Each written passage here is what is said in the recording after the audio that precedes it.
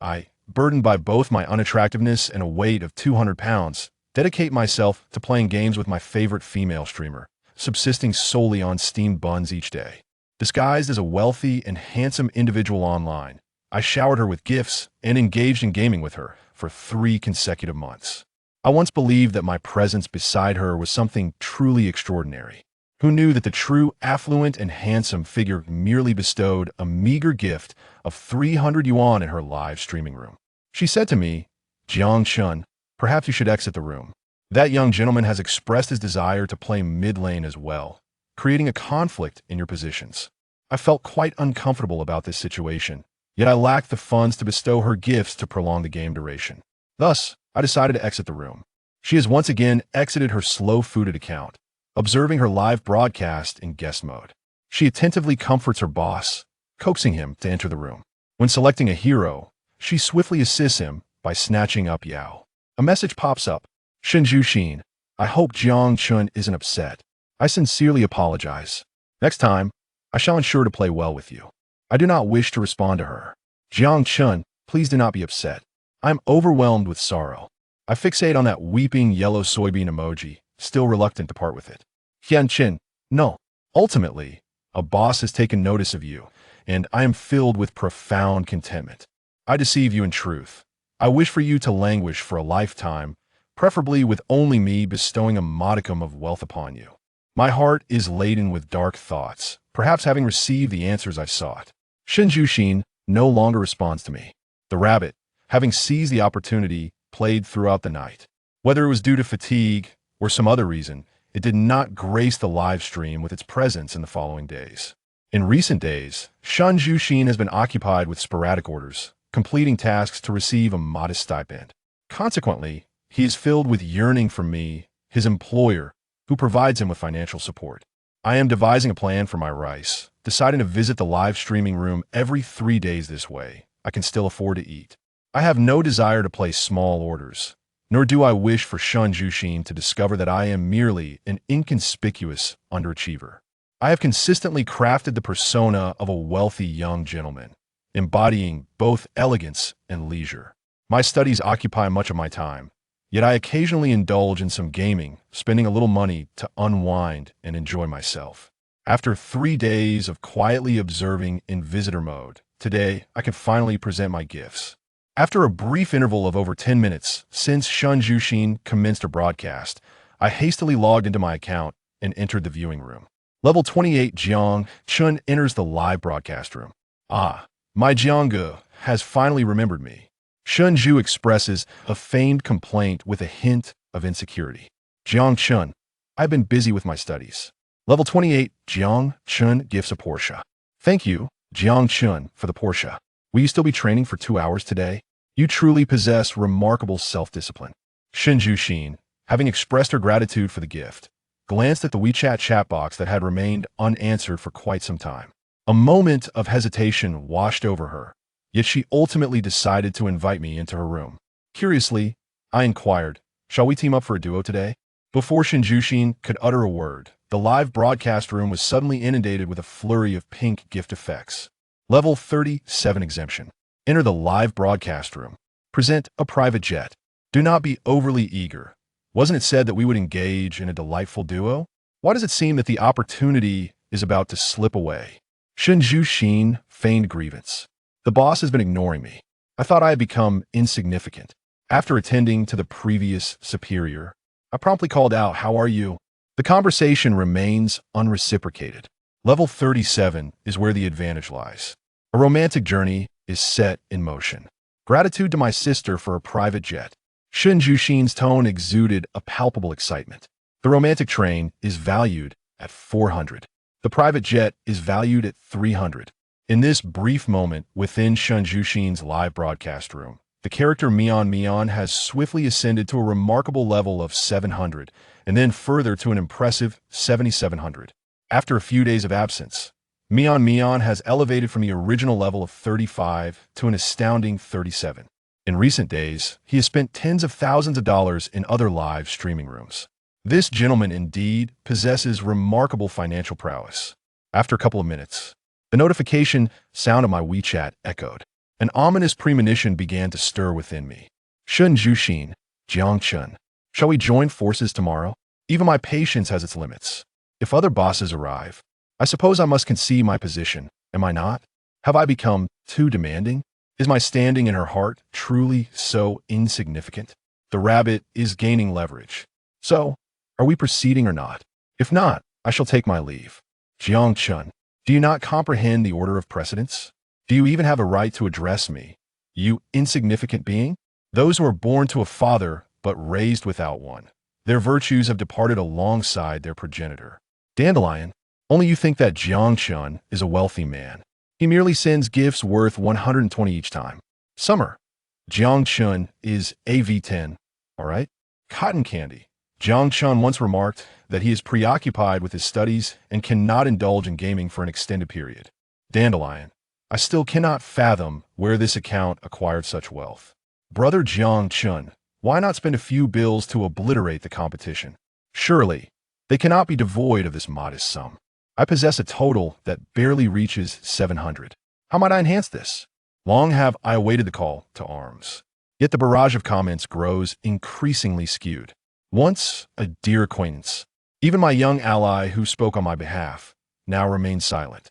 Dandelion, with just 700, one can achieve a score of 7. Is this what you refer to as the affluent gentleman? The powerful voice resonated with a series of 3 or 4 recordings, a hoarse bass that delivered nothing but repugnant and vile expressions.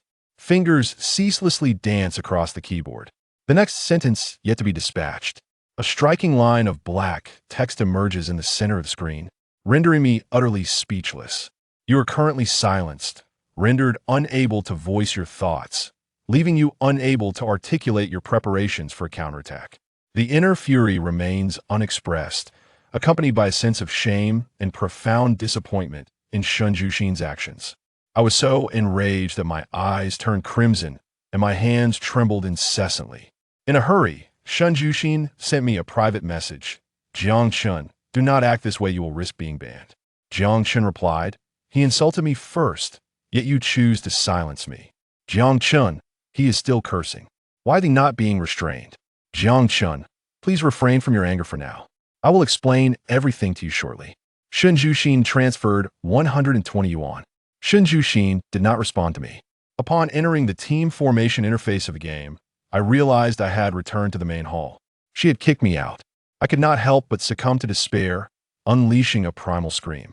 Seizing a pillow, I hurled it forcefully to the ground, yearning for the moment when I could appear on the broadcast, brandishing 10 yuan with fervor and defiantly fling it at the faces of those 2 nefarious individuals. Yet the balance stands at 535, a curious combination of whole and fractional amounts, as if mocking my reckless tranquility. The system of the affluent is now bound 321, binding successful. A chilling mechanical voice echoed in my mind. For a fleeting moment, I believed I had become so enraged that I was experiencing hallucinations. Yet, in the next instant, a silvery blue screen materialized before my eyes. The current daily limit of the wealthy system amounts to 10,000. Each day at midnight, funds are automatically transferred to the host's bank account. Only expenditures on aesthetically pleasing individuals with a comprehensive rating exceeding 8 points are eligible for a 110 rebate. Upon the completion of each stage task, a chance to draw from a blind box reward will be granted. I was taken aback for a few moments, followed swiftly by a surge of astonishment. Is it truly as I comprehend? The system is bestowing upon me financial rewards, granting me the means to lavish upon a beautiful lady a sum of 10,000 each day. Furthermore, a 110 rebate will also return an additional 10,000 to me. If this is not merely an illusion, then it signifies my imminent rise. I am so overwhelmed with emotion that tears escape from the corners of my eyes. Yet, how am I to discern who holds the 8 points? Is there any indication? I eagerly voice my inquiry. I implore the host to explore independently.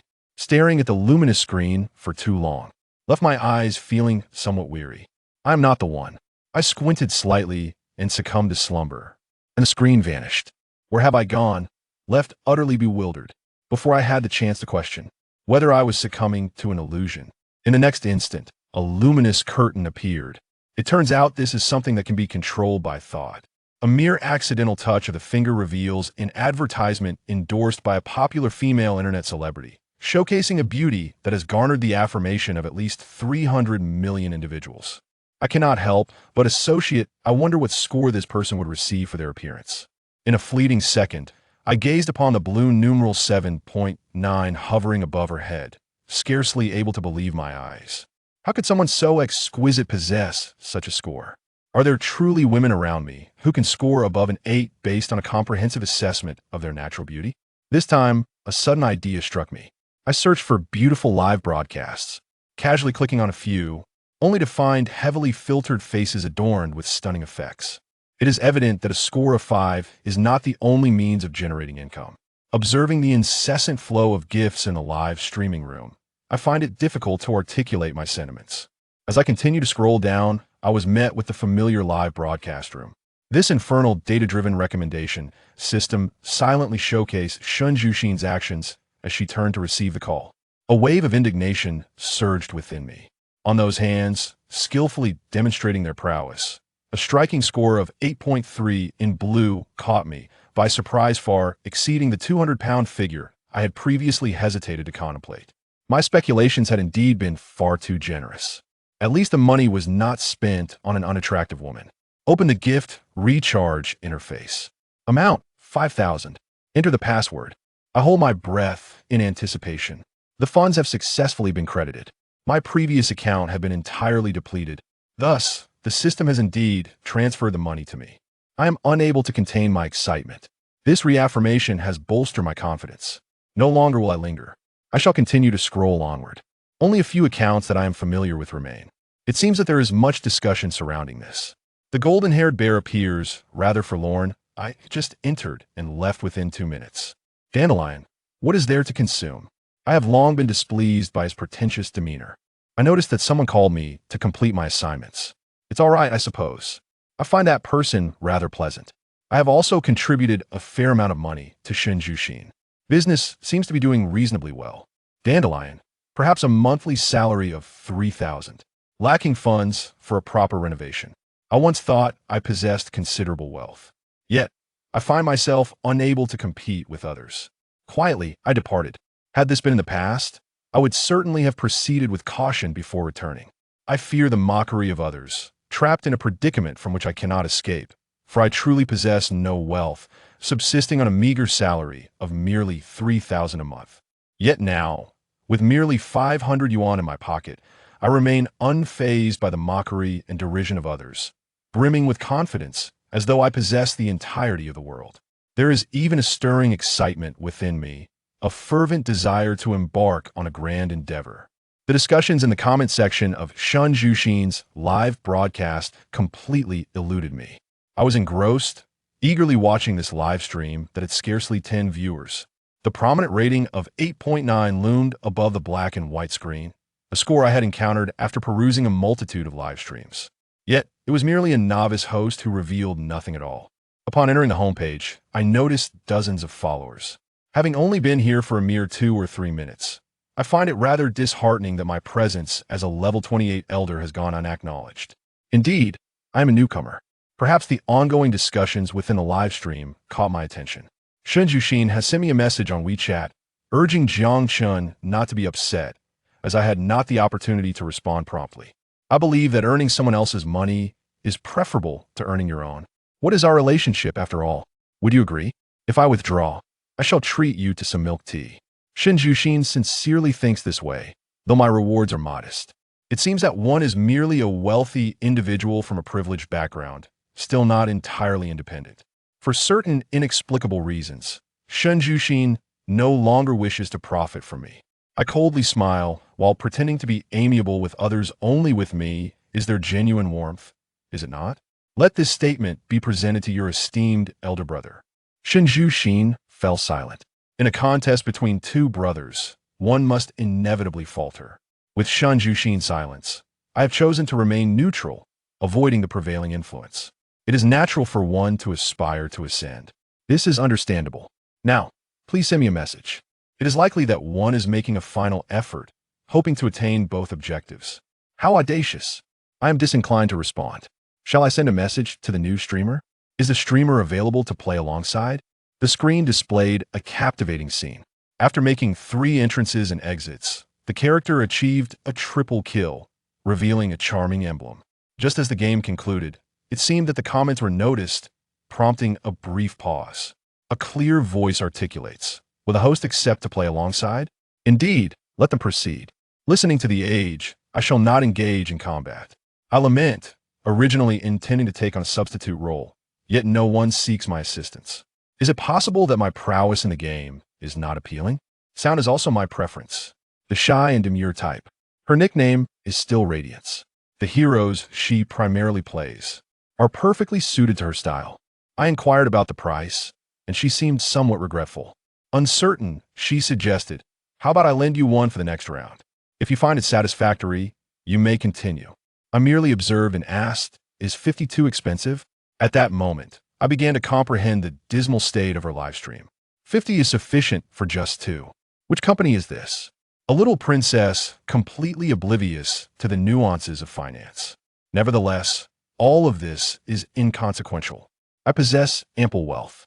At level 28, Jiang Chun bestowed 2 luxurious cruise ships.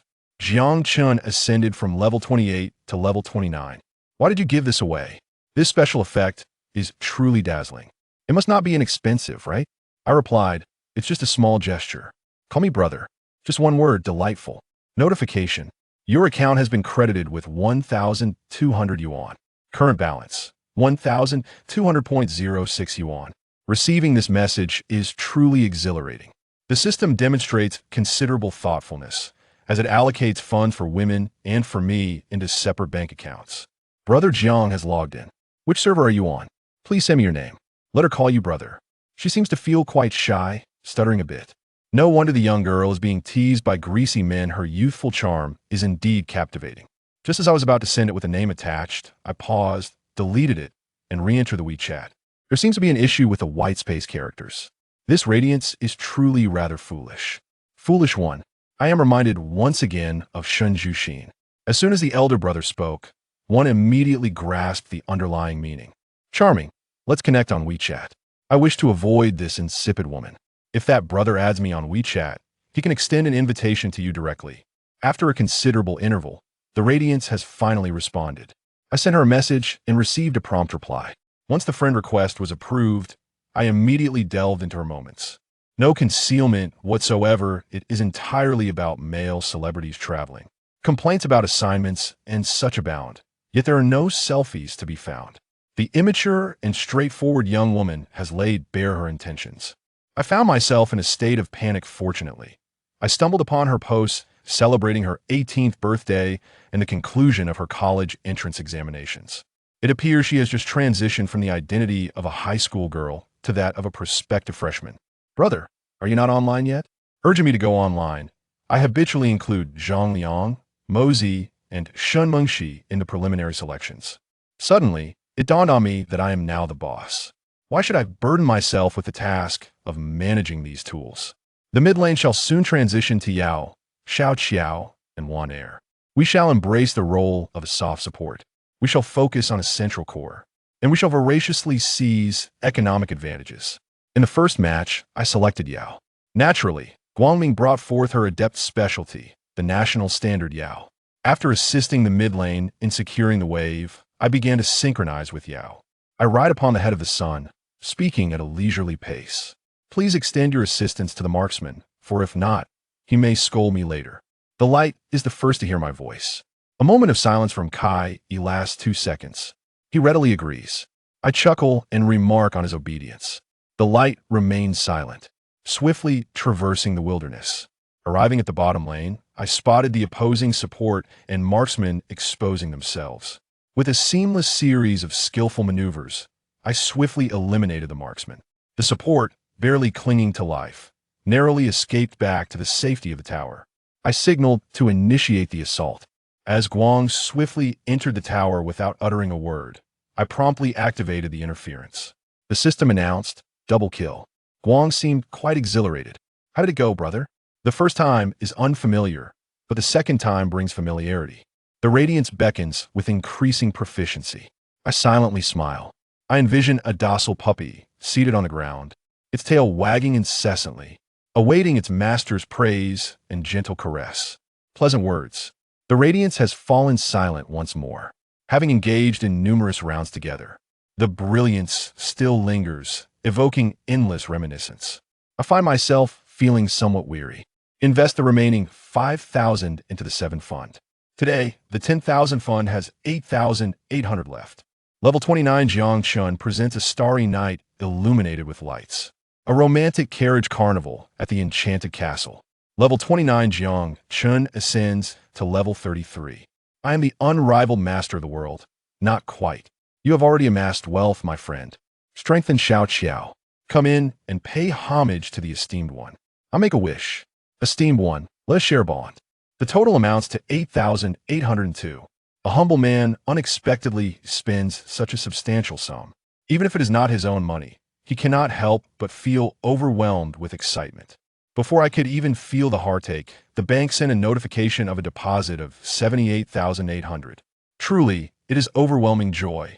At this moment, the influx of substantial data, coupled with the traffic generated from my generous contributions, has drawn loyal fans from Shen Zhuxin's live broadcast to Guangming's streaming session. Gazing at the dazzling effects in the live broadcast room, accompanied by familiar names, I am instantly transported back to Shen Zhuxin's streaming space. Truly, one never tires of witnessing the spectacle. Dried mango. Quickly, head to the neighboring live streaming room. Brother Jiang has nearly spent 300 yuan. Source of the wilderness. Is that true? Which streamer is it? I will take a look. Shen Zhuxin's live stream nearly reached 300 viewers, but suddenly dropped to around 100. Just as I entered the hero selection interface, my gaze shifted towards the live streaming room. Reading those few brief lines, it felt as though I were encountering them for the first time. Shen Zhuxin retrieved another mobile phone, logged into her alternate account, and located the luminous broadcasting room. A small streamer with fewer than 100 fans, yet the top right corner of the live stream prominently displays account exceeding 1,000. Open the contribution leaderboard. Level 33, Jiang Chun, contribution value exceeding 100,000. The ratio of contribution value to cash is 10-1. Shen Zhuxin is somewhat disheartened. In just 2 hours, he gifted another woman 10,000. Over the span of 2 months, he bestowed upon her 3 to 4,000. It seems he is merely playing around, does it not? Shen Zhuxin has always possessed an inexplicable confidence.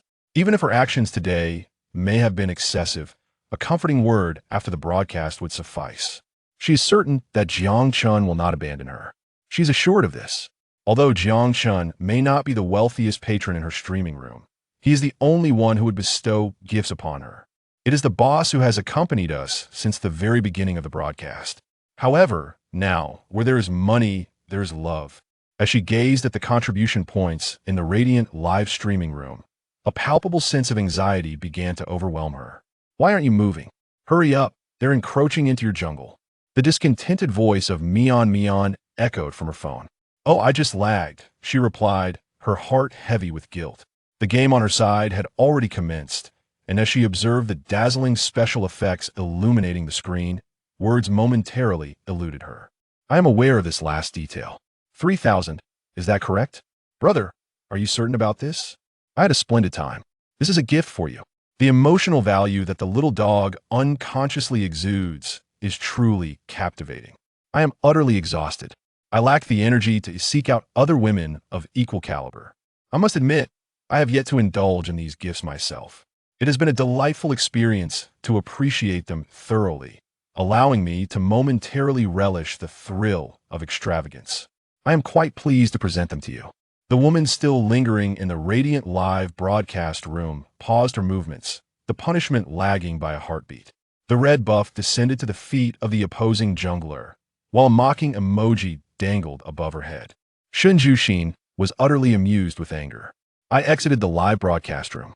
Upon receiving a WeChat message, I opened my balance, selected my bank of communications card, and chose to recharge an amount of 6,000.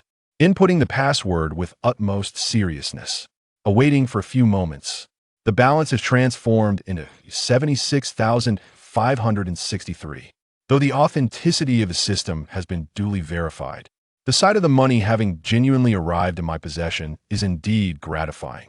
The sensation within my pocket seeks to grant me complete tranquility. It is a rare occasion when I remain undisturbed, allowing my thoughts to wander into the depths of the night. I find myself sleeping soundly, awakening at 11 o'clock. This marks the earliest I have risen in quite some time.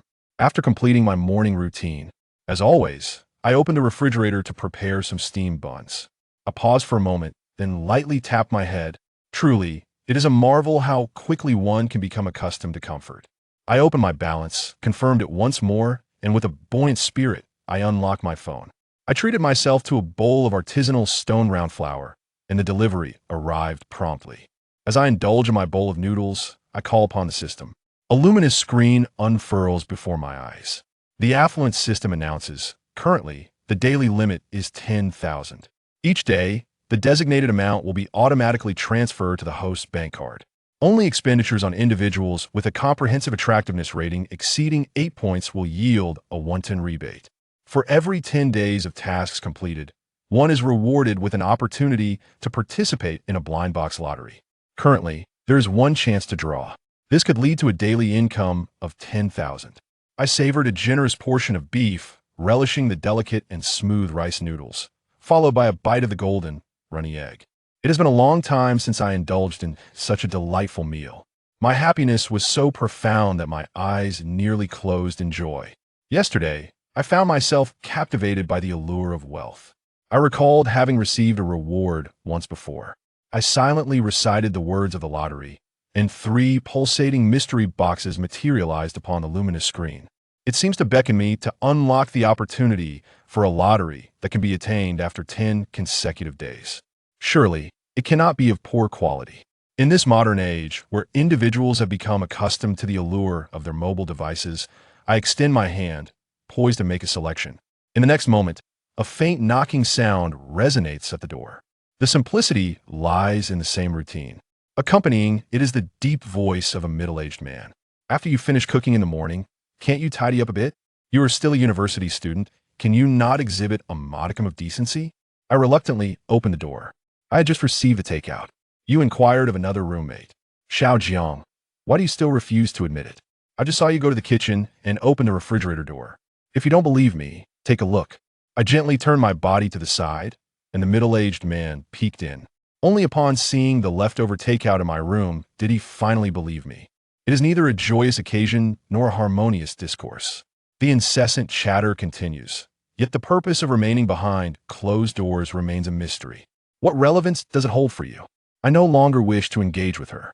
I slammed the door shut with great force, nearly slamming it in her face.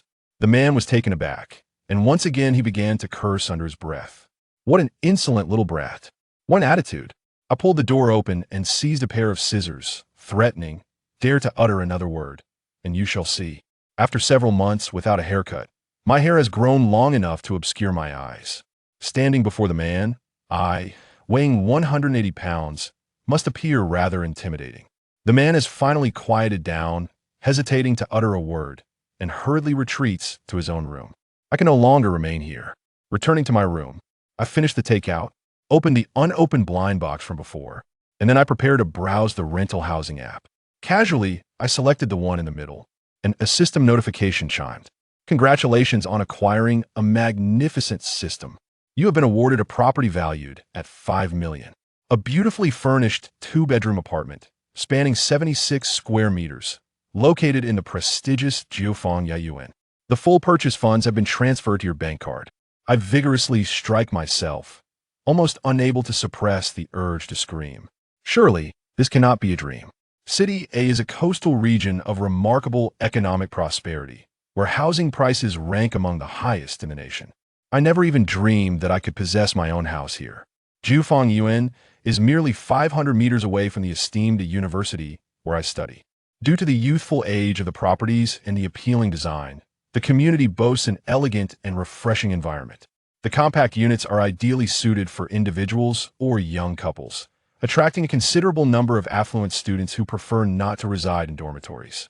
This residence is affectionately referred to by students as the abode of the wealthy brothers and sisters of University A. The system granted me $75 million for purchasing a home. Though my head may be clouded with excitement, I still possess a measure of rationality. I remain somewhat dulled and unresponsive. Considering such a substantial sum of money being transferred directly to me, I cannot help but wonder if there may be complications or if it could attract scrutiny. The host's background is meticulously established. The funding source is inherited from distant overseas Chinese relatives. The inheritance is disbursed by a trust institution in a fixed manner. It is reasonable, compliant, and lawful. For the first time, I felt a chilling, mechanical voice that brought an unexpected sense of security. I inquired once more, how can I discern which property is the one I ought to purchase? Please explore on your own. Well, the system remains that cold, mechanical voice. As a conscious being, my initial reaction is to search through various second-hand housing applications. The search was confined to specific neighborhood names, focusing on two-bedroom apartments of 76 square meters and filtering through various price ranges. Unfortunately, the results were not favorable, leaving me feeling somewhat despondent. However, the thought of the $5 million in my bank account invigorated me, and I felt a surge of determination as I resolved to tidy up and head to the real estate agency in the afternoon. Behold the dilapidated wardrobe, its paint peeling away, revealing a few oversized t-shirts and a pair of baggy trousers within.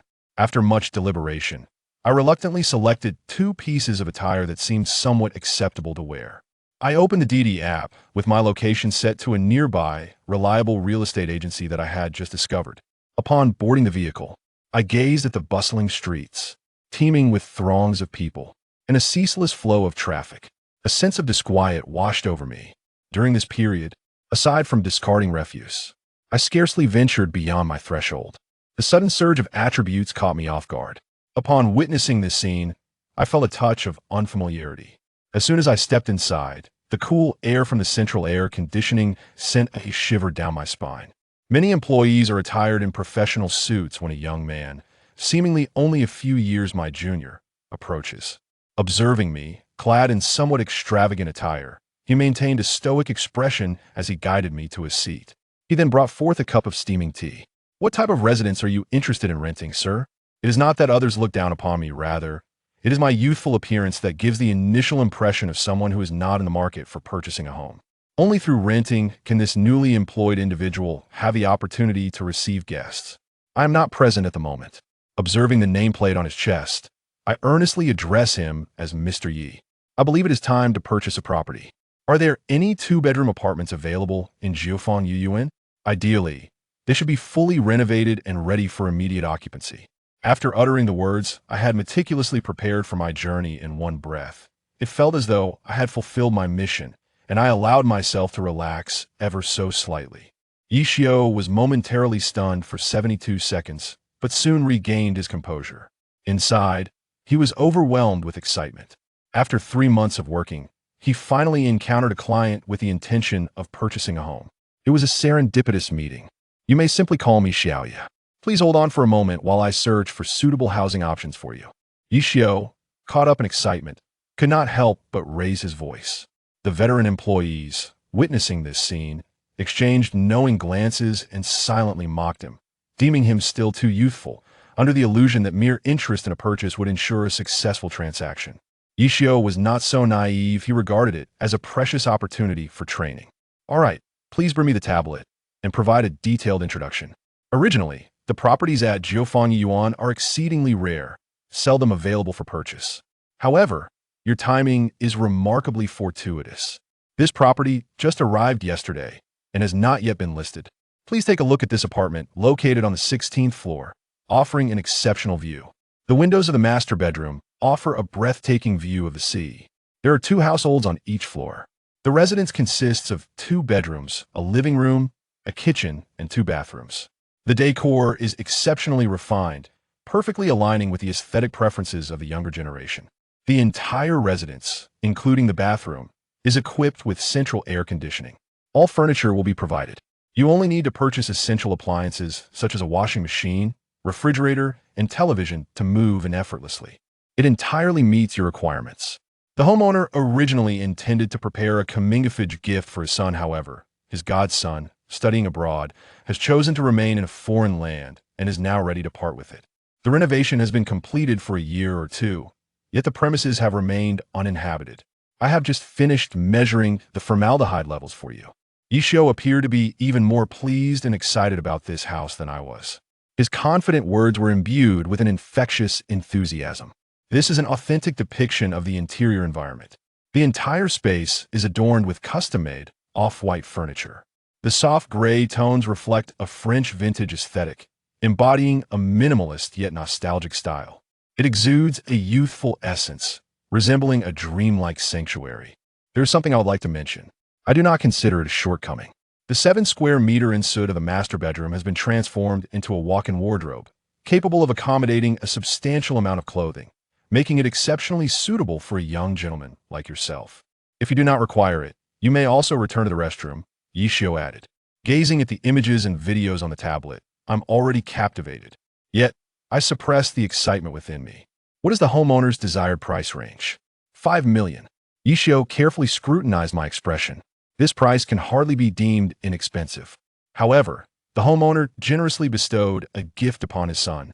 In the renovation, he spared no expense on materials, utilizing substantial resources for the hard furnishings. The tiles are laid uniformly, and the custom-made furniture throughout the entire home cost nearly $900,000. The mere wardrobe, meticulously crafted, cost a staggering $80,000. My heart incessantly flutters. With a premonition of 5 million, I sense that this is the very residence that the system has destined for me. Do you have some time to spare? Allow me to take you to the site for a first-hand look. Yishio is brimming with confidence. Any young person, upon witnessing this exquisite residence, would find it exceedingly difficult to decline. You need not worry, you can now communicate with the homeowner. The transfer fee on their end is a precise 5 million, neither more nor less. If they consent to the full payment, I will sign the contract immediately. I am entirely serious. Yishio was momentarily taken aback. Which family is so straightforward and decisive when purchasing a house? Without even glancing, they simply made an offer, and a full payment at that not $500 but 5 million. He nearly thought I was jesting with him. However, upon witnessing my earnest demeanor and solemn words, Yishio gradually grasped the significance of the moment. After having relied on a subsistence allowance for 3 months, could it be that a turnaround was genuinely within reach? Please hold on a moment. I will contact the homeowner right away. He stifled the urge to leap in joy as he returned to his workstation to make the call. The seller's asking price typically exceeds their psychological threshold, allowing room for negotiation with the buyer. Thus, upon hearing the absence of counteroffers, and with the assurance of payment from our side, coupled with Yishio's firm stance, after a moment's contemplation, the seller readily acquiesced. A meeting has been scheduled for both parties to convene and discuss the details of the contract signing. Yishio returned to the reception room with great joy, but the scene before him ignited a furious blaze within. A slender woman was engaging me in conversation, her black work attire elevating her appearance from a modest 7 to an impressive 78. Upon seeing Yishio, the woman smiled gently. Shao Yu has arrived, she remarked. You mentioned you just started working and are still unsure of the situation. Why didn't you call me? What if the introduction to Miss Lin doesn't go well? Yishio, having recently entered society, had pretended to be composed before me for quite some time. However, upon witnessing this scene, he could no longer maintain his facade. Tears swiftly betrayed him, and while smoking, he stubbornly attempted to justify himself. I toiled diligently each night, meticulously organizing information to ensure that my recent presentation is flawless. Upon witnessing the little one weep, a deeper smile graces the woman's face, as if victory were assured. Shao Yu, please step outside and tidy yourself up first. Cry in front of the clients is hardly appropriate. She slightly leaned her body, adjusting her angle, presenting what she believed to be her most attractive side. I sincerely apologize. Miss Jiang, a recent graduate, possesses limited work experience. I hope I have not caused you any embarrassment. I will adjust according to your circumstances. Here's my business card. Speaking in a lowered tone, feel free to contact me at any time. I believe I have come to an understanding. So, you resorted to a cunning ploy, even employing the art of seduction. The final statement was laden with insinuation, and she may not even possess the prowess of Shenhao Yin. Surely, she does not perceive herself as exceptionally beautiful, does she? I cast a glance at her, gliding with an eye-catching score of 7.1 atop her head, and a shiver coursed through me, as if touched by oil. Every day, the statistics require me to spend money on beautiful women. And as if that weren't enough, I find myself compelled to lavish gifts on a woman I have no obligation to. I certainly do not possess such a profound affection for women. When I am in a foul mood, I become irritable. In my agitation, I feel compelled to exhibit my positive mental state.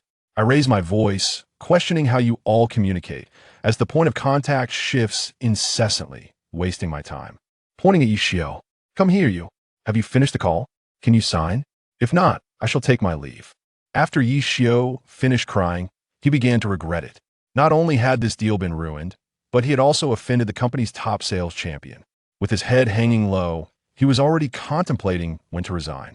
Upon hearing my words, he instead broke into a beaming smile, wiped away his tears, and stepped forward to gently push aside the woman. Mr. Jiang, I have communicated everything the seller has agreed to your offer. Tomorrow, we can convene to discuss the details of the contract. When would you be available? If it suits you, shall we meet at 3 p.m. tomorrow? I wave my hand. Why the haste? Have you forgotten to adhere to the rules? First, let's verify the qualifications. One can never be certain if they're merely posturing as a big shot. At that time, if one were to lose both the lady and the soldiers, do not blame me for stating the unpleasant truth in advance. The woman spoke with a tone of sarcasm. Yishio felt a surge of indignation. The company has regulations regarding capital verification, but these are primarily aimed at luxury residences valued in the millions. However, how could he possibly articulate such a notion? Wouldn't it seem as though he is insinuating that the several million-dollar property I purchased requires no capital verification whatsoever? The woman witnessed the duck she could grasp slip away, only to be confronted by the humiliation of the situation. She clung stubbornly to her pride, finding it difficult to speak openly, and ultimately resorted to turning her back, sowing discord and driving away her guest. I cast a fleeting glance at the woman, letting out a soft chuckle. Subsequently, with a leisurely demeanor, I unlocked my phone and, after the facial recognition verification by the China Construction Bank, presented it to Yishio. Is this acceptable? As the woman leaned in for a closer look, he swiftly retracted his phone. What relevance does this hold for you? The woman's face darkened, akin to coal. After her departure, Yishio expressed his profound gratitude towards me. First, endless expressions of gratitude, then a declaration of willingness. It is not your fault. I remain unperturbed, secretly elated. How dare you expect to extract money from my pocket? Yishio escorted him out of the agency. Glancing at the time, he noted it was not yet 4 o'clock. He declined Yishio's suggestion to accompany him home, opting instead to take a leisurely stroll. I hailed a taxi to the nearest commercial district. As soon as I alighted, I was greeted by the rich aroma of freshly baked bread. It turned out to be a bakery named Chungli, adorned with a decor that exudes a gentle and inviting warmth. Pushing open the door, one is greeted by an even more intense fragrance. The warm-hued lighting casts a delightful glow upon an array of breads and pastries, rendering them utterly enticing. Take the tray. I have added an Earl Grey milk cream bread, a piece of black bean and pine nut ciabatta, and a pistachio-flavored flattened croissant. The names are quite sophisticated. I have not tasted them before. I intend to have them as an evening snack and for breakfast tomorrow. As preparations were underway, the shop assistant presented freshly baked egg tarts and candles. Enthused by the fervent recommendation, all 5 indulged in one of each. These 5 items amount to a staggering 176 yuan. My pupils widened in astonishment. I slowly retrieved my payment code. It's all right, I feel no regret. We are prosperous now. If bread is not stored in the refrigerator, it is best consumed within a day. If kept in the refrigerator, it may last for 3 days. However, it is most delightful when enjoyed warm, allowing one to savor its optimal texture. As the delicacy cools, it becomes crisp on the outside, yet tender within, an exquisite delight for the palate. The cashier, adorned in a petite pink apron, smiles warmly as she packages it with care. The individuals employed in the bakery exude a gentle warmth. I maintain a neutral expression, my ears tinged with a slight flush, continuously nodding in agreement. This is the first time I have encountered a woman of extraordinary beauty, scoring above 8 in real life since acquiring the system. Indeed, the system's rating has reached an impressive 8. I find myself compelled to support the female streamer through generous contributions. If I were to offer a young lady 10,000, she would surely think me deranged. I mused quietly to myself, for I lacked the audacity to do so. As I strolled, I unwrapped a warm and delectable egg tart. Taking a bite, I was astonished to discover that the velvety filling was a generous 3 inches thick, truly worth the 19 yuan. Fortunately, there happens to be a heideleo nearby. The staff at the entrance greet warmly. With this in mind, I resolved to indulge in heideleo for dinner. It is my first time dining here. I am astonished by their exceptional service. Upon being seated, I was presented with a splatter-proof bib, a warm towel for hand wiping, and a complimentary fruit platter. Upon learning that it was my inaugural visit, the staff warmly recommended a selection. After inquiring about my preferences, they suggested that a 4-compartment dish would suffice for one person. 2 bowls of clear broth, 1 bowl of tomato, and 1 bowl of spicy broth. This can save considerable amount of money. I also suggested that I order the signature shrimp paste, crispy beef tripe, and other items, all in half portions. As the tomato soup reaches a gentle boil, I skillfully skim off the froth. I have prepared a bowl of diced celery and beef in tomato soup. The flavor truly captivates the senses. To alleviate the awkwardness of dining alone at a hot pot restaurant, I even placed a large plush mascot from the establishment across from me. After expressing a desire not to be disturbed, the individual, who refrained from approaching and choosing the path of indecision, found themselves enveloped in profound happiness once again. Today, I have spent over 500, leaving a balance of more than 9,000. Additionally, with a pending credit of 10,000, the total amounts to 19,000. I am on the verge of acquiring a magnificent residence valued at 5 million. Contemplating my newfound wealth, I feel as though I am reclining upon a cloud, utterly buoyant. The happiness enveloping me seems almost surreal. After a soothing evening bath, I lie in bed, savoring a delightful quignoman priced at 59, while leisurely perusing my slow-paced indulgences. Dozens of private messages have flooded in, some from streamers requesting assistance with their assignments, while others are filled with vitriol against the wealthy. When will I also become the target of envy for my wealth? I have been scrolling through the live streaming channels for about 10 minutes, yet I cannot find a single qualified 8-point female streamer. Why is that young girl, Guangmong, not broadcasting? As they say, speak of the devil, and he shall appear. The notification sound from WeChat rings out. Guangmong asks, "Brother, are you going to play games today?" I replied, "Of course. Aren't you going to stream?" Guangmong mentioned that I have accumulated enough support, and has since grown disinterested in live streaming. After our interaction yesterday, I promptly ended my broadcast. As she prepares to enter university, Guangmong expresses a desire to purchase a gaming computer. Upon hearing that it would cost 10,000, her parents, concerned about the expenditure for gaming purposes, immediately set a budget of only 5,000. I am merely a radiant being contemplating the prospect of initiating a live broadcast to engage in some gaming assistance, pondering whether it might yield a modest sum of money. Brother, you generously gifted me 10,000 yesterday. I can withdraw half of it. My father provided me with 5,000, and, combined with previous contributions, it is more than sufficient. There is no need for me to continue live streaming. A new voice message has been sent. Dear brother, how many games have you played after spending 10,000? Rest assured, whatever rank I achieve, so shall you. Let's both strive to become grandmasters together. I couldn't help but chuckle. Indeed, sincerity proves to be an unbeatable weapon. A puppy is undeniably more delightful than an old dog. I return to my brother, somewhat affluent, and indulge in spending. What I promised to gift you yesterday remains a promise fulfilled today. Now, let the live broadcast commence swiftly. A few minutes later, we warmly welcome our esteemed brother into the live broadcast room. In the next moment, the screen is filled with dazzling special effects, surpassing just over 10,000, perfectly managing the daily quota. Even the most visually pleasing glow does not entice me to spend my own money. I followed the glow with a secondary account and received a notification for the broadcast. As I entered the streaming room, I, Shenhao Yin, was fortunate enough to witness a special effect. Brother, why are you at it again? The radiance seems to be slightly flustered. Peering at the screen, Shenhao's heart is filled with exasperation. Brother, please log in quickly. The radiance expresses a hint of grievance. You always tease me.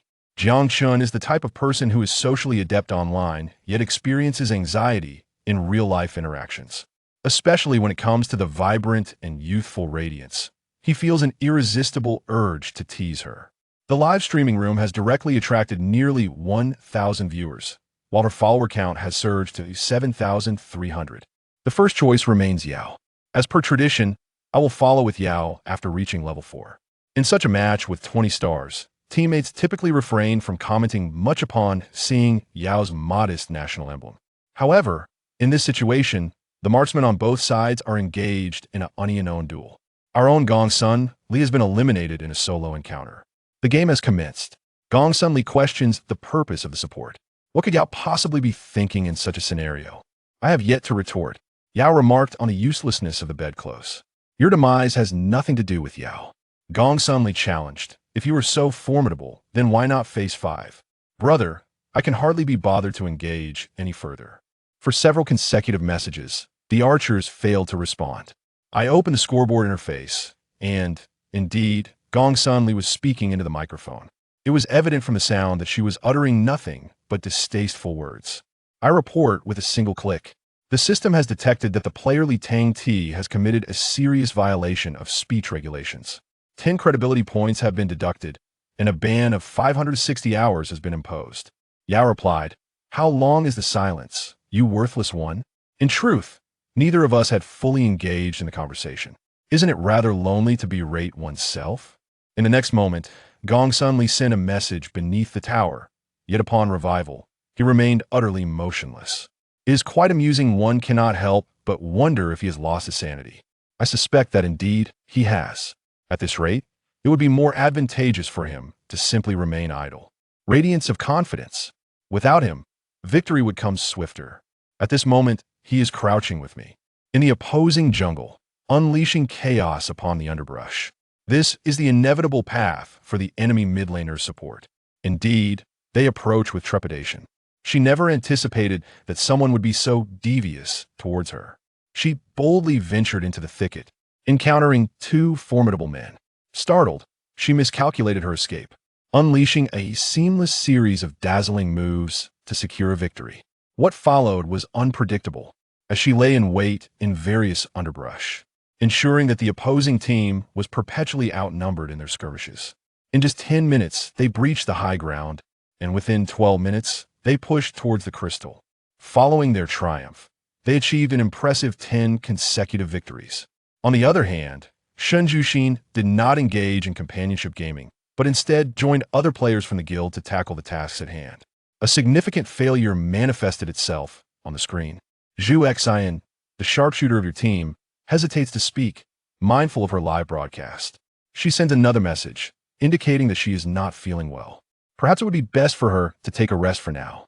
The small nation I have taken on comes with a requirement for a certain win rate. Shen Jushin has not responded. I checked and exited the game. The comments in the live stream greeted one another before the broadcast concluded. She retrieved a 1 yuan plastic lighter, and a crisp sound echoed. Shen Jushin, whose birth name is indeed Shen Jushin, possesses thin lips with a somewhat pallid hue. She inserted a lit cigarette, embodying an air of indifference in her delicate features. The countenance that often appeared aloof now bears traces of confusion and anxiety. She finds herself bewildered, unsure of her own actions. One is a young heir with a modest fortune, yet still reliant on his family, while the other is a wealthy gentleman who frequently spends lavishly in the tens of thousands. Initially, Ling Shan merely sought to earn some money during her idle hours working. She desired wealth, and naturally, she opted for the more affluent Mian Mian, who held considerable influence. However, it has become evident that she has lost this gamble, as Jiang Chun possesses far greater riches than she had anticipated. The entire night was spent immersed in the dazzling ambience of a live streaming room. Listening to his voice in a masochistic manner, I gaze at him without so much as a blink. The lavishness of gifting truly brings a sense of exhilaration. It feels as though that radiant light is being toyed with in the palm of one's hand. Why does Jiang Chun choose to conceal himself in such a manner? Is this not a means of testing him? Indeed, it has revealed his true nature. He is certainly not a virtuous individual. He merely seeks to exploit his wealth. After all, he is but a purveyor of smiles on the internet. Shen Jushin chuckled at her own folly. The notification sound from WeChat resonated, signaling a message from Yin Yin. Yin Yin, I will be visiting you next week for a vacation. Let's go out and have some fun. It seems that money is indeed easily earned. Shun Jushin cast a fleeting glance at her phone, then tossed it aside. He possesses a remarkably youthful appearance. It is not that he lacks charm among men. As he strolls along the street, young gentlemen often approach him, seeking to exchange WeChat contacts. There are even older men who subtly hint at their intentions towards her. However, the memory of her mother abandoning her husband to pursue her older brother when she was merely 10 years old fills Shun Jushin with a sense of nausea. Her mother was exceedingly beautiful, with a curvaceous figure that could easily captivate. Otherwise, she would not have been able to secure the affections of such a prominent man. Shun Jushin bore a striking resemblance to her, yet she harbored no desire to emulate that woman, using her body as a bargaining chip to exchange for fleeting gains. Initially, everything was splendid. Her father toiled diligently for financial stability, while she devoted herself to her studies, achieving remarkable academic success.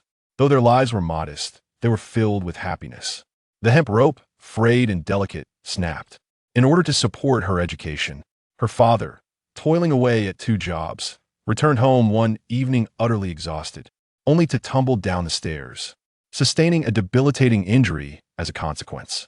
Unable to afford the exorbitant costs of high-quality medical treatment and rehabilitation, I was compelled to leave high school prematurely. Currently, I am working 2 jobs simultaneously. During the day, I engage in part-time work, and in the evening, I become a live streamer striving to secure orders. Even when I push myself to the utmost limits, I find myself utterly at a loss. The cost of care is exorbitant. He wishes to provide his father with the very best. Must he truly resort to selling his own body, becoming the very person he detests the most? However, within just 3 days, Rabbit had subtly hinted at him several times, urging him to send photos and make video calls. Each time, she merely brushed it off. Such contrasts stirred memories in Shun Zhu's heart.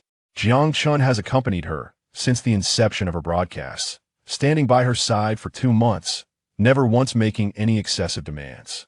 Being with him, Shun Jushin felt truly at ease. However, during these past few days, while playing games, she found herself surreptitiously observing Jiang Chun as he engaged in light-hearted banter with other women. This sight left her feeling agitated, leading to a decline in her gaming performance, much to the discontent of her teammates. She could sense the growing impatience of Tutu, who had been gaining prominence. Shun Jushin had a foreboding that if she did not acquiesce to his request for an offline meeting, she would inevitably lose this opportunity with her boss. If it were to come to such a juncture, would she truly have to compromise her own integrity? With her head lowered, she sought out Jiang Chun once more. Would he accept her? During this period of interaction, she could distinctly sense Jiang Chun's affection for her. A tremor coursed through Shun Zhu's heart. It was about money. She loved money, who doesn't? There is no shame in desiring wealth. Without money and education, all she possessed was her relatively youthful and advantageous physique. Shun Jushin stifled a laugh, extinguished her cigarette, and opened the pinned chat window on WeChat. She sent a voice message. Why hasn't Jiang Chun come to see me yet? I've been waiting for you for such a long time. With a melodious yet subdued tone, tinged with a hint of delicacy, she has always been aware of her own advantages. Chapter 10. A home of one's own. Lin Sasa had no time to concern herself with Ling Shan. Today marked the 3rd day since she had acquired the system. At the tender age of 20, she was on the brink of possessing a quaint little abode in the bustling city of S, where every inch was worth its weight in gold. Having tidied herself up, she radiated positivity. Even her round, chubby face appeared endearingly charming in the mirror. Arriving 10 minutes early at the real estate bureau, she was surprised to find the homeowners had arrived even earlier. Listening to the agent, Li Ran introduce her as the buyer. The couple exchanged astonished glances, for Lin Sasa's youth was quite striking. Miss Lin, we are delighted that you have taken an interest in our home, but are you certain you do not wish to view it in person? The middle-aged man inquired politely. Having heard from Li Ran that Lin Sasa intended to purchase the property outright without having seen it, he felt a twinge of concern. Had it not been for Li Ran's repeated assurances, including a verification of her finances, he would not have come today. It's quite all right. I have reviewed the photographs and videos and have no further questions. Let us proceed to sign the contract, Lin Sasa replied confidently. This property, with its perfect timing, price, and size, she firmly believed was the one that the system had destined for her. The middle-aged man silently marveled, while they were also affluent. Boasting a fortune in the millions, they could never dream of purchasing a home in S-City as effortlessly as Lin Sasa was doing, particularly one that cost a full $5 million. After signing the contract and completing the transfer of funds, the middle-aged woman spoke gently. I have complete trust in selling this house to Miss Lin. Initially designed as a gift for our daughter, I dedicated several months to its design. My husband often supervised the renovations, and we made countless trips to the market for tiles and furniture. This home has truly consumed a significant amount of our effort. The man nodded in agreement, a hint of pride in his tone. My wife is a designer. I am quite fond of this design and have no immediate desire to alter anything, Lin Sasa responded. The middle-aged woman's tone softened further. It is indeed a great honor. With that, she prepared to rise and bid farewell to Lin Sasa. The man picked up her handbag, and as they exchanged glances, the previously aloof man looked at his wife with an astonishing tenderness.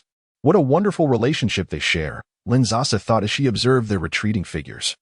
Momentarily lost in reflection, in her memories, her father had never looked at her mother with such warmth.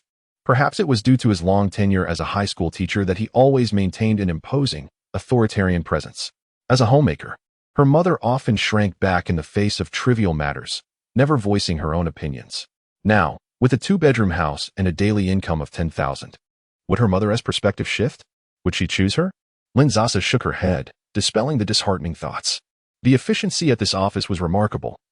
As they processed the documentation on-site, in her hands lay the freshly minted red booklet, the golden characters spelling out real estate ownership certificate shimmering in her eyes. Over the past few days, an overwhelming sense of unreality had enveloped her. Yet, at this moment, the weight of the zeros in her bank account transformed into the tangible significance of what she now held. She declined Li Ran's offer to accompany her. She thoughtfully ordered a car for Lin Sasa, her face beaming with joy. Congratulations, Miss Lin, on acquiring your new home. Should you require any assistance in the future, do not hesitate to call me. Upon stepping out of the elevator on the 16th floor of Building A6 in Shao Yu Yin, Lin Sasa swiftly discerned that her apartment was the one on the right. The door, a muted green hue, exuded a refreshing yet composed aura. The entrance featured a smart lock, activated by a code.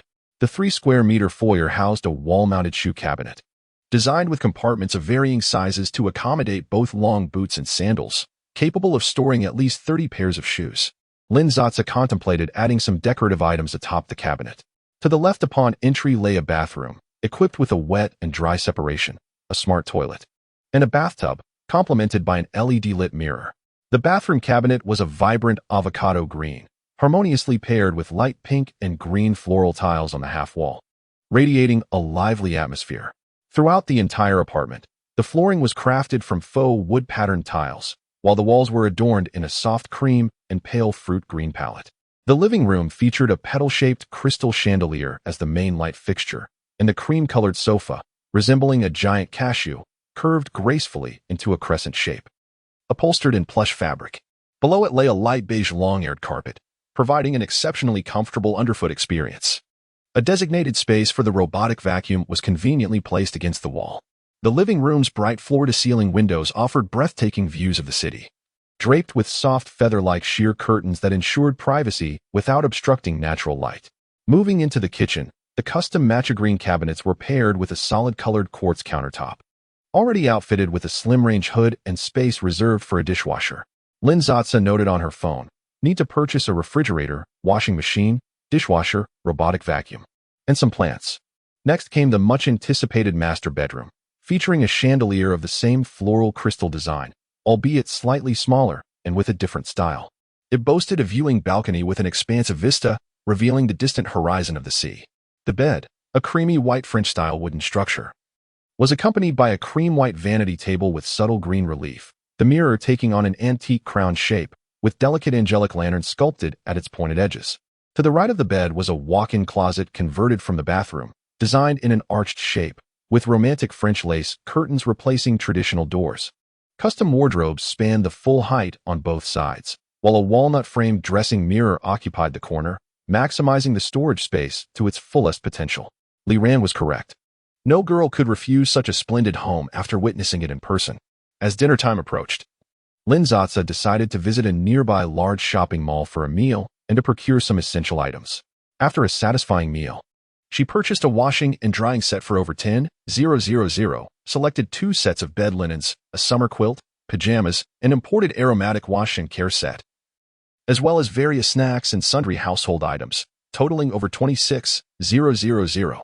This was after she had temporarily logged in to support a streamer she found appealing, or else her funds would have been insufficient. Lin Sasa felt a pang of regret, but reminded herself that she would earn it back in less than 3 days, reinvigorating her spirit. 2 days later, she had scheduled a visit from a technician to install the washer-dryer combo. Lin Sasa placed her other purchased items in the new apartment before returning to her rented accommodation. She intended to wait a couple of days, saving a little more money, to complete her purchases before moving in. Life deserves a touch of ritual. She aspired to have everything in her new home be brand new. After enjoying a refreshing shower, she donned her freshly laundered pajamas and nestled into her clean bedding, all while lying in a dwelling valued at 5 million. It was almost unfathomable to think how blissfully happy this little girl could be. Chapter 11. The Male Bodhisattva. In the ensuing days, Ling Shan persistently sent voice messages to Lin Sasa without fail. What began as a single message each day gradually evolved into greetings both morning and evening, eventually culminating in a thrice-daily correspondence, subtly probing Lin Sasa's boundaries. The fact that she had not blocked him brought Ling Shan a sense of secret joy and a hint of pride. Not being blocked suggested a lack of aversion, and a lack of aversion implied the possibility of opportunity. However, after several days without a response, even Ling Shan's confidence began to wane, giving way to anxiety. Observing her account level steadily rise, he couldn't help but feel a mix of anger and urgency at the thought of Lin Sasa spending her resources on another man. Having just returned from the construction site and shedding his sweat-drenched clothes, he stepped into the bathroom. The dual burden of working multiple jobs was indeed exhausting. And with additional plans for the evening, Ling Shan resolved to take a break from his live streaming duties that night. After a brief moment of hesitation, he picked up a razor and attempted to manage the hair under his arms. However, as soon as he began, he winced in pain. Clumsily retrieving his phone, he searched for hair removal tutorials, applying a generous amount of shower gel to ease the process. With the newfound smoothness, he continued his grooming without discomfort. Next, he awkwardly practiced in front of the mirror while following a selfie tutorial. After selecting the most satisfactory photo, he opened his social media, setting the visibility to a select individual, and, with a stoic expression that belied the flush of his ears, he clicked to post. Silently waiting, he soon received a notification. A red message bubble appeared after a few minutes. Upon opening it, he found a single comment from Lin Sasa.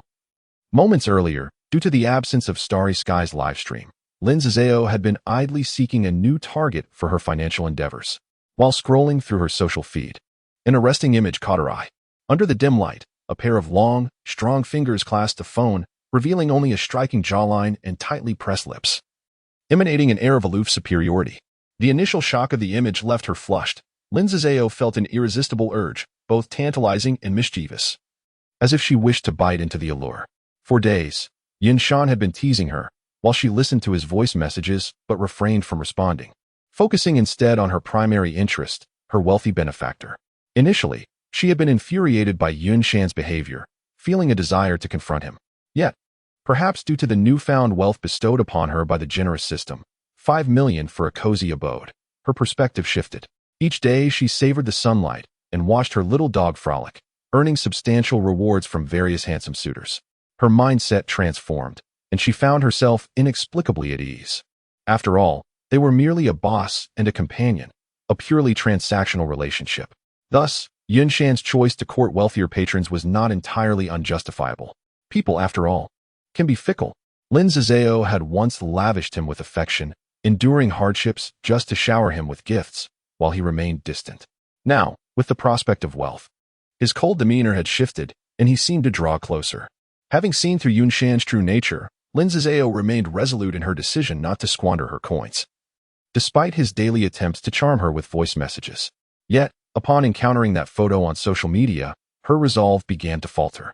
What a shameless rogue he was, disrupting her peace of mind. Had it not been for the affluent system, Lin Sasa would unequivocally have regarded this as a mere internet image. Yet, despite his flaws, The man's appearance was undeniably rated at 8. 3 by the system, coupled with those hands that had captivated her gaze for 2 months. There was no doubt this was Yin Shan himself. The perfect blend of his robust physique and dark complexion struck a chord with her preferences, leaving Lin Sasa in a quandary. By forgiving Yin Fei so readily, would she be indulging him? After a moment's contemplation, she decided to disregard it. After all, this was not a romantic engagement. She left a comment, Zatsa. The perceptive individuals had already slid into her DMs, and upon seeing her comment, Ling Shan's restless heart found a moment's peace. He couldn't help but feel a swell of pride. Ah, women, just a slight maneuver sufficed. He typically sent a voice message, his tone laced with feigned grievance. You truly are hard to please. Zatsa, you're such a tease. JPG, were you not satisfied? The limits of a person are gradually pushed. And at this moment, Ling Shan had long forgotten the embarrassment of grooming. He was filled with a sense of triumph and exhilaration, as if he had finally caught her. Zatsa, so that's how you maintain your elder sister. You deserve to make that money. What had initially been intended as a jab at Ling Shan, upon reflection, only incited further anger in Lin Zatsa, as she considered that he might have sent that image to multiple recipients. How base of him, she thought. Consumed by jealousy akin to a wronged husband, silently cursing, she found it perpetually difficult to control her darker emotions in the presence of Ling Shan. Ling Shan was momentarily taken aback, the tide of excitement receding just as swiftly, his heart racing, his lips pressed tightly together, and he ceased sending voice messages. Yin Shan, whether you believe it or not, I have not shared it with anyone else. Yin Shan, screenshot from moments. JPG, since you are currently the most formidable boss in my streaming room, Lin Zatsa did not hesitate to speculate with the utmost malice, though her slightly upturned lips betrayed her true thoughts. Zatsa. Oh, so what does it mean for you to show it to me? Ling Shan, resigned, replied, I don't like seeing you spend money on other men. Lin Zatsa chuckled and sent a voice message in return. You think I would return to spend money on you for just this one photo? I wouldn't dare. If I spend only to be muted by you, that would be a huge loss. Recalling past grievances filled Ling Shan with a twinge of guilt, and he clenched his teeth, as if determined. Then what do you want? Show me your face on video. I refuse to spend on an unattractive man. Ling Shan was momentarily stunned, feeling a mix of relief and a hint of disappointment.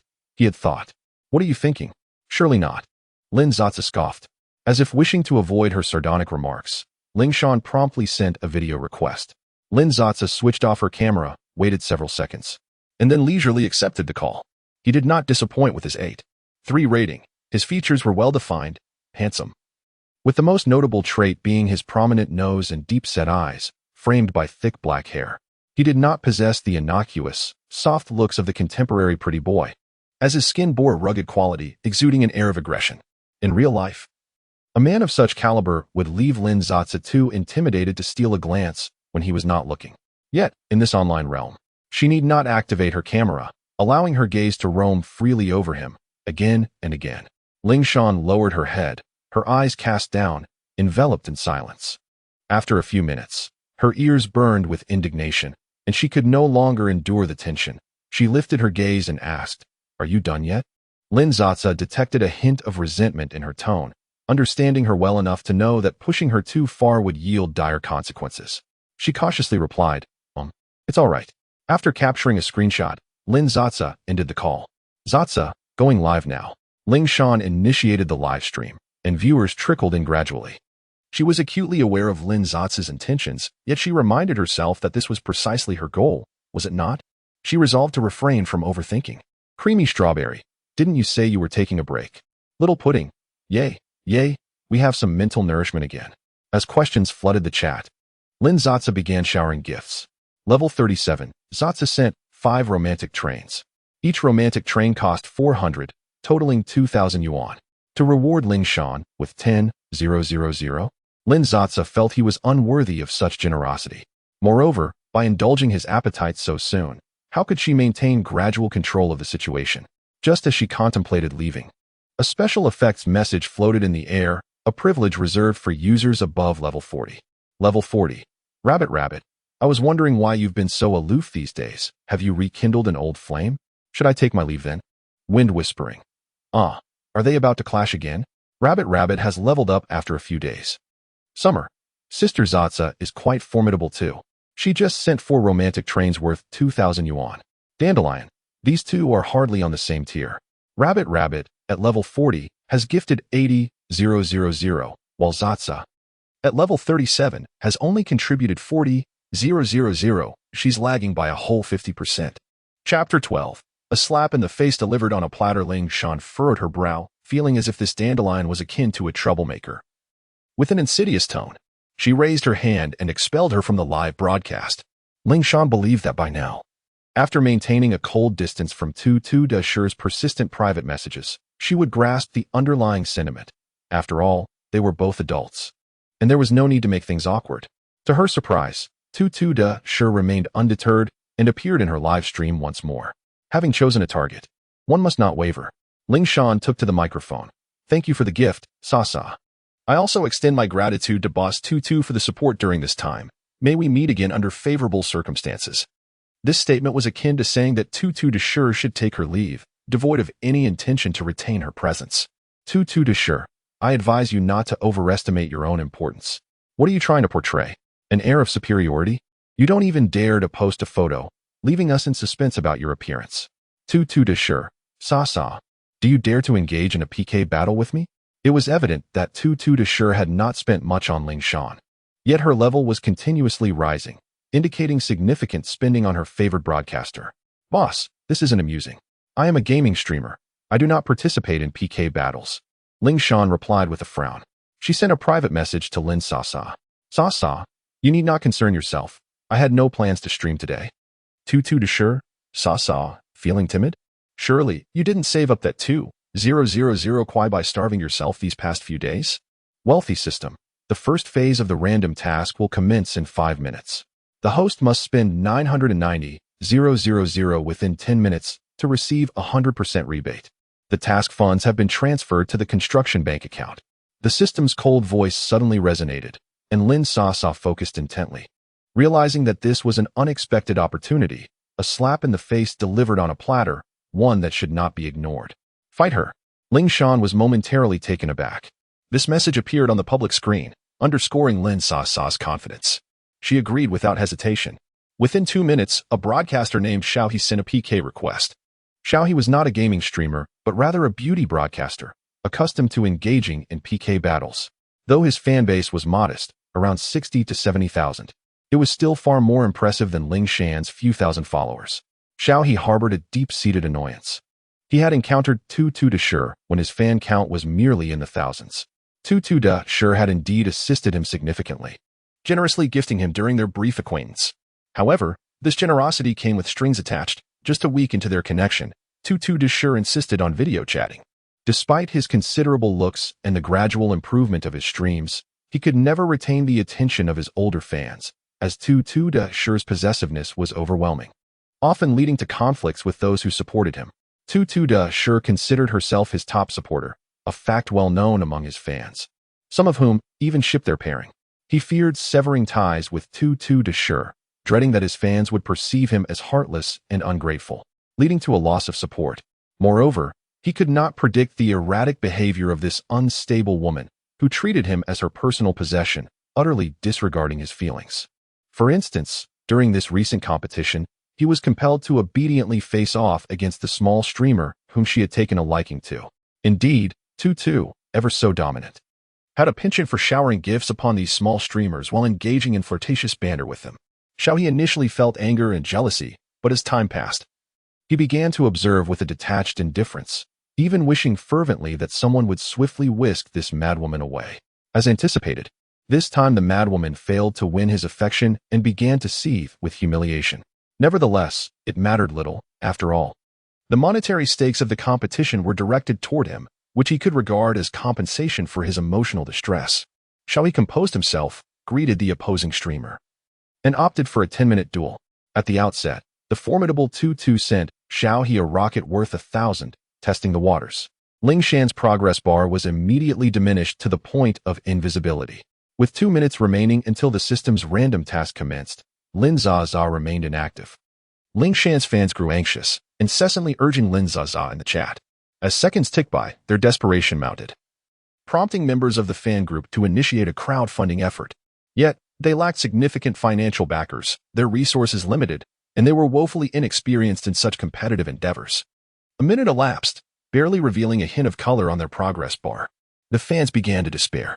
In truth, Tutu felt a slight relief. Witnessing Lin Sasa's rapid ascent in levels left her somewhat uncertain, having impulsively agreed to the challenge. She had prepared a rocket to gauge the opponent's strength. Initially ready to strike at the last moment, only to discover that the foe was but a paper tiger. Noticing the prolonged silence, she entered Ling Shan's livestream to mock him. Tutu, Zaza, you won't flee in disgrace like last time, will you? Tutu, streamer XS. Do you think she has returned to you with renewed affections? In truth, she would relish your embarrassment. Ling Shan lowered his gaze, gradually coming to terms with the situation. Otherwise, why would Zaza refrain from sending him gifts? When she had supported another small streamer, she would often contribute tens of thousands. A sense of confusion and discomfort lingered, yet he ultimately found tranquility. Reflecting on his previous actions, driven by greed, he concluded that such a despicable person might indeed be unworthy of her support. This realization seemed rather understandable. Even if Zaza wished to see him humiliated, it was a consequence he deserved. Ling Shan ceased his clumsy attempts at soliciting votes online and quietly awaited the conclusion of the competition. Meanwhile, the unfortunate Shao He, engaged in vote solicitation, evoked a mix of pity and schadenfreude. This small streamer had first caught the attention of the madwoman, only to be subsequently toyed with by his own sister. It was said that this competition was instigated by his sister, yet he contributed nothing. Leaving the small streamer humiliated before his own fans, he felt embarrassed on the young man's behalf. Chapter 13. Open your eyes wide and watch my performance in an instant. Shao He's expression of condescension mingled with pity became frozen. The progress bar on the opposite side surged upward as if propelled by a rocket. Godly rich system. Preparation time has concluded. The countdown for the task has commenced. Please consume 990,000 within 8 minutes. Lin Sasa skillfully recharged and began gifting. Sasa, gifting Carnival 1, Sasa, gifting Carnival 1, Sasa, gifting Carnival 1. The repeated notifications, 10 times in succession, indicated that Lin Sasa had spent 30,000, an endeavor that took her merely a few seconds. Tutu to sure, what is the panic? When have I ever let you lose? No longer holding back. She gifted 20 carnivals, pushing Lin Shan's livestream progress bar back down. Just before she could revel in her triumph, Lin Sasa gifted precisely 21 carnivals. Tutu Dusher's expression darkened as she gifted 30. Lin Sasa, unfazed, clicked 31 times. Thus, the cycle continued. Regardless of how many Tutu Dusher gifted, Lin Sasa's count always exceeded hers by 1. It was as if she were a cat toying with a mouse, savoring the chase and watching it scurry in disarray. Tutu Dusher seethed at Lin Sasa's every act of gifting, which was always just one more than hers, her fury blinding her to the dwindling balance in her account. It was only when she found herself unable to gift further that she realized her 100,000 had vanished. Though her family possessed a modest fortune, should her parents discover her extravagant spending on a streamer, they would undoubtedly put an end to her endeavors. Shao He was internally elated, and as she sensed Lin Sasa might pause, she quickly interjected, Tutu, I'm fine. It's merely a small PK. If you lose, it's no matter. Don't force yourself. A small faction of Shao He's fans, discontent with Tutu, began to chime in mockingly. It seems she can't compete after all.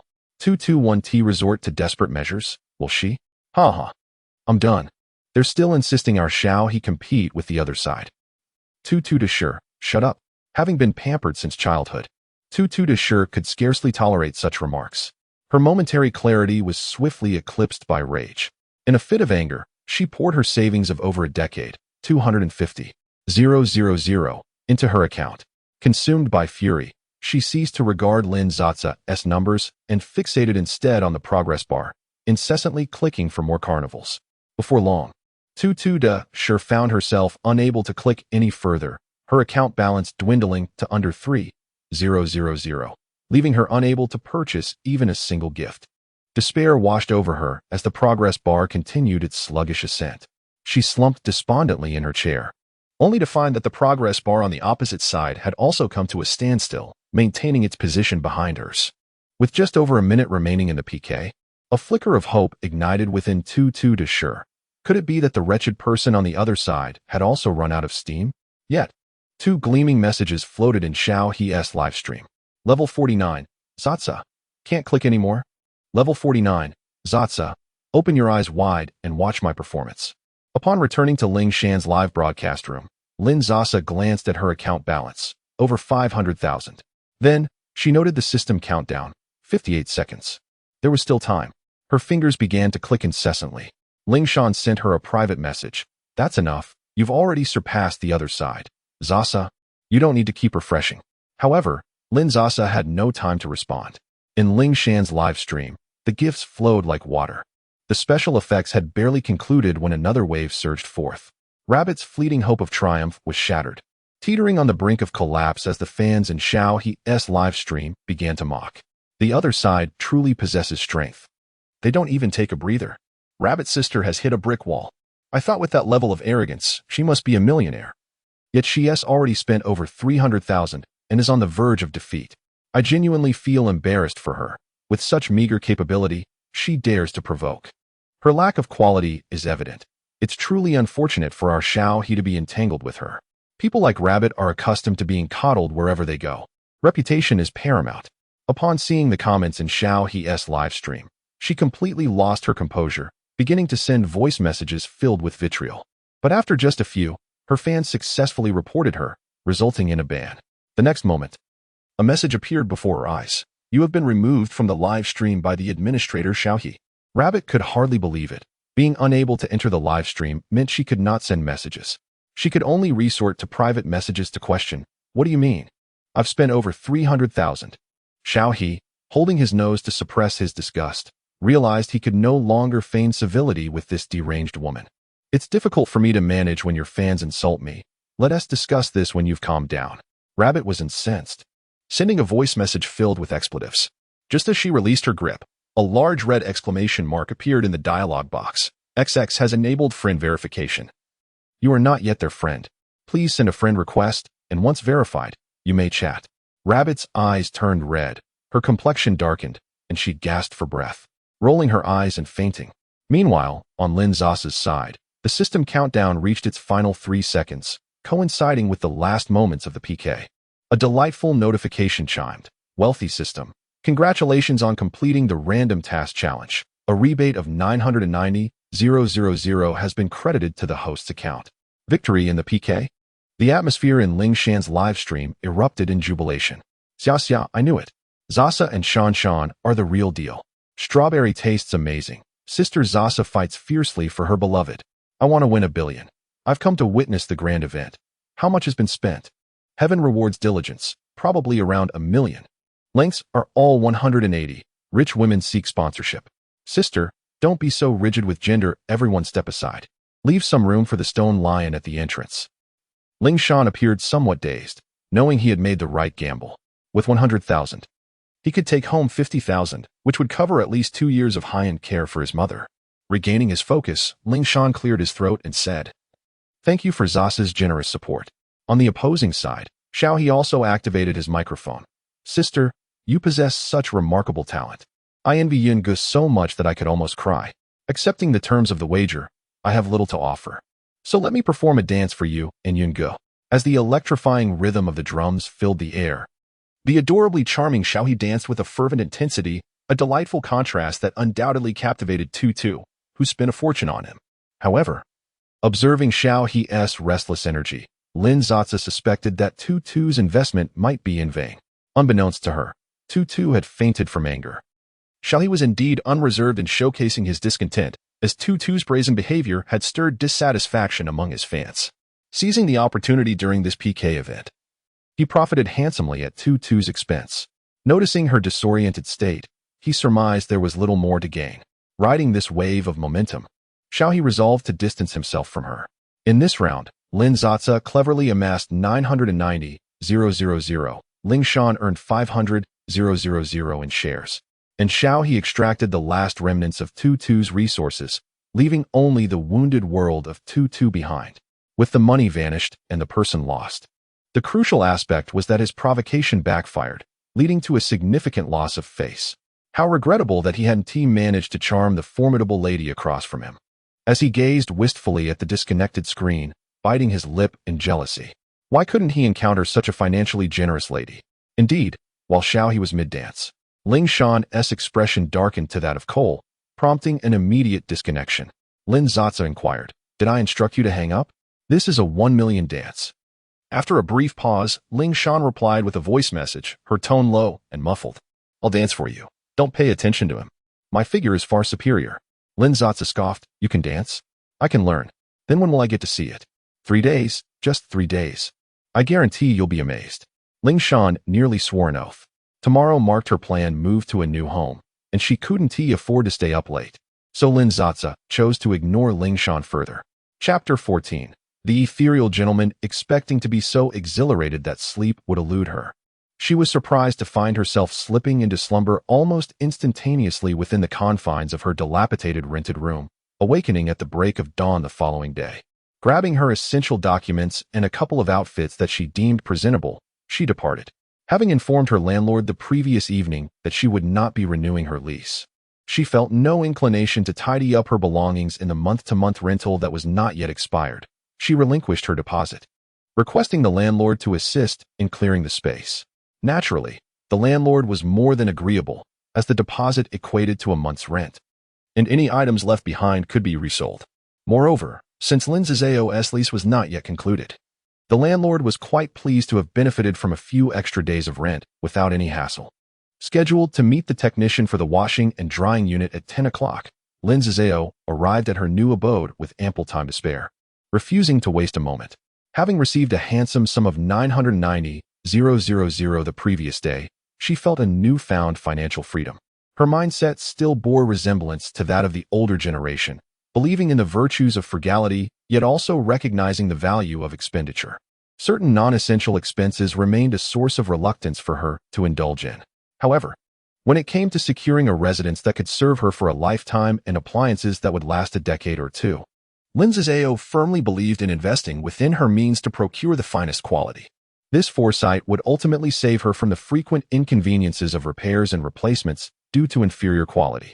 With her thoughts organized, Lin Sasa no longer fixated on the 7-figure balance in her account, treating it as a mere treasure to guard. Instead, she first contacted the proprietor of the washing and drying unit, inquiring about the possibility of an exchange. Upon learning that Lin Sasa wished to upgrade to their store's premium model by adding extra funds, the owner was elated and readily agreed.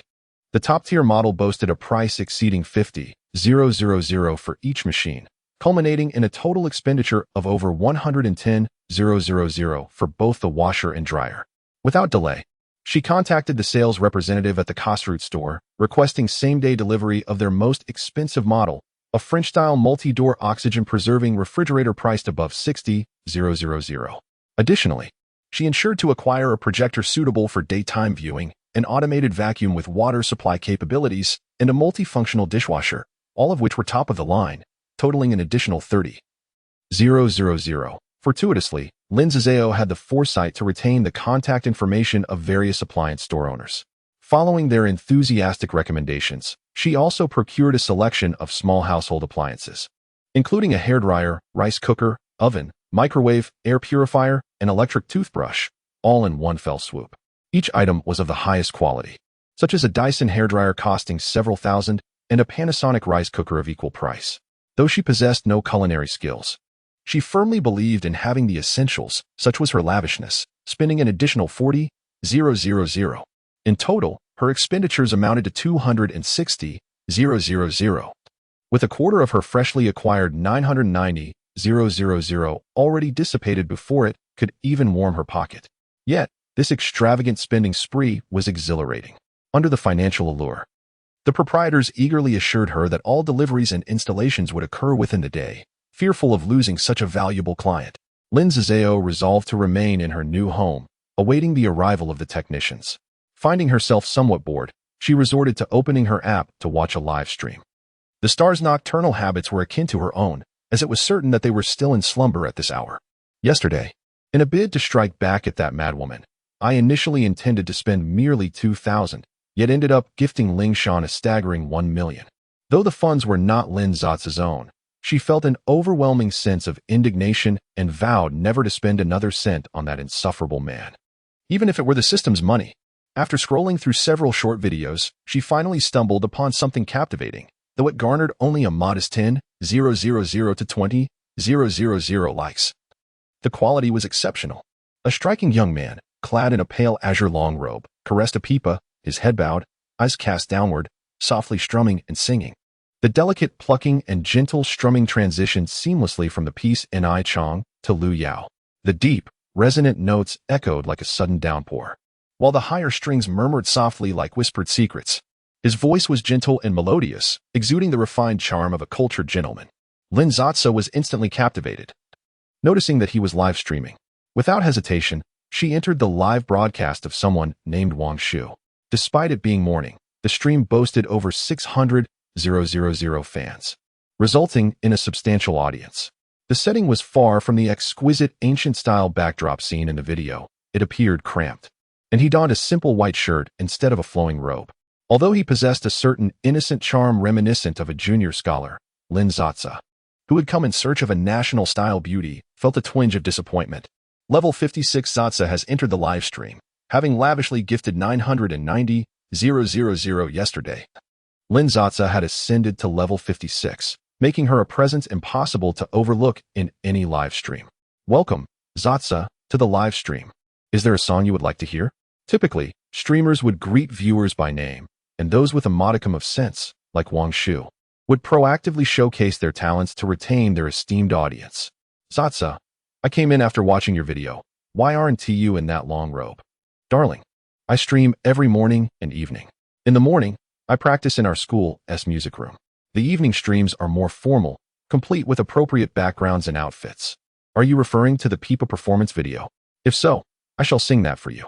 Wang Shu was quite eager. After finishing the song, he asked, Darling, how was my singing? Lin Sasa glanced at the time. Her teacher was about to arrive, so she felt it would be rude to merely listen. Level 56. Sasa sends 5 airships. Big meat bun.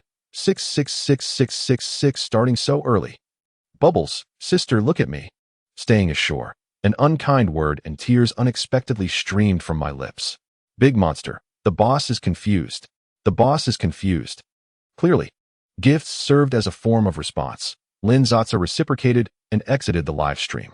Wang Shu was so taken aback that he forgot to close his mouth, not solely due to the 10,000 gift, but rather because he was astonished that he had truly made an impression on a level 56 big shot. It is noteworthy that after a year of streaming, he had only a handful of regular viewers above level 50. Despite their high levels, these viewers were quite astute, never easily parting with their resources, making it a rare occurrence for him to encounter such a generous big sister. Unfortunately, she listened to one song and gifted him before departing, leaving him with no opportunity to express his gratitude. He hastily responded to the private messages. Wang Shu, baby, I am so touched. You have been so kind to me since our first meeting. Thank you so much. I will be live streaming tonight with a new makeup look. If you have time, come and see me. Heart emoji. Lin Sasa did not reply. Firstly, having exhausted her daily limit of 10,000, she would never spend her own money on a man. Secondly, Lin Sasa was too preoccupied to check her messages. The phone rang. The first wave of delivery personnel had arrived at her doorstep. The security guard at Shao Yu Yin was exceedingly diligent, blocking the delivery workers. Lin Sasa had no choice but to rush downstairs to explain to the guard in person. At that moment, it was around 8 or 9 o'clock. The peak time for commuting to work and school, and the curious neighbors in the community were observing her intently. Those with discerning eyes were astonished by the continuous stream of goods. It was inconceivable that someone renting a house could acquire such an abundance of high-end appliances. That washing and drying set alone was worth over 100,000. This indicated that the residence was certainly purchased. Observing the busy Lin Sasa, who appeared to be a student, the onlookers speculated that she might be from S University. They could not help but wonder which affluent young lady had ventured out for her studies. A passing middle-aged woman could only think enviously, fortunately. When heaven opens a window for her, it must close a door. Look at her figure, a hefty 200 pounds. As she maliciously contemplated, her gaze remained fixed on the scene. The more she looked, the more familiar it became. That attire, that physique. Wasn't she the chubby girl renting the adjacent room? Lin Sasa. Hearing her name called, Lin Sasa turned around, her face contorting in distaste upon recognizing the middle-aged woman. It truly is you. The middle-aged woman smiled obsequiously, her greedy eyes scanning the goods behind Lin Sasa. Have you struck it rich? What brings you to rent here? Lin Sasa, uninterested in her prattle, briefed the guard and promptly led the delivery personnel upstairs. The guard noticed the middle-aged woman attempting to approach the entrance and firmly declared, "Stop. Unauthorized individuals are prohibited from entering." "I know that fat. No, that girl. She is my co-tenant, living in the nearby resettlement area." The resettlement area was akin to an urban village, and the guard regarded her as if she were deranged. "She is a resident of our community. Cease your sneaky behavior. If you come any closer, I will call the police." The middle-aged woman could only grumble in indignation as she left in a huff.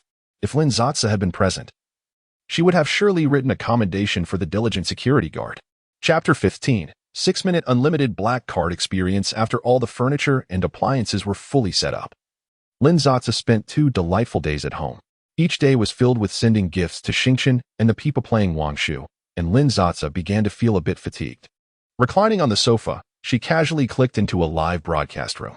A handsome young man was earnestly showcasing a Maltese puppy, while the comments were overwhelmingly teasing him. An 8 out of 10, just barely passing. The puppy remained obedient in his hands, occasionally wagging its tail and tilting its head towards the camera. Lin Sasa felt her heart soften. With a flurry of generosity, she sent 5 airships. Level 56, Sasa sent 5 airships. Level 56, Sasa, for Shogo. After spending 990,000 at Yushan and adding the daily task funds of 10,000, she had already spent over 1 million on Douyin. And her account level had reached 56. Sunny day. Wow, wow, wow. Level 56 master. Let's take a front row photo. Soy milk machine. Wow. Just like that, spending starts. 1 airship costs 2,000. The rich truly have money that isn't money. Serene ambitions. With such idle funds, why not spend it on family? The young man stood there, his primary aim for the live broadcast being to sell puppies. He had only received gifts worth dozens to hundreds before. Receiving such a large amount made him feel unsettled, unsure of how to repay her kindness. "Thank you for the gifts, Sasa," he said, hesitating for a moment as he tenderly patted the puppy's head. He carefully held the puppy's paw and greeted the screen. "You like puppies, right? How about this one? Its fur is a bit too long to qualify for competition, but it's a top-tier pet quality." The young man scratched his head bashfully. "The face is incredibly sweet. If you like it, I'll give it to you since you've sent me such an expensive gift." "Sasa, really?" She had seen that this breed of dog was not inexpensive. As soon as the words left his mouth, the comments, which had previously been supportive and flattering, shifted dramatically. "Puppy bark. Spent 10,000. Now wants to take away a purebred Maltese worth 20,000. Really? Just love handsome guys. I'm amazed. So one can flirt with a handsome guy for 10,000 and also get a purebred dog for free? Everyone, please don't argue. It was my own gift." "She didn't ask for it," the young man said, growing anxious as he saw the hostile comments flooding in. "Serene ambitions. I misjudged you.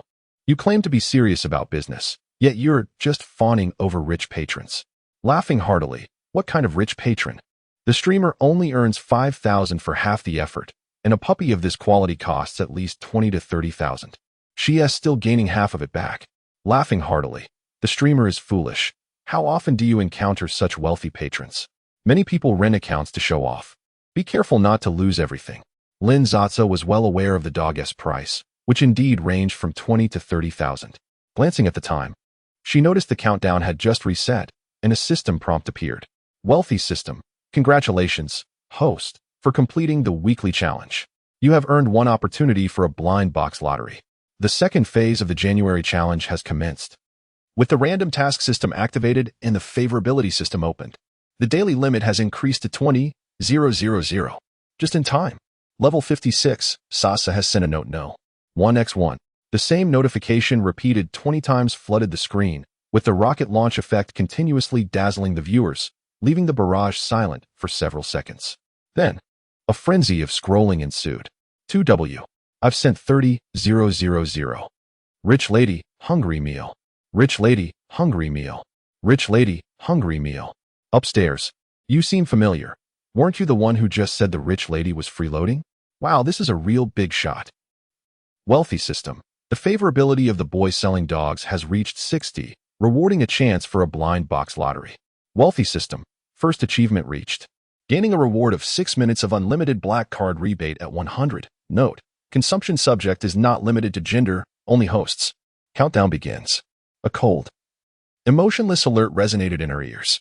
Her usually sluggish mind now raced with activity, and Lin Sasa's heart raced as she hastily exited this live broadcast.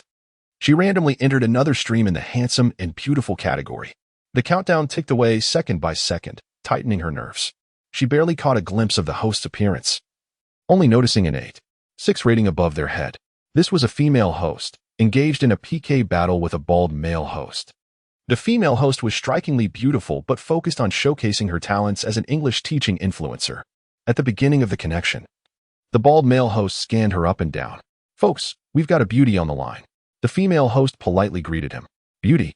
Why not dance for the big brothers in my live stream? If they enjoy it, I guarantee you'll be well taken care of." The bald host jested. The female host, Cece, frowned, feeling increasingly repulsed. "I am not a dance host. I am an educational influencer." "Well then, let us begin this PK. I'm curious to see how you teach English." "Oh, a Ritterny are we?" The bald man was even more pleased. If a highly educated beauty were to break down in tears, the big brothers in the live stream would surely shower him with gifts.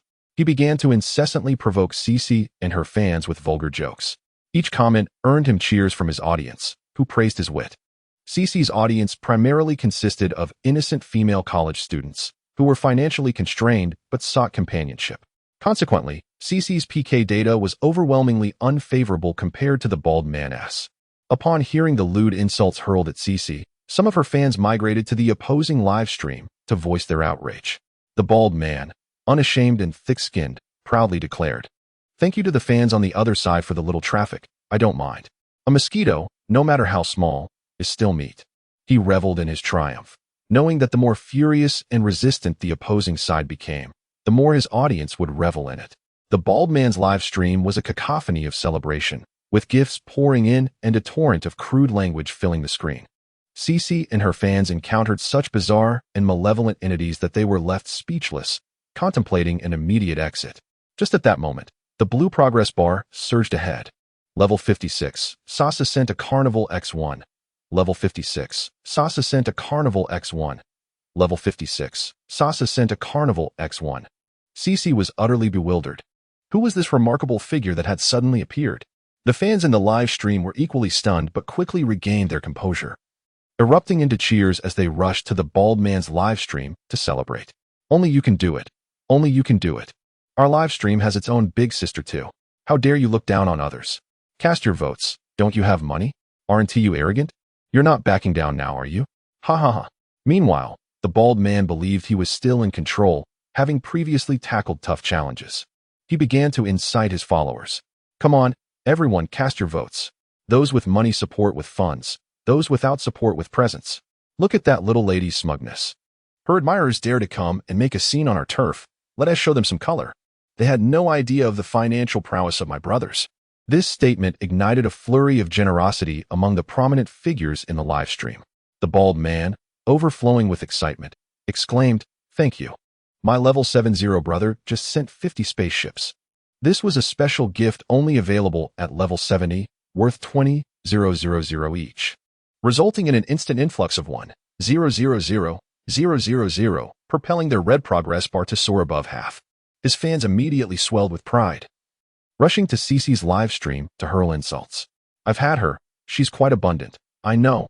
It's gotten quite dark. She has been with several coal barons, of course. It's dark doge emoji. That baron is probably her lover, trying to save face for his little paramour. Ah, but her lover seems lacking. If we get our big brother in a good mood, he might even throw in some medical expenses for you." Chapter 16, 5 million in 5 minutes. The tide of the situation began to shift dramatically once more. The fans in Cece's live stream were seething with rage, practically wishing they could leap through the screen to deliver a few resounding slaps to that bald individual. Heartfelt gratitude was extended to Miss Sasa for her generous gifts during the carnival event.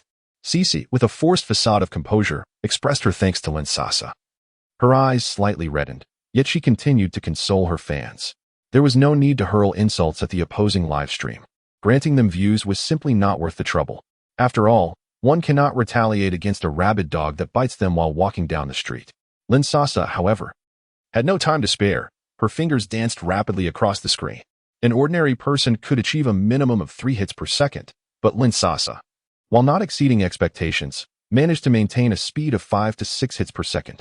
Carnival Combo x 50, Carnival Combo x 100, Carnival Combo x 500. The barrage of insults that had previously filled both sides of the chat began to quiet as the Carnival Combo reached terrifying numbers in the hundreds, nearing 1,000. In the rival stream, the chat was interspersed with a few gift notifications, while in CC's stream, gift notifications were mingled with sporadic comments. The continuously appearing special effects overshadowed the vitriol hurled by the bald fans, rendering their insults indecipherable, leading them to retreat in defeat back to their own live stream. With teary eyes, CC could hardly believe that a girl could show her such kindness, especially considering they had never interacted prior to this moment. Wealthy system. CC's favorability reaches 60. Reward. 1 blind box lottery chance. New viewers drawn in by the surge of data were left perplexed. Sometimes I really find myself laughing at my own poverty. What? You say you brush to win less? Would the world perish with one more wealthy individual? Incredible. This is the first time I've seen someone use Huazi for combos. I wouldn't dare spend that much on a single gift. Carnival Combo x 1016. Wealthy system. Black card experience time has expired. For a full 5 minutes. Lin Sasa did not pause for even a second, her hands nearly cramping from exhaustion, lamenting that the highest single gift price was merely 3,000. Ultimately, she had amassed over 5 million, elevating her to level 63. Undoubtedly, CC achieved a resounding victory in this contest. The defeated party would face consequences. Let him slap himself. While slapping himself, he must declare that he is a loser. At that moment, the bald live stream abruptly disconnected. Did he run away? Pah, cowardly scoundrel. I went to check the opposing live stream. That group of lecherous men is still laughing and saying they can't do anything about him. The bald man, indeed, did not believe he could be held accountable. He was a habitual offender, treading the path of self-proclaimed humor through a dark and controversial persona. He consistently engaged in live battles with female hosts, using a series of greasy and derogatory remarks to pressure them. Upon winning the match, various distasteful and borderline punishments were imposed, ostensibly to benefit the big brother of the live stream, while those who lost were unceremoniously eliminated. Strangely, the audience lauded such cowardly conduct, relishing the thought of whether the opposing female streamer would be reduced to tears. This absurd gesture, remarkably, amassed a following of over 1 million, as there are countless men who derive pleasure from witnessing the humiliation of beautiful women. After concluding his broadcast, the bald man even celebrated with a bottle of champagne, thinking to himself how fortunate he was for the incessant monetary gifts from the opposing streamer's audience, which encouraged his own followers to contribute over 1 million. The head of the guild contacted him with urgency, advising him to issue an apology as public sentiment was decidedly unfavorable. The bald man scoffed at the notion, dismissing the concerns as mere marketing hype that would ultimately serve to bolster his visibility. He felt superior, believing he had elevated the small streamer's status by merely acknowledging her, thus inadvertently directing traffic her way. However, he had miscalculated this time. Lin Sasa, through her own efforts, attracted 5 million in donations, prompting a flurry of reports from marketing accounts that eventually thrust her into the trending spotlight overnight. The bald man's repugnant behavior incited widespread outrage, even drawing the attention of authorities. Upon investigation, it was revealed that he was a repeat offender, with numerous female streamers coming forward to expose his vile actions. Public sentiment turned swiftly against him, flooding the comments sections of both the official account and his own. Fortunately, the authorities responded promptly, issuing a resolution. Notice, we are committed to maintaining a clean and harmonious online environment. Due to XXX's actions inciting division and promoting online violence, in violation of community guidelines, we hereby impose a permanent ban. This effectively eradicated the toxic cesspool he had created. Of course, that was merely a postscript. Once the experience period reset, Lin Sasa's remaining 400,000 tokens vanished as well. She shook her sore wrists, dismissing the live stream entirely, and opened the bank app, counting 1, 10, 100, 1,000, 10,000, 100,000, million, over 500,000. While Lin Sasa had previously reached 5 million, it had swiftly transformed into the value of a property within mere days. Fixed assets could never compare to liquid cash. A wide smile spread across her face, for this was a sum she could spend freely, entirely her own. As midnight struck, Lin Sasa, cradling her phone, adorned in a silky silk nightgown, Nestled among luxurious silk sheets and a summer comforter, reclined on her solid wooden princess bed, drifting into a blissful sleep. The following day, after enjoying a full 8 hours of rest in the cool embrace of her air-conditioned room, Lin Sasa reviewed the system's notifications from the previous day. The first phase lasted a week with a daily spending limit of 10,000, which she had already completed. Now, she had progressed to the second phase, spanning a month, with the limit doubled to 20,000. Most importantly, 2 new systems had been unlocked: random tasks and favorability. While the mechanics of the random tasks remained unclear, she had come to understand the favorability system quite well. At present, it appears that anyone possessing an attractiveness rating exceeding 8, once their affinity towards her surpasses 60, will be rewarded with a chance to participate in a blind box lottery. Lin Sasa's novice reward was precisely such an opportunity, and she astonishingly won a property valued at 5 million. She is acutely aware of the remarkable potential inherent in these blind box lottery chances.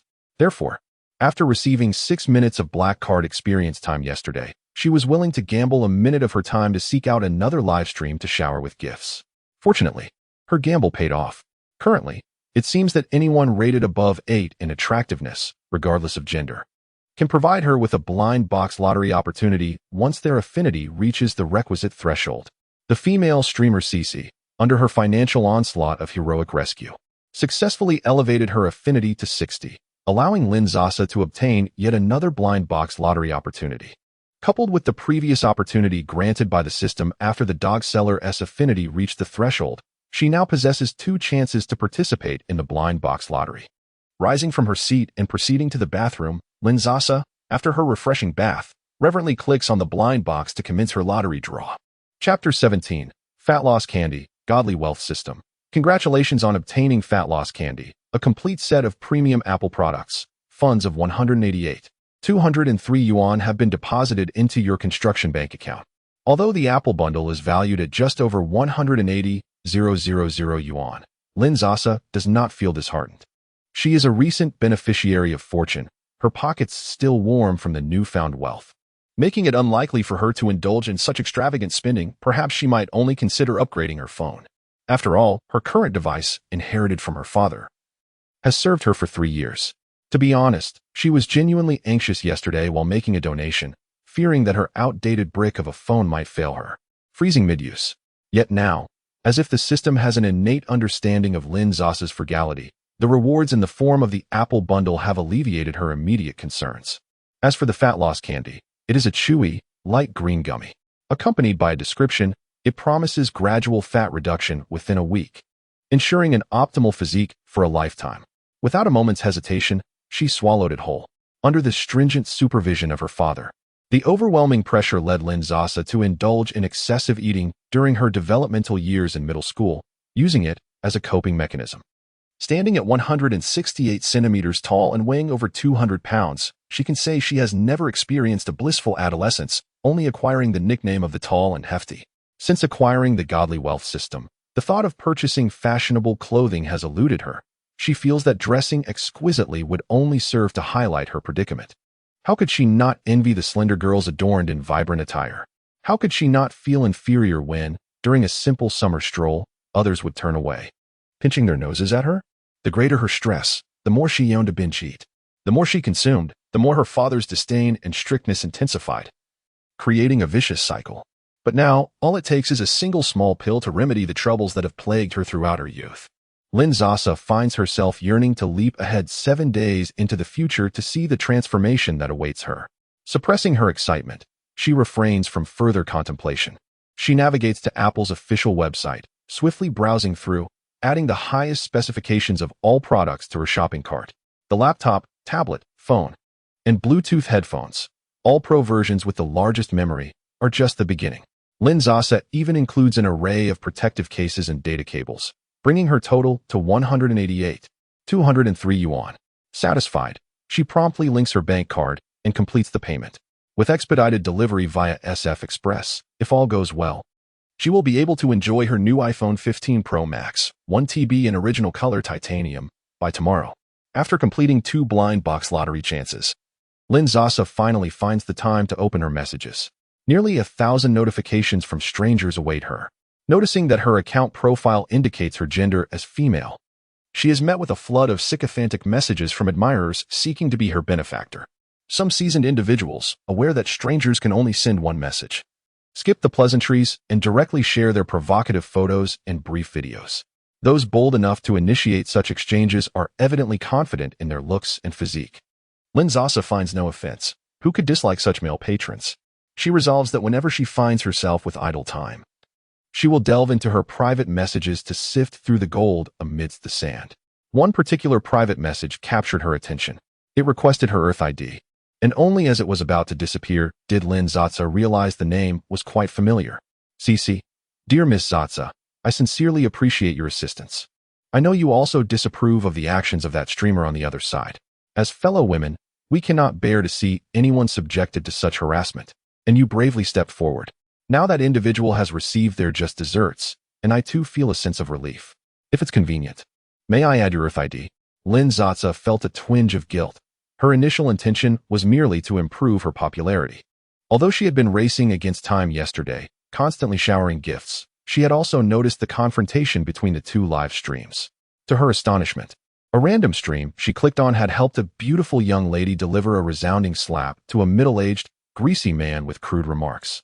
She followed Cece back. Sasa, what kind of retribution did they face? Cece seemed to have pinned her message, responding almost instantly. Cece, forwarding link. Wealthy lady lavishly spends 5 million. Slaps down the crude man. Cece, yesterday's events, due to your generosity, caught the attention of marketing accounts and trended. Cece, the authorities noticed the significant public reaction, and upon investigation, discovered he was a habitual offender. His intent to incite conflict violated community guidelines, resulting in his account being banned. Sasa, he deserves it. Along with his repugnant clique of sycophants, probably weeping together in a gutter somewhere. What struck Lin Sasa most were the vile words from the opposing livestream, akin to a spray of filth. Cece, I truly thank you, and if you don't mind, I would like to return the over 2 million I received as commission. As for the other half deducted by the platform, I apologize for my limited financial means. Although it was a fortunate accident, Lin Sasa had genuinely aided her. The private messages included not only CC's gratitude, but also numerous messages from her followers, a multitude of clear-voiced female university students, all praising her overwhelming sense of justice, wealth, beauty, and kindness. Lin Sasa could sense CC's sincerity in wanting to return the money. Yet, having inadvertently done a commendable deed and receiving so much praise from others, she couldn't help but feel a bit elated. Simultaneously, Lin Sasa worried that the system would deem her actions a failure and deduct the 5 million she had earned, resulting in a loss greater than the gain.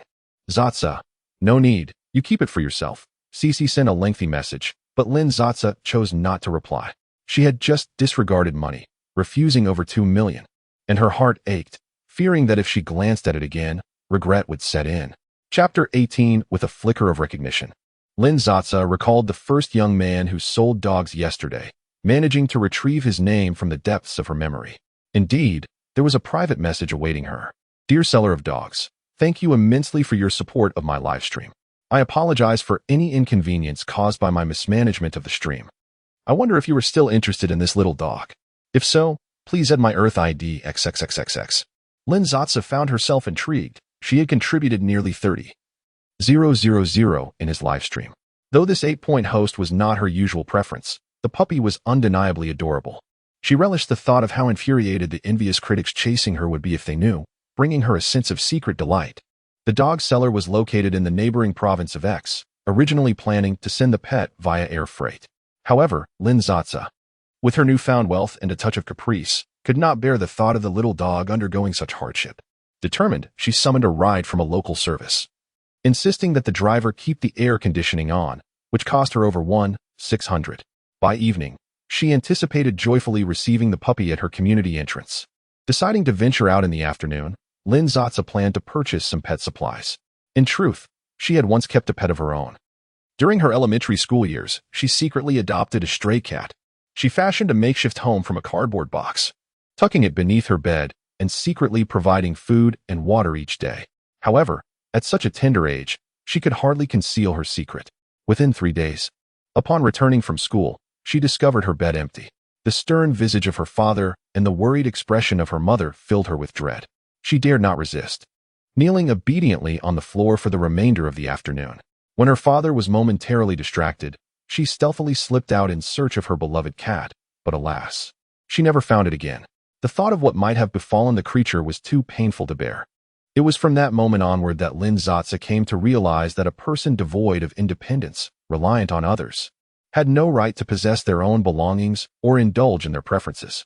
Even though she adored fluffy animals, she could only follow pet influencers online, combining admiration with a form of virtual ownership. Yet now, Lin Sasa owned her own home and had a stable source of income. Encountering a dog-selling male streamer seemed like fate. Perhaps she was indeed destined to have this little puppy. Upon arriving, she discovered a sprawling pet supermarket, 3 stories high, filled with pet-related goods, notably pet-friendly, allowing animals to accompany their owners inside. Various cats and dogs were led by their owners, exploring the low shelves, sniffing here and there. The clever ones even lifted their paws or nibbled at packaging to express their preferences. The 3rd floor housed a restaurant offering special pet meals. Envision dining alongside your furry companion while enjoying the urban scenery of City S, surrounded by fellow animal lovers and a myriad of pets, a truly enchanting experience. Lin Sasa could hardly contain her excitement at the prospect of bringing her little dog to this remarkable place. After inquiring about the puppy's age and breed, the attentive staff offered her thoughtful recommendations. I purchased a small bag of premium imported puppy food, a popular sampling pack of treats. The shop assistant advised against buying too much initially and suggested bringing the puppy in for tastings to select its preferred brand before stocking up.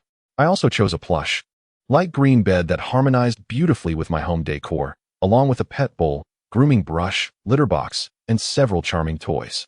In another section, I found pet apparel, and I could hardly move as I was captivated by the selection. My dog is a Maltese, a small breed with long, pure white fur. I could hardly imagine how delightful my puppy would look adorned in these lovely little dresses. I purchased over a dozen outfits, along with a matching set of clips and various colored leashes, vowing to dress my puppy exquisitely. My expenditure exceeded $3,000. In the evening, the rideshare driver arrived at my community and called me. I eagerly descended the stairs, carrying a small airline crate. My puppy's moist eyes sparkled like grapes as it approached the door, tilting its head as if to ask, "Are you my new owner?" I was utterly enchanted, and I let the puppy out to offer it some water and food. I had been proactive today, preparing thoroughly for my puppy's arrival. Rather than heading home, I took a taxi to a nearby veterinary clinic. A comprehensive series of examinations was conducted, including tests for antibodies, infectious diseases, skin conditions, and stool analysis. My puppy was in excellent health, a female, approximately 3 months old, having received 3 vaccinations. The veterinarian advised me to return in 2 weeks for a rabies booster. There were no signs of skin diseases or infectious conditions such as parvovirus or distemper. My puppy was remarkably healthy. After confirming with the doctor that a bath was permissible, I booked a luxurious VIP grooming package worth $16.88. The VIP grooming room was entirely glass enclosed, allowing pet parents to accompany their pets with peace of mind. During the 2-hour wait, I exhibited not a trace of impatience. I watched as my puppy, once a bit disheveled, transformed under the care of high-end shampoos and conditioners, emerging with a radiant sheen and a neatly trimmed coat. How could I possibly place such a fragrant little angel back into the original airline crate? Instead, I selected a woven cartoon fabric basket from the pet hospital. Adding the previous examination and grooming costs, my total expenditure reached over $4,000. Gazing at my well-behaved little angel nestled in the basket, I forgot all about the money spent. All I desired was to provide the best for her. Upon returning home, I set out the puppy food and fresh water, lying on the carpet as I quietly observed my puppy munching away, feeling a sense of healing wash over me. After she finished, I gently wiped her dirty mouth, and seeing her vibrant spirit, I could not resist initiating a dress-up game. My puppy obediently sat still while I dressed her in a light blue floral dress, showing no signs of struggle. Once adorned, I carefully lifted her chin, smoothing her fur atop her head, and loosely secured it with a matching blue fabric clip. Prostrate on the ground, with her rear end elevated, she captured a sweeping 360-degree view, and in an instant, her phone's gallery was graced with dozens of delightful photographs of the puppy. "One cannot perpetually refer to you as puppy," she mused, gazing at the little creature nestled upon her slippers. "How endearing is your clinginess. Henceforth, I shall call you Yin Yin." Lin Sasa retrieved her phone and logged onto her social media account. With meticulous care, she selected a charming photo of Nian Nian and accompanied it with the caption, "Welcome, Nian Nian, to your new home." Lin Sasa's account, bolstered by considerable financial investment, especially the extravagant 5 million she spent within a mere 5 minutes the previous night, showcased her prowess to the online community. Her follower count surged rapidly, nearing 10,000, surpassing the average for burgeoning internet celebrities. In today's society, mere displays of wealth can catapult one to fame. Money invariably gravitates towards the affluent, perpetuating a cycle where the wealthy only grow wealthier. Chapter 19. The advanced male bodhisattva. The attention she garnered was predominantly from those eager to glimpse the life of a wealthy woman. Consequently, as soon as Lin Sasa posted an update, the comments swiftly surpassed 100. The mysterious affluent lady has finally shared her first post. Could it be that a company is funding her account? Perhaps the next post will be a promotional video. Have you ever encountered a company that invests over 5 million to maintain an account, attracting followers like us commoners? Oh my, what an adorable little dog. My dream companion. Sob sob. Am I the only one envious of that puppy? A lifetime of endless riches awaits. I'm so jealous. Who wouldn't he be? I wish I could trade places with it. The boy selling the dog. Wee arrived at the new home, looking splendidly dressed. The fat-reducing pills promised to help her shed excess weight within a week. Lin Sasa stepped onto the scale, revealing her weight to be approximately 210 pounds. Given her height of 168 centimeters, she anticipated losing at least 70 to 80 pounds, brimming with hope. She resolved to remain indoors during this period. And whenever she ventured out, she would cover herself thoroughly. Otherwise, should someone recognize her, they might mistake her for a monster. Barely a few hours after consuming the pills, Lin Sasa began to feel increasingly warm. Even in an air-conditioned room set to a constant 26 degrees, beads of sweat forming relentlessly. Only after adjusting the central air conditioning to a frigid 16 degrees did she experience some relief. Meals were now solely reliant on takeout. She was no longer the impoverished person who hesitated to order a simple meal. According to the instructions for the fat-reducing pills, after consumption, she would maintain her optimal figure for life, allowing Lin Sasa to fully indulge herself. Breakfast consisted of a bowl of high-carb noodles. Lunch was a feast of fried chicken, roasted duck, and home-cooked delicacies that she previously could not afford to enjoy. In the afternoon, she treated herself to cakes, desserts, and milk tea as snacks. Dinner was a free-for-all. She ordered whatever she desired, followed by sugary fruits. Even during late-night hours, hunger compelled her to order barbecued snacks accompanied by sweet sodas. The thought that she could indulge her cravings without gaining weight filled Lin Sasa with immense joy. Having satiated her appetite, she also sought to fulfill her emotional needs. As usual, she frequented the live stream of Xingqian and Wang Shu, engaging in her daily routine. However, she was puzzled as to why she had not yet received the notification indicating that her favorability rating had reached 60, especially since she had garnered the attention of the boy selling dogs and Cici within mere minutes. Was it possible that her daily contributions of 20,000 were insufficient to win their hearts? The system responded that each individual's mindset varies, and the rate of favorability growth differs accordingly. Xingqian's favorability reached 50, while Wang Shu's lingered below 40. Xingqian represented familial bliss, thus making it more challenging to enhance favorability. Although Lin Sasa's voice had indeed struck a chord with him. Conversely, Wang Shu's live stream attracted numerous affluent patrons, and Lin Sasa seldom invested her time and energy to engage with him, leading her to feel as though she was merely spending money while playing the role of a sycophant, resulting in a lower favorability rating. Lin Sasa was not overly concerned, yet she was intrigued to discover that Ling Shan's favorability was unexpectedly high, exceeding 60. Why do you not grant me the opportunity to participate in the blind box lottery? Lin Sasa expressed her discontent. The system responded indifferently. Those achievements prior to the activation of the affinity system are not calculable. While Lin Sasa took some pride in her situation, she also possessed a degree of self-awareness. Suspecting that the affection she had garnered was likely due to the 1 million she had previously gifted, she pondered calmly, lamenting the squandered chance at a blind box lottery. To avoid becoming stagnant in her routine, Lin Sasa occasionally ventured to other places, hoping to encounter a handsome gentleman who might catch her eye. Of course, she did not forget to critique Ling Shan's daily assignments. Ever since she had generously donated 100,000 in his live stream, she had refrained from sending him any more money. Nevertheless, Ling Shan persistently messaged her, no longer pretending to share posts visible only to her, but rather directly sending her images. It was evident that he was eager for her attention. During the 7 days Lin Sasa spent at home, waiting for the effects of her weight loss sugar pills to manifest, she found herself exceedingly bored and occasionally made various requests. Ling Shan could scarcely fathom that the once pure Lin Sasa had transformed into someone so audacious. While he inwardly chastised her for her boldness, his cheeks flushed as he complied. Lin Sasa had stumbled upon some peculiar tutorials online, finding them amusing. She sought to test Ling Shan's boundaries, teasing him, and wondering if her lack of response would be deemed excessive. This was within her expectations. However, she was taken aback when he promptly sent her a photo. It was her first glimpse, startling her. Lin Sasa's ears burned, and she hastily typed, as though doing so would help her regain her composure. How disgusting. Ling Shan felt somewhat aggrieved. He had invested considerable effort in preparing himself psychologically and had even tidied up before taking the photo, intending it solely for Lin Sasa's eyes. To be met with her reproach was truly hurtful.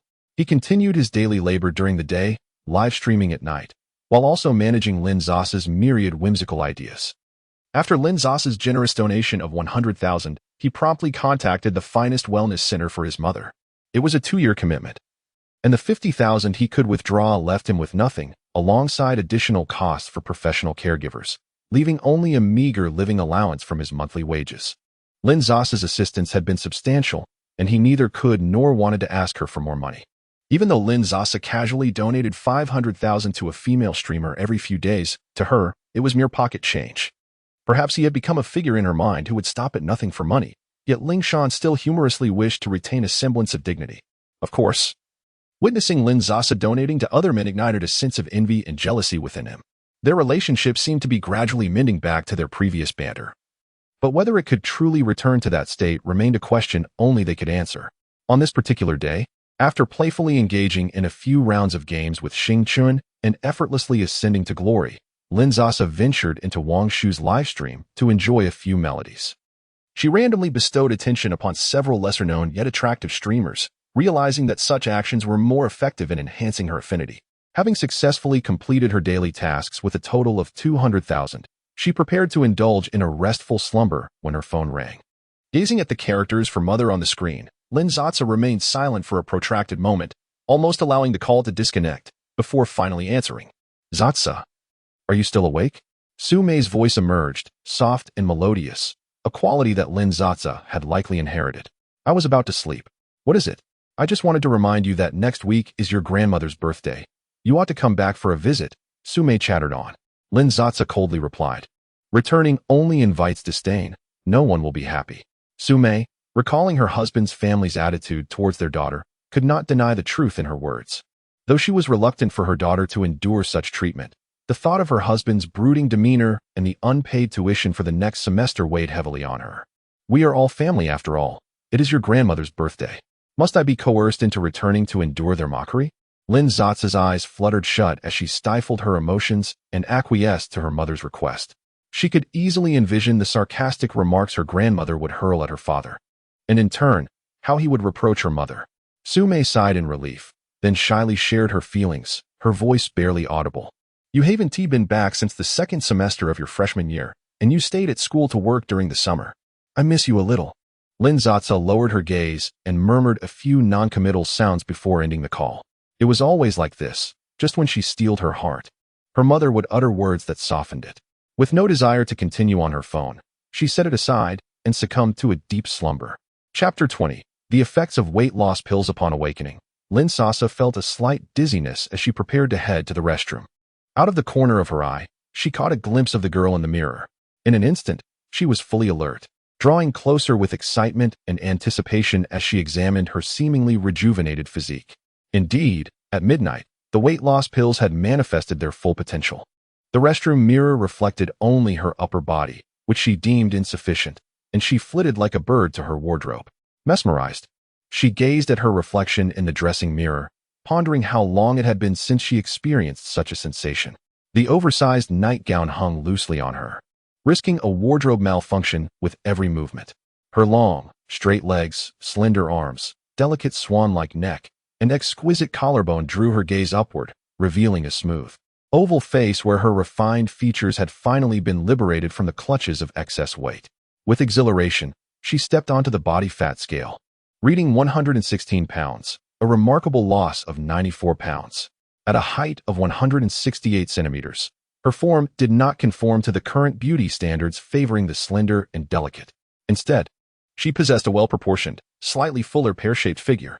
Nevertheless, Lin Sasa was thoroughly satisfied. She adored her new self. She felt that these weight loss pills even had detoxifying and beautifying effects. Her complexion now glowed with a dewy radiance, akin to a peach that might burst with the slightest touch, brimming with vitality. Coupled with her balanced physique, she exuded a healthy beauty, indicative of normal endocrine function and a regular menstrual cycle. Who would believe that just 7 days ago, she had been a lethargic individual with an oily complexion and a sallow visage? In her private sanctuary, Lin Sasa joyfully leaped and laughed without restraint. Her small dog, Nian Nian, startled by her exuberance, scampered back to its nook, tilting its head in curiosity at her antics. Turning to the adorable creature, she scooped it up and showered it with affectionate kisses.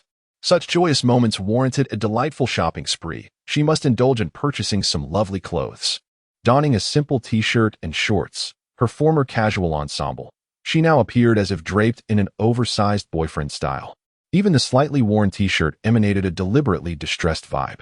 Indeed, the essence of fashion relies on one's face and figure. Tying her hair into a high ponytail, she donned her black round-framed glasses, which did not diminish her beauty in the slightest. Instead, they tempered the brilliance of her features, imbuing her appearance with an air of intellect, an alluringly different kind of beauty. As was customary, she hailed a taxi, though she found some inconveniences still lingered. Lin Sasa resolved to obtain her driver's license, hoping to learn before the summer holiday concluded in just over 2 months. Despite her newfound wealth, she refrained from indulging in luxury items, having just transitioned her identity a few days prior. The thought of garments priced in the tens of thousands was still difficult for her to digest. Perhaps it was a matter of taste not yet catching up, but she found most of the offerings rather unappealing. She ventured to a clothing street, a place that had once been beyond her financial reach. This street is predominantly lined with exquisitely designed small independent studios and boutiques showcasing niche fashion brands from around the globe. The shop names often feature incomprehensible French, German, or Spanish, exuding an air of sophistication. She recalled a university roommate mentioning that the clothing here boasts commendable quality and distinctive design, all at a reasonable price, of course. This reasonable is relative to her roommate's financial situation. She casually selected a shop, pushed open the glass door, and was greeted by a stylish young man adorned with black nail polish. He quickly scanned her from head to toe, speaking rapidly and indistinctly. "Welcome, feel free to browse." He then returned to his task of organizing clothes, seemingly indifferent to her presence. Lin Sasa felt a twinge of disheartenment. No one had informed her that the staff in such trendy stores could be so fashionably intimidating, exacerbating her fear of appearing out of place. This particular shop specialized in an edgy, flamboyant style, featuring studded leather jackets, black and white feathered dresses, and gothic punk-inspired heavy platform boots, along with loosely fitted jeans adorned with numerous rips and laces. Lin Sasa fell silent. Turning to leave would be awkward. Clearing her throat, she pointed to the alluring black miniskirt worn by the mannequin in the window. "Excuse me, do you have this skirt in my size? I would like to try it on." "We are an independent designer store. Each piece is limited to just a few items," the clerk replied nonchalantly.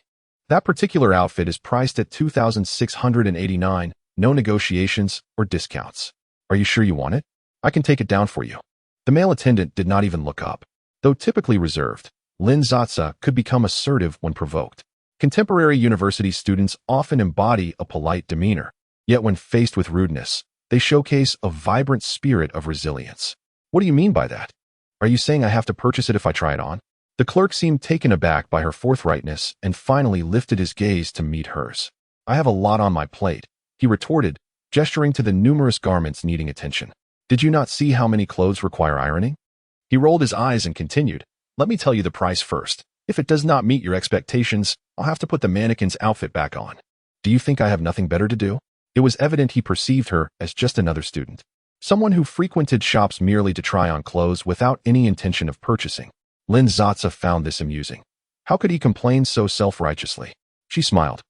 "Of course I want it. If I have my eye on it, I will certainly take it. Please wrap up the one from the mannequin for me." The male attendant shot her a skeptical glance, questioning whether he had misjudged her intentions. He approached and carefully removed the skirt from the mannequin to package it. And what about the outfit worn by the mannequin in the window? Do you have my size? I'll take a set of that as well. Observing the clerk standing still, Lin Sasa stepped closer, revealing her balance on her mobile payment app. Look, ISNT trusts the most fundamental aspect of human interaction? The male attendant could only catch a glimpse of a series of numbers, and his expression immediately softened as he began to package the few items that Lin Sasa had just selected. Chapter 21. I shall pass, said the young lady. The total comes to 16,398. How would you like to proceed with the payment? There's no rush. I wish to purchase a few more items. Lin Sasa leisurely strolled through the store, her gaze flitting from a jacket to a long trench coat, and then to a pair of knee-high boots. Wrap them all up for me, please. The sales attendant's eyes brightened, and his demeanor became more courteous. Your taste is impeccable, miss. These are all new designs from our talented designer. The total now stood at 27,899 yuan. The male attendant was already calculating his potential commission. As Lin Sasa observed him inputting each item's code into the computer, she leisurely stated, "Oh, I shall pass." You. The attendant's smile froze. What do you mean, you? A service worker with no sense of self-awareness? Balancing customer service while expecting to earn a commission? What audacity! Lin Sasa remarked, her lips curling into a sardonic smile. Are you simply idle? Seeking excuses for your poverty? The male attendant was nearly incensed to the point of apoplexy. I truly have ample leisure time, but shortly. You shall find yourself quite occupied with the ironing and hanging, she retorted. Though he had called her poor, Lin Sasa felt no anger. After all, she was genuinely affluent now, and the attendant's words could not pierce her. With a nonchalant shrug, she turned and exited, making her way into the shop across the street. This establishment specialized in minimalist cotton and linen styles, fabrics that Lin Sasa adored for their breathability and comfort during the summer months. The saleswoman greeted her warmly upon entry, inquiring if she required assistance or preferred to browse independently. Now, this is how it should be, she mused. Some staff members, earning a meager salary of 3,000, rely on commissions from customers, yet still look down upon them. One wonders what they take pride in. After trying on a few items, she selected 2 long cotton linen skirts, along with a couple of tops, trousers, and a midi skirt. Lin Sasa paid with ease, her expenditure exceeding 10,000 yuan. As she exited, carrying 2 shopping bags, she caught sight of the male attendant glaring from across the street. Pausing, she scrutinized him from head to toe, raised her bags in a dismissive gesture, and smirked as she walked into the adjacent store. This shop, with its traditional Chinese decor, exuded an air of elegance and antiquity. The spacious interior felt somewhat empty, adorned only with mannequins dressed in kipeos. The floor-to-ceiling glass display cases along the walls showcased an array of fabrics, meticulously organized by color and pattern, a sight that would delight the eyes of an obsessive-compulsive. A middle-aged woman, gracefully clad in a qipao, approached her. Miss, are you interested in customizing a qipao? Intrigued, Lin Sasa nodded. May I inquire about your preferred colors and fabric styles? Noticing Lin Sasa's momentary confusion, the middle-aged woman kindly continued. Or perhaps I may suggest some options for you. That would be wonderful, Lin Sasa replied. Please follow me. You may start by examining the fabrics we have in store. The woman led her to a display case. Here, we have pure silk. Over there, brocade, and also cotton linen, all available for your consideration. There is also Shao Yu Yin silk available, though it may not appeal to the younger ladies who lean towards fabrics that exude a more youthful charm. What material is this? Lin Sasa inquired, pointing at a moon-white qipao adorning the mannequin. This is made of plain crepe satin, embellished with handcrafted Su embroidery. Would you like to try this one on? Lin Sasa readily agreed. The smooth fabric draped elegantly, conforming beautifully to her figure, while the subtle Su embroidery in matching tones added an air of refinement. With her fair complexion and crimson lips, Lin Sasa stood in front of the mirror, twirling to admire her beauty. The middle-aged woman mused internally. What a splendid blossom of wealth and grace she is. Satisfied, Lin Sasa promptly decided on this ensemble and chose a light green silk fabric, opting to have 2 sets custom-made. The middle-aged woman invited her to the fitting room to take her measurements. Upon reviewing the recorded body data, she couldn't help but express her astonishment, exclaiming, with a figure like yours, you simply must wear a qipao. She meticulously inquired about Lin Sasa's preferences for embroidery, collar style, sleeve length, and hemline, recording each detail with care. She also proactively added Lin Sasa on WeChat, informing her that there would be a fitting for the initial garment in about a week. At that time, they could discuss any adjustments needed before the final tailoring. The expenditure of over 18,000 yuan felt slightly extravagant, and Lin Sasa felt a twinge of regret, realizing her perspective on spending was gradually shifting. It had been half a year since she last returned to this city. As Lin Sasa alighted from the taxi, dragging her suitcase behind her, she passed by a group of children playing joyfully in the neighborhood. This was an old community, predominantly inhabited by employees from nearby institutions, much like her father, Lin Jianxiao, a high school teacher. The residents were largely familiar with one another. The elderly women watching the children paused to observe Lin Sasa with curiosity. I haven't seen her before. Do you know where she comes from? Is she visiting relatives? She is quite striking, isn't she? She doesn't look too old. I wonder whose relative she is. I have a grandson who's still single. Oh, come now. Have you seen her demeanor and poise? Your grandson doesn't stand a chance. The elderly woman, though playfully rebuffed, chuckled. Indeed, a girl of such beauty must already have a suitor. Stopping in front of the familiar door, Lin Sasa was about to knock when it swung open from within. Sume, startled, looked up to see her daughter standing there, momentarily at a loss for words. You. Sume hesitated, unable to believe her eyes. Sasa? Mom, I'm back. Why have you lost so much weight? Sume's eyes misted with concern. Mom, don't overthink it. Do I look ill to you? I've just been on a diet. Is that such a bad thing? Lin Sasa replied, half amused. Well, it certainly doesn't seem so, Sume said, taking a long, careful look at her daughter before finally ushering her inside. Old Lin, come quickly and see Sasa. She has lost so much weight. Sume, overwhelmed with joy, momentarily lost her composure. Upon noticing Lin Jianxiao's solemn expression, her voice gradually diminished. Dad, Lin Sasa called out softly, whom Lin Jianxiao finally responded, casting a fleeting glance in her direction. It was about time. Just look at how she used to be, lacking any self-discipline, a source of embarrassment when taken out in public. Lin Sasa remained impassive, choosing to act as though she hadn't heard. I'll go put away my suitcase, she remarked before retreating to her own bedroom. Their home was laid out as a 3-bedroom apartment. The largest room belonged to her parents, while her father had converted the second bedroom into a study, leaving her with the smallest quarters. Upon entering, she immediately sensed a strong presence of another person's life within her cramped bedroom, with figurines and basketballs clearly belonging to a male occupant. With a stoic expression, she opened the door and inquired, whose belongings are these in my room? Chapter 22. If you have the ability, don't complain. Sume poked her head out from the kitchen, nervously wiping her hands on her apron, her face adorned with a conciliatory expression. Your cousin Shao Yu from your third uncle's family expressed a desire to visit the city during the summer vacation. And since your room is vacant, your father allowed him to stay. He just left yesterday to accompany your grandmother in the countryside. What is this attitude? Lin Jianxiao frowned, his expression stern. Is it unacceptable for my brother to stay here for a while? Did I give my consent for this? If he is staying, why hasn't he taken his belongings? This is my house. Does it require your approval? Are you not leaving in a couple of days? Is it not permissible for your brother to stay while you're away? How did I end up with such a cold-hearted child? Lin Jianxiao thundered. Sume attempted to placate him. Mom knows you dislike others sleeping in your bed, so she has kept things for you. She just aired out your bedding yesterday and even replaced it with a new set. At that moment, Lin Jianxiao was like a lit firecracker, ready to explode at anyone who spoke. He turned to Sume, shouting in anger, a doting mother spoils her child. It's your indulgence that has led her to disregard her elders. This house is for your precious nephew. I will no longer reside here. Lin Sasa grabbed her suitcase and headed for the door.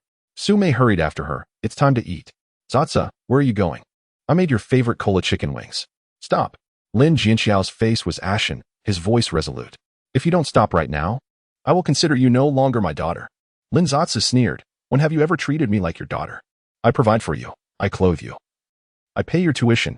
Every penny in this household is earned by me. Is this how you repay me? You should have thought twice before having me. Raising children is your responsibility. At most, you could have provided me with support. No one else has ever cared about my life or death. Stop with the moral coercion. Rest assured, when you die, I will still come to fulfill my filial duty. With that, Lin Sasa slammed the door behind her. Sume, frantic, glanced at Lin Sasa's retreating figure, then at Lin Jianxiao, whose expression was twisted with rage, as if he might collapse at any moment. After a brief hesitation, She chose to halt her pursuit. She had opted for Lin Jianxiao, yet all she received in return was a tirade of insults. He gasped for breath, blaming her for failing to raise Lin Sasa properly, saying she did nothing at home and couldn't even manage the most basic discipline. Sume could only listen, tears streaming down her face in silence. Once outside, Lin Sasa even contemplated booking a ticket back to S-City immediately. However, recalling Sume's anxious and pleading demeanor, she restrained herself. She took a taxi to the nearest and finest hotel, reserving a business suite. Her intention was to make a brief appearance in the countryside the next day before promptly returning to S-City. Her phone buzzed incessantly with messages from her mother, but she didn't even bother to open them. She had no desire to read them. After ordering a meal, she prepared to rest. Sume's phone rang again, and upon answering, she whispered, "Zatsa, where are you? Mom saved some wings for you. I can bring them over." Lin Sasa could almost envision her mother's shrinking figure on the other end of the line. It is evident, without a doubt, that Lin Jianxiao would rather see her perish in hunger than leave any food for her. However, Sume discreetly saved some dishes for her daughter. Despite her deep-seated fear of Lin Jianxiao, her maternal instincts prevailed, drawing her concern towards her child. This only intensified Lin Sasa's persistent thoughts, prompting her to inform her mother of her hotel accommodations and invite her to visit. Upon arriving at the opulent hotel, Sume felt somewhat out of place as she entered the grand lobby. Lin Sasa, who was waiting there, spotted her mother and guided her upstairs to her room. Once inside, Sume began to fuss, cautioning Lin Sasa against frivolously spending her money and urging her to save diligently. The hotel radiated affluence, and Sume's heart ached at the thought that her daughter, having only just taken a summer job, could hardly earn enough to cover the exorbitant cost of a single night's stay. She opened a thermal lunchbox to reveal a neatly arranged feast, several large chicken wings and rice, still warm. Without further ado, she urged Lin Sasa to eat. Lin Sasa, however, refrained from disclosing that she had already dined, silently accepting the chopsticks and picking up a chicken wing. The familiar flavor ignited her taste buds, and her eyes began to well with tears. As the tears streamed down uncontrollably, Sume's demeanor shifted to one of alarm. "Sasa," she murmured, observing her daughter's expression of profound grievance. She wondered if it was due to a recent quarrel with her father or perhaps difficulties at school with classmates or teachers. Lin Sasa, amid her sobs, shook her head. Once her emotions settled slightly, she implored, "Mom, would you consider divorcing him?" Sume hesitated, taken aback by the sudden mention of this topic. "Sasa, your father, despite his shortcomings, is still your father. He was right when he said that he has earned all the tuition fees. You have 3 more years of college ahead, which will incur significant expenses.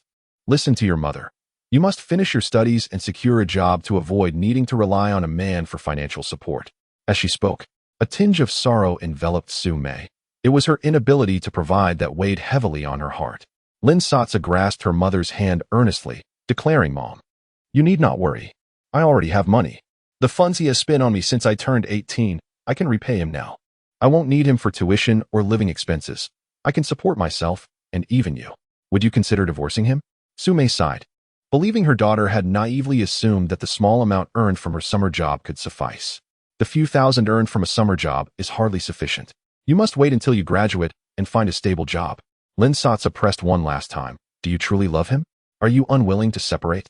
If I secure a good job that allows me to support both myself and you, would you then be willing to leave him? We've been together for so long. Love seems irrelevant now.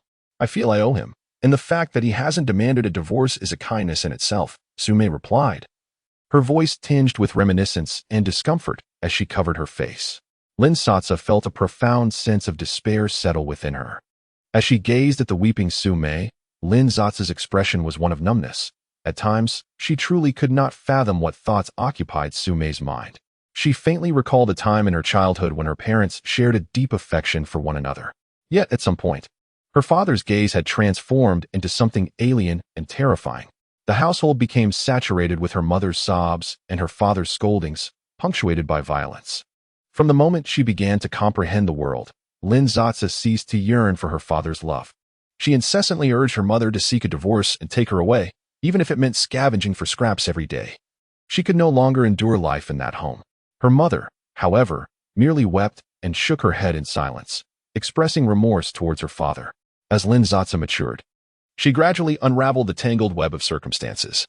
She coldly pondered why all the blame seemed to be placed upon her mother, who, in a tragic twist, believed herself responsible for these misfortunes, willingly imprisoning herself within a cage of despair. Chapter 23. An uneasy encounter the following day. The family of three sat in silence within the confines of their car, en route to their grandmother's home in the countryside to celebrate her birthday. The father, indifferent to where she had spent the previous night, refrained from continuing their quarrel. He had always been a man overly concerned with appearances, striving to maintain an illusion of familial harmony in front of others, even his own kin. It was nothing more than a futile charade.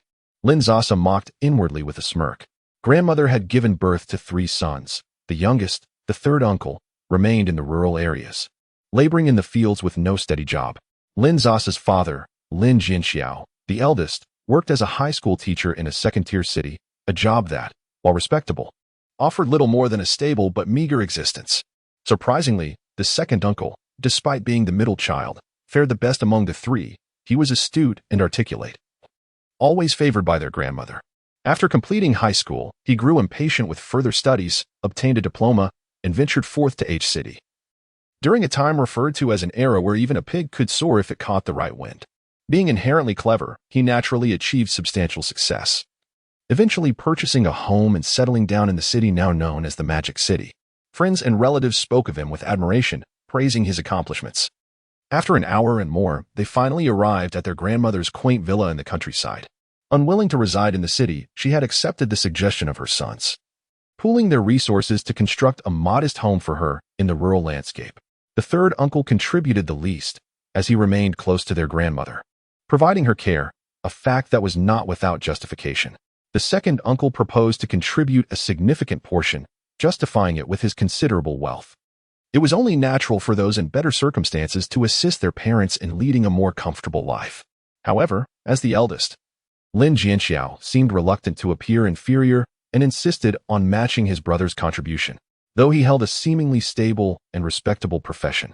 The truth was that it was merely a facade of financial security, masking a life of poverty. Lin Sasa recalled that after parting with that sum of money, their lives became increasingly strained. Her mother struggled to create satisfying meals from the paltry allowance provided by Lin Jianxiao. The already tense atmosphere at home was thick with an unspoken tension, as if the air itself were saturated with the potential for an explosion. Upon their arrival, the third uncle greeted them with a smile, casting a surreptitious glare at the third aunt, Hu Yin, who reluctantly emerged from the house to welcome them. "Ah, the elder brother has returned," she remarked. Noticing Sume behind him, her smile was more a grimace, and she offered no further acknowledgement. The 2 men seemed oblivious to any discord, exchanging pleasantries as they entered the house. Lin Sasa stepped out of the car, linking arms with her mother. Sume turned back to her with a strained smile. "Who is this?" Hu Yin inquired, feigning surprise. "It's me, Sasa," Lin Sasa answered curtly. "Oh, Sasa, I hardly recognized you. You've lost so much weight." "I'm on a diet," Lin Sasa replied dismissively, leading her mother into the house. They approached the sofa in the living room, where Grandmother Lin sat, and offered her birthday wishes. Grandmother Lin, preoccupied with her eldest son, cast a brief glance at the 2 of them, nodding to indicate she had heard them. Upon witnessing the refined features of Lin Zizao, which bore a striking resemblance to her mother, Sume, Lin's grandmother felt a flicker of disdain and chose to feign indifference. However, Lin's grandfather, intrigued, casually inquired about her recent weight loss, but did not pursue the topic further. Meanwhile, Hu Yin lingered behind, his gaze fixated on Lin Zizao's retreating figure. He muttered under his breath, astonished by how closely she mirrored her mother in her youth. Her figure suggested a spirit not easily tamed. He then dialed his sister-in-law with warmth. "Sister-in-law, when will you arrive?" In the passenger seat, Shen Miao furrowed her brow, internally brimming with impatience. Yet her tone remained courteous and amiable, masking her true feelings. "Oh, sister-in-law, I suppose it will be another half hour. We've just exited the highway." After exchanging pleasantries, Shen Miao hung up, dreading every visit to her husband's hometown. The disarray of her mother-in-law's home, the unsightly rural surroundings, and the absence of any sizable shopping mall within a 50-mile radius compounded her distaste. Additionally, that woman, Shen Miao thought with disdain.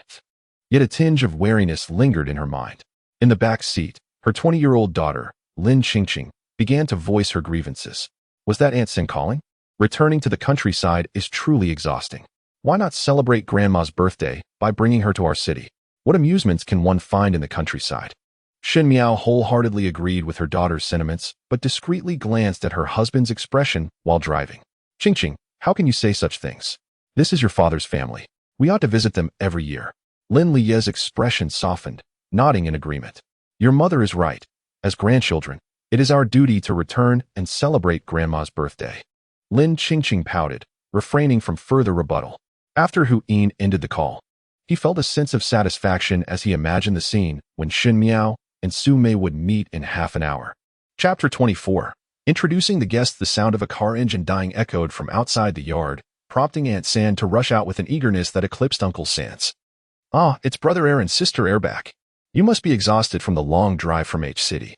Hu Yin, brimming with enthusiasm, lavished praise upon Lin Qingqing as she emerged from the back seat. Oh dear, Qingqing, look at how stunning you've become. More enchanting with each passing year. As Lin Liye and his wife stepped out of the BMW, they greeted the couple, Lin Jianxiao and his spouse, with casual familiarity. Lin Jianxiao responded with a smile, while Su Mei kept her head bowed, offering a soft acknowledgement. Lin Zazai also greeted them, Uncle Air and Air. Zazai? Lin Liye expressed a momentary distraction. Today, Lin Zazai donned a sky-blue cotton linen long dress, her youthful visage radiating an ethereal beauty. Realizing the present company, he quickly regained his composure, speaking warmly. You've lost so much weight. How you've blossomed, truly becoming more beautiful with age. Lin Zazai merely smiled in response. During her childhood, her father had been quite stern. But Uncle Air always showed her kindness during festive occasions, which she cherished immensely. However, the closer she grew to him, the more her father cast those disconcerting glances his way. Later, Lin Zazai learned that Su Mei was Uncle Air's first love, who had inadvertently ended up marrying Lin Jianxiao. To modern eyes, such a romance would seem trivial, perhaps merely a source of awkwardness between two brothers.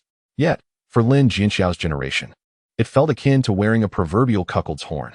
Everyone admonished Su Mei, insisting it was her fault, declaring that a woman should remain loyal and not engage in multiple romances.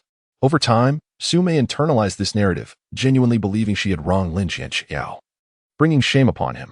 As Lin Zazai matured and grasped the complexities of the situation, her heart harbored nothing but disdain for Lin Liye.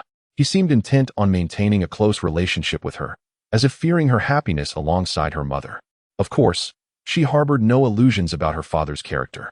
At that moment, Shen Miao discreetly observed her husband's expression and urged, "What are we standing around for? We still need to celebrate your mother's birthday." Lin Zazai shifted aside at the doorway, watching them file in. Following closely behind, Lin Qingqing paused, surveying Lin Zazai with an air of haughty appraisal. Clad in a similarly green ensemble, Lin Qingqing's slender figure was adorned with a delicate gauzy skirt, her features echoing the ethereal beauty inherited from her mother, Shen Miao. However, standing before the statuesque Lin Zazai, her attempts to disguise her shortcomings through makeup were glaringly apparent. The contrast of Lin Zazai's tall, graceful form and her unembellished, exquisite features, along with the undeniable attributes that remained visible even beneath a loose dress, was striking. A glance at her own flat figure sparked a twinge of envy. How had she failed to notice Lin Zazai's enviable height and beauty during her heavier days? Unable to contain her bitterness, Lin Qingqing remarked, "Have you had liposuction?" Lin Zazai, uninterested in engaging, retorted dismissively, "What business is it of yours?" She subsequently turned and entered the living room, determined to stay by her mother's side despite her aversion to being there. Meanwhile, Lin Qingqing remained rooted in place, fuming and stamping her feet. Although Grandma did not come out to greet them, the sight of her second son and daughter-in-law returning to celebrate her birthday filled her with joy, compelling her to rise from her seat. The thought of the third family's thoughtlessness vexed her. Wasn't it the duty of the elder daughter-in-law to take charge? Her younger brother's family had made the rare trip back, and yet she was not rushing to prepare a fruit platter. After making the necessary arrangements, she cast a sidelong glance at Su Mei and Hu Yin. Father Lin Jianxiao feigned ignorance, never daring to contradict his mother. Just as Lin Sasa was about to voice her anger, Su Mei pressed down on her hand, promptly responding and heading to the kitchen. The elder sister-in-law was skilled with a knife, crafting a beautiful fruit platter, and knowing her own clumsiness, she refrained from offering assistance, opting instead to catch up with her second sister-in-law. Hu Yin responded with a cheerful smile. Lin Sasa felt an overwhelming urge to lash out, to slap them all. But thinking of her mother, she suppressed her fury and followed to the kitchen, silently assisting Su Mei by passing the fruits. Su Mei glanced at her, cautiously reminding her. These cherry tomatoes were grown by your grandmother, treated with homemade fertilizer, and haven't been washed yet. Lin Sasa met her gaze in silence, and Su Mei fell quiet. She accepted the unwashed cherry tomatoes and placed them in the fruit platter. As the eldest daughter-in-law, being summoned and ordered about by the family, she too harbored resentment. After dinner, Lin Lie took his wife and daughter to the city for accommodation. Since they had returned, it was only fitting to visit other elders. Thus they planned to stay for a few days before returning. Lin Grandma felt a twinge of dissatisfaction. There were empty rooms in the house. Yet they chose to waste money on lodging elsewhere. However, considering that the second daughter-in-law was from the city, she could somewhat understand her aversion to rural life. So she refrained from voicing her discontent. At parting, Lin Jianxiao smiled. Second brother, you must be exhausted after a long day of travel. Otherwise, I would have invited you to our home for a visit. I won't disturb your rest. What my elder brother says is true. You have work tomorrow. And we wouldn't want to be a burden. We can visit when you have time, Lin Lie replied with a smile, his gaze subtly drifting towards the silent Su Mei. Goodbye, elder brother and sister-in-law. Once they were in the car and had driven a short distance, Lin Jianxiao's expression shifted dramatically. His face darkened as he drove. All these years, and you still haven't learned to drive, leaving me unable to enjoy a drink today. Lin Jianxiao began to lose his temper, completely forgetting that it was he who had once insisted that women didn't need to drive. Expressing his distrust in riding in a woman's vehicle, Su Mei dared not retort, remaining silent. Meanwhile, Lin Sasa could not suppress her laughter. What are you laughing at? What is so funny? Lin Jianxiao snapped, his embarrassment turning into anger as if she had pricked his hidden insecurities. I saw a joke on my phone that I found amusing. What else would I be laughing at? Lin Sasa thought about her second uncle's and Lin Jianxiao's hypocritical conversation before getting into the car and found it utterly hilarious. Unless it was a family gathering during the new year. Her second uncle had never visited their home. Finally, Lin Jianxiao fell silent. Meanwhile, the atmosphere in the other car was equally peculiar. Lin Sasa, ahem, I meant my cousin. How did she suddenly become so beautiful? Did she undergo cosmetic surgery? Lin Qingqing's mind was filled with the praises from relatives about Lin Sasa today, leading her to ponder. Don't be ridiculous. Your uncle's family has great genes to begin with. Naturally, she looks good after losing weight, Lin Lie remarked, feeling slightly out of place. After casting a discreet glance at his wife's unchanged expression, he breathed a sigh of relief, reflecting that he had done nothing wrong. Feeling all the more at ease. Today, so many people complimented her beauty and offered to introduce her to suitors. Why did no one suggest a match for me? Although she disliked returning to her hometown, every visit resulted in an avalanche of flattery from friends and neighbors. She relished the feeling of being adored. And now that the spotlight had shifted to someone else, Lin Qingqing felt anything but pleased. Silly child, you are registered in H City. They surely know you won't be looking for a partner back home, Shen Miao replied leisurely. However, this did provide her with a new perspective. Upon returning to the hotel, Shen Miao seized the moment while her husband was showering to call her sister-in-law, Hu Yin. How old is Sasa now? I believe she is around 21. Sister-in-law? Why do you ask this? Oh, she's reached the right age. No wonder relatives are eager to introduce her to suitors. As her aunt, how can you not be concerned? Shen Miao gently guided the conversation. What do you mean? Hu Yin was slightly perplexed. What did age have to do with her? The urban way of speaking was rather convoluted. I mean, you should take more interest in your niece. After all, she is 21 and should be feeling the pressure. Girls her age in the countryside are likely already married and having children. How foolish. Shen Miao suppressed her impatience. Ah, yes. Hu Yin began to catch on, tentatively suggesting, I suppose I should look out for my niece. There's a firefighter in my neighborhood, though his salary isn't high. His parents are also from the countryside. But the young man is ambitious and good-looking, and his parents are still young enough to earn money, so the burden isn't heavy. He would be a suitable match for Sasa. But how can that work without money? I see that my sister-in-law has suffered from financial struggles. She wouldn't want her daughter to endure the same. After removing her makeup, Shen Miao's face lost some of its luster, revealing signs of fatigue. She lowered her head to squeeze out a generous amount of eye cream, applying it to the already wrinkled corners of her eyes. Casually, she remarked, Don't you have a distant relative whose family runs a factory? I heard their son is around 26 or 27, accomplished and from a good family, with such excellent resources. Why are you keeping it to yourself? Chapter 25. Shopping for Mom. Hu Yin was nearly taken aback. last year during the New Year celebrations. In an attempt to ingratiate herself, she had rummaged through her mind for various pieces of gossip to amuse her sister-in-law, ultimately mentioning this relative. Although she kept it under wraps, there is no wall in the world that does not let the wind through. Upon returning to her family home, she learned a sensational piece of news. The son of this relative, who appeared quite presentable, had an affinity for men. His parents had even sent him to a hospital for psychiatric treatment. This woman was indeed ruthless. She was well-educated and from a big city. Yet her heart was so venomous. After a moment's hesitation, Hu Yin steeled herself and agreed. Well, you see, sister-in-law, our little Yong is also going to the city for high school, and your third brother hasn't he achieved much. He has been stuck in this rural area without even a house to his name. He is too embarrassed to speak up. So I've taken it upon myself to ask. I wonder if I could borrow 300,000 from you. Greed was evident, and Shenhao frowned, immediately cutting the amount in half. You know our family is all about establishing a career and being the head of the household. There isn't much extra cash on hand. How about this? I'll borrow a few thousand from my parents to make it an even 150,000 for you. And consider it a gift for little Young. Deep down, she understood that calling it a loan was merely a fade. This couple, both in their 40s, had been living off their parents and had no legitimate jobs to repay such a sum. The money, once lent, would likely vanish without a trace. Akin to a meat bun thrown to a dog, it would be better to express it up front and save face. Hu Yin curled her lip in disdain, pretending to be unaware of her sister-in-law's true financial situation. What a charade to claim she was borrowing from her parents when the funds ultimately came from Lin Sasa. What money could her family possibly have? They were so-called natives of H City, yet they lived in a cramped little house that might take a century or more to be redeveloped. Though she thought this, her tone remained neutral. Hu Yin feigned hesitation, though she had already prepared herself to haggle with her sister-in-law. This 150,000 was well within her expectations. All right. Since my sister-in-law is so generous and concerned about her niece's well-being, I certainly cannot lag behind. Once you transfer the money, I will purchase a house for little Yong. And then I won't have to worry anymore. I can focus on finding a suitable partner for Sasa.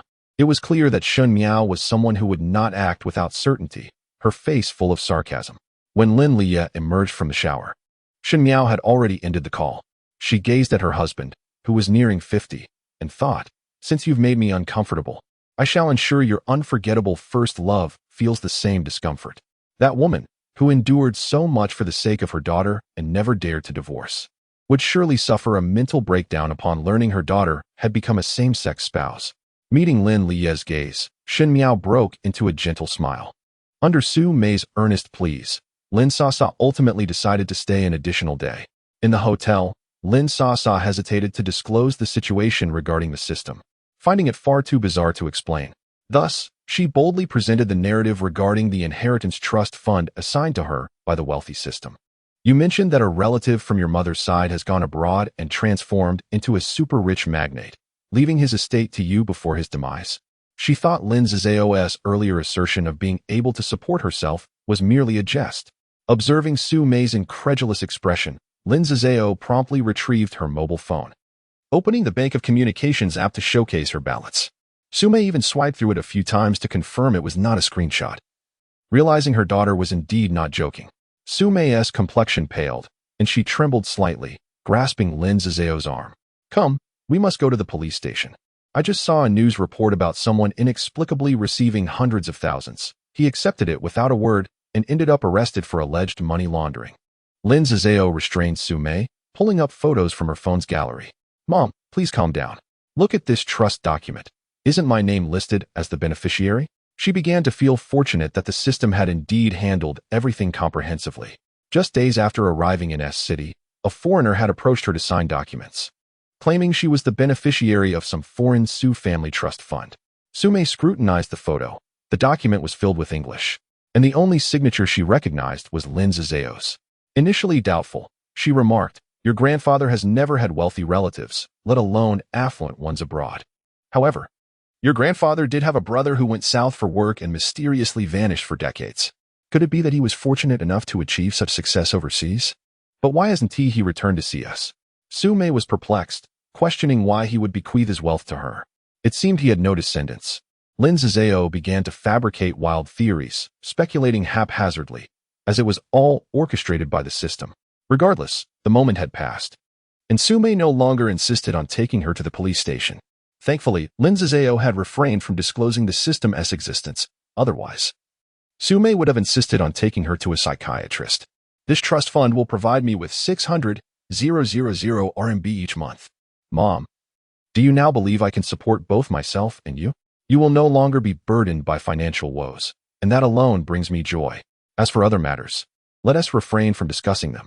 Sume lowered her head, feeling inadequate, only possessing skills in cooking and cleaning. Her daughter, so young yet with such a vast world ahead of her, had fortuitously landed such an incredible opportunity. She should not become a burden to her daughter. Lin Sasa felt a pang of frustration, having only one request of Sume: please do not mention this to Dad. Sume agreed, looking at her mother's worn, dowdy clothing and recalling the glamorous Shenhao from the previous day. They seemed to belong to different worlds despite being of similar ages. Lin Sasa's throat felt constricted. She resolved to take Sume shopping. They first visited an upscale beauty salon where Lin Sasa requested a suitable hairstyle for Sume, along with a complete facial treatment. City C is a second-tier city, and while its shopping malls are not insignificant, they lack some of the world's top luxury brands. However, there are several mid to high-end boutique luxury brands available. After much persuasion, Sume finally agreed to let Lin Sasa buy her some clothes. They entered an MK store. In truth, Lin Sasa had seldom visited such upscale establishments. Yet, observing Sume's anxious demeanor, unsure of where to place her hands, Lin Sasa found herself calming down. She continuously engaged Sume in conversation to soothe her nerves. Mom, I believe that dress would suit you beautifully. The pattern is quite lovely. Let us give it a try. The sales associate remained courteous throughout, and it is worth noting that the condescending salespeople of yesteryears have become increasingly rare. Sume emerged from the fitting room, somewhat bashful. Her foundation was not lacking. Lin Sasa's striking features were, in fact, inherited from Sume. A stylist had previously crafted her long, flowing curls and applied a meticulously refined makeup look. Complementing her bright features, there was an air of languid allure about her. Though her countenance could have been perceived as quite assertive, Sume had spent over 2 decades embodying the role of a devoted wife and mother, exuding an indescribable charm. Lin Sasa selected a sleeveless, cinched light blue dress for her mother, crafted from a fabric that draped beautifully, with an exquisite cut. While her figure was not particularly slender, the burdens of middle age had imparted a touch of fullness, enhancing her overall roundness. At that moment, Lin Sasa was not the only one captivated. When Huaqian, who had come to inspect a factory without his assistant and had to purchase a shirt on the spot, found himself unable to blink. It was astonishing to encounter someone who perfectly matched his aesthetic ideals. Alas, a glance at the wedding ring on her finger and the youthful woman beside her, evidently her daughter, brought him back to reality. With a sigh, when Huaqian reminded himself to avert his gaze and prepared to turn away. Just then, a voice called out, "Aunt, I just told my mom I thought I saw you, and she didn't believe me. But it really is you." Chapter 26.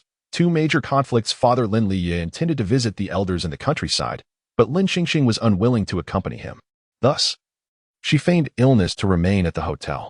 Understanding her daughter well, Shenhao decided to stay behind as well. As fate would have it, the mother and daughter found themselves shopping in a mall. "Sister-in-law, what a coincidence," Shenhao greeted with a smile, her gaze meticulously assessing Sume's appearance. With a touch of adornment, despite the years of hardship, the woman had not lost much of her allure. Instead, she seemed to exhibit an added air of fragile melancholy. Lin Xingxing and her mother entered a store. "Cousin, although MK is not a renowned brand, that dress must cost 2,000 to 3,000. Wouldn't that be rather extravagant for you?" "Xingxing, how can you speak like that? I heard that Zaza took a summer job, likely saving up to buy clothes for sister-in-law.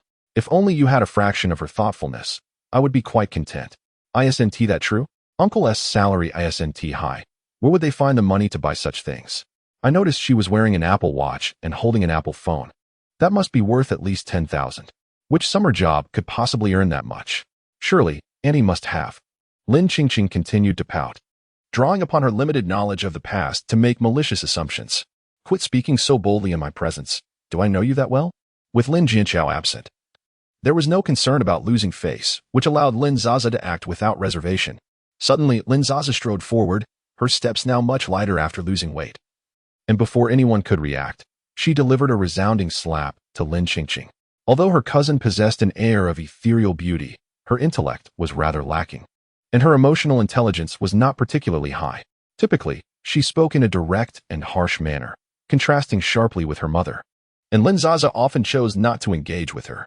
However, today, she had invested considerable effort to help Su Mei regain her confidence, and she could not allow these two individuals to undermine that progress.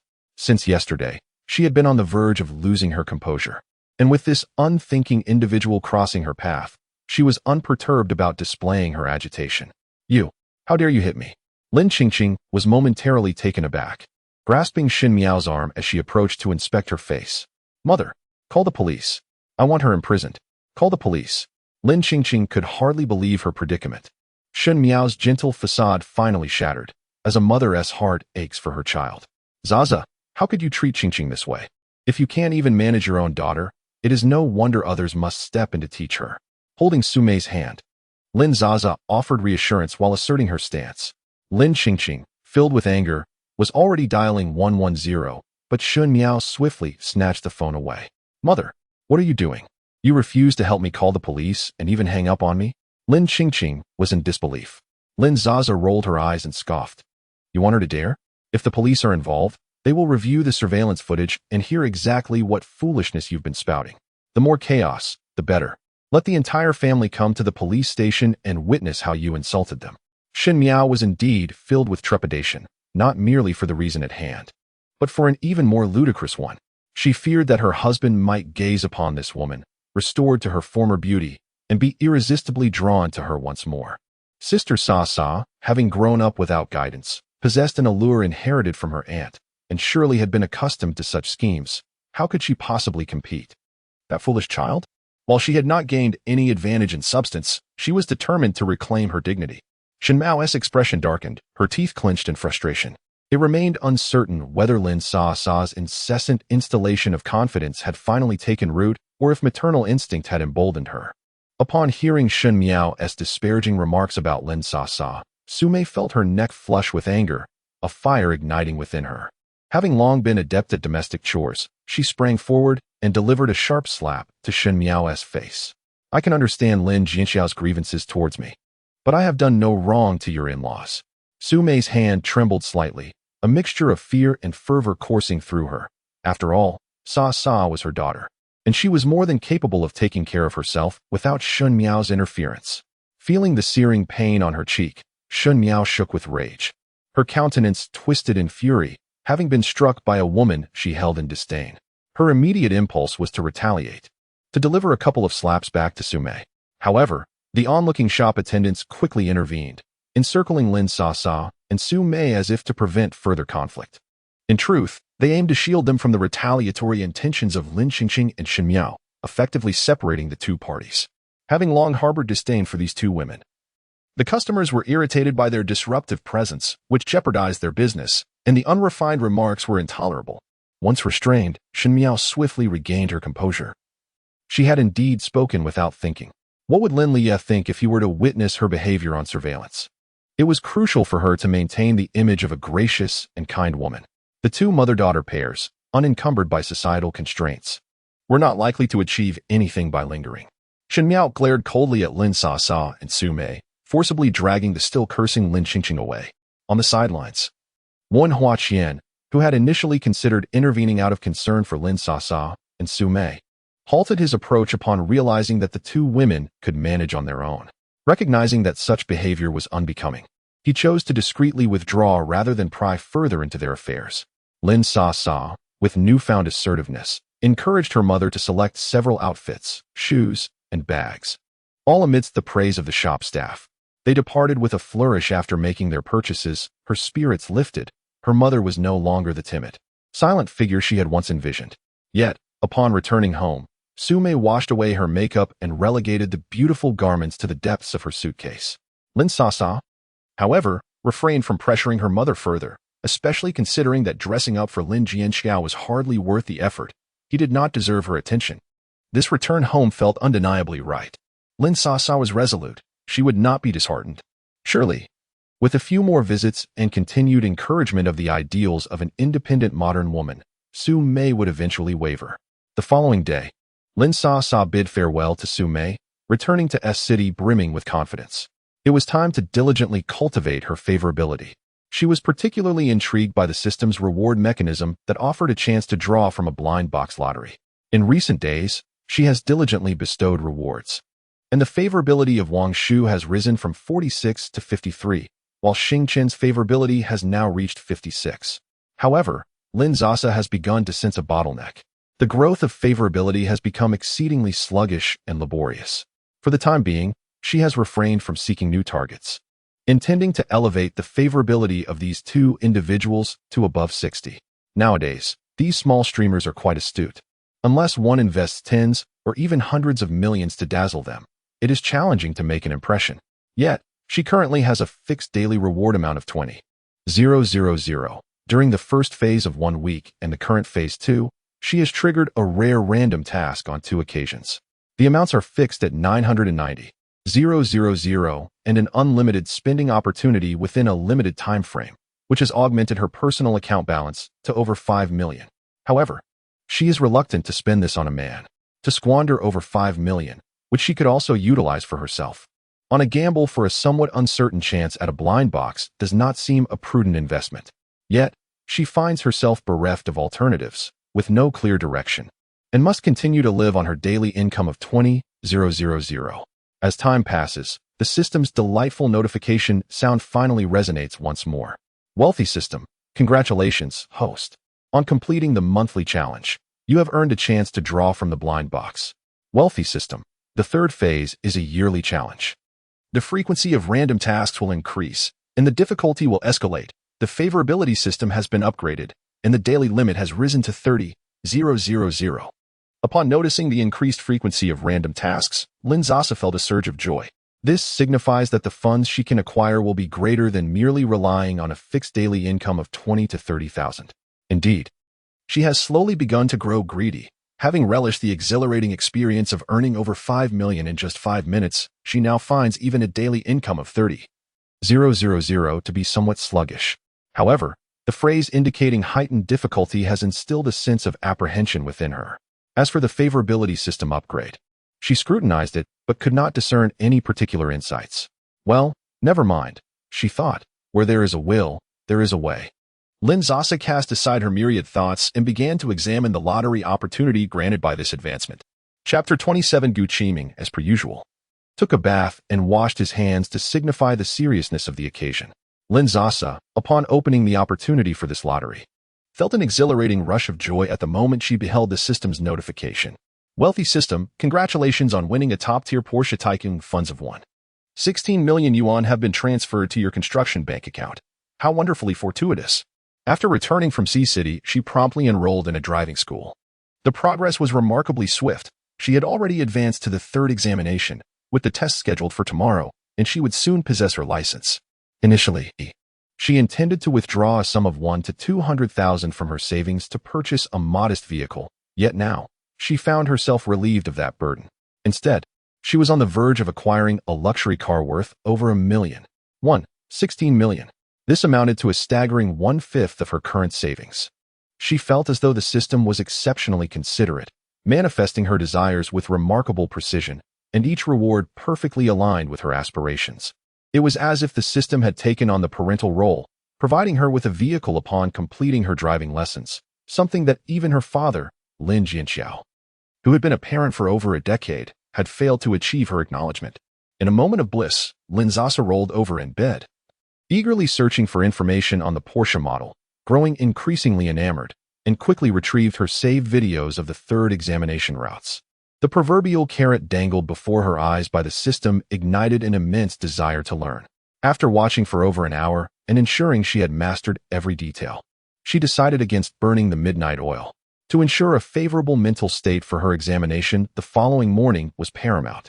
During the 3rd examination, each candidate is afforded 2 attempts. On her first try, Lin Sasa barely managed to drive less than 200 meters before the safety officer in the passenger seat abruptly engaged the brakes. Look this way, look at me. You're about to scrape against the adjacent vehicle. The safety officer's expression was stern and unyielding. Lin Sasa felt a wave of discouragement wash over her. There was only one chance remaining. She was the first to take the test, with 3 others seated behind her. One young man, who also appeared to be a student. Couldn't he help but offer words of encouragement? Don't be nervous, believe in yourself. After expressing her gratitude to the young man, Lin Sasa steeled herself for the next attempt. This time, she diligently recalled her instructor's words and finally reached the last task, parking by the curb. Ideally, the distance should be maintained at 10 centimeters.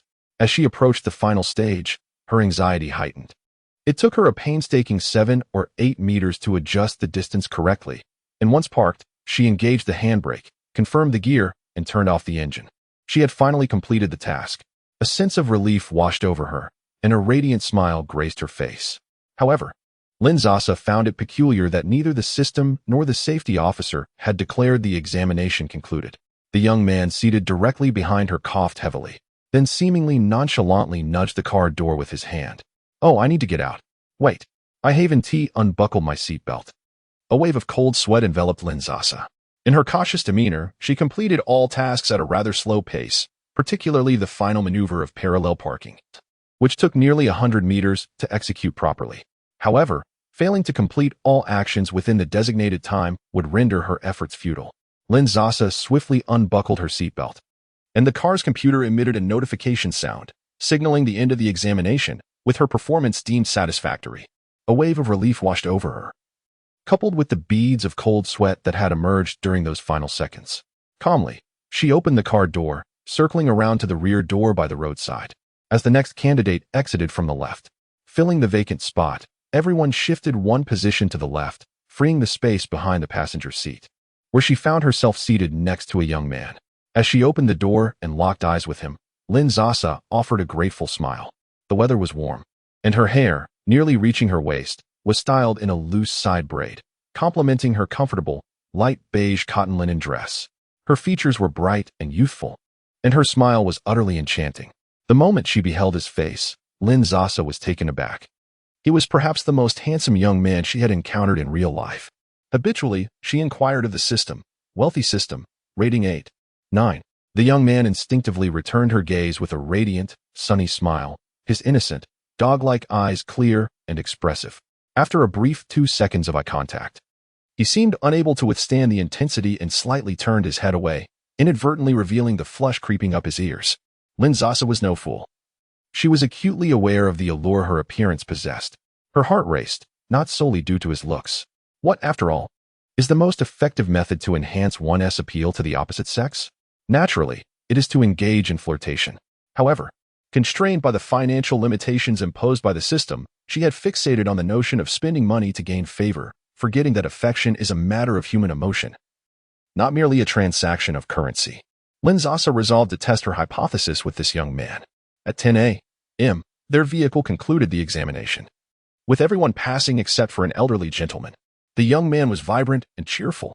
Upon disembarking, he inquired whether she had scheduled her 4th subject exam, which, like the previous one, was computer-based and bore little difference in question content from the first subject's question bank. After his enthusiastic explanation, Lin Sasa learned that once one passed the 3rd subject, one could immediately book the 4th subject if there was availability in the testing room. Upon passing, she could collect her driver's license after a brief wait of several minutes. Consequently, they both scheduled their 4th subject for 2 p.m. Given that the testing site was located in the outskirts, returning home would take an hour or 2. Lin Sasa decided to wait there, both as a gesture of gratitude for his earlier assistance and to experiment with the dynamics of attraction. She extended an invitation to lunch to the young man. Seated in a fried chicken restaurant, Lin Sasa initiated a somewhat awkward conversation. Despite being the one to extend the invitation, it was the young man who continuously sought topics to discuss. In reality, Lin Sasa was not particularly adept at interacting with the opposite sex. Before she could pose any questions, the young man eagerly introduced himself, almost divulging the color of his undergarments in his eagerness. His name is Gu Qiming, a local resident of 18 years, freshly emerged from the rigors of the college entrance examination, and surprisingly, he is her junior. Enrolled in the software development program at S University. With a commendable score of 8, 9, Gu Qiming embodies the essence of a rising star, his name resonating with the brilliance of celestial bodies. This familiar scenario prompted Lin Sasa to inquire about Gu Qiming's level of affection through her system. Wealthy system. Gu Qiming, star, currently holds an affection level of 58. Is it truly a coincidence that such serendipitous events occur in this world? It turns out that Gu Qiming is indeed the star, having previously lingered at an affection level of 57 for an extended period, now inexplicably rising slightly. What a fortunate discovery. Just as she was seeking an opportunity, he appeared. Upon realizing their acquaintance, Lin Sasa felt an unexpected calm wash over her. With a warm smile, she introduced herself. I am Lin Sasa. You may call me Sasa. Sasa. Gu Qiming repeated her name a few times, scratching his head, and cautiously asked, Senior, do you play games often? For instance, that popular game, Honor of Kings? I do. Lin Sasa responded enthusiastically. Sister, what is your game ID? Upon forming a conjecture, Gu Qiming altered his address to her. It's Sasa. Why do you ask? Lin Sasa feigned ignorance. My game ID is star. Gu Qiming's eyes sparkled with anticipation as he gazed at Lin Sasa. How could he not have realized? The voice was so familiar and ethereal, reminiscent of the character Sasa in the game. Star? You must primarily play as Yao, right? I have a friend in my game list named Star, who plays as a minor Yao. Yes, that's me, sister. Gu Qiming exclaimed with excitement. What a coincidence. We truly share a bond. Lin Sasa pretended to be astonished, smiling brightly in response. Gu Qiming remained somewhat incredulous. In his subconscious, Sasa was envisioned as a 30-something seasoned player. After all, her current account was over 60 levels, boasting millions in achievements. He never anticipated that Sasa in real life would be his senior, and so youthful and beautiful at that. Having spent his 18 years engrossed in basketball and gaming, he found it challenging to comprehend the lovey-dovey antics of his friends. Yet, at this moment, Gu Qiming felt that if it were with her, he would willingly spend every hour of the day together. His mind was swirling with a sense of surrealism. And upon realizing she was indeed Sasa, the little pup grew even more excited, engaging her in continuous conversation. After completing the 4th subject exam in the afternoon, they spent a few minutes waiting for their licenses to be issued, and both Lin Sasa and Gu Qiming successfully obtained their driving licenses. Feeling somewhat shy about inviting a girl to dinner, especially since she had taken such care of him online, Gu Qiming gazed at Lin Sasa with genuine sincerity and a hint of nervousness at the prospect of rejection. I know a fantastic barbecue restaurant. Could you grant me the opportunity to treat you? Presented with a chance to elevate their affection levels, Lin Sasa naturally accepted without hesitation. They each summoned a rideshare vehicle, and the little pup, reluctant to part ways, bid farewell to Lin Sasa. As she watched the little dog depart, the hour was still early, just past 3 o'clock. Thus, Lin Sasa did not return home but instead directed herself to the nearest Porsche center. She was eager to behold her future vehicle. True to its reputation as a purveyor of luxury automobiles, the entrance was graced by a tall gentleman in a black suit and white gloves, who opened the door for her. No need to feel apprehensive. After all, it was merely a more upscale car. Today, she had come to embrace the identity of an esteemed Porsche owner, she reminded herself. Within the opulent showroom, various models of Porsche were on display, illuminated by bespoke lighting that danced upon their luxurious finishes. Upon entering, her strikingly beautiful face and statuesque figure captured the attention of all present.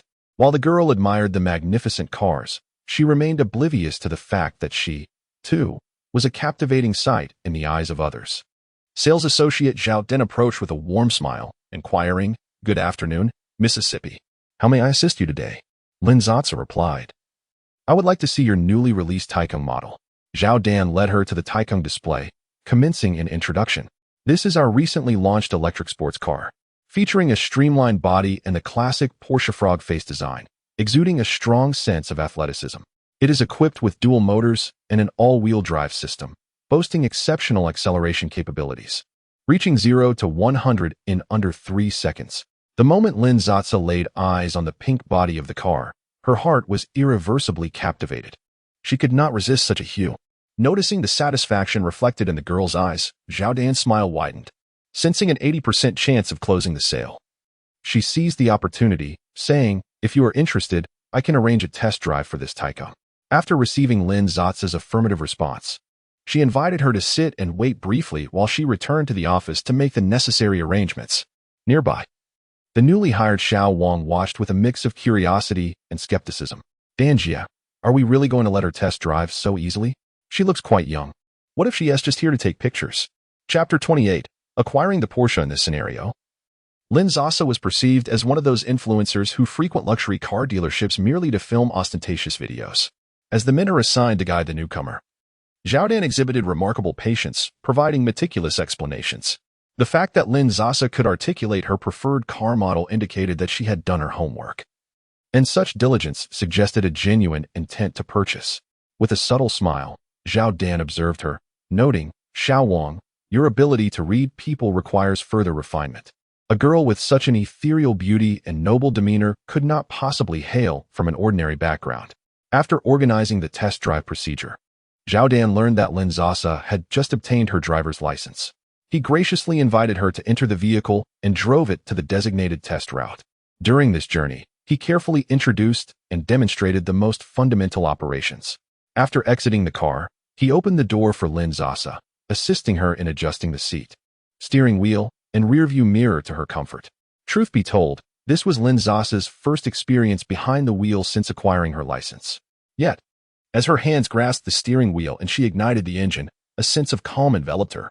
A gentle press on the accelerator sent the car surging forward. The deep roar of the engine a testament to its formidable power. The scenery outside whizzed by, the azure sky stretching endlessly above, while passers-by cast envious glances her way. In that moment, it felt as though the entire world lay beneath her feet. No wonder people are enamored with luxury cars. After completing a thrilling lap, she returned to Zhao Dan's side and brought the vehicle to a steady halt. Lowering the window, she expressed her intention to return and finalize the contract. As a top-tier salesman, Zhao Dan had undoubtedly closed numerous high-value deals, but witnessing the radiant smile of the young girl stirred an unexpected flutter in his heart. Even as a fellow woman, upon returning to the Porsche Center, Zhao Dan escorted her to the VIP lounge, inviting her to relax momentarily. Soon, exquisite pastries and tea were served. While savoring her tea, Lin Sasa listened attentively as Zhao Dan outlined the purchasing process and relevant configurations. The base price of her chosen model hovered around 800,000, and without much contemplation, she began stacking on enhancements, the finest interior, the most splendid wheels, the best sunroof, insisting on top-tier specifications for every feature. What left her perplexed was the revelation that the iceberry pink color incurred an additional charge of over 10,000. Such an infuriating societal norm, the so-called pink tax. Ultimately, after factoring in insurance and various additional fees, the total reached 1,160,000, precisely exhausting the funds provided by the system. Under the astonished gaze of the intern Shao Wang, Lin Sasa opted for a full payment. Fortuitously, since she had selected the highest specifications in the most popular color, a vehicle was already in transit, allowing her to collect her new car in just 3 days. Far from the months-long wait that online discussions had suggested. Relieved, Lin Sasa felt a wave of assurance wash over her. That evening, Xingchen sent her a private message, inviting her to play a game. Lin Sasa, having never been naive, was well aware of the nuances of flirtation, which, as the internet suggested, thrived on a delicate balance of proximity and distance. Having just met today, Lin Sasa felt a sense of impact from Gu Qiming and even agreed to his dinner invitation for the following evening. Naturally, she could not acquiesce to his every whim, for that would render her far too easily manageable. "Sasa, I have plans to play with other friends today, perhaps another time." After sending this message, Lin Sasa indeed put Gu Qiming out of her mind, choosing instead to indulge in a game with Ling Shan, a friend she had not spent time with in a while. Meanwhile, on the other side of the screen, Gu Qiming held his phone, pondering anxiously whom Sasa might be playing with. Were they male or female? With her generous nature, it was likely that many attractive individuals online were eager to win her over. Disheartened, the young man felt a twinge of disappointment. However, he quickly reassured himself. After all, he was not lacking in charm, and he was Lin Sasa's junior. Having met her in person, who could rival that? He soon brightened up. After a slumber that extended well into the afternoon, Gu Qiming had sent Lin Sasa a text message wishing her a good morning and providing the address of the barbecue restaurant. This message had gone through numerous drafts before it was finally sent. He believed it was his duty as a gentleman to escort Sasa, yet he feared that she might perceive his intentions as insincere, which made him hesitant to disclose his home address. In the end, he opted for a more conventional response. After replying to Gu Qiming's message, Lin Sasa casually nibbled on a snack and dawdled for a while before finally, selecting an outfit, and preparing to leave. Lin Sasa arrived at the restaurant 10 minutes early. Meanwhile, Gu Qiming was engrossed in reviewing the conversation techniques he had meticulously crafted the night before, rehearsing in front of an empty seat for over an hour. Yet, when he finally laid eyes on Lin Sasa, his mind went blank. Today, she wore a custom-made sleeveless gown of pale jade white, which she had prepared long ago but had yet to find an occasion to showcase. Feeling particularly cheerful, she applied a light layer of lipstick and styled her hair into a low bun, adorned with a simple wooden hairpin. The tailored gown accentuated her curvaceous figure flawlessly, with her bare arms appearing even more delicate and fair than the silk fabric of the dress. The casually styled low bun elongated her neck, and as she walked, her long legs peeked enticingly from the slit of her skirt. In the brief seconds it took for the young woman to approach, not a single person averted their gaze from her. Once she settled into her seat, attention shifted to the young man across from her, their admiration turning into scrutiny. Dressed in a simple white t-shirt paired with a shirt jacket and black trousers, he exuded a refreshing youthful charm, although perhaps he appeared a tad too inexperienced. Onlookers could only muster a critique to console themselves in their envy. Lin Sasa, however, desired precisely this effect. She relished the sight of the young man rendered speechless. Inquiring about Gu Qiming's current level of affection for her, she smiled with satisfaction upon seeing the number, 59. And she had managed to elevate it slightly. Her efforts were indeed fruitful. Is he not handsome? Why is he silent? Lin Sasa deliberately posed the question. The youth scarcely dared to meet her gaze. Upon hearing Lin Sasa's inquiry, he swiftly turned away to explain, fearing any misunderstanding. She was utterly captivating. I was entranced, truly. The most admirable quality of a puppy is its sincerity, and Lin Sasa's ears turned a shade of crimson at his directness. The establishment's signature dish is beef. After placing the order, various cuts of beef arrived promptly, beef tongue, chukai roll, and of course, the most sumptuous A5-grade Wagyu. The meat was grilled over charcoal. And with summer's heat, the air conditioning in the restaurant was set quite low. Gu Qiming instinctively took on the responsibility of grilling, yet his thoughts were entirely occupied by the girl across from him. So, when he noticed Lin Sasa touch her arm, he immediately removed his shirt. If you don't mind, you can wear my jacket, he offered. It was indeed a bit chilly, and Lin Sasa smiled as she accepted it. Gu Qiming, standing at least 185 centimeters tall, found that his shirt, which fit him perfectly, appeared quite oversized on Lin Sasa. Is this what they call a boyfriend shirt? Gu Qiming couldn't help but imagine. After a delightful dinner, where Gu Qiming handled the grilling and Lin Sasa took care of the eating, they felt quite content. With plenty of time left after finishing the barbecue, Gu Qiming, reluctant to let their brief time together end, boldly posed his next question. Senior, there's a movie that's been getting good reviews lately. There's a cinema just upstairs. Would you like to go? It had been ages since she had gone out at night, and with such a charming companion, Lin Sasa readily agreed. Perhaps it was possible to enhance their rapport and secure a chance for a blind box draw. On their way, Gu Qiming appeared to be browsing movie information on his phone, but in reality, he was frantically consulting his well-experienced friends for advice. Xingchen, any good movies to recommend lately? Friend 1, when did you start liking movies? Friend 2, there's definitely something going on. Spill it. Gu Qiming, mind your own business. Urgent. Friend 3, didn't you say that women slow your draw speed? Look at you now. Friend 4, let me give you some serious advice. That recent horror film, whatever it's called, is quite popular. When the girl gets frightened, she'll snuggle up to you. Don't forget to treat me to a late-night snack afterwards. Xingchen, you guys are too perceptive. I'm not that kind of person. Ignoring the flurry of messages in the group chat, they soon arrived at the cinema.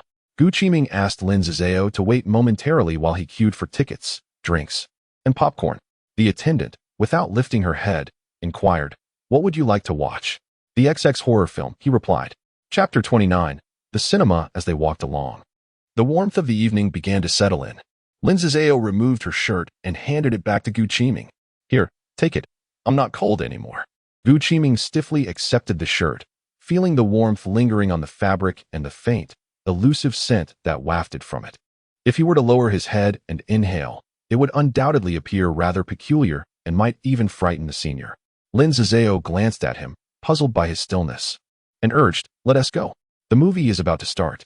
It was late at night, and they were about to watch a horror film. Truth be told, apart from a select few enthusiasts, the audience was predominantly young couples. Lin Sasa felt no qualms about watching a horror film at night. as she herself was quite the aficionado of the genre. Gu Qiming had miscalculated, and so had Lin Sasa. Before entering, she had been preoccupied with the thought of raising Gu Qiming's favorability to 60, but now she was completely absorbed in the film's narrative. The horror film was indeed well-crafted. As she watched, she absent-mindedly stuffed popcorn into her mouth, feeling a bit parched, and casually reached for the cola on her right to take a sip. Throughout the film, Gu Qiming was oblivious to the identities of the lead characters, his peripheral vision fixated on Lin Sasa's long legs revealed by her seating position. The exposed part of her thigh, in contrast to the dark surroundings of the cinema, appeared strikingly pale. He was momentarily startled when he noticed Lin Sasa's hand reaching over, feeling a twinge of guilt. But upon seeing her simply take a sip of cola, he relaxed. Oh, it was just cola. Wait, Gu Qiming stiffened. That was his cola. For the entire 2-hour duration of the film, Gu Qiming wrestled with the dilemma of whether to take a sip of his cola. If he did, he worried Lin Sasa might think him peculiar.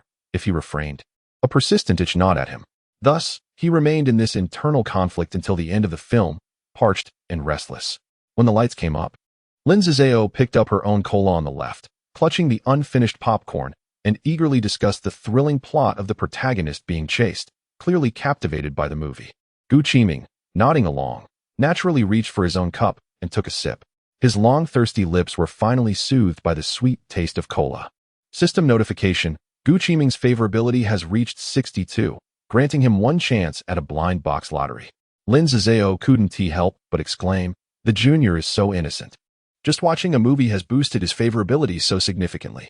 Normally, even spending tens of thousands online barely moved the needle, yet this time, a simple dinner and a film had increased it by 4 points."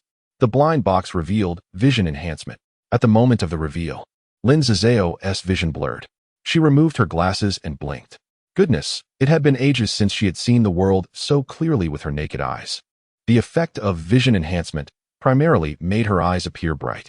At that moment, the whites of her eyes were as clear as a baby's, a subtle azure hue, and her pupils sparkled like stars in a night sky, devoid of any redness. What surprised Lin Sasa the most was that she had inadvertently cured her long-standing myopia of 600 degrees. Her enthusiasm for the chance to win blind box lotteries intensified. The last offline date with Gu Qiming had rapidly elevated her feelings towards him, sparking a moment of inspiration. She sensed that boys were quite taken by her offline beauty. Thus, when Wang Shu sent her a message stating that he had arrived in S City and invited her to witness their group's performance of traditional music, Lin Sasa pondered for a brief moment before readily accepting the invitation. Meanwhile, the unfortunate Gu Qiming found himself perplexed by Lin Sasa's sudden coldness following their outings to dine and watch movies together. He could not fathom why she appeared disinterested in his subsequent invitations. Even her enthusiasm for gaming waned, as she frequently claimed to be preoccupied with other matters. Initially hesitant to confess his feelings due to their brief acquaintance, fearing it might come off as insincere or disrespectful, Gu Qiming now felt even more daunted by Lin Sasa's elusive demeanor. Holding his phone, he experienced a fleeting joy when she replied to one of his 10 messages, only to be consumed by anxiety during the hours of her silence. It was a pitiable experience for him. As he found himself feeling the pangs of uncertainty for the first time, his heart tinged with a sense of fragility and longing. The sentiments of youthful romance are always poetic. Chapter 30. Wang Shu's Concert City undoubtedly lives up to its reputation as a first-tier city, boasting an opulent concert hall that spans over 20,000 square meters. Designed by a world-renowned architect, it stands as a remarkably modern venue dedicated to music. Standing at the entrance, Wang Shu ensured that his light makeup remained intact and his hair was perfectly styled before he set aside his phone. Although adorned with makeup, his visage appeared refreshingly clean, so subtle that even most girls would hardly notice, only accentuating his striking handsomeness. Some beauty influencers online might not even possess his level of skill. Clad in a moon-white robe, previously praised by Lin Sasa, the evening breeze made him look ethereal and almost otherworldly. Among the crowd, he seemed to radiate a luminous aura. Yet another girl approached him, and Wang Shu furrowed his brow as his line of sight was obstructed.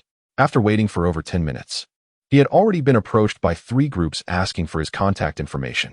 Growing a tad impatient, he lifted his gaze intending to dismiss the girl, but found himself momentarily speechless. The young lady before him was dressed in a refreshing, light green cotton linen modified qipao.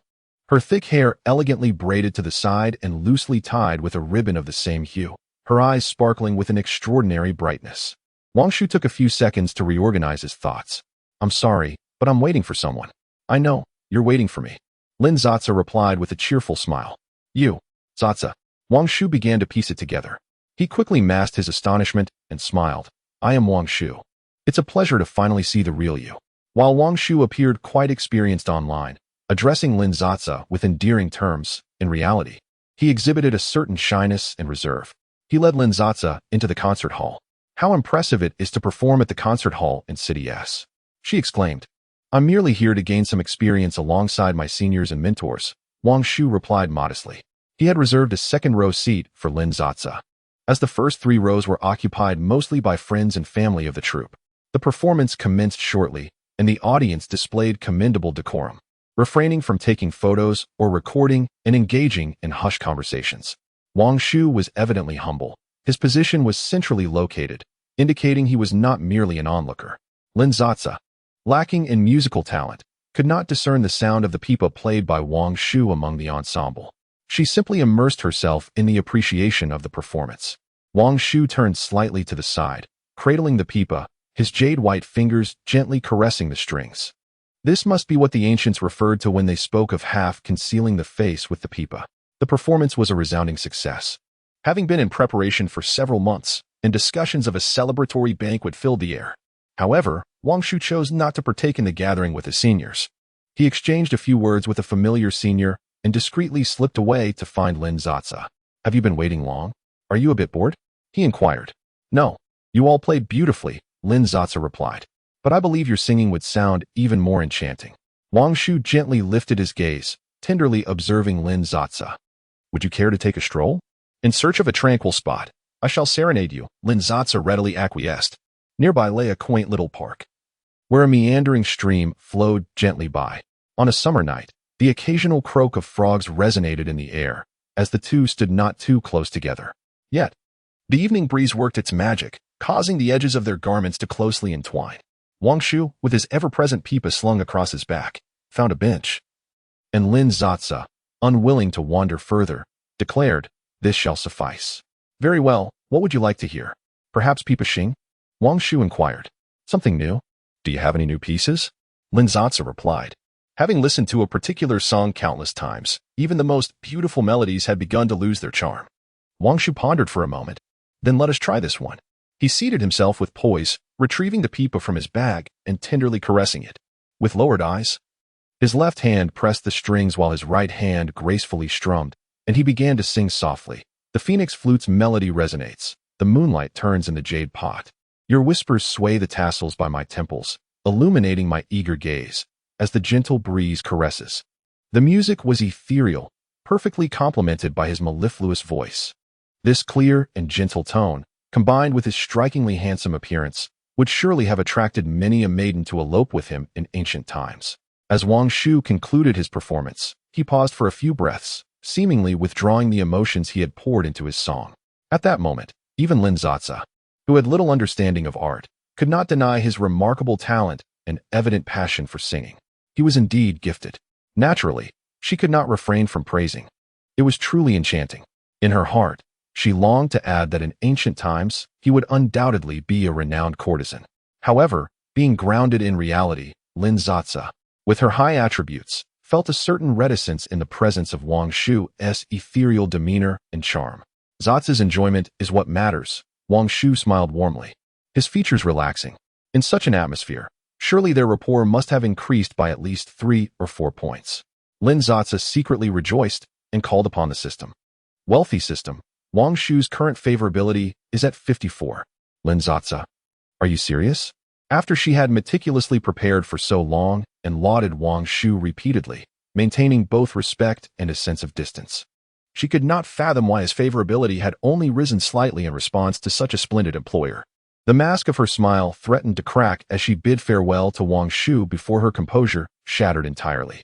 Upon returning home, Lin Sasa retrieved a bottle of soda from the refrigerator, gulping down a couple of swigs before embracing the energetic Yu, showering it with affectionate kisses, which somewhat lifted her spirits. With a sigh of exasperation, she lamented, "Oh dear, Why is it so arduous to increase favorability? The orchestra from Wang Shu's school would remain here for another week.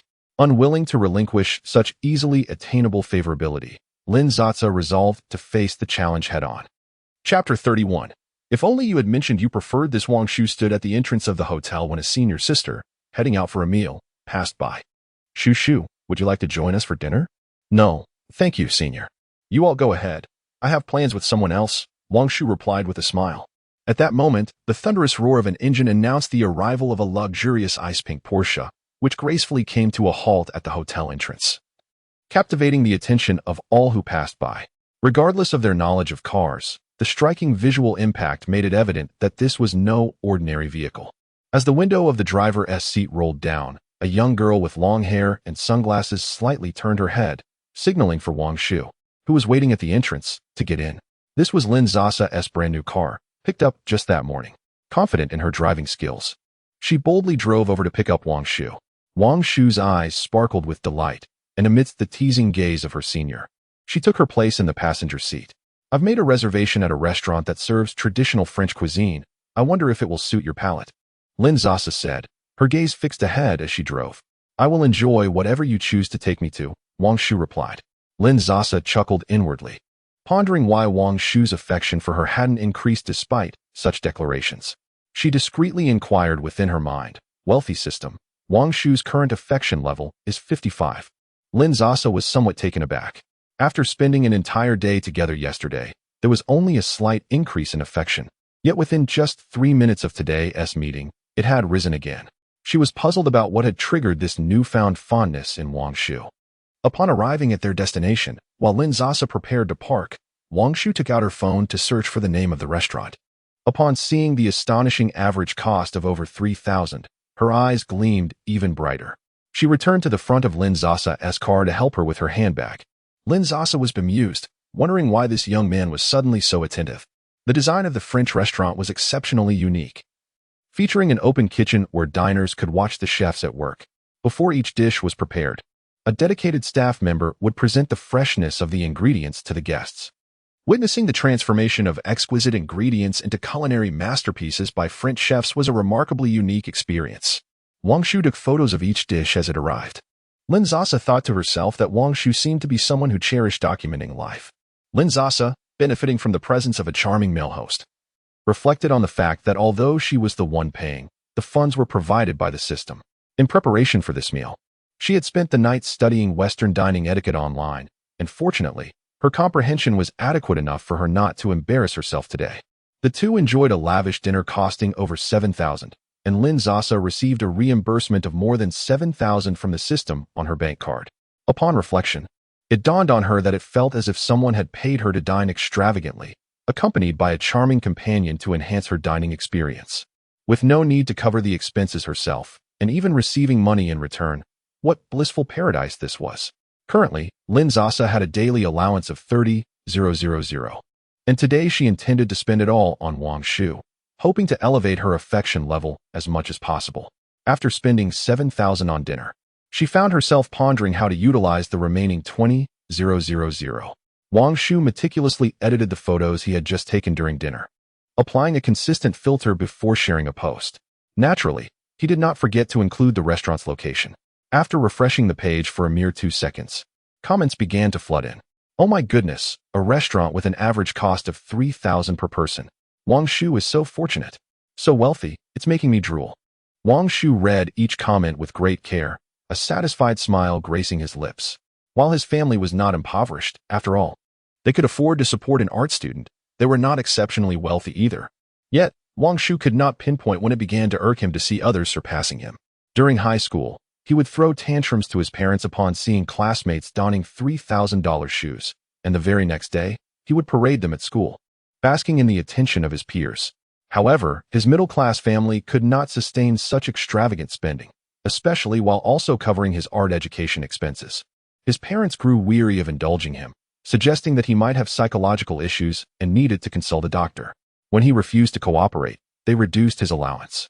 With insufficient funds, Wang Shu felt utterly overwhelmed, prompting him to devise ways to earn money. By chance, he stumbled upon live streaming and discovered that he could monetize his looks and talents. Thus, he persisted for over a year, using the income from his streams to satisfy his shopping desires and vanity. Yet, as his streaming sessions extended, the variety of people he encountered broadened, and he found his appetite for wealth growing insatiable. He deemed the monthly earnings of 20 to 30,000 inadequate.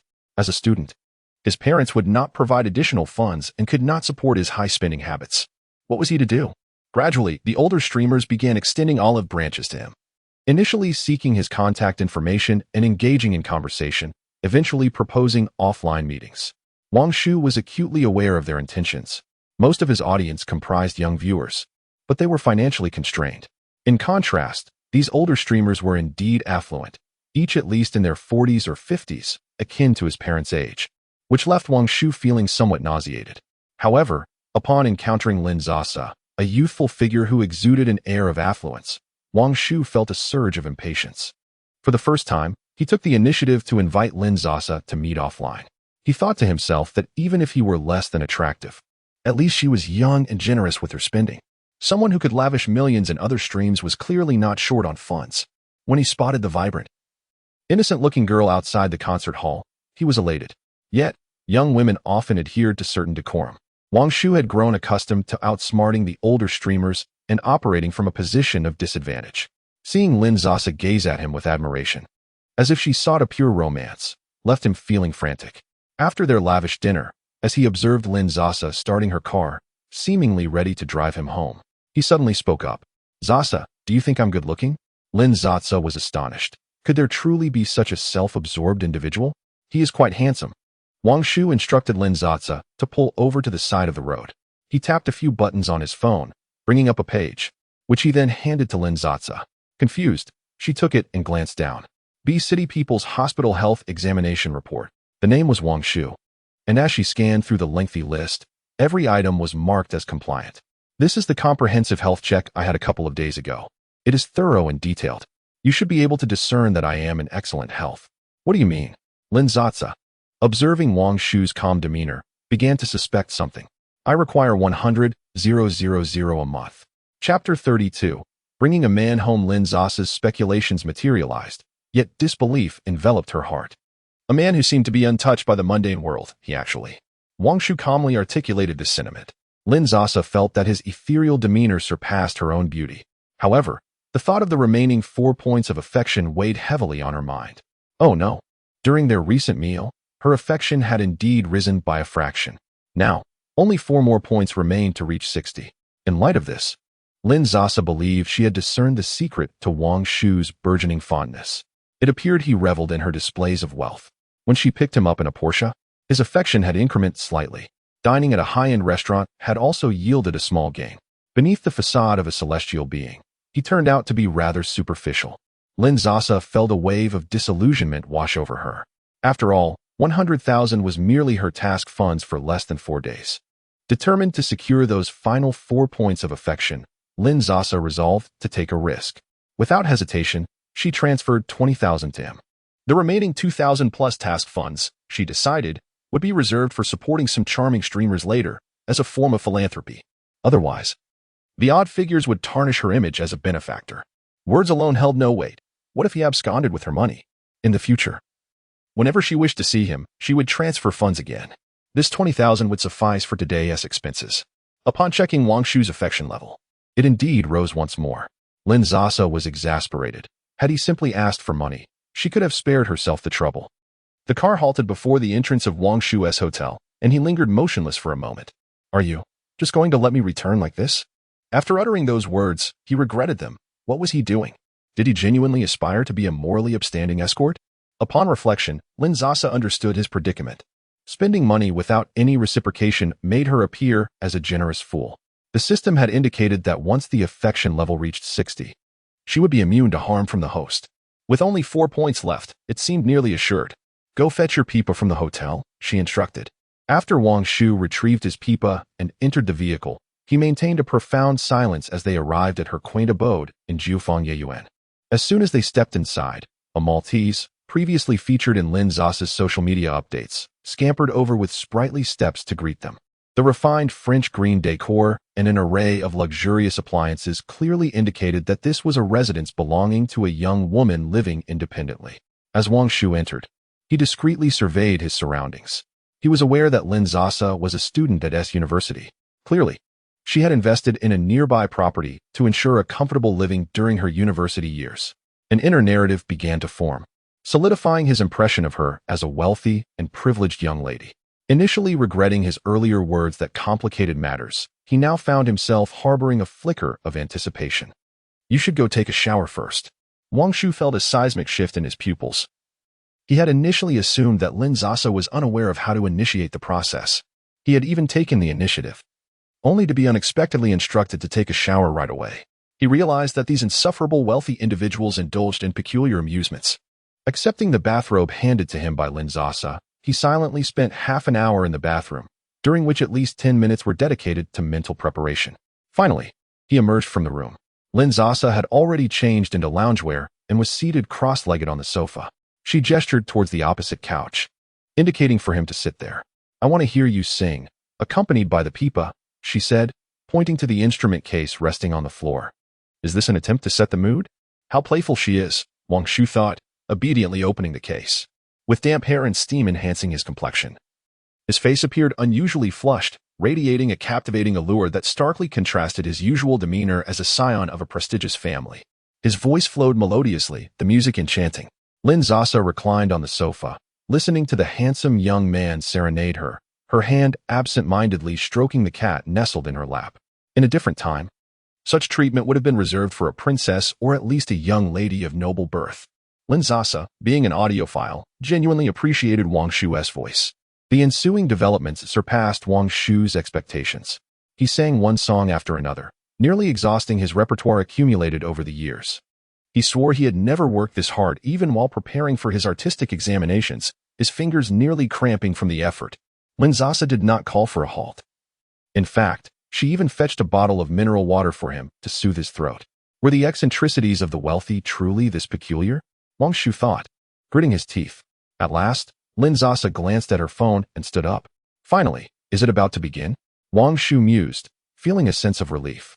To his surprise, Lin Sasa tiptoed beside her expensive washer-dryer set, glancing back at him. Well, your clothes are nearly dry. I'm feeling a bit tired, so I want to see you off. I've ordered you a ride through the app, she announced. Wang Shu was taken aback. You just asked me to take a shower? Oh, that? My apologies, I have a bit of a quirk. I don't like others wearing outside clothes in my home. Then you invited me here too? To hear you sing, of course. It was truly delightful, Lin Sasa replied, giving him a thumbs up, her praise sincere. Wang Shu felt utterly bemused, unsure of how he changed back into his clothes and exited. Sitting in the car arranged by Lin Sasa, he remained silent for a long while. Finally, unable to contain himself amidst the driver's curious gaze, he let out a somewhat exasperated exclamation. Chapter 33. Dazzled by money, Lin Sasa truly saw no issue with her actions. She never insisted on his physical presence. Rather, she simply admired Wang Shu's talent and wished to obtain that singular opportunity for a blind box lottery. The following day, as was customary, she went to the hotel to escort Wang Shu out for some leisure, aiming to boost their rapport. Upon entering the car, Wang Shu cast a glance her way. Did you just glare at me? Lin Sasa inquired, realizing the implication. Wang Shu, with a smile that masked his true feelings, replied, How could that be, Sasa? Lin Sasa touched her nose and fell silent. In truth, Wang Shu's casual demeanor was rather endearing. She drove her Porsche to the place where she had previously purchased a Qipao. All garments were handcrafted, and surely, the long shirts from the same era would be equally splendid. The same elegant middle-aged woman greeted them, glancing at the handsome young man behind Lin Sasa, covering her mouth with a smile. Miss Lin has brought her boyfriend today, she remarked, surprised when Lin Sasa mentioned she intended to have a long shirt made for the young man. After a moment's thought, she agreed to assist. Silk, cotton linen, brocade. Colors such as lychee white, sky blue, and deep black. Lin Sasa felt as though she were indulging in a dress-up game, selecting 3 or 4 outfits for Wang Shu. After all, it was not her money being spent. Moreover, she could relish the sight of Wang Shu donning the attire she had purchased while singing a little tune. Lin Sasa's possessive desires were momentarily appeased. They then visited a physical store specializing in hanfu, which did not require custom orders or long waiting periods. Lin Sasa chose a water-ink green Song Dynasty round-collared robe for him, and even a fairy-like Weijin style in a charming pink hue. With delight, she exclaimed, "Wang Shu, you must wear this pink one for me one night." Her voice was a tad too loud, drawing surprised glances from nearby boys, while the girls cast wistful looks at Wang Shu after glancing at Lin Sasa. "Sister, how can you indulge so lavishly?" Wang Shu clenched his teeth in silence. His ears flushed with a rosy hue as he pulled Lin Sasa away. The total expenditure for these garments amounted to less than 10,000 yuan, primarily due to the custom orders for 3 or 4 long shirts at the Qipao shop, which were rather expensive. Consequently, she transferred 20,000 yuan to Wang Shu. His favorability rating increased slightly, reaching 57 points. Today could be deemed a successful mission, knowing that the rate of favorability growth diminishes and becomes more challenging as one progresses. In the ensuing days, Lin Sasa took Wang Shu on a whirlwind of culinary delights, entertainment, and shopping sprees. Under the influence of her financial charm, Wang Shu's favorability slowly climbed to 59 points. As a student of the Pipa, Lin Sasa catered to his interests by taking him to an ancient alley in S City that specialized in musical instruments. Each shop prominently displayed its specialty, making it clear what they offered. The shop on the right dealt in guzheng, another sold pianos, while the one ahead specialized in pipa. Naturally, they ventured into the pipa shop. An elderly gentleman with graying hair was tuning a freshly crafted pipa when he noticed Lin Sasa and Wang Shu enter. He merely uttered a casual invitation to browse, assuming they were simply there to look around. "Boss, may I give it a try?" With a glimmer of eagerness in her eyes, Wang Shu inquired as she gazed at the numerous pipa instruments. The elder looked up momentarily and replied, "Certainly." Thus, Wang Shu eagerly approached and began to experiment with the instruments. The elder set aside his work and sauntered over to their side. "Ah, the young lad has some skill. Your playing is quite commendable." Wang Shu expressed her gratitude politely as the elder beckoned them to observe the locked glass display nearby. Such a fortuitous encounter. "Allow me to present to you our prized possession. Come, take a look at this."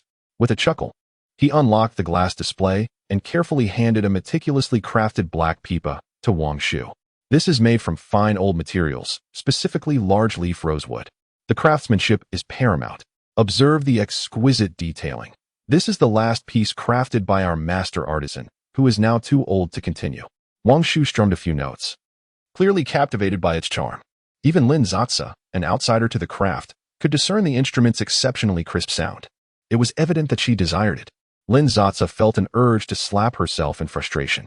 The pipa shop appeared quite unassuming, yet each instrument held a significant price tag. The few pipa Wang Shu had casually picked up were already valued at tens of thousands. To her astonishment, the one she now held was priced at 180,000. Lin Sasa gasped. Her daily task amount was merely 30,000. Was she really expected to reach into her own pocket for the man? She was already mentally donning a mask of agony, fearing the loss of Wang Shu's affection, which had taken great effort to reach a level of 59. It seemed even the affluent system could not bear to witness her frugality. Wealthy system, triggered upgraded random task, time limit 10 minutes, spend 880,000 within a 50-meter radius. Failure results in a baldness debuff for 1 week. Funds have been deposited into your bank account. This marked the first instance of a penalty from the wealthy system. While the baldness debuff did not seem overly severe, one could only wonder about the potential for more severe repercussions should the random tasks escalate further. Time was of the essence. Lin Sasa could not afford to ponder deeply. She directly asked the elder, "Can I use my card?" Wang Shu, still tenderly caressing the pipa, was taken aback by her question. "That was not my intention," he replied, genuinely surprised. He had not considered such an action, as it was Lin Sasa who had brought him here. Though he longed for the instrument, he understood that Lin Sasa had already promised him 100,000 each month, and he did not expect her to casually gift him something worth 160,000. "If you desire it, buy it." Lin Sasa, weary of further discussion, swiftly produced her bank card and handed it to the elder, whose eyes sparkled with delight at the prospect of an 180,000 influx. Sasa. Wang Shu's gaze toward her was almost tangible, and Lin Sasa felt assured of her success. Indeed, there was no one in this world who could remain unaffected by a generous sum of money. Wealthy system. Wang Shu's affection level has reached 60 points, awarding a chance for a blind box lottery. There are only 6 minutes left, yet the prized possession of this pipa shop is merely 160,000 000. It is undoubtedly impossible to accomplish the 880,000 task here. Chapter 34. A lesson in music. Lin Sasa hastily departed from the pipa shop, leaving only a fleeting remark. I shall procure something else first. Wang Shu, engrossed in capturing the pipa from various angles, was careful to ensure the price tag of 160,000 was subtly included in the frame. With a reluctant glance at the pipa, she called back to the old man, I will return shortly, before following Lin Sasa outside. Observing her enter a neighboring shop specializing in Kongho and Guqin, Wang Shu quickly pursued her. Upon entering, she overheard Lin Sasa exclaiming with enthusiasm, which is your most expensive Kongho? The dozing shopkeeper at the counter perked up immediately, eager to assist her, showcasing photos on his phone. Our priciest Kongho is this one. Featuring a full pedal system, 78 strings, crafted from aged Qingtong wood. The sound post is intricately carved in the shape of a phoenix, adorned with mother-of-pearl peony inlays. A true masterpiece. Lin Sasa promptly interrupted the loquacious proprietor. How much? 688,000, he replied swiftly. All right, I will take it, she declared. Though the realization dawned that there was no stock available, this instrument was handmade by a master craftsman, requiring an approximate 6-month wait. The shopkeeper anxiously scrutinized Lin Sasa, concerned that the lengthy wait might dissuade her. I can wait, Lin Sasa reassured him, feeling it was just right. Such a large instrument would be somewhat cramped in her modest 70-square-meter abode. Time was of the essence. The 160,000 pipa combined with the 688,000 Kongho totaled 848,000, leaving her needing to spend an additional 32,000. A swift scan of the shop revealed a Guqin priced at 36,000, and she decided on it, accepting a minor loss of 4,000. And this one too, please. I'll pay with my card. 1 minute. Lin Sasa intently observed the shopkeeper's movements. And finally, wealth system, advanced random task completed, reward, 1 blind box lottery opportunity. Lin Sasa exhaled in relief, averting a financial crisis. Moreover, she had gained 880,000. Fortunately, she had prepared in advance by depositing 100,000 into her bank card designated for task funds. Otherwise, exceeding the task limit today would have posed quite a dilemma. Wang Shu stood behind her, puzzled by Lin Sasa's sudden interest in musical instruments. I find your playing quite intriguing. I would like to try as well. The shopkeeper expertly packaged the Guqin for Lin Sasa, happily presenting an array of spare strings, picks, and other complementary items. Thus, Wang Shu cradled the new pipa in his arms while a Guqin was slung over his back. Watching him tread cautiously, Lin Sasa couldn't help but chuckle. Typically, Wang Shu would silently harbor grudges, but with a new instrument worth 160,000 in his possession, he seemed unable to muster any semblance of annoyance. Upon returning home, Wang Shu recalled Lin Sasa's habits and first took a shower. As he prepared to emerge in a bathrobe, he reconsidered and opted to don the set of peony-colored Wei Jin style clothing Lin Sasa had purchased for him the previous day. Lin Sasa was seated on the sofa, gently stroking Yin Yin while awaiting his arrival to tune the instrument. She contemplated the prospect of acquiring a Guqin table, preferably crafted from sturdy elm wood, to enhance the instrument's tonal clarity. Observing his adeptness, Lin Sasa felt a surge of curiosity. How do you know so much? She inquired. Sometimes. I attend classes in other departments and play a little myself, Wang Shu replied. After gaining Lin Sasa's consent, he played a short piece. Upon finishing, he noticed the sparkling gleam in her eyes, and a playful sensation akin to a kitten scratching at his heart made him smile. Would you like to learn? My skills are modest, but I can certainly help you get started. Naturally, Lin Sasa agreed. Who among us hasn't draped a household blanket over themselves, dreaming of playing the piano like a fairy in a television drama during childhood? Look, it has 7 strings, which are. Wang Shu guided her to sit before the Guqin while he settled beside her, patiently explaining the theoretical knowledge. However, when it came time to practice, Lin Sasa struggled, producing a disjointed sound that was difficult to listen to. Feeling somewhat disheartened, she sighed. Don't rush. Learning the Guqin is inherently challenging. Your comprehension is excellent and far superior to many beginners, Wang Shu reassured her. What about you? Lin Sasa challenged. Wang Shu fell silent, then shifted the conversation. Shall I play alongside you? He moved behind her, occasionally leaning closer to guide her hands. Their fingers inevitably brushed against one another. igniting Lin Sasa's competitive spirit as she earnestly focused on learning. Meanwhile, Wang Shu found his thoughts wandering, captivated by the delicate curve of her neck. Noticing Wang Shu's prolonged silence, Lin Sasa turned to urge him, nearly colliding with his chin due to their proximity. Startled, she shot him a playful glare. Yet, that very glance sent a tremor through Wang Shu's heart, causing him to involuntarily swallow. She was stunning, incredibly charming. Lowering his gaze, he fixed his eyes on Lin Sasa, his expression tender as he leaned closer to her. In that moment, Lin Sasa sensed the palpable tension in the air. It was too close. The sweet fragrance of Wang Shu's rose-scented body wash enveloped her, leaving an indelible mark on her senses, with an ethereal aura reminiscent of the Wei and Jin dynasties. He embodied the elegance of a jade tree. The delicate hue of his attire accentuated his exquisite beauty, truly deserving of the phrase peerless in charm. Lin Sasa, feeling a bit dizzy, thought to herself how impeccable her taste was. What began as tentative, fleeting touches evolved as Wang Shu, sensing no resistance from her, grew bolder. He grasped the hand of Lin Sasa that lingered on the strings while his other hand cradled the back of her head. They stumbled and fell onto the sofa. As Wang Shu found himself on the floor, lost in a whirlwind of emotions, his collar askew, his misty eyes gazed up at Lin Sasa in utter confusion. Feeling a pang of anxiety, Lin Sasa remained silent for a moment. Observing her hesitation, Wang Shu composed himself and sat up. "I'm sorry, Sasa. I didn't mean to overstep. I lost control." "Enough," Lin Sasa interrupted, sensing something was amiss. "It's getting late. You should head back to the hotel." "All right.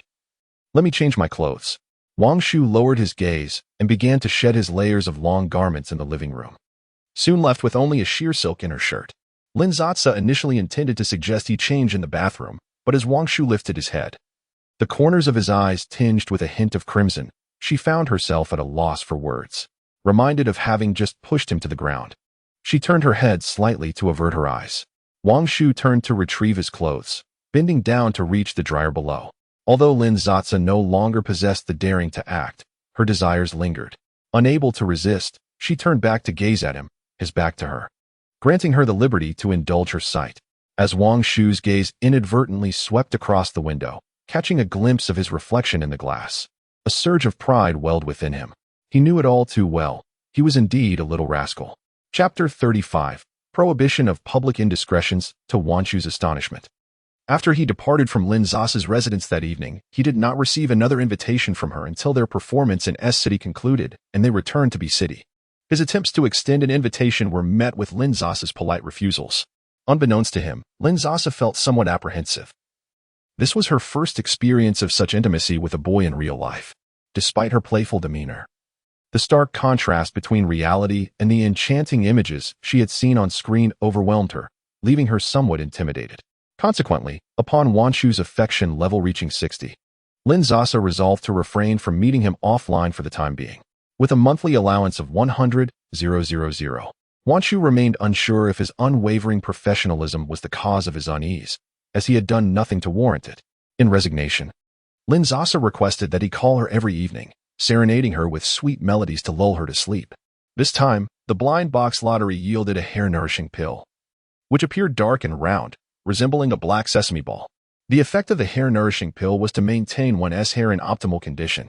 After consuming it, Lin Sasa's hair, unwashed for 3 days, instantly blossomed into a voluminous, glossy mane, comparable to the work of a professional stylist. Previously, her hairline had been slightly wider due to poor habits, but in an instant, it was nearly concealed by her now lush locks. Upon closer inspection, it appeared that her hairline had also receded slightly, achieving an ideal state that perfectly showcased her full forehead. Lin Sasa was utterly delighted. The results from the blind box lottery were astonishing. She believed that the hair-nourishing pill could easily fetch hundreds of thousands or even millions from beauty enthusiasts. Gazing at her lustrous hair, Lin Sasa conceived a new plan. Since the hair-nourishing pill could keep her hair in pristine condition, she would fully embrace her stylistic desires. For years, she had refrained from dyeing or perming her hair, primarily out of fear of damaging it, and, more importantly, of incurring the wrath of her father, Lin Jianxiao, who believed that such frivolities were unbecoming of a respectable young woman and indicative of a lack of focus on her studies. Now, she resolved to pursue her desires without concern for Lin Jianxiao's opinions.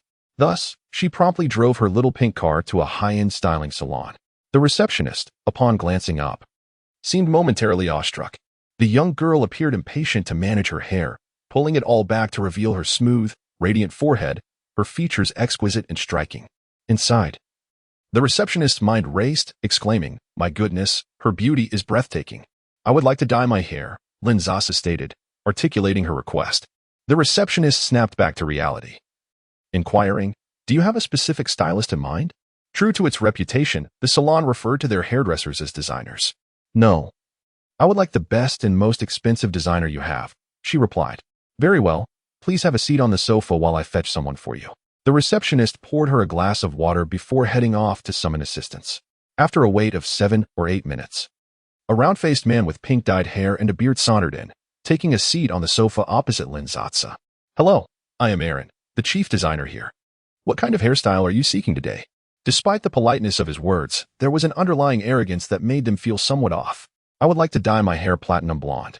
Aaron scrutinized Lin Sasa with his slightly squinted eyes for a few moments before leisurely responding, "Considering your overall appearance, I believe a dark tea brown would be more flattering. Furthermore, this color does not require bleaching, which minimizes damage to your hair." Lin Sasa frowned. His gaze was unsettling. "No, thank you. I simply wish to try a more vibrant color." She politely declined, resolute in her original desire, knowing that with her hair treatment, she was least concerned about potential damage. "I am looking out for your best interest. Frequent dyeing can severely harm your hair," Aaron admonished, his tone heavy with condescension. As the chief designer of the salon, he held on to his pride and firmly adhered to his opinion. "Do you not understand? I said I want platinum blonde." Lin Sasa's expression soured. She thought to herself what a pretentious establishment this was, with a so-called chief designer who could not even comprehend her words. The service at her previous budget salon, where she paid 30 yuan for a wash and cut, was far superior to his. The atmosphere had grown increasingly awkward until a stylish young woman with a sleek ponytail stepped forward to diffuse the tension. "Hello, I am Ella, another stylist here. I understand you wish to dye your hair platinum blonde, correct? Please rest assured. We respect your choice and will select the most suitable dye to minimize any potential harm to your hair." At last, a sensible person had appeared. Lin Sasa had almost decided to leave. However, considering the pleasant demeanor of this young lady, she decided to give it a try. Ella smiled as she guided Lin Sasa to the styling chair, leaving Aaron sulking on the sofa. "Your hair quality is truly remarkable," Ella remarked, standing behind Lin Sasa. Genuinely astonished, she vowed she was not merely flattering her. She had never encountered such smooth and lustrous hair before. "Of course, a product of the system is bound to be exquisite," Lin Sasa replied with a smile of gratitude, as she could tell that her hair's texture indicated it was likely her first dyeing experience. Thus, Ella softly and thoroughly explained each step of the process. "I am now preparing the dye for you. It is from a brand based in Paris, France. Since dyeing will inevitably cause some damage to the hair and scalp, we have not washed your hair beforehand and will do so after the dyeing is complete." Indeed, it was much easier to communicate with a woman. Some men could be excessively paternalistic. This process extended for the better part of the day.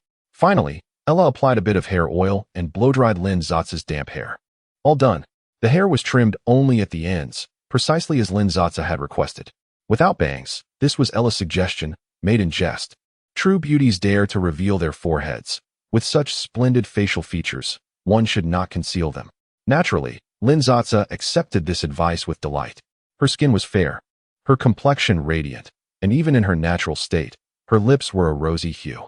Thus, the striking platinum color only served to accentuate her porcelain-like delicacy, adding an air of exotic depth to her appearance. Ella also styled her hair in soft curls, which rendered her look playfully charming. At that moment, anyone with functioning eyesight would not dare to claim that Lin Sasa was ill-suited for platinum. Clearly, she was quite pleased, and she promptly scanned her payment. The receptionist, taken aback, remarked, "You've overpaid. Ella's design fee is 2,688 yuan, but you have paid 3,688 yuan. Lin Sasa, unfazed, replied, "I am aware." She pointed to the price list affixed to the wall behind the young woman. 3,688 is the fee for the chief designer. I believe Ella deserves it. The extra is simply a tip for her. Thank you for your affirmation." Ella expressed her gratitude. She had never regarded herself as inferior to Aaron. Yet many clients seemed to place greater trust in male hairstylists.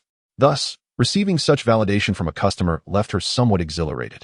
Aaron, who had been lounging on the sofa in the waiting area, playing on his phone, could no longer remain idle. Some people are easily pleased with a few hundred yuan. The quality of one's skills is measured by customer referrals and performance. Lin Sasa, without even glancing at him, transferred another 30,000 yuan to the young woman. Oh, I almost forgot to mention, I'll need to come back at least once a month for root touch-ups. Ella's skills are exceptional. I truly admire her. I'll prepay 30,000 here, and from now on, I'll specifically request her whenever I come for hair services. Overwhelmed by the unexpected kindness, Ella found herself at a loss for words.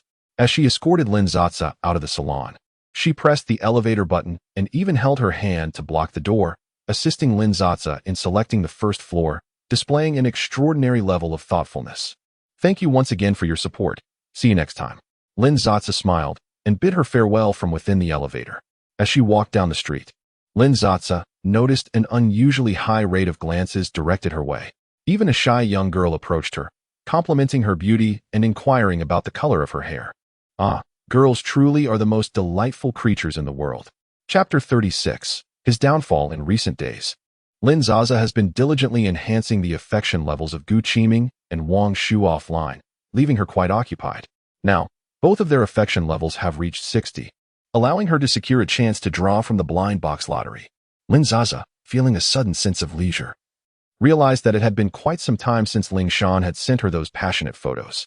Taking the unprecedented step of initiating contact, she found herself waiting for several hours without a response. Something felt amiss.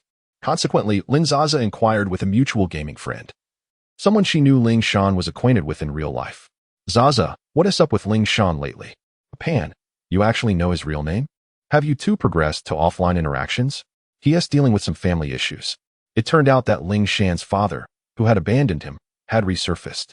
Somehow, he discovered that Ling Shan had arranged for his mother to stay in a high-end rehabilitation center for 2 years and demanded money from him, which Ling Shan naturally refused to provide.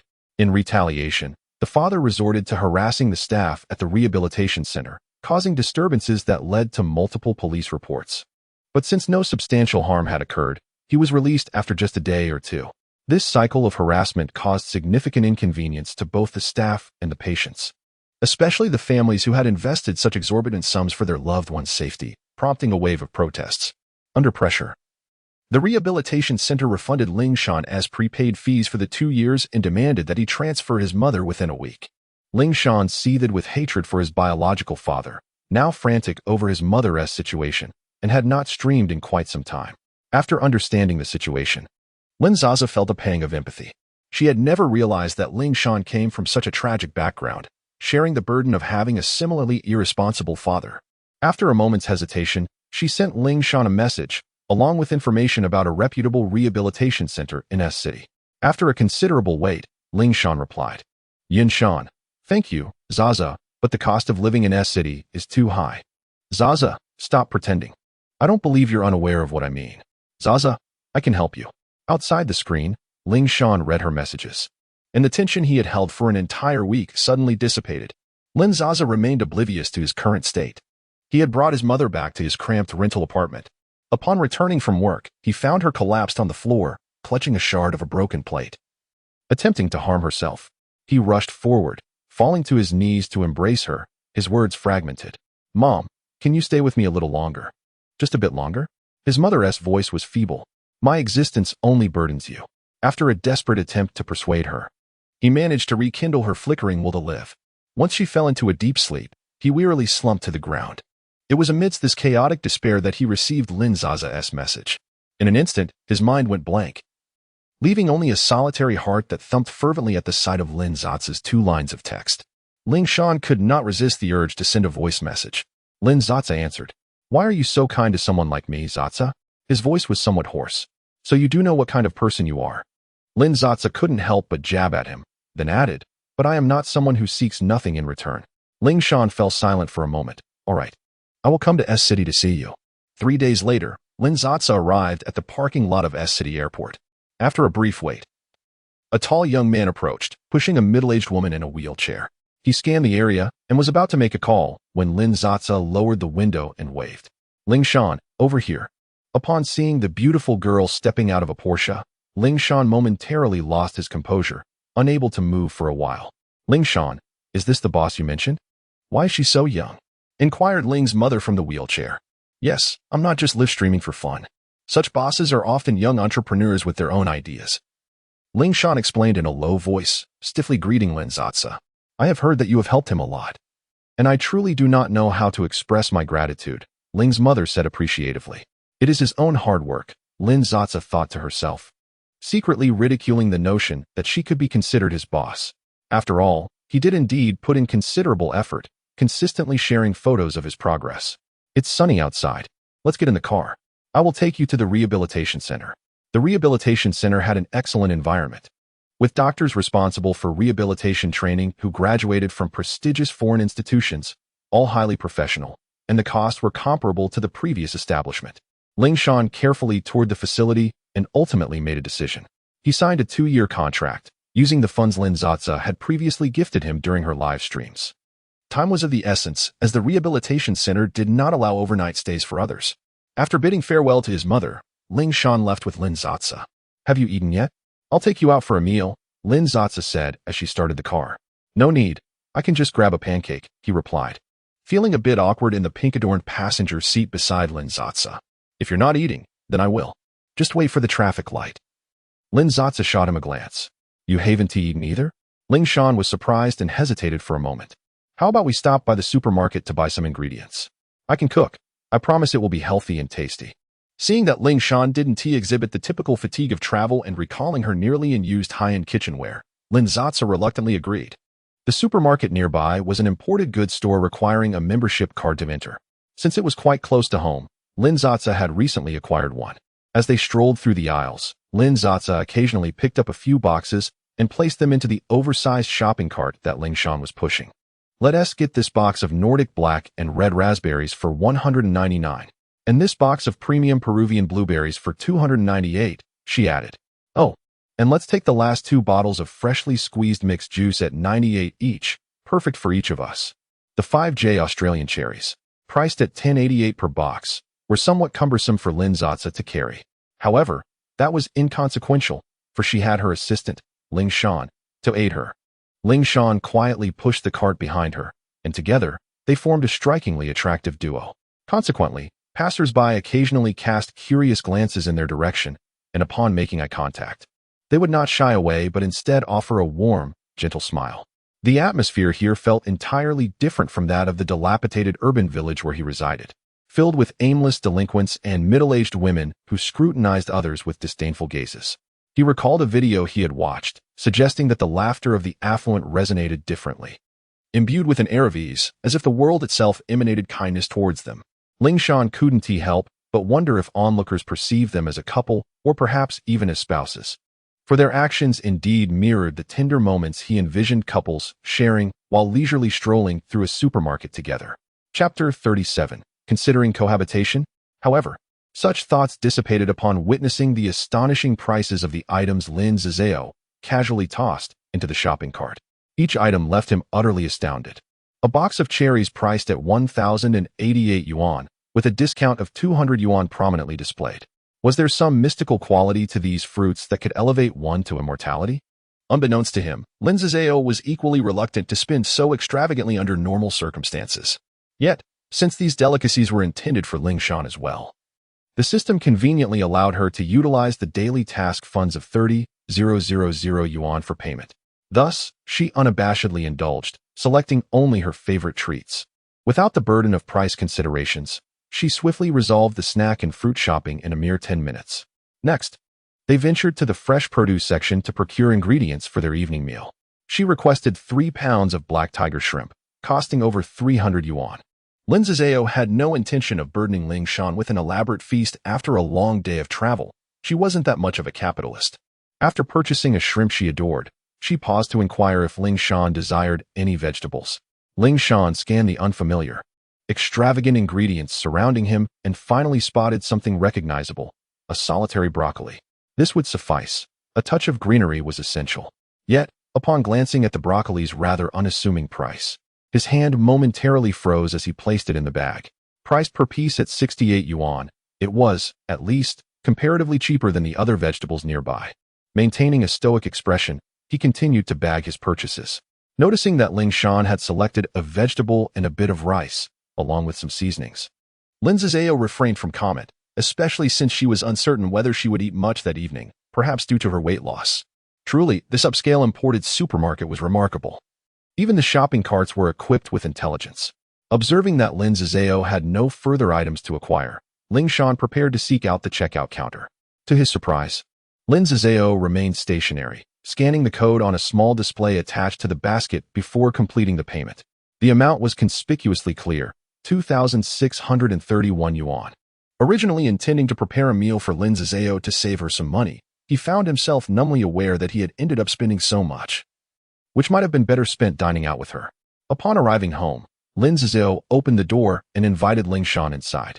He paused at the entrance, overwhelmed by the exquisite, immaculate beauty of the apartment, which ignited within him an inexplicable sense of inferiority. The impact of the day had been profound. The appliances in Lin Sasa's kitchen were exceedingly advanced, many of which Ling Shan did not know how to operate. Thus, preparing the shrimp and broccoli took an entire hour.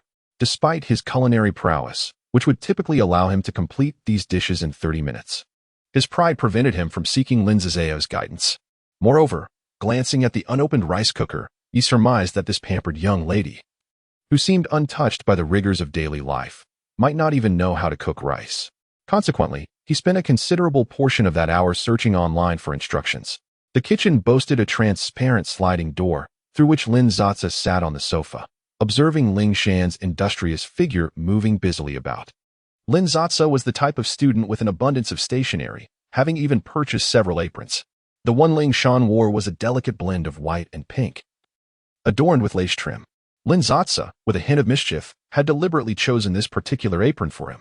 Unexpectedly, Ling Shan merely accepted it in silence. At that moment, gazing at Ling Shan's silhouette, one could appreciate his tall and athletic build, with broad shoulders tapering to a narrow waist and lean arms, showcasing well-defined muscles that exuded a sense of strength. Occasionally, as he turned his face to the side, his strikingly handsome features came into view, and his somewhat tanned complexion only served to enhance his sharp and assertive demeanor. Such a man, who could easily inspire one to kneel and call him father, donned a girlish apron while preparing meals in the kitchen, creating a striking contrast. Lin Sasa found herself reluctant to call him father, preferring instead to refer to him as a male mother. With his back turned, Lin Sasa allowed her gaze to wander freely. Ling Shan, however, was acutely aware of the attention he attracted. He sensed Lin Sasa observing him. His movements appeared methodical, yet he nearly mistook sugar for salt, barely managing to halt himself at the last moment. With his darker complexion, Lin Sasa likely could not discern the blush creeping up his ears. As he sought the ingredients, his mind was a whirl of thoughts. As the second dish neared completion, Lin Sasa, feeling somewhat obliged, decided to fetch herself a serving of rice. Ling Shan glanced back at her, declining her attempt, and Lin Sasa, of course, did not insist. She was accustomed to this dynamic at home, where everything was meticulously managed by Su Mei, making her own contributions minimal, her most significant task being serving herself rice. And even the act of expressing concern for her mother's dishwashing efforts would be swiftly curtailed by Su Mei. As for her father, Lin Jianxiao, he was merely a figure who sat and awaited meals, a veritable lord of leisure. Feeling disinclined to linger further, Lin Sasa filled a bowl with dog food for her pet, refreshed its water, and played with the little dog for a while. Only after Ling Shan had brought all the dishes to the table did she amble over to join him for dinner. One dish comprised sautéed spicy black tiger shrimp, each shrimp meticulously deveined and trimmed of its sharp head spines. The total weighed a hefty 3 pounds, requiring 2 plates to accommodate. The other dish featured garlic sautéed broccoli, its vibrant green color appearing even more alluring with a glossy sheen, enticingly fresh, even more so than before it was cooked. Regardless of the flavor, these 2 dishes were visually impressive. Though he projected an air of maturity, Ling Shan was, after all, a young man younger than her by 2 years. Lin Sasa held little expectation as she picked up a shrimp and placed it in her mouth. The moment it touched her tongue, the sweet brininess of the seafood mingled with the savory sauce erupted in a delightful burst of flavor. It took 3 bites to finish the sizable shrimp. At this juncture, she noticed that Ling Shan had yet to touch his chopsticks. Looking up, She momentarily fancied she saw a silent German shepherd. It struck her how different their personas were online versus in person. They were both lively online, yet subdued in reality. "Why aren't you eating? Pick up your chopsticks," she urged, realizing that merely watching her eat might paint her as some malicious figure. Lin Sasa pondered within herself. Could it be that he is merely feigning vulnerability? Apart from my mother, this marks my inaugural attempt at cooking for someone else. I remain uncertain whether it aligns with your palate. The silent man finally spoke. "You will know once you try it." Lin Sasa, opting for action over words, took another shrimp. Only then did Ling Shan pick up his chopsticks. Perhaps it was due to his hunger, but this exquisite shrimp, unfamiliar to him, failed to impress his taste buds. He hastily swallowed it. Yet, his peripheral vision remained fixed on Lin Sasa. Observing her repeatedly selecting large shrimp filled him with joy. But when she set her chopsticks down, anxiety washed over him. Why has she stopped eating? After a few moments of observation, he surmised he might have discerned the reason. He then rose to wash his hands in the kitchen, carefully selecting a shrimp saturated in broth. With the aid of his chopsticks, he meticulously peeled the shrimp, striving to avoid contact with his fingers before placing it in the dish before Lin Sasa. Surprised, she lifted her head at the sudden appearance of the shrimp in her plate. "Removing the shell alters the texture of the shrimp," Ling Shan explained. "I wash my hands to peel it for you." In truth, Lin Sasa was merely feeling somewhat full after indulging in several large shrimp and intended to pause before continuing. She had not yet reached the point of requiring someone else to peel her shrimp. However, she chose not to elucidate. Lin Sasa's feelings towards Ling Shan oscillated between affection and resentment, though the latter predominated. His unfortunate circumstances were not of his own making. Yet she had rescued him from that bleak existence. Had it not been for her acquisition of the extravagant system, would he have even glanced her way as she awkwardly exited the live stream? Unable to afford a $700 gift, Lin Sasa was acutely aware of the answer. Ling Shan's diligent service evoked no guilt in her. She felt it was her due, having invested over $1 million. Nevertheless, Ling Shan's culinary prowess and conscientious nature swayed Lin Sasa to reconsider her initial decision. With a newfound benevolence, she had initially planned to assist Ling Shan in renting a small apartment in S City, enabling him to visit his mother more easily. However, she now wished for him to reside with her, as she had an unoccupied room available. For the past 2 months, she had subsisted solely on takeout or dining out. Honestly, even the most delectable dishes had begun to lose their charm. Experiencing such a delightful homemade meal, Lin Sasa felt as if she had encountered a celestial marvel. Additionally, sharing meals with Ling Shan would allow her to benefit from the daily 30,000 task funds without expending her own money. What a blissful arrangement. Ling Shan's affection had surpassed 60, and the system's interpretation of this score indicated a considerable fondness, ensuring he would not engage in harmful behaviors. Granting Lin Sasa a sense of security, she had firmly resolved to have Ling Shan stay with her, serving as a free chef. Yet, she articulated, "I initially intended for you to reside here, but it may not be convenient for you. Perhaps it would be better for you to rent a place outside." In truth, when Ling Shan was escorted back home by Lin Sasa, he had tacitly accepted that he would reside there. Upon hearing such a remark, he felt a twinge of grievance. However, the demeanor he projected was one of even greater stoicism, his features etched with a chilling severity. "I have no inconvenience. There is no need to squander money on renting another place. I shall stay here," he stated. He gazed at Lin Sasa, a hint of pleading evident upon his visage. Lin Sasa regarded him in turn, feeling an unsettling thrill at the sight of such a strikingly handsome face exhibiting vulnerability. The juxtaposition of his cold exterior and the flicker of desperation captivated her entirely. "So, do you wish to cohabitate with me?" Lin Sasa pressed forward step by step. "Yes, I do." Chapter 38. The Arena of Despair. "If you wish to reside here, it is permissible. However, you must prepare meals daily. I shall provide you with the funds for groceries, but I shall not offer any additional support. Are you amenable to this arrangement?" Lin Zhaozhao, with her slender fingers intertwined, rested her chin thoughtfully, gazing leisurely at the stoic Ling Shan across from her. Indeed, he was pitiable, his frail mother, his gambling father. And beneath his seemingly resilient exterior lay a shattered soul. This elicited within Lin Zhaozhao a twinge of compassionate yearning akin to that of a savior. Yet, this sentiment had its limits. It was utterly inconceivable for her to expend her resources on him. Did Lin Zhaozhao truly relish her own culinary creations? This was the only part of her statement that resonated with Ling Shan. Perhaps it was indeed this inclination that prompted her to allow him to stay. In light of this, he resolved to diligently study recipes, especially since he was unfamiliar with the black tiger shrimp he had encountered today. A young lady of Lin Zhaozhao's stature would undoubtedly not settle for mundane ingredients. He needed to broaden his culinary skills significantly. As for her assertion that no other financial assistance would be provided, Ling Shan felt no discontent. He had already received 500,000 from her, and with 2 jobs, he earned approximately 6,000 to 7,000 a month, an amount that would take him 6 to 7 years to accumulate otherwise. With his mother currently receiving excellent treatment and Lin Zhaozhao offering him shelter, his desire for money had diminished. He could focus on earning diligently over the next 2 years. After dinner, Ling Shan instinctively began to wash the dishes, but Lin Zhaozhao halted him.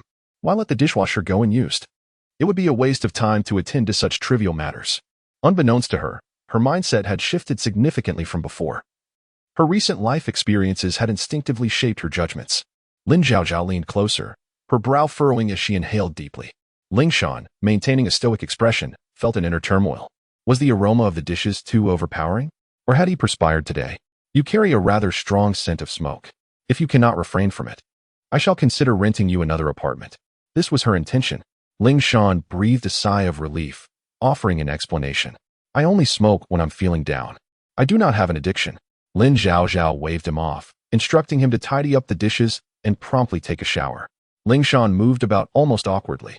Upon reaching the bathroom, he closed the door and could not help but glance around, noting the absence of any masculine presence. Was he truly the first man to reside in her home? This realization filled him with a sense of surprise. After showering and donning his own clothes, he emerged to find Lin Zhaozhao handing him a set of 4 bed linens, gesturing towards the adjacent room. You will sleep in here. The wardrobe contains fresh blankets. Ling Shan felt slightly bewildered. The situation diverged from his expectations. Accepting the linens with a hint of frustration, he made his way to the guest room to make the bed. The following morning, his long-established biological clock roused Ling Shan early. He prepared a fried egg along with some bacon that had been in the refrigerator, awaiting Lin Zhaozhao's awakening. However, as the clock struck 10, there was still no sign of her stirring. Recalling the warning from Lin Sasa the previous night, he was advised not to knock on doors indiscriminately or to enter her room without permission. Ling Shan found himself compelled to busy himself with various tasks. As he cleaned up the living room, he intermittently glanced at Lin Sasa's door while tending to Nian Yin's needs. At last, there was some commotion. Ling Shan turned his gaze, only to frown. Lin Sasa had yet to awaken. It was the sound of the doorbell. He approached and opened the door, locking eyes with Wang Shu outside, both experiencing a jolt of surprise. Ling Shan pondered the relationship between this pale-faced individual and Sasa. Were they acquainted? Why had he come to her home? Wang Shu, in a state of disarray, was acutely aware that Lin Sasa had ignored him for several consecutive days. He was due to return to City B that evening. Earlier that day, he had concocted an excuse to visit Lin Sasa's residence to retrieve some belongings. Sending her a text, knowing her routine, which typically had her rising between 11 and noon, he feared she might reject his visit and thus set out before receiving her reply. To his dismay, the door opened, revealing a man clad in loungewear. Had he spent the night here? Lin Sasa had never hosted him overnight, and jealousy surged within Wang Shu. However, he masked his emotions with a smile and declared, Sasa must be waking up. I have an appointment with her at this hour. Ling Shan internally ground his teeth. How well did he know Sasa? Did he even know her usual waking time? Yet, he maintained his composure, responding calmly, at this hour, she should be up. Please, come in and have a seat. What a pretense of being the host. Wang Shu seethed inwardly, yet he maintained a facade of congeniality as he stepped inside, skillfully changing into slippers from the shoe cabinet. You must be her friend. I don't believe we've met before. Ling Shan, noticing the men's slippers, realized that traces of male presence existed in the home. He simply had not observed them. A wave of bitterness washed over him. Did this pretty boy frequently visit Sasa's home? I find it curious. I haven't seen you around much, Ling Shan replied with a somewhat provocative smile, masking any uncertainty he felt. At that moment, Nian Nian, the little dog, scampered over, tilting its head in curiosity as it surveyed the 2 men engaged in a silent standoff. Wang Shu immediately donned a sincere smile, using his most charming voice to call out, Nian Nian, come here to your brother. Have you missed me? Nian Nian, familiar with that voice, being a sociable and clever pup, prepared to approach. Ling Shan, feeling somewhat insecure, recalled that he had just cleaned up after Nian, replenished its food and water, and played with it for quite some time. Resolute, he decided to take a risk. He stepped forward, crouched down, and beckoned. Nian, your meal isn't finished yet. Come, let your brother take you to eat. Nian appeared somewhat perplexed. Just then, the main bedroom door stirred, signaling the arrival of movement within. Chapter 39. The confrontation between two men. Lin Sasa opened the door to her room, feeling the lingering lethargy of just awakening. Her expression was somewhat listless, and her mind still clouded with sleep as she prepared to head to the bathroom. However, after taking just a couple of steps, she halted. Something seemed amiss. Raising her gaze, she noticed the two men and a dog at the entrance, all of whom were now looking intently at her. Even Nian appeared to have found its anchor, scampering to her side. The expressions on the faces of the two men reflected varying degrees of displeasure. Lin Sasa was clad in a dark green silk camisole nightgown, which gracefully showcased her delicate collarbone and slender neck, sensual yet elegantly refined. The dark green hue accentuated her porcelain skin, making her look even more radiant. Her platinum blonde hair was slightly tousled from just getting up, adding to her languid allure. Ling Shan picked up a small shawl from the sofa and gently draped it over Lin Sasa's shoulders, his demeanor tender yet assertive. Mindful of the morning chill and the air conditioning that had been running, Wang Shu stood at the entrance, watching their interaction with a sense of irritation. Lin Sasa felt an inexplicable urge to turn around and retreat to her room immediately. Wang Shu, what brings you here? She asked with a forced smile. I left my tuner for the Peepa here and came to retrieve it, Wang Shu replied, his voice clear and gentle. Didn't we just agree to meet? Such audacity. Ling Shan remarked, raising an eyebrow, a hint of disdain curling at the corners of his lips. All right, you can look for it yourself, Lin Sasa interjected. Before turning to Ling Shan with curiosity, you just arrived yesterday and went to bed so late. How come you're up so early today? I've adjusted my biological clock. Ling Shan responded with a radiant smile, a stark contrast to his earlier sharp demeanor. I made some breakfast, and it's still warming up. If you're hungry, feel free to eat. Wang Shu scoffed internally, feigning surprise. So, Ling Shan only arrived yesterday. How considerate Lin Sasa is toward her friends. What a charade of a host. It was evident that he had noticed the open door to the guest room. This is Wang Shu. This is Ling Shan. You two chat for a bit. I'll go brush my teeth and wash my face. Lin Sasa introduced them briefly, inviting Wang Shu in before heading to the bathroom. Left alone, the two men exchanged silent glances, both perplexed and wary. Look for it. Didn't you say you were coming to get that tuner? Ling Shan said, crossing his arms and adopting a nonchalant posture. Oh, I just found it, Wang Shu replied, pulling a small object from his pocket with a silent smile that carried a hint of provocation. Ling Shan felt indeed challenged. He uncrossed his arms, pressing his lips together tightly. Why aren't you leaving after finding it? Wang Shu ignored him, merely casting a fleeting smile toward Lin Sasa. Sasa, yes. What are you two discussing? Lin Sasa asked casually as she returned. We were just talking about lunch. Ling Shan mentioned he doesn't want to go out. It seems it will only be the two of us going out to eat. Sasa, Wang Shu said, his eyes bright with mischief. You, Ling Shan, who had initially dismissed Wang Shu, now felt a twinge of irritation, realizing that Lin Sasa held a certain fondness for him. In Lin Shan's eyes, Wang Shu, with her frail and delicate appearance, appeared utterly devoid of any competitive edge. Little did he know that an individual's experience is profoundly multifaceted. At this moment, he found himself astounded by Wang Shu's self-directed performance, regretting his own clumsiness as this handsome youth seized the initiative and turned truth on its head. Lin Sasa pondered, perplexed as to when she had agreed to dine out with Wang Shu. With her eyes cast downward and long lashes brushing her cheeks, Wang Shu spoke with a hint of grievance. I sent you a message, Sasa. I'm flying to B-City tonight. Lin Sasa checked her phone and indeed saw the message from the morning. She scratched her head. I was asleep and missed it. Reflecting on having ignored Wang Shu since scoring 60 points, she thought, why not? All right, where shall we eat for lunch? I've made a reservation at your favorite seafood place. Wang Shu replied, his eyes lighting up. Sounds good. Lin Sasa then turned to Ling Shan. If you don't want to go out, you can stay home. Ordering takeout is quite convenient, though you'll need to go downstairs to pick it up since the delivery personnel can't access the elevator. Ling Shan felt trapped. Lin Sasa's agreement had become a foregone conclusion. He cursed himself for hesitating for a few seconds. To now claim he never intended to skip lunch would only make him appear unreasonable. He watched as Lin Sasa changed her clothes and left with Wang Shu. Leaning against the wall, Ling Shan's expression hardened. Feeling agitated, he contemplated smoking but remembered Lin Sasa's disdain for the smell. He forcibly suppressed his irritation. He thought it only natural for a wealthy and beautiful girl like Lin Sasa to attract many admirers. However, he refused to concede defeat.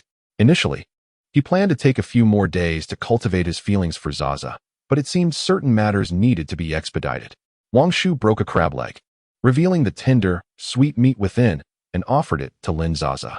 She savored his attentive service without a care. This was Matsuba crab air-freighted from Hokkaido.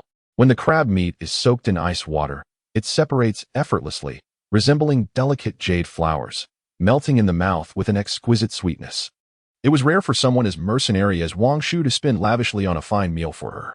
With delectable food and a charming companion, Lin Sasa indulged in several pieces. Just as she instinctively reached for more, Wang Shu ceased to offer. Noticing Lin Sasa finally looking at him, his eyes quickly glistened, and his melodious voice trembled slightly. "Zaza, have I done something wrong?" The sight of his almost tearful expression left Lin Sasa somewhat flustered. "Huh? No. Why would you think that? Yet you have been ignoring me these past few days." "That's not true.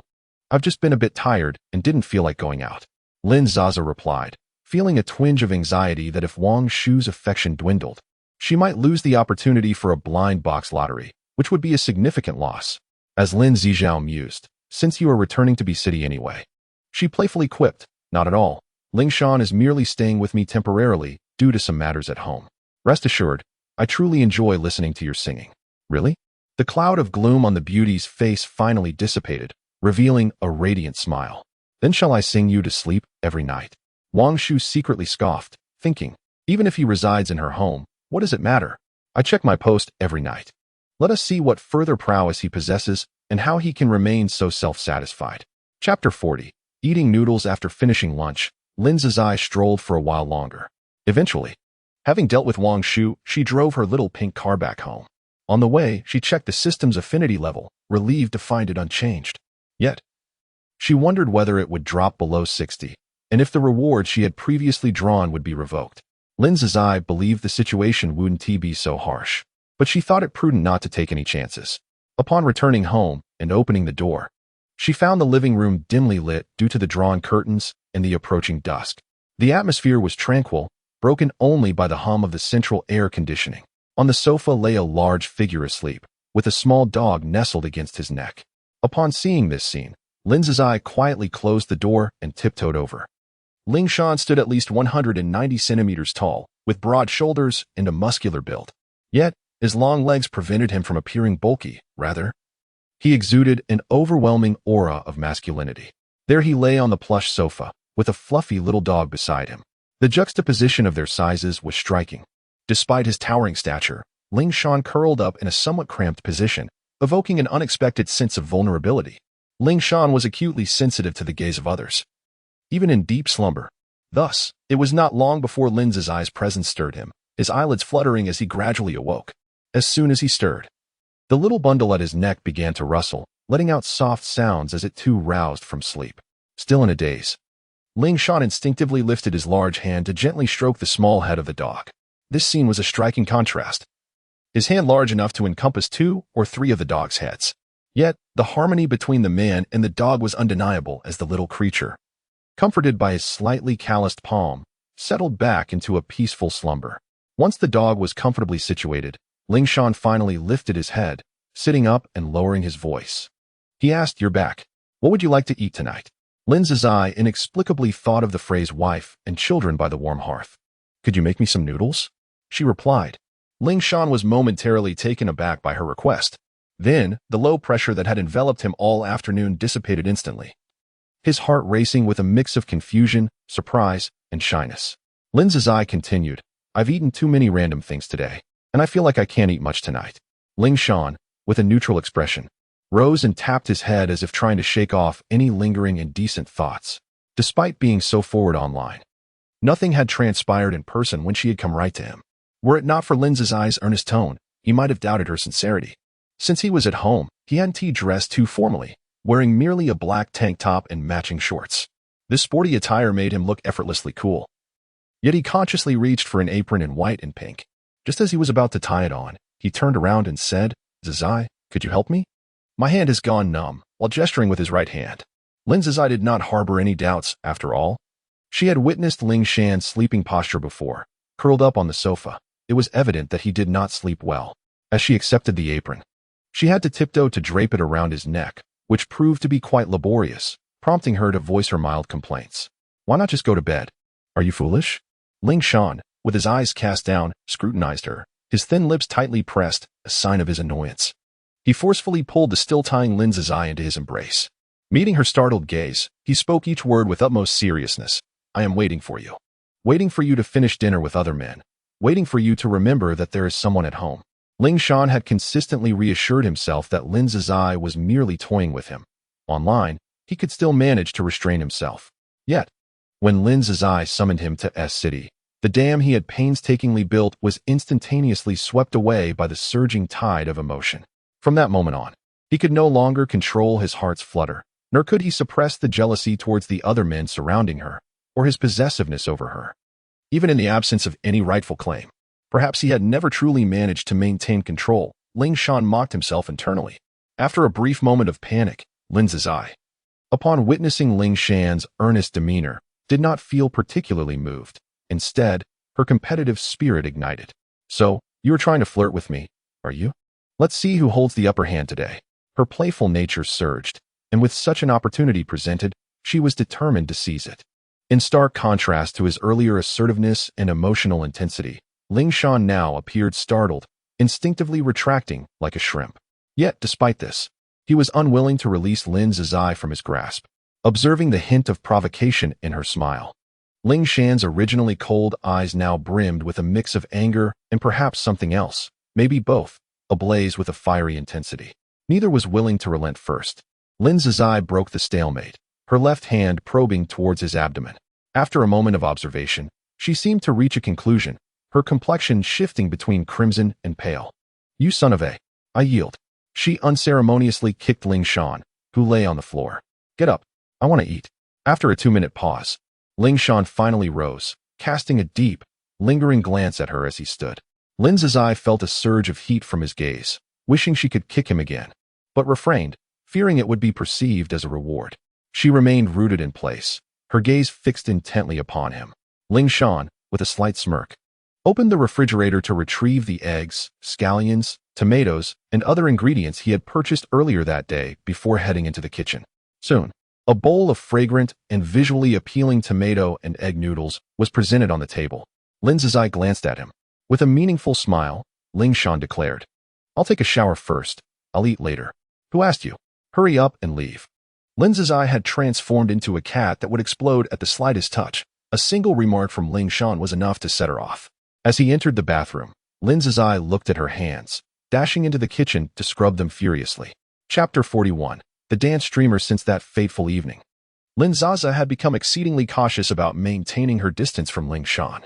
She found herself both tempted and timid, particularly because Ling Shan possessed a rather captivating charm that made her feel exhilarated in his presence.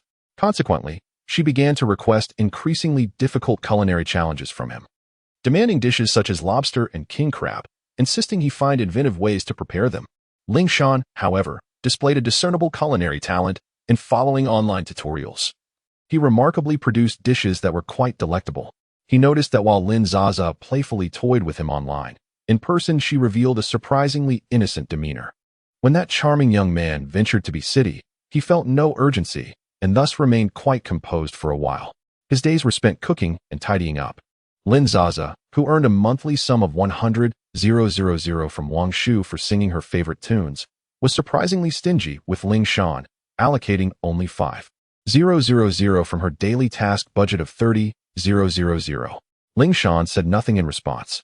Each day, Lin Zaza would awaken naturally, only to discover that breakfast had already been prepared, and the 4-door refrigerator was stocked with supplies Ling Shan had purchased during his early morning grocery run.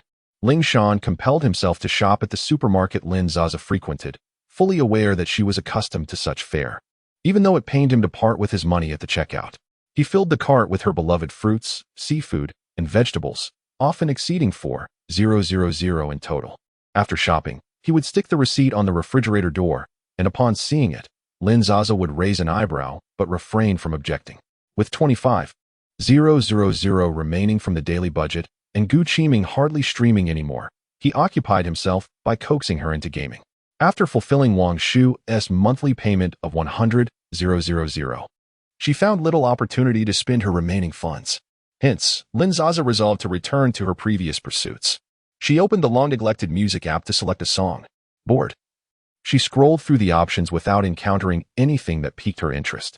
Suddenly, her attention was captivated by a unique live stream. Upon entering, she was greeted by an impressive audience of 7,000 to 8,000 viewers, with the chat scrolling at an exhilarating pace. This was a dance live stream, featuring not just one, but 5 different performers. 5 dashing young men stood upon a rotating platform, striking various alluring and charismatic poses as they passed the camera. The voiceover host continuously introduced the event, welcoming the newly arrived Princess Zaza and encouraging her to follow if she was intrigued. This was the Neophone Pavilion livestream, and they were currently in the request phase. 5 distinct small gifts represented the different streamers, and viewers could send gifts to request dances from their preferred performer.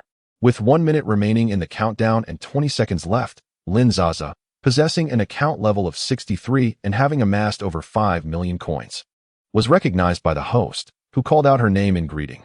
Captivated by the format of their live stream, she lingered to watch several rounds. Each round featured gifts valued at $1, with a duration of 1 minute for sending gifts. After 1 minute, the host with the most small gifts will earn the opportunity to showcase a dance performance. Lin Sasa, after surveying the scene, found herself particularly enamored with a flamboyant, muscular man named Shenhao, clad in a crisp white shirt, adorned with golden-rimmed glasses and black leather gloves. He initially appeared quite reserved, yet provocatively revealed his chest. His fair complexion and tall, athletic build made him strikingly alluring, especially as he engaged in suggestive gestures like biting his glove and caressing his chest, all while captivating the camera with his magnetic presence. While such actions might seem rather crass on other men, his well-toned physique and charming demeanor rendered them irresistibly enticing. Lin Sasa was certainly enchanted. Fortunately, a new feature allowing users to input the number of gifts made it easier for her. Otherwise, she would have been too lazy to click through hundreds, if not thousands, of gifts. She casually entered a string of numbers, sending out 1,000 hearts just in the last 2 seconds of this round. The host was particularly pleased to see Lin Sasa's contribution, as it indicated that she had captured the attention of a level 63 patron. However, upon closer inspection of the gift, even the eloquent host paused for a moment before awkwardly expressing gratitude for Princess Zasa's generous support, before handing over the stage to Shenhao. The other 4 handsome men cast glances at Shenhao before retreating off-screen. Shenhao, unfazed, beamed with a radiant smile and sent a heart gesture towards the camera.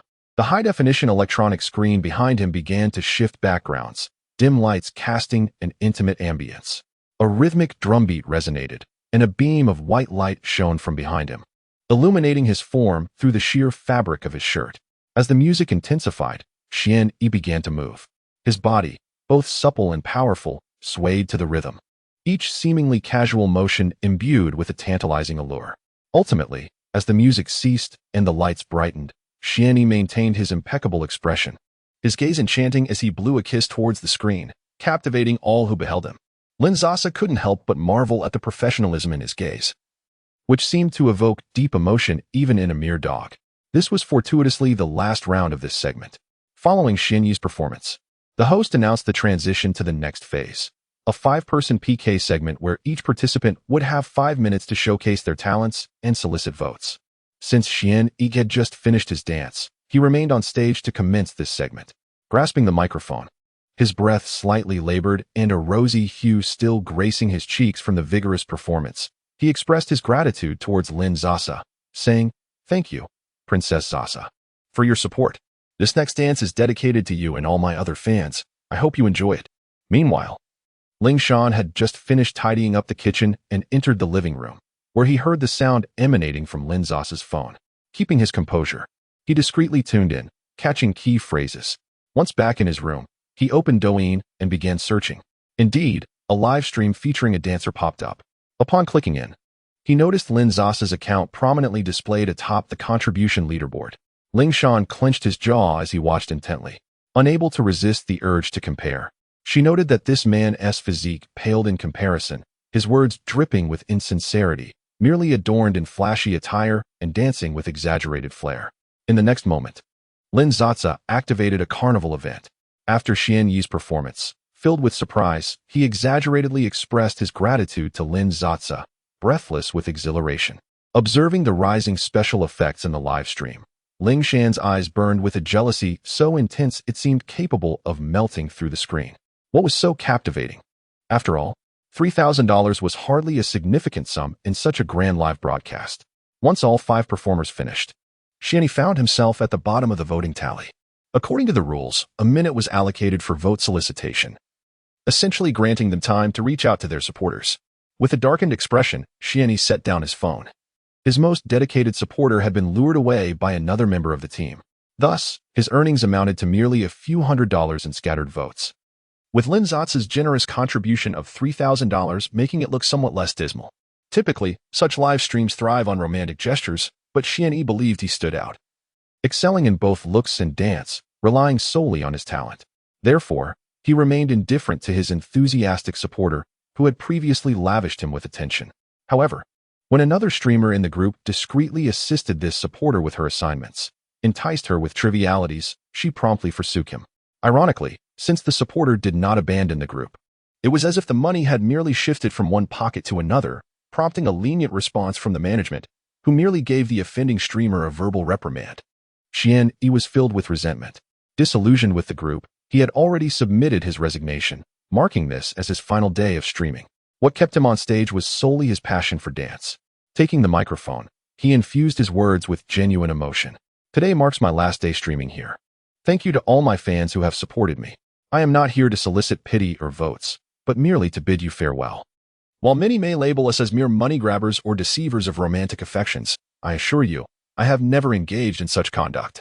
My passion for dance is real. The host, having invested in the group, turned pale at his words and hastily instructed to cut off Xian Yi's microphone. Xian, shaking the silent microphone, scoffed, standing coldly before the screen, awaiting the passage of time. The male streamer who had stolen Xian Yi's supporter approached, wearing a sycophantic smile. Don't worry, boss. He's bound to come in last place. Isn't he so self-righteous and principled, willing to gamble and lose? I'll make him vow on screen never to stream again. Let us see how he exits. The host's demeanor improved slightly, since they could not utilize him. They might as well ensure his downfall. Chapter 42. Rescue of the Troubled. The final 20 seconds the fans of Xian were in a frenzy, anxiously pacing, while some witnesses in the live stream vented their frustrations with harsh words. Wherever you go, I'll follow. Dear ones, if you have the means, please cast some votes for E. This live stream is bound to flop. Lin Sasa raised an eyebrow and generously gifted 900 coins, extending the time by 30 seconds. She then leisurely began to toss out gifts. Level 63, Sasa sent out Carnival X1. Level 63, Sasa sent out Carnival X2. Level 63, Sasa sent out Carnival X3.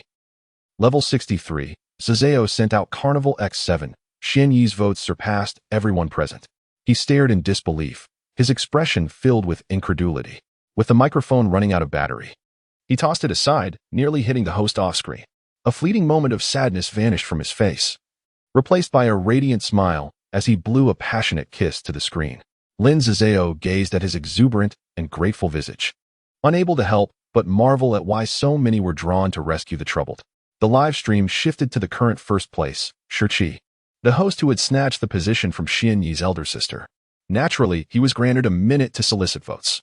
Having exhausted every means to undermine Xian over the past few days, clinging to the top position for several consecutive days, the wallets of the elder sisters had been drained by him, and today marked Xian Yi's final day in this arena. In a bid to maintain his position, he even transferred 18,000 to a friend, asking them to send gifts on his behalf, thereby securing his throne. At this moment, he could think of no other way and was left to awkwardly recite his plea for votes, watching the seconds tick away. Ultimately, the host, devoid of sentiment, announced, "Today's first place is Xian. Let us congratulate him." The live stream nearly faltered due to Xian who wished nothing more than to see him languish in obscurity. How could he possibly feel joy? As Xian approached the sofa designated for the first place, he shot a half-smile at Shi. What? Still reluctant to rise? Call your elder sister over to send more gifts. Shi glared at him with envy. What was there to be proud of? Once you leave the Southern Wind Pavilion, do you think anyone will still watch you? None of your business. Get up. Reluctantly rising, Shi vacated the seat, allowing Xian to sit down. His long legs sprawled comfortably as he brazenly played with his phone. Having successfully completed her expenditure for the day, Lin Sasa exited the live stream. Before sleeping, she checked her messages with curiosity, discovering a note from Xian requesting her Earth number. Unfazed, she sent him her contact information. Soon, a new message arrived, a friend request. Just as Lin Sasa approved it, Xian sent a voice message. His voice, rich and slightly breathless as if he had just engaged in physical activity, resonated with warmth. Thank you, Princess Sasa, for your support. As a token of my gratitude, I can only present you with a special dance. What followed was a video lasting over a minute. Lin Sasa, intrigued, clicked to watch. Goodness, if one were to claim that the live stream could be viewed for free, then this video would surely be deemed scandalous. The fabric is somewhat scant, and the movements are increasingly provocative. Lin Sasa couldn't help but reflect on the challenges faced by dance streamers, especially when it comes to maintaining relationships with older women offline. Xian had long prepared himself for this reality, since it was inevitable. He at least believed he had the right to choose. During their first encounter, Lin Sasa generously gifted him several thousand, without even requesting his Earth account. He felt that Lin Sasa appreciated his dance. Such a rare and admirable woman was someone he was determined to win over. Thus, he diligently studied a dance that bordered on the risque, filmed numerous takes, and ultimately selected the one he was most satisfied with to send to Lin Sasa. Xian sensed a peculiar quirk within himself, while he usually ignored others who fawned over him. Lin Sasa treating him as an object oddly provided him with a sense of security, even igniting a desire to reciprocate. After resigning, he did not join another guild. Opting instead to venture solo, his viewership was indeed modest, comprising only some loyal old fans. Lin Sasa, however, was quite taken with him, showering him with gifts over the past few days. That evening, she lay in bed, engrossed in Xian Yi's live stream when a gentle knock interrupted. Confused, she called out to enter. It was Ling Shan. What brings you here? Aren't you live streaming tonight? Lin Sasa wondered. She had not restricted Ling Shan's streaming, so he typically continued his nightly broadcasts, though he no longer engaged in companionship. Today, Ling Shan donned a crisp white shirt paired with black suit trousers, a refreshing departure from his usual sporty attire. This ensemble, typically somewhat austere, appeared strikingly alluring on him, accentuated by his well-defined chest muscles that seemed ready to burst through the fabric. Chapter 43, a bit tragic. Ling Shan remained silent, her head bowed as she unfastened two buttons. Don't be afraid, Sasa. I won't do anything. Just watch. Laughable. Am I supposed to be scared? Lin Sasa feigned bravado. The music began to play automatically, and Ling Shan slightly closed her eyes. In the past 2 days, Lin Sasa surprisingly experienced this peculiar joy. Perhaps it was a flaw inherent in human nature. Upon closer inspection, Lin Sasa noticed a chain. Not being a professional, Ling Shan had merely indulged in her jealousy, spending the last few days in the guest room, mimicking dance moves from popular male videos, learning a few seconds of choreography, and thus it concluded swiftly. What? What are you wearing? Lin Sasa was somewhat taken aback. Curious? Open it and see. After finishing the dance, slightly breathless, the dim light in the bedroom obscured Lin Sasa's view of his expression, prompting Ling Shan to speak freely. At that moment, the ringtone of a mobile phone pierced through the atmosphere. So annoying, who is it? Lin Sasa impatiently picked up her phone, discovering it was Wang Shu. She had forgotten that Wang Shu would call her around 10 every night, either through video or voice, claiming to lull her to sleep. Ling Shan, with bite marks all over his upper body, raised his gaze to her, and upon seeing Lin Sasa's expression, he could not contain his amusement. He flipped over, pinning Lin Sasa down, but before he could proceed further, her scream erupted as she kicked him. Ling Shan panicked and quickly got up to check on her. What's wrong? Sasa, it hurts. Ling Shan's movement inadvertently restrained her hands. He was still dressed decently, throwing on a t-shirt and grabbing Lin Sasa's car keys before cradling her into the elevator. The elevator, descending from a higher floor, contained a young couple. Seeing others inside, Lin Sasa buried her face in Ling Shan's embrace before entering. How embarrassing, she thought. feeling both disheartened and seeking solace in the embrace of the imposing figure. The girl glanced at Ling Shan effortlessly lifting Lin Sasa like a princess, then looked at her own scrawny boyfriend. After exiting the elevator, she pinched her boyfriend's arm sharply. You should go work on your muscles too. After reaching adulthood, Ling Shan had obtained his driver's license and even drove a taxi for a while. His driving skills were commendable, so he drove Lin Sasa's little pink car to the nearest hospital. They registered at the emergency department, and the attending physician conducted a preliminary examination, declaring that her hand was dislocated. Lin Sasa, draped in a coat over her clearly pajama-clad body, appeared pale and flushed, while the boy beside her bore an anxious expression, marked by an abundance of bruises on his neck. It was evident what had transpired. The doctor cautioned the young man, advising against excessive playfulness, especially around the neck, where critical blood vessels and acupoints are located. A mishap could lead to unstable blood pressure or even a cessation of the heartbeat.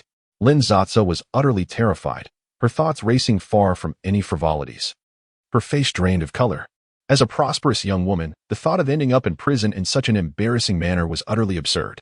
Upon returning home, Lin Sasa, startled, found her mind filled with thoughts of tranquility and inaction. Meanwhile, Ling Shan felt an overwhelming sense of guilt, for he had become not merely a male cook and caretaker, but had even assumed the role of a servant. As the saying goes, it takes 100 days to heal a serious injury, and the doctor's orders advised Lin Sasa to refrain from using her dislocated right arm. Ling Shan took it upon himself to feed her mouthful by mouthful. Lin Sasa, somewhat begrudgingly, relished this attention, despite harboring a hint of resentment. She incessantly troubled Ling Shan, demanding, I want that century egg and lean pork congee. It's a bit too hot. Don't blow on it. I fear your saliva might get in. Let it cool naturally. Tissue. Wipe my mouth. I'm a bit choked. I want honey water. In the evening, as Lin Sasa prepared to take a bath, Ling Shan watched her intently. A shiver ran down her spine. I merely twisted my hand. I am not incapacitated. There is no need for your assistance. After she finished bathing, Ling Shan entered the bathroom and noticed the pile of dirty clothes, which he promptly tossed into the washing machine. Glancing at the bottom of the basket, he hesitated for a moment before deciding to scrub them clean. Lin Sasa, having finished her bath, was lounging on the sofa watching television. When she noticed Ling Shan emerging from the bathroom, she casually glanced his way, intending to return her focus to the screen. Suddenly, she froze, her ears and cheeks flushing crimson. What the hell are you doing, Ling Shan? There stood the tall and handsome man, his long, elegantly defined fingers grasping two small pieces of fabric. Ling Shan felt his ears burn intensely, yet he presumed that Lin Sasa's darker complexion would conceal his embarrassment. His expression remained calm and serious. You sustained this injury because of me, and I must take responsibility. You need to rest well. I will handle everything that requires effort. Chapter 44. The beginning of school. The joyous moments are always fleeting. Almost 3 months of summer vacation passed in a haze of indulgence for Lin Sasa, filled with daily revelries and the frivolous pursuit of charming young men. Ling Shan insisted on personally driving her to the school for registration. On this day of enrollment, the crowd was considerable, yet the school gates stood wide open, allowing Ling Shan to drive directly onto the campus. Lin Sasa's pink Porsche stood out vibrantly amidst the sea of parents' black, white, and silver vehicles. Newly enrolled girls gazed at the car as it glided by, their eyes sparkling with excitement as they elbowed their fathers. Buy me a pink car, and I promise to study diligently throughout my college years. The bemused father glanced at the pink emblem, a forced smile gracing his lips. Why don't you buy me one instead? I promise to work hard. Ling Shan drove straight to the dormitory building. The school mandated that freshmen must reside on campus, while sophomores, juniors, and seniors were permitted to live off campus. Therefore, Lin Sasa had previously applied online to her advisor for permission to forego dormitory life starting from her second year. The advisor agreed, but required her to clear out her belongings from the dorm, as she had accumulated items over the past year. Having elapsed a considerable amount of time, Lin Sasa believed her hand had sufficiently healed. Reluctant to have Ling Shan accompany her up the dormitory, she was ultimately persuaded by Ling Shan's insistence. It takes 100 days to fully recover from an injury. If you can minimize movement, do so. With no other option, Lin Sasa acquiesced. During the registration period, visitors were permitted into the dormitories, and many female students had heavy suitcases, necessitating assistance from male guardians. The dormitory buildings at S University were starkly divided. The new dormitories resembled luxurious complexes, equipped with elevators, electronic access, and even a gym. Regrettably, Lin Sasa and her cohort were assigned to the older dormitory building. This structure, common among many universities in the country, consisted of 6 floors, situated just below the threshold for elevator installation. Freshmen faced a particularly arduous year, burdened with early morning classes and evening study sessions. Ascending the stairs once in the morning, again at noon, and yet again in the evening amounted to a minimum of 3 climbs daily, all while residing on the 6th floor. Truly an inhumane ordeal. Observing the lavish conditions of the new dormitories, disgruntled upperclassmen resorted to emailing complaints to the principal, receiving a notably official response. The 6th floor does not fall under the national requirement for elevators. This arrangement also serves to enhance the physical fitness of students, which is both legal and reasonable. Having not scaled 6 flights of stairs in quite some time, Lin Sasa found herself slightly breathless. Meanwhile, Ling Shan strolled leisurely beside her, prompting Lin Sasa to cast an envious glance at his long legs. However, she had improved since her previous struggles during earlier climbs. She would require 3 rests to conquer the 6 floors.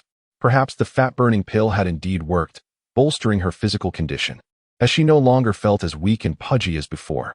Upon reaching the door, Lin Sasa stepped forward to unlock it. They were assigned a 4-person room, and 2 of her roommates had already arrived. Lin Sasa greeted them warmly. One of her roommates, Gu Min, turned upon hearing the sound and paused momentarily at the sight of Lin Sasa at the doorway. "Classmate, who are you looking for?" "Huh? I'm not looking for anyone," Lin Sasa replied. "Reflecting on my significant weight loss, I would like to introduce myself. I am Lin Sasa. Is this true? How did you lose so much weight?" After confirming that I was her roommate, Gu Min hurried over, taking Lin Sasa's hand and scrutinizing her from head to toe. Such behavior could be deemed somewhat intrusive. However, having shared a year together, Lin Sasa was well aware of Gu Min's character. At that moment, Gu Min's eyes sparkled with sincerity and admiration. Another roommate, Wu Di, was equally astonished, silently appraising Lin Sasa since her entrance. "I thought you looked familiar. I was pondering when I had seen you before. I had mentioned before that your features are quite exquisite. Indeed, having slimmed down, you look stunningly beautiful." Gu Min, a vivacious individual, was generous with her compliments. Wu Di, more reserved in nature, simply nodded in agreement.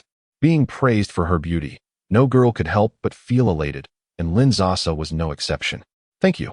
Both Wu Di and Gu Min possessed amiable personalities, and despite Lin Sasa's previous reclusive demeanor, her year in their company had been fairly pleasant. "Do you have any inconveniences? If not, I will call my friend in to help me tidy up," Lin Sasa added, referring to a male friend. Wu Di and Gu Min both concurred. It was then that Lin Sasa gestured towards Ling Shan in the corridor, inviting him inside. The two initially assumed that Lin Sasa's parents were outside. However, upon witnessing the entrance of a strikingly handsome young man, nearly as tall as the dormitory door, both Wu Di and Gu Min were taken aback. Lin Sasa had previously shown little charm towards the opposite sex. Thus, encountering such an attractive individual was somewhat unexpected. Nonetheless, upon observing Lin Sasa's current physique and appearance, they found the situation less surprising. The whimsical Gu Min even shot Lin Sasa a playful glance, teasingly smiling. In reality, Ling Shan was a rather taciturn and cool individual.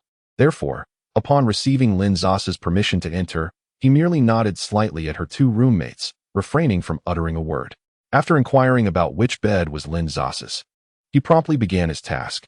Lin Sasa had already decided to part with many items, yet due to the school's requirement to vacate space for new beds, she felt compelled to maintain a semblance of decorum. Thus, their visit today was primarily to gather these items for disposal. Among the belongings, there was a small teddy bear that Lin Sasa had nearly forgotten, a gift from her mother, Sume. She had intentionally left it behind at the rental house to avoid misplacing it, so this visit brought an unexpected joy. A large garbage bag was filled with assorted items, all gathered together. Observing from the side, her 2 roommates began to express their confusion, with Gu Min asking, "Sasa, are you planning to move out?" Lin Sasa smiled and replied, "Indeed, I am grateful for everyone's support over the past year." 3 months ago, Lin Sasa was still a gloomy and peculiar person, her emotional intelligence nearly non-existent. 3 months later, Lin Sasa remained somewhat unconventional, yet surprisingly, she had acquired the ability to engage in polite conversation. Indeed, wealth has the power to transform individuals. "Father, mother, hurry up." Before seeing anyone, one could hear a voice. "Ah, why is there a boy? A girl?" whose figure rivaled that of the previous Lin Sasa, entered with a small handbag. Upon catching sight of the handsome Ling Shan, she let out a delicate exclamation. Her eyes roamed over Ling Shan, and a rosy blush crept onto her cheeks. Whether it was a surge of possessiveness or an innate aversion to this girl, Lin Sasa felt a twinge of discomfort. Chapter 45. Have you had gastric surgery? Wenshi, for the next 3 days, the dormitory is accessible to others. Isn't that your father behind you? Lin Sasa observed the middle-aged couple carrying 2 large suitcases behind Wenshi, a smirk playing at the corners of her mouth, tinged with impatience and mockery. It was only then that Wenshi noticed Lin Sasa standing beside her. At first glance, Lin Sasa's stunning beauty was almost blinding, her tall figure starkly contrasting with the drab surroundings of their old dormitory. A flicker of jealousy crossed Wenshi's eyes as she scrutinized her for a few moments, her expression shifting to one of disbelief as she uttered, "You Lin Sasa, you've lost weight." If her initial reaction to not recognizing Lin Sasa was merely jealousy towards a beautiful stranger, upon realization, that envy morphed into something almost palpable. "Have you had gastric surgery?" Wenshi managed a forced smile, her voice melodious, yet her words dripped with malicious speculation. Lin Sasa felt a wave of nausea wash over her. In truth, at the beginning of the semester, Lin Sasa had been quite fond of Wenshi. She was slightly taller, while Wenshi was a tad slimmer. Overall, their figures were comparable. During their first year, Wenshi had walked ahead with a small bag while her parents, panting and breathless, carried her 2 large suitcases. Even then, Wenshi's mother was the first to inquire if she was hot after climbing 6 flights of stairs, urging her to sit down and rest while making her bed and organizing her belongings. Wenshi had complained about the lime-painted walls staining her quilt, and her father had immediately gone to the school supermarket to pick out lovely floral wallpaper, meticulously applying it for her. Lin Sasa genuinely envied her. Wenshi was blessed with doting parents, and her well-off background was apparent. Her round face was endearing when she smiled. Meanwhile, Lin Sasa, having escaped the suffocating confines of her original family through her acceptance into university, was filled with anticipation for her new life. She wondered if she might find a kindred spirit among her peers. Wenshi appeared incredibly approachable, and Lin Sasa even entertained the idea of embarking on a weight loss journey together. Thus, Lin Sasa cautiously initiated a conversation with Wenshi, rehearsing the scene in her mind countless times. At that moment, Wenshi sat on a chair, watching her parents make her bed. Upon hearing Lin Sasa's words, she turned her head, casting a dismissive glance over her. Lin Sasa could hardly fathom how such a sweet voice could utter such hurtful words. "I detest those lacking self-discipline. My weight gain is temporary. It's just the medication causing hormonal fluctuations. But you, with your size, must simply be unable to resist your own laziness and cravings," when she scoffed, her tone dripping with disdain and ridicule. Lin Sasa's once outgoing nature was replaced by a lifelong shyness in the wake of that encounter. Amid the sympathetic gazes of her 2 roommates and the apologetic looks from Wenshi's parents, she quietly made her bed, scarcely engaging in conversation with anyone thereafter. Reflecting on the past, Lin Sasa forced a smile. "It's all about weight loss, isn't it? Unfortunately, my self-control is rather weak. So the results haven't been very effective. Indeed, it is quite remarkable how one could recover so well after undergoing gastric surgery," Gumin interjected, pointing out the tautness of Sasa's skin, undoubtedly a result of her daily workouts. Otherwise, it is generally known that significant weight loss often leads to sagging skin. When she regarded Lin Sasa with skepticism, utterly unconvinced. She had witnessed Sasa shed at least 50 to 60 pounds over the course of a summer break, something achievable by some, but certainly not by Lin Sasa. After all, even she had not succeeded. It must have been either gastric surgery or liposuction, when she was resolute in her belief. Observing Lin Sasa's curvaceous figure, her smooth and delicate skin, and the refined features that emerged post-weight loss filled Wenshi with envy. How could such remarkable recovery occur in just 3 months? She was tempted to inquire which hospital had performed the miracle. However, upon hearing Lin Sasa's casual mention of self-discipline, when she realized that Lin Sasa would not divulge any secrets, such pettiness to hold onto a single remark for so long only fueled Wenshi's jealousy and ire. Lin Sasa felt a thrill of triumph. Yes, she lacked self-discipline, but who could blame her for her good fortune? A mere piece of candy had caused her to shed pounds without any adverse effects within a week. And what of Wenshi's self-discipline? If she claimed to be overweight for amusement, why had she not lost even a slight amount over the course of a year? Watching the look of frustration on Wen Qi's face brought Lin Sasa immense satisfaction. Turning to Ling Shan, she suggested, "Let us head out once you're ready." Ling Shan, observing Lin Sasa's adeptness in handling others' malice, did not foolishly rush in to play the gallant hero. It was then that Wen Qi recalled the strikingly handsome young man standing nearby. Witnessing Ling Shan's protective demeanor towards Lin Sasa, refusing to let her carry anything, she felt her own youthful blush replaced by a stormy frown, her expression darkening with jealousy. Having taken the passenger seat, Lin Sasa watched as Ling Shan disposed of the garbage before making his way to the car. Once he settled in, she could not help but inquire, "Don't you have any questions for me?" Ling Shan looked puzzled, responding, "Questions about what?" "I was once quite overweight, rather unattractive," Lin Sasa stated almost maliciously, appearing nonchalant, yet her peripheral gaze was keenly observing Ling Shan's reaction. He was taken aback. Lin Sasa had always presented herself as an affluent young woman with a lovely voice, and he had anticipated her being anything but unfortunate in appearance. After all, someone truly fair, wealthy, and beautiful would hardly have time to acknowledge a mere game streamer who hadn't even revealed his face. With this thought, Ling Shan found himself somewhat base and feeling relieved that Lin Sasa had once been overweight. Otherwise, he would never have had the opportunity to approach her. While tidying up Lin Sasa's dormitory belongings, he noted that they were not vastly different from others, though perhaps not entirely meeting the standards of a wealthy girl, possibly a reflection of her prior state of despair.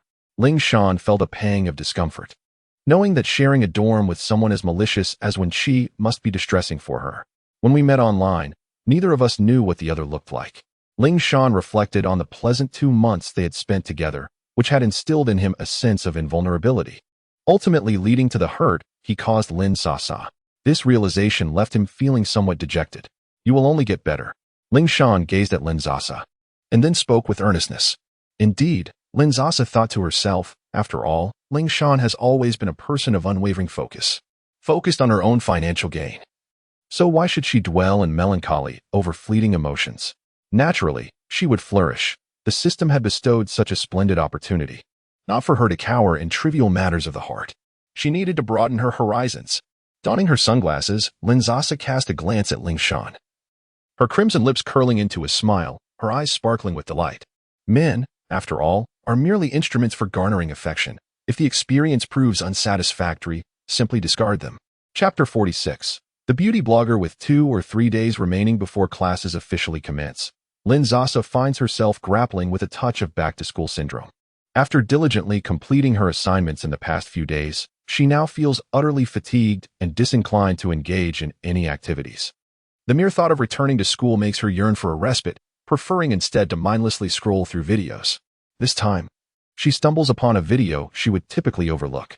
The opening frame reveals an exquisitely mixed-race visage, adorned with understated eyeliner, precisely defined eyebrows, artfully contoured cheeks, and luscious lips, complemented by well-styled short curls.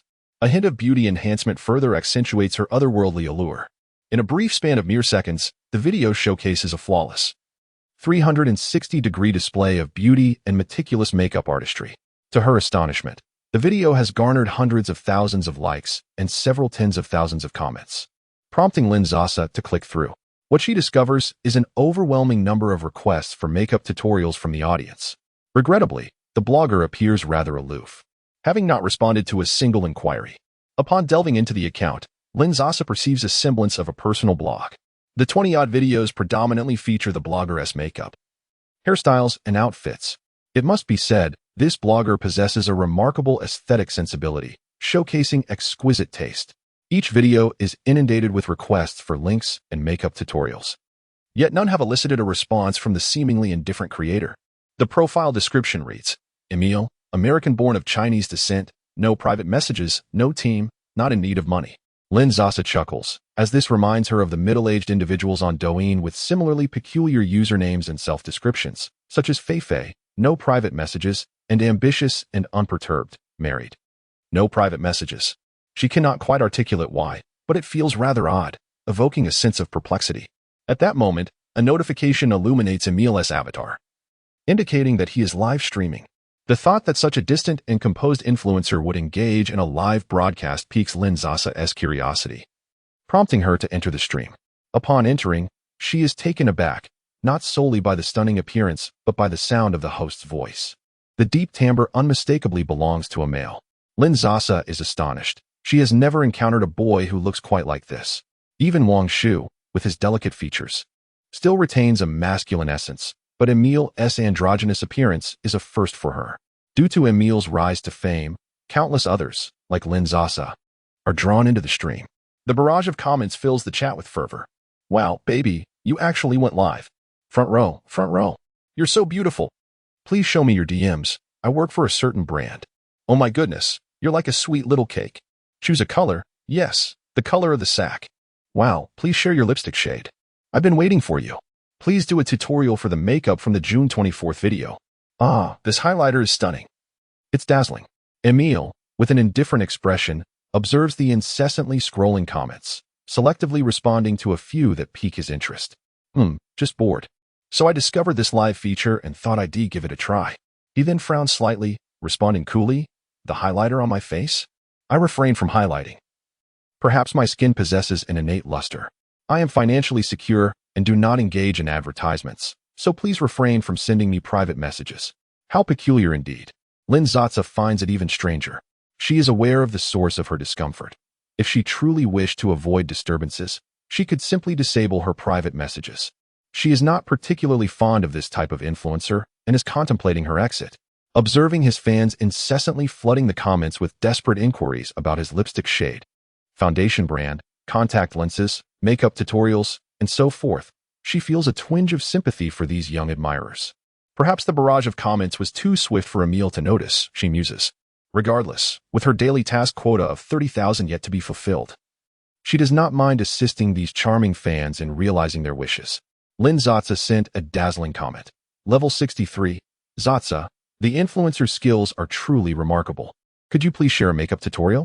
Wow, the wealthy sister is both beautiful and kind-hearted. Yes, we finally waited for you, Emile. Emile's brow, already furrowed, now appeared even more displeased, as if it could crush a fly. He is of mixed Chinese and American descent, possessing a refined visage. Yet his physique appears frilier compared to Caucasian males, rendering him somewhat unpopular in the competitive atmosphere of America.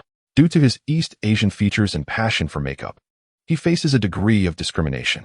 Feeling dejected, he posted a video on Douyin, only to be met with a throng of admirers. Emile experiences a perverse sense of satisfaction. The white look down upon the black, and the black disdain the yellow. He does not consider himself yellow. He holds an American passport and was raised in America. A bona fide American. Emile looks down upon his fans yet seeks validation from this lofty perch. Why aren't you speaking? The comments press for a response. Lin Sasa's comment is set to linger in the chat for 2 minutes, and it would be disingenuous to pretend not to see it. Filled with impatience, Emile decides to respond bluntly. This lipstick shade is discontinued. You cannot acquire it.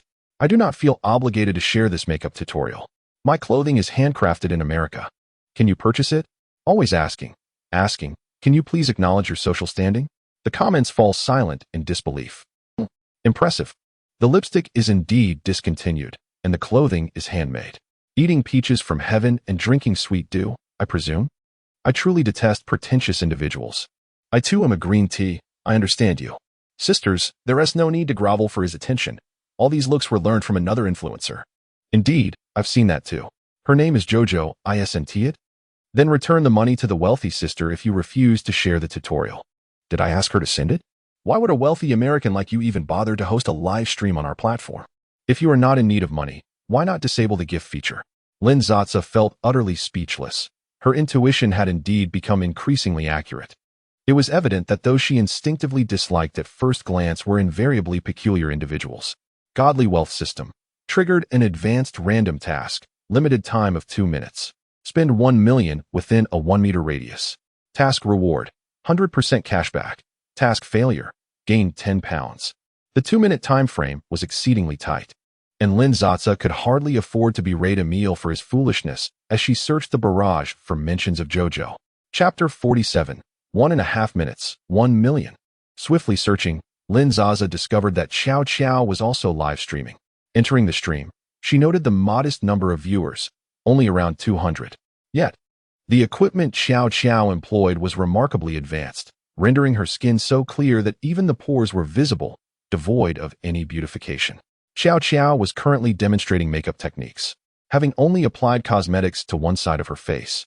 In stark contrast to her natural appearance, the made-up side of her face was truly stunning, showcasing a remarkable difference. Her slightly puffy eyelids transformed into elegantly arched double eyelids, while her flat nose appeared elevated after contouring. Her eyebrows, meticulously drawn by hand, exuded a sense of realism. Dark circles were concealed to a commendable degree, nasolabial folds and tear troughs were visibly plumped, and her once dull, dark lips were now imbued with a vibrant hue, creating a makeup look that was not exaggerated but rather suitable for the everyday woman. This is genuine knowledge. Lin Sasa couldn't help but exclaim. Many fans in the foreign live stream, like Lin Sasa, had simultaneously searched and entered Xiao Qiao's room. When Xiao Qiao noticed a sudden surge in viewers, including a prominent figure of over 60 levels, she felt slightly overwhelmed. Welcome to all the new viewers, especially Miss Sasa. This is Xiao Qiao's live streaming room, where I stream every evening at 7 p.m. There are no filters or beautification effects here. Today is a tutorial on everyday makeup for beginners. Feel free to ask any questions in the comments. Meanwhile, some of her loyal fans expressed their indignation. It's clearly Xiao Qiao's creative makeup look, yet that foreign pretender has stolen it. Before entering the stream, Lin Sasa had taken a moment to glance at Xiao Qiao's profile. Indeed, there were numerous creative makeup ideas, such as an ocean-themed series, with similarities to Emile's work, even featuring pearls and scales at the outer corners of the eyes. Although Xiao Qiao had posted her creations earlier, the likes on her work numbered only in the thousands, far overshadowed by Emile's hundreds of thousands. Inferior currency drives out superior. Original creators are left to starve, Lin Sasa lamented. With the system's random task being issued so timely, shouldn't she lend a hand to her fellow sister? Time was of the essence. Only 1.5 minutes remained. She deftly recharged and began clicking fervently. Small gifts could be entered in quantity, but larger gifts exceeding 2,000 in value had to be tapped individually.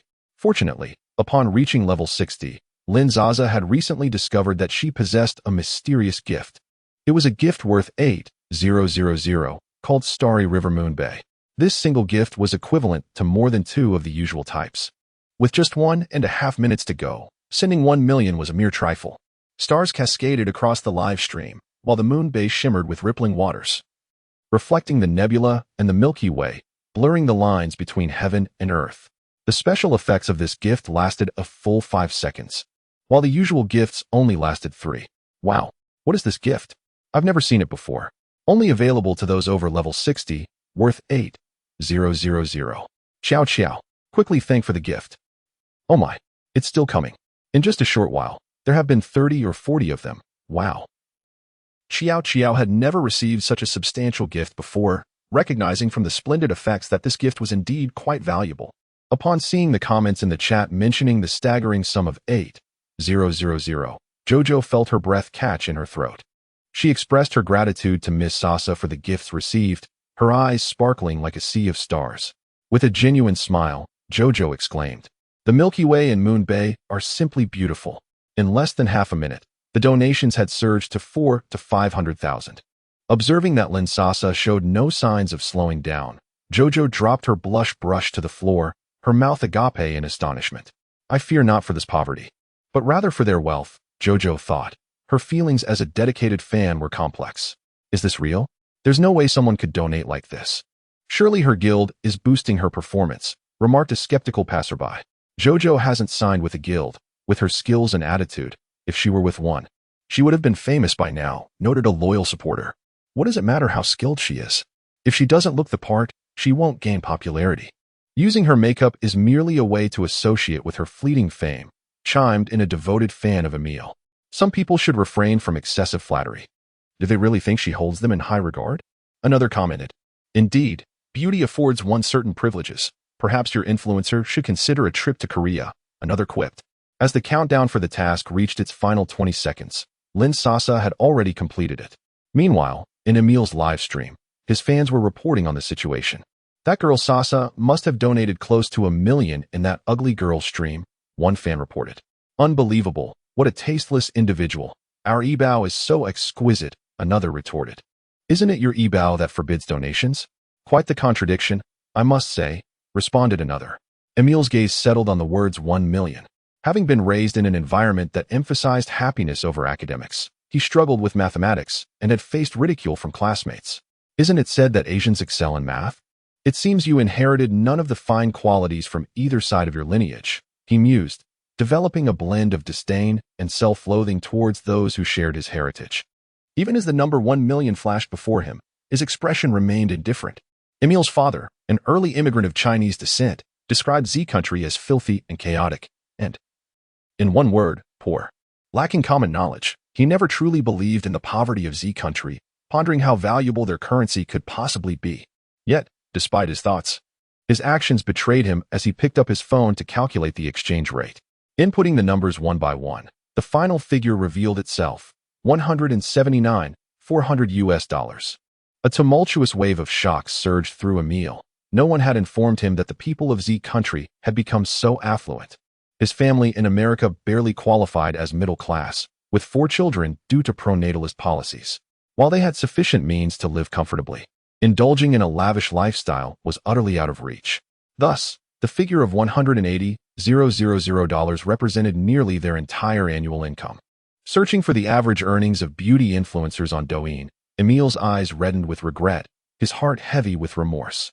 She even began to harbor resentment towards Lin Sasa. Had she spent such a considerable amount of money earlier, she surely would not have behaved so rudely. After Lin Sasa completed the purchase of 125 special gifts, the system had credited a total of 1 million to her card. Her spirits lifted significantly, and she decided to venture out that afternoon to procure some cosmetics. The extraordinary makeup skills of Xiao Chao filled her with yearning. If only she possessed such talent, she would undoubtedly enhance her beauty further. Moreover, she could transform her style through various makeup looks. However, before that, Lin Sasa returned to Emil's live stream. You all want me to share makeup tutorials. How could I not? It's just very time-consuming, and I haven't finished yet. Upon entering, she heard Emil's awkward remarks, clearly struggling to appease someone he held in contempt. Sasa, oh? Are you working on it? Show us, for the fans. The dazzling floating bullet comments were impossible to ignore, compelling Emil to force a stiff smile. It's not very convenient for me at home right now. Sasa, is that so? I thought you suddenly wished to partake in the internet scene of Z country and were just fabricating stories. Don't be so impolite to my Ebao. Take our Ebao away. While most comments were criticizing Emil, a small faction remained entranced by beauty, observing the blind adoration of the bullet comments. Emil let out a sigh of relief, followed by a sense of pride. It was so easy to deceive them, and a hint of disdain flickered in his eyes. Chapter 48. Your demise. Lin Sasa furrowed her brow, seemingly recalling something, only to relax it moments later. Oh right, you are of Chinese descent from America? So, you must be American then. Of course, I am American. Speaking of this, Emil felt an overwhelming sense of pride and elation. Lin Sasa concluded her screen recording and promptly filed a report. The reason for the report: foreign nationals are prohibited from live streaming. She attached the recording as evidence and turned to leave, discreetly taking credit for her actions. The official response was remarkably swift. Within 3 minutes, Emil's live streaming room was shut down. In accordance with relevant agreement requirements, live streaming is currently not supported for residents with non-mainland identities. While Emil reveled in Lin Sasa's silent retreat, 2 lines of text suddenly appeared before his eyes. Upon grasping their meaning, a sinister expression crossed his refined features as he kicked the chair beside him to the ground. At that moment, any semblance of his ethereal demeanor vanished. He paced the room like a caged beast, furniture suffering the consequences of his fury. Downstairs, his elderly grandmother heard the commotion and, with great effort, made her way to the 2nd floor. She opened the door, her face etched with concern. Emil, what has happened?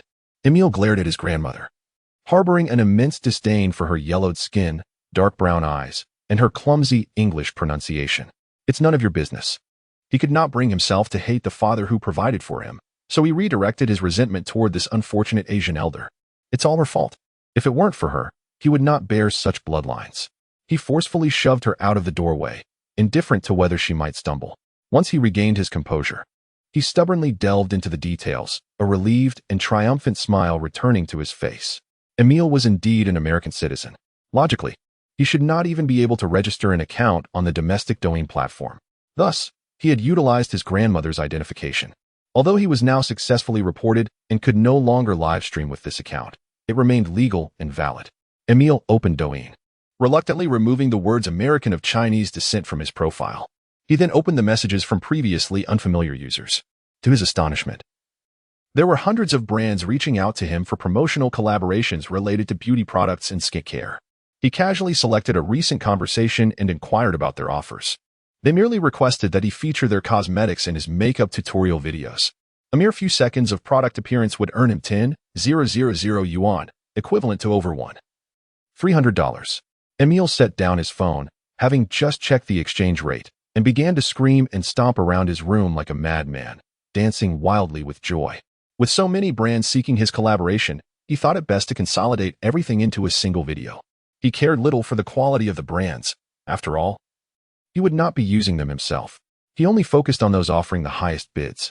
Without a moment's hesitation, he replied to a dozen brands, readily agreeing to their demands. Although his Chinese was not particularly strong, his spoken language was passable. However, upon seeing the dense script of Chinese characters on the contract, his head began to spin. Upon receiving the contract from the brand online, he merely glanced at the compensation details, lacking the patience to scrutinize the rest. Without hesitation, he signed the electronic contract. Next, he eagerly awaited the samples to be dispatched from the domestic brand. When the time came for him to utilize these products and produce a video, he would effortlessly earn over 200,000 yuan. The prospect of such easily attainable wealth was beyond Emil's wildest dreams. When he received the first brand as products, he faced his family's curious inquiries with a sense of pride, ready to witness the birth of a prominent influencer. He paid little heed to his family, even looking down upon his siblings, for he was destined to become a millionaire, a figure far removed from their ordinary lives. Emil was lost in his fantasies, unable to extricate himself. Before sharing his advertisement, he decided to post a few selfies, considering it a reward for those who would become his lucrative tools. With a hint of condescension, he snapped a quick, unadorned photo, intending to publish the video. Unexpectedly, a line of red text appeared on the screen. Account suspension notice. This account has been suspended by the system for allegedly violating community regulations. For inquiries, please click here for more information. Emil stood frozen in disbelief. How could he have anticipated that Lin Sasa's report had already placed his account on the official system's high-risk list? Coupled with his arrogant demeanor during live streams, a multitude of irate individuals from Z country had relentlessly reported him. Following a thorough investigation, the system confirmed that this account was not linked to the individual's own identification. Additionally, Emil had a record of making inappropriate remarks during live broadcasts, leading to a staggering 50-year ban. It must be that lowly person named Sasa. She was the one who reported him. And that ugly one named Xiao. It was her. She envied his looks, envied his effortless success. After a fit of extreme rage, Emil contemplated ways to obtain identification documents from a Z country citizen to create a new account. However, he soon could not afford to dwell on that, for he had signed contracts with a total of 12 brands, all of which were sending samples to his home in America. This meant that the submission deadlines were approaching. Yet his account had been suspended for 50 years. He would be utterly unable to deliver the required videos within the stipulated time frame. Noticing his account status, the brands began to alter their attitudes, demanding compensation for breach of contract. Damn Z country people, cunning and deceitful. Indeed, within the contract he had overlooked, there were several clauses regarding penalties for breach, most stipulated compensation amounting to at least 1 to 3 times the advertising fees. Emil, who prided himself on living in the moment, found himself devoid of spare funds and dared not share this terrifying reality with his family. Thus, he sought assistance at a community aid center, where he consulted with an intern lawyer of Chinese descent. The lawyer, after reviewing the numerous contracts that Emil had printed, could only shake his head in regret. Although the account was created using your grandmother's identification, your own personal information was utilized during the contract signing. The cumulative penalties from several merchants have surpassed 500,000, which is no trivial amount, and they are unlikely to relent easily. Among them, several possess their own branches in the United States, making the prospect of legal action against you quite feasible. Before the matter escalates to court, a sincere apology might facilitate an out-of-court settlement, and at the very least, could mitigate your compensation. The lawyer imparted his final counsel: to apologize to those one holds in the lowest regard, while also compensating such a substantial sum. Emil found himself engulfed in despair, nearly collapsing into his seat. Meanwhile, Lin Sasa, the fortunate recipient of a 1 million beauty shopping fund, was driven by Ling Shan to the largest shopping center in the vicinity. Chapter 49. This upscale shopping mall boasts a plethora of international luxury fashion boutiques on its first floor, featuring illustrious brands such as Hermès, Chanel, Gucci, Valentino, and Dior. However, these renowned establishments are not the destination for Lin Sasa today. Her aim lies in the cosmetics counters located in the basement level, which also showcase these high-end brands. For many ordinary young women, these cosmetic lines may represent their only attainable luxury. During the height of lipstick marketing, it seemed that no matter how financially constrained they were, most girls aspired to possess at least one high-end lipstick priced between 300 to 500 yuan. Those with a bit more financial freedom might even endeavor to collect the entire range of lipsticks from luxury beauty lines. Lin Sasa did not prepare a strategy for her visit. She had heard that the beauty advisors could recommend products based on individual skin types and appearances, as well as assist with makeup trials. Upon arriving at the basement level, she was greeted by the prominent logos of various brands, and she hesitated, contemplating which counter to approach first. At that moment, a dapper gentleman in a suit stopped her. "Hello, miss. I am a staff member from Lankme. We have an event where you can receive a complimentary eye mask valued at 78 yuan. Would you like to participate?" He inquired with a bright smile. What kind of event? Lin Sasa's curiosity, characteristic of her humble background, prompted her to ask. Simply post a Douyin video tagging our XXXX topic, and you're all set. The beauty advisor, slightly exasperated, noted that typically, patrons would queue for such offers, but today, perhaps due to the start of school, the usual throngs of budget-conscious university students were notably absent. Furthermore, being a weekday, only a handful of shoppers meandered through the basement. To fulfill his task for the day, he had resorted to promotional efforts.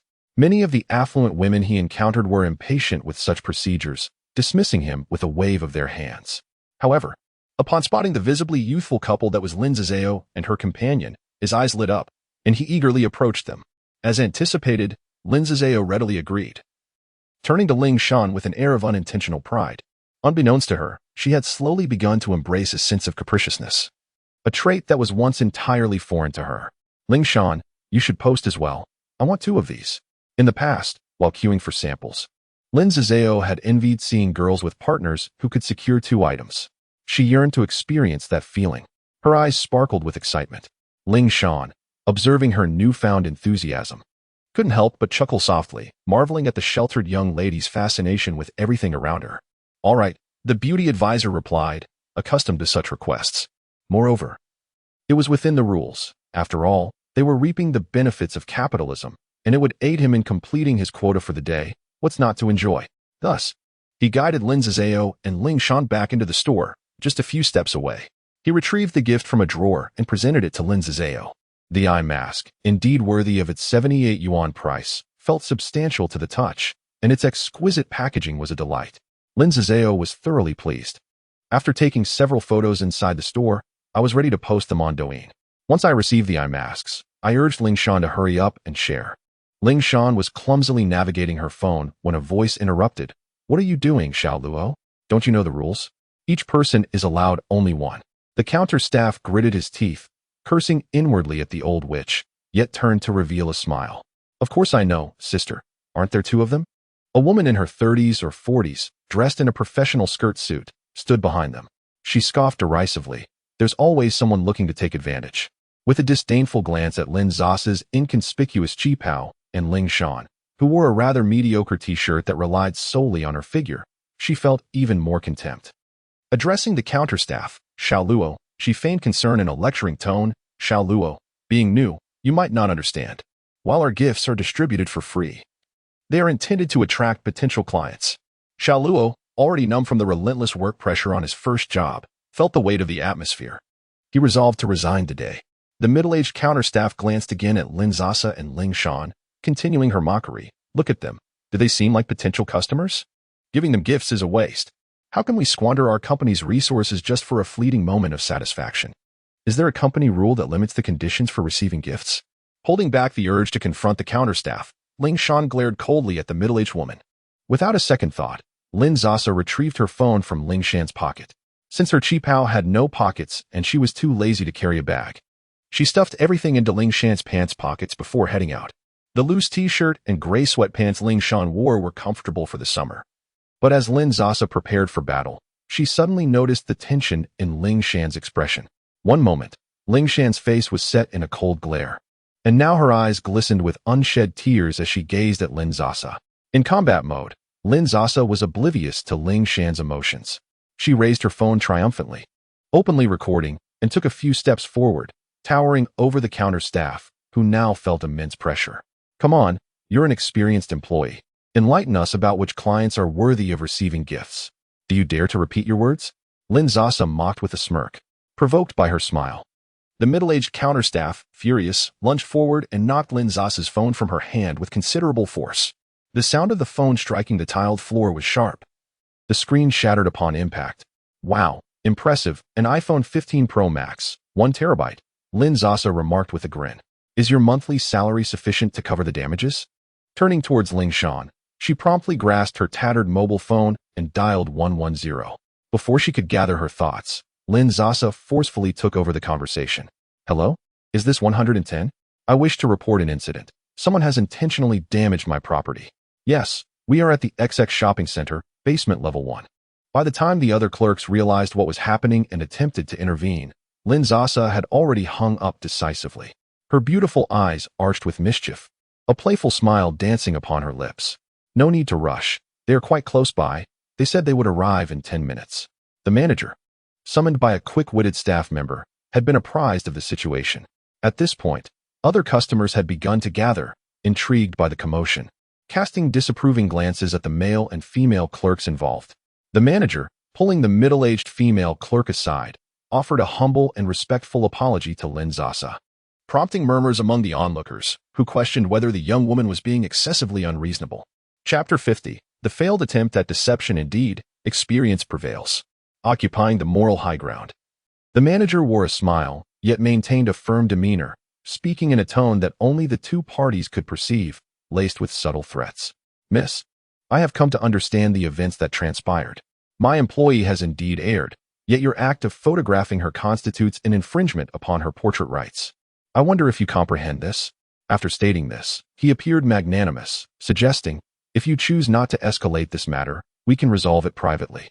My staff will not pursue your unlawful actions and will even reimburse you for the damage to your phone. Lin Sasa also smiled, originally intending only to have the foul-mouthed sales associate compensate her for her phone. Now, it seemed she was prepared to engage in this confrontation to the end. As tensions mounted, 2 officers soon arrived at the scene. Who called the police? I did. Lin Sasa raised her hand, pointing at the middle-aged sales associate across from her. She deliberately broke my phone.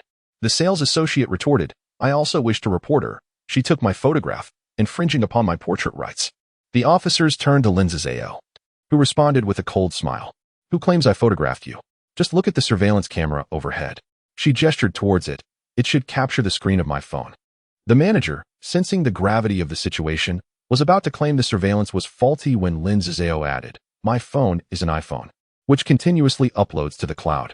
Whether or not I took a picture of her can be verified by simply logging into my account on another iPhone. The cloud will display the content from that time. Onlookers, eager for the unfolding drama, chimed in, use mine. Mine is an iPhone. The manager felt the tide turning against them, and upon meeting the serious gaze of the officers, he dared not lie further, bitterly conceding, the surveillance can be reviewed here. True to its reputation, the upscale establishment's cameras were indeed of high definition, revealing Lin Sasa's phone screen displaying a beautiful face. Both the manager and the middle-aged sales associate were left stunned. Clearly, Lin Sasa was engaged in a selfie. The officers, now fully aware of the situation, spoke sternly. You have willfully damaged another's property. If the damage exceeds 5,000 yuan, it constitutes a criminal act of intentional destruction of property, which may lead to legal consequences. Ah yes, my latest model, top configuration, 1 terabyte, costs 14,000 yuan. Lin Sasa chuckled. The manager no longer met the sales associate's gaze, while her face drained of color. Criminal charges. Did this mean she might face imprisonment? I'm sorry. I will compensate you at the full price. Please forgive me. The sales associate was nearly in tears. Casting a glance at her colleague, Shao Luo, who was enjoying the spectacle, Lin Sasa hesitated, reflecting, I do not wish for the innocent to suffer for my actions. Ultimately, She decided to let it go. Before the officers, the sales associate obediently transferred 14,000 yuan to Lin Sasa. With a teasing smile, Lin Sasa remarked, "I've grown weary of this metallic color. A white one would be a splendid change. Thank you so much." The sales associate's face turned even paler, her eyes glimmering with resentment as she glanced at Lin Sasa. Lin Sasa furrowed her brow, just about to continue scaring her. At that moment, the staff of the shopping center arrived and meticulously began to clean the floor. They addressed the middle-aged sales assistant, saying, "Hello, the tiles are shattered, and the entire floor needs to be redone. Please accompany us to discuss compensation." Since the lens of the iPhone is made of sapphire, with a hardness second only to diamonds, when she dropped her phone, it fortuitously landed on its back, causing the high-end mall's tiled floor to be cracked. Replacing everything anew in such an upscale shopping center would undoubtedly be a significant expense. After finishing her snack, Lin Sasa turned to see Ling Shan demonstrating to the sales assistant Shao Luo the successful interface of her recently sent TikTok video. Lin Sasa stifled a laugh from the side. The sales assistant was momentarily taken aback, taking a while to react before respectfully handing the eye mask to Ling Shan with both hands, his eyes filled with sincere apology as he slightly bowed. He felt genuinely regretful for the unpleasant experience caused to the two customers. Lin Sasa looked at the sales assistant, Shao Luo, "Right? Could you recommend some lipsticks, foundations, and cushion creams that would suit me?" She decided to show some kindness to the sales assistant, as having such a manager might not bode well for the future.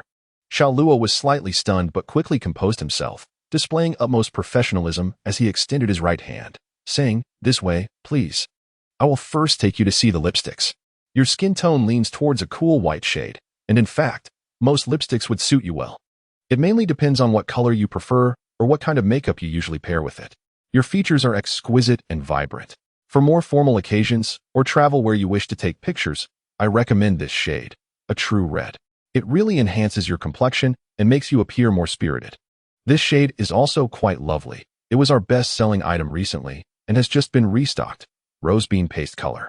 As he spoke, Shao Luo picked up a sample and gently swiped it across the back of his hand. "See this color? It is truly delicate. In a month or two, autumn will arrive, and I predict this reddish-brown shade will become quite popular, perfectly suited for the cozy ambience of autumn and winter." With each description of a shade, Shao Luo would draw 2 lines on his arm to display both sheer and full coverage. His professionalism was impressive, and his service attitude was commendable. Most importantly, it felt as though every shade he discussed resonated with her, making perfect sense. Lin Sasa felt quite satisfied. "Please fetch me one of each of the shades you just mentioned. I also need to purchase foundation, eyeshadow, and eyebrow pencils. Would you mind if I first assessed your skin type?" Shao Luo inquired. Lin Sasa nodded in agreement. After the assessment, it was revealed that she had a neutral skin type.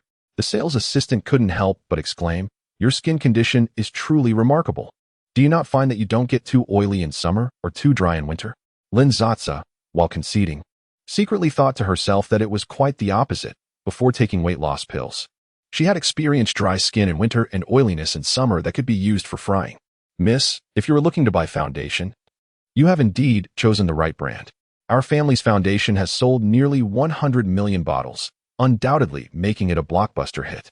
Its effect is remarkably seamless, making it the top choice for many female university students." Lin Sasa inadvertently caught sight of a delicate little bottle nestled within a glass display case. What could that be?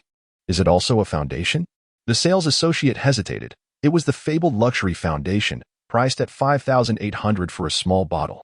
Typically, young individuals would not possess such wealth, so he had no intention of promoting this particular product. However, those who could afford a 14,000 mobile phone surely had some financial prowess. "Indeed, that is part of our high-end timeless collection," he replied cautiously. "Let us boost your sales. Buy it." Lin Sasa responded with remarkable generosity. The sales associate was taken aback. After a moment's thought, he quietly remarked, "Miss, I am about to resign. If you fancy these, you might as well purchase them from another counter." He had resolved to quit today, yet he was committed to providing his final service with utmost professionalism. Mimicking his tone, Lin Sasa playfully said, "Once purchased, it's your commission. Don't rush off. Let the situation unfold for a moment. Perhaps those you dislike will vanish." She smiled at the onlookers who were secretly snapping photos. Chapter 51. Immediate retribution. Shao Luo, the shop assistant, was somewhat skeptical. Lin Sasa smiled and deftly shifted the topic. Is this foundation suitable for my skin type? Of course it is, he replied.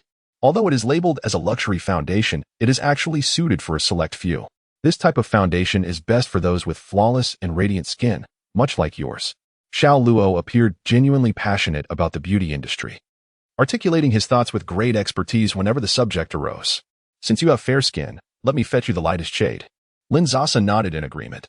As Shao Luo continued his recommendations, she ended up purchasing several eyeshadow palettes. Earthy tones ideal for everyday wear and soft pinks perfect for spring or romantic dates. During the process, Lin Sasa took a moment to inquire of Ling Shan, who stood nearby. Which palette do you think is the most appealing? Ling Shan maintained a cool demeanor, furrowing his brow as he meticulously examined the petite eyeshadow palettes in his hands. His expression was one of profound contemplation, lasting at least a minute before he ultimately chose the most striking one. The palette featured an audacious array of colors: fluorescent green, purple, black, and orange, none of which could be deemed understated. Lin Sasa and Shao Luo fell into a moment of silence.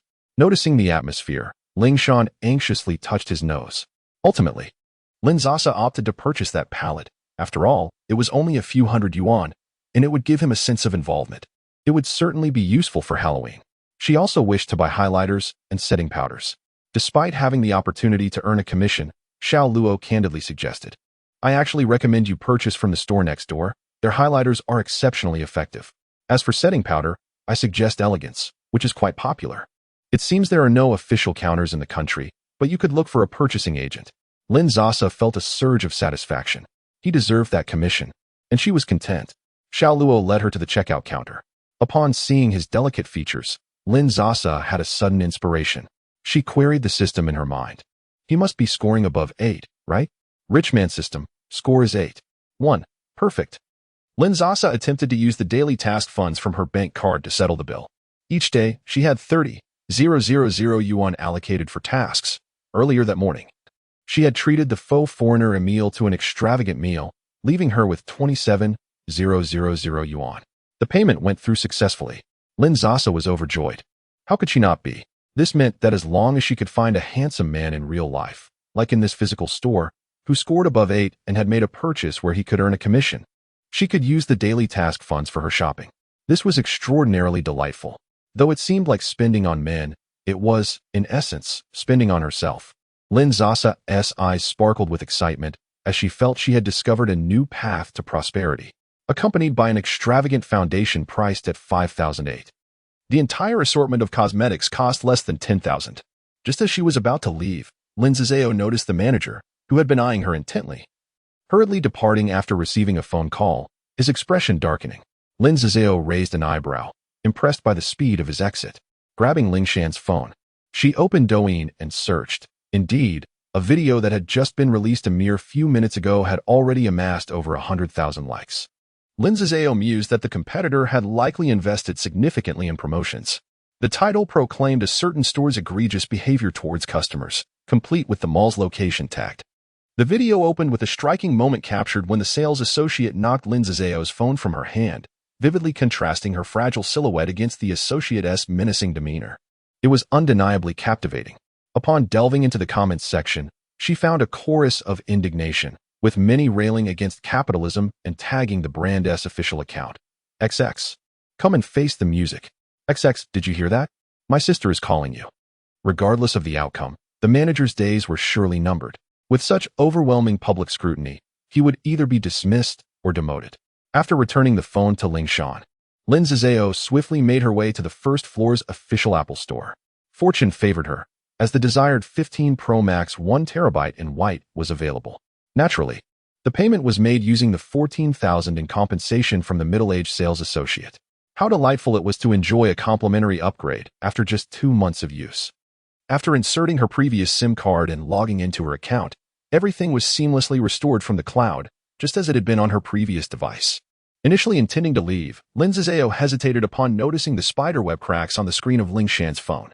She decided to purchase a black base Model 15. With over 200 gigabytes of storage, ample for a man who seldom took photos. The primary allure was the promotional price reduction of several hundred. After completing the transaction, she handed the box to Ling Shan, who stood there in disbelief, feeling the solid texture of the package. "Is this for me?" he stammered. Lin Sasa tugged at his shirt, and he lowered his head in understanding. She whispered in his ear, "You've done well in serving me." Ling Shan's ears flushed with warmth. Though her voice was soft, the nearby Apple Store attendant could barely make out her words, pondering to himself, "Am I just a pawn in your game?" After finalizing the payment, Lin Sasa dashed back to the -1 floor, still unsated by her shopping spree. How could she easily return? Shao Luo suggested she explore other stores, but Lin Sasa was not one to insist on spending her money. Typically, the sales associates in such high-end luxury boutiques are meticulously selected, possessing both appealing appearances and poised demeanors, thus increasing the likelihood of encountering those with a beauty rating exceeding 8. Lin Sasa relished the thought, considering how it compelled people to indulge in luxury goods. She first ventured to Bobbi Brown, the highlighter counter recommended by Shao Luo, which was noted for its exceptional products. As Lin Sasa glanced at the tall, handsome gentleman behind her, who was carrying a large shopping bag adorned with the Lancme logo, it was evident that no one would dare overlook her presence. The sales associates, both male and female, warmly approached her one by one. Naturally, Lin Sasa first requested a highlight of fatty pork. The sales associate, who had secured the position of her personal shopper ahead of his colleagues, greeted her with great cordiality. Lin Sasa felt even more pleased upon learning he had an impressive 8 points in charm. He even went so far as to open several boxes from the stockroom, meticulously displaying them for her to choose from. He selected one box, said to contain the richest, most vibrant shades, and offered it to her. Although Lin Sasa was uncertain of the significance of richness, the effort he put into showcasing it convinced her that it must indeed be superior, and she graciously accepted his selection. With such a delightful demeanor, it was only natural that she would make further purchases. "Do you have any other best-selling products? Perhaps some signature items?" Lin Sasa inquired. "Our best sellers include makeup remover and foundation," the sales associate responded, his smile broadening even further. Chapter 52, Shopping Extravaganza. Observing Lin Sasa's apparent lack of familiarity with beauty products, the sales associate provided a more detailed introduction. This can be regarded as one of the most crucial steps in makeup application to minimize skin damage, if not thoroughly removed. Residual makeup trapped in the pores can lead to blockages, resulting in breakouts and closed comedones. Our cleansing oil is a star product, gentle on the skin, non-irritating to the eyes, yet effective in cleansing thoroughly. As for the foundation, we offer a cordyceps formula, ideally suited for dry skin. However, Lin Sasa declined. As someone with neutral skin, she decided to forego the foundation and requested to see the cleansing oil. Upon examining the sample, she noticed the transparent bottle contained a colorless oil, and being a small bottle, she did not expect it to be overly expensive. Upon closer inspection, it was 400 milliliters priced at 790 yuan. Is the world of the affluent truly this extravagant? Even everyday essentials are so costly. Each use requires at least 1 or 2 pumps, and if one applies makeup frequently, it is likely that a bottle would be used up in just a month. Lin Sasa, now quite intrigued by makeup, decided to seize the opportunity of using task funds and requested 8 bottles without a second thought, anticipating they would last her at least half a year. She sensed a hint of obsession within herself, perhaps stemming from a fear of scarcity, as she found herself particularly fond of the numbers 6 and 8. Even setting an alarm, she preferred times like 8:08, 7:56, or 7:58. The sales associate, beaming with delight, was about to lead Lin Sasa to the checkout when a spark of inspiration struck him. He inquired whether she possessed suitable makeup tools, mentioning that their makeup brushes were among the finest from various brands. This was indeed something Lin Sasa had overlooked, having purchased numerous eyeshadow palettes. She acknowledged the necessity of a brush set, and thus agreed. 1,760 yuan, for a mere small pouch containing 6 makeup brushes. Alongside the finer brushes such as flat and eyeliner brushes, it uniquely included one for applying foundation. Lin Sasa was momentarily mesmerized as she watched the sales associate use a foundation brush to apply foundation onto his arm. It was her first realization that foundation could be applied with a brush. She had anticipated streaky lines, but was astonished by the lightweight and breathable finish it achieved. Without hesitation, she made her decision. The sales associate's smile was uncontainable. He added Lin Sasa on WeChat and generously provided her with at least half a bag of cleansing oil, primer, foundation, lipsticks, and other samples. While eagerly stuffing the bag, he remarked how these samples were perfect for travel, being both convenient and space-saving, thus perfectly catering to Lin Sasa's frugal sensibilities. The total bill at Bobby Brown exceeded 7,000 yuan. Next, Lin Sasa contemplated which store to explore next. Passing by Yang Shulin's shop, she was captivated by the exquisite packaging of the lipsticks displayed.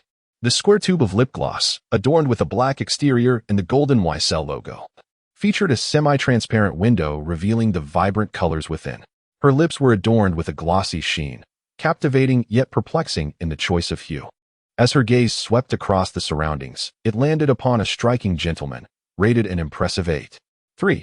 You shall be my guide, Lin Sasa decisively declared, entrusting him with the task of selecting the trending shades: ice oolong, rotten tomato, wild rose, chili red, berry red, and nude bean paste. Each name was more melodious and alluring than the last, and the swatches on the attendant's arm formed an enticing array. Turning eagerly towards Ling Shan, she inquired, "Which color do you find most appealing?" Ling Shan, initially perturbed by Lin Sasa's penchant for handsome salesmen, wrestled with a surge of jealousy. Yet, as Lin Sasa spoke, his insecurities dissipated, replaced by a sudden chill of apprehension. The previous experience of selecting an eyeshadow palette had left him with a psychological scar. After scrutinizing so many hues, he found little distinction among the lipsticks. Noticing Ling Shan's hesitation, Lin Sasa shook her head and selected 6 shades that caught her fancy. Next came the classic gold tube, somewhat unattractive and rather pedestrian, which she promptly declined. However, the nearby rectangular gold bar exuded sophistication, its black and gold palette evoking a sense of elegance. Perfect for touch-ups from her purse, she eagerly chose 8 sought-after shades, including limited edition vintage pink, red-brown, hunting red, and caramel brown, all in. Just as she was about to check out, her attention was captured by an adorable little compact on the shelf. The pink lambskin with a golden emblem belonged to Yang Shulin's cushion foundation, small yet perfectly crafted for on-the-go touch-ups. Lin Sasa was more than willing to pay for its aesthetic charm. Yang Shulin's products often exceeded 6,000. After her purchases, she veered into the adjacent Givenchy store.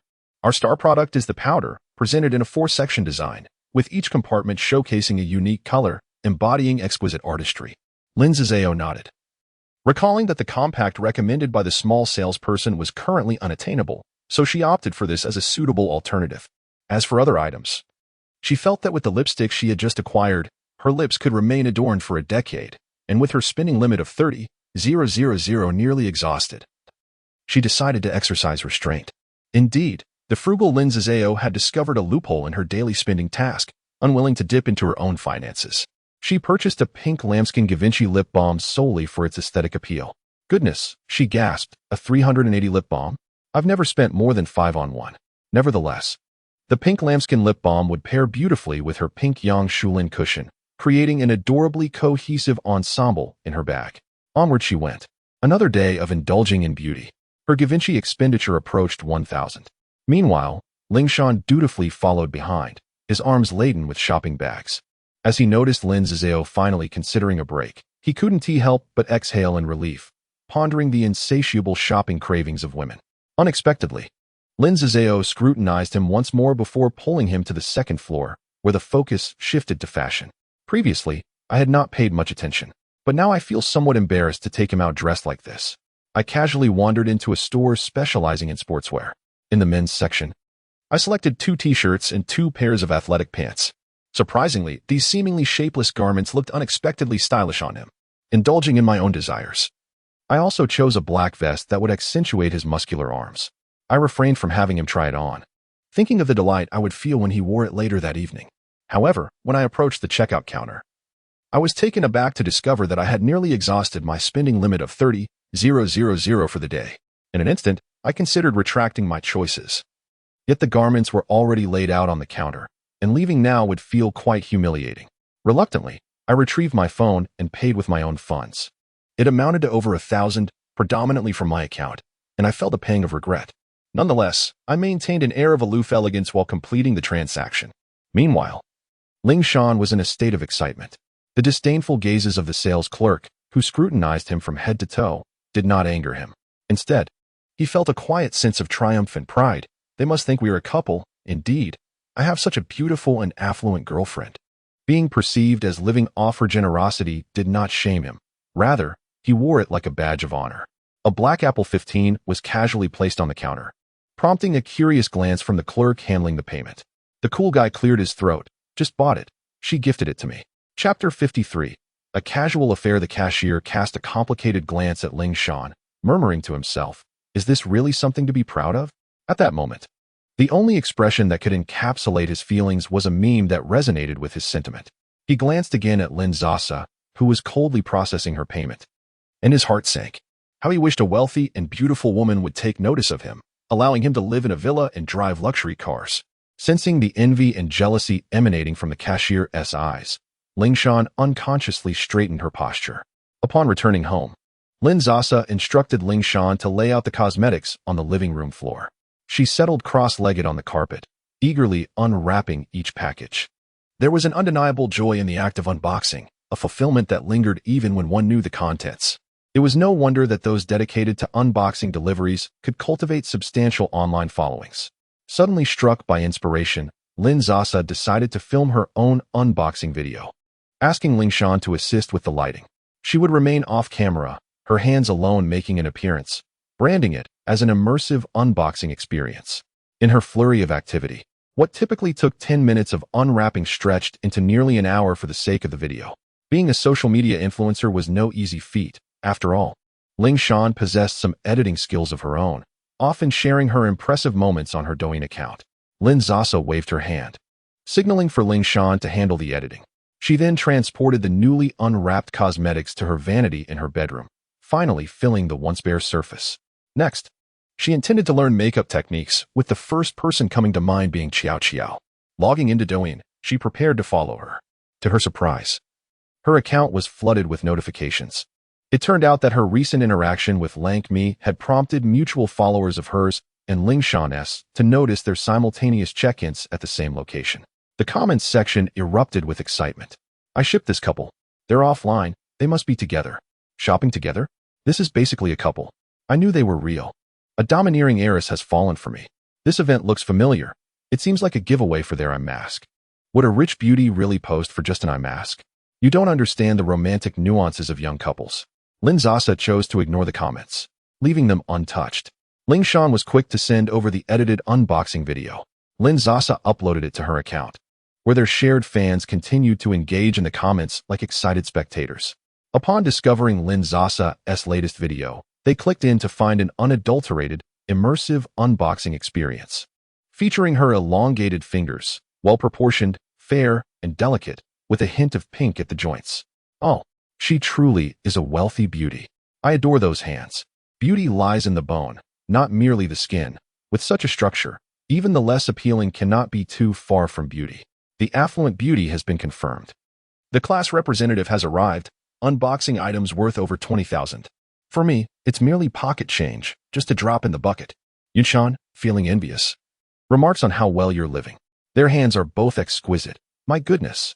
A prominent figure has emerged in the scene, exuding an undeniable allure. This image just surfaced a minute ago, fresh and enticing.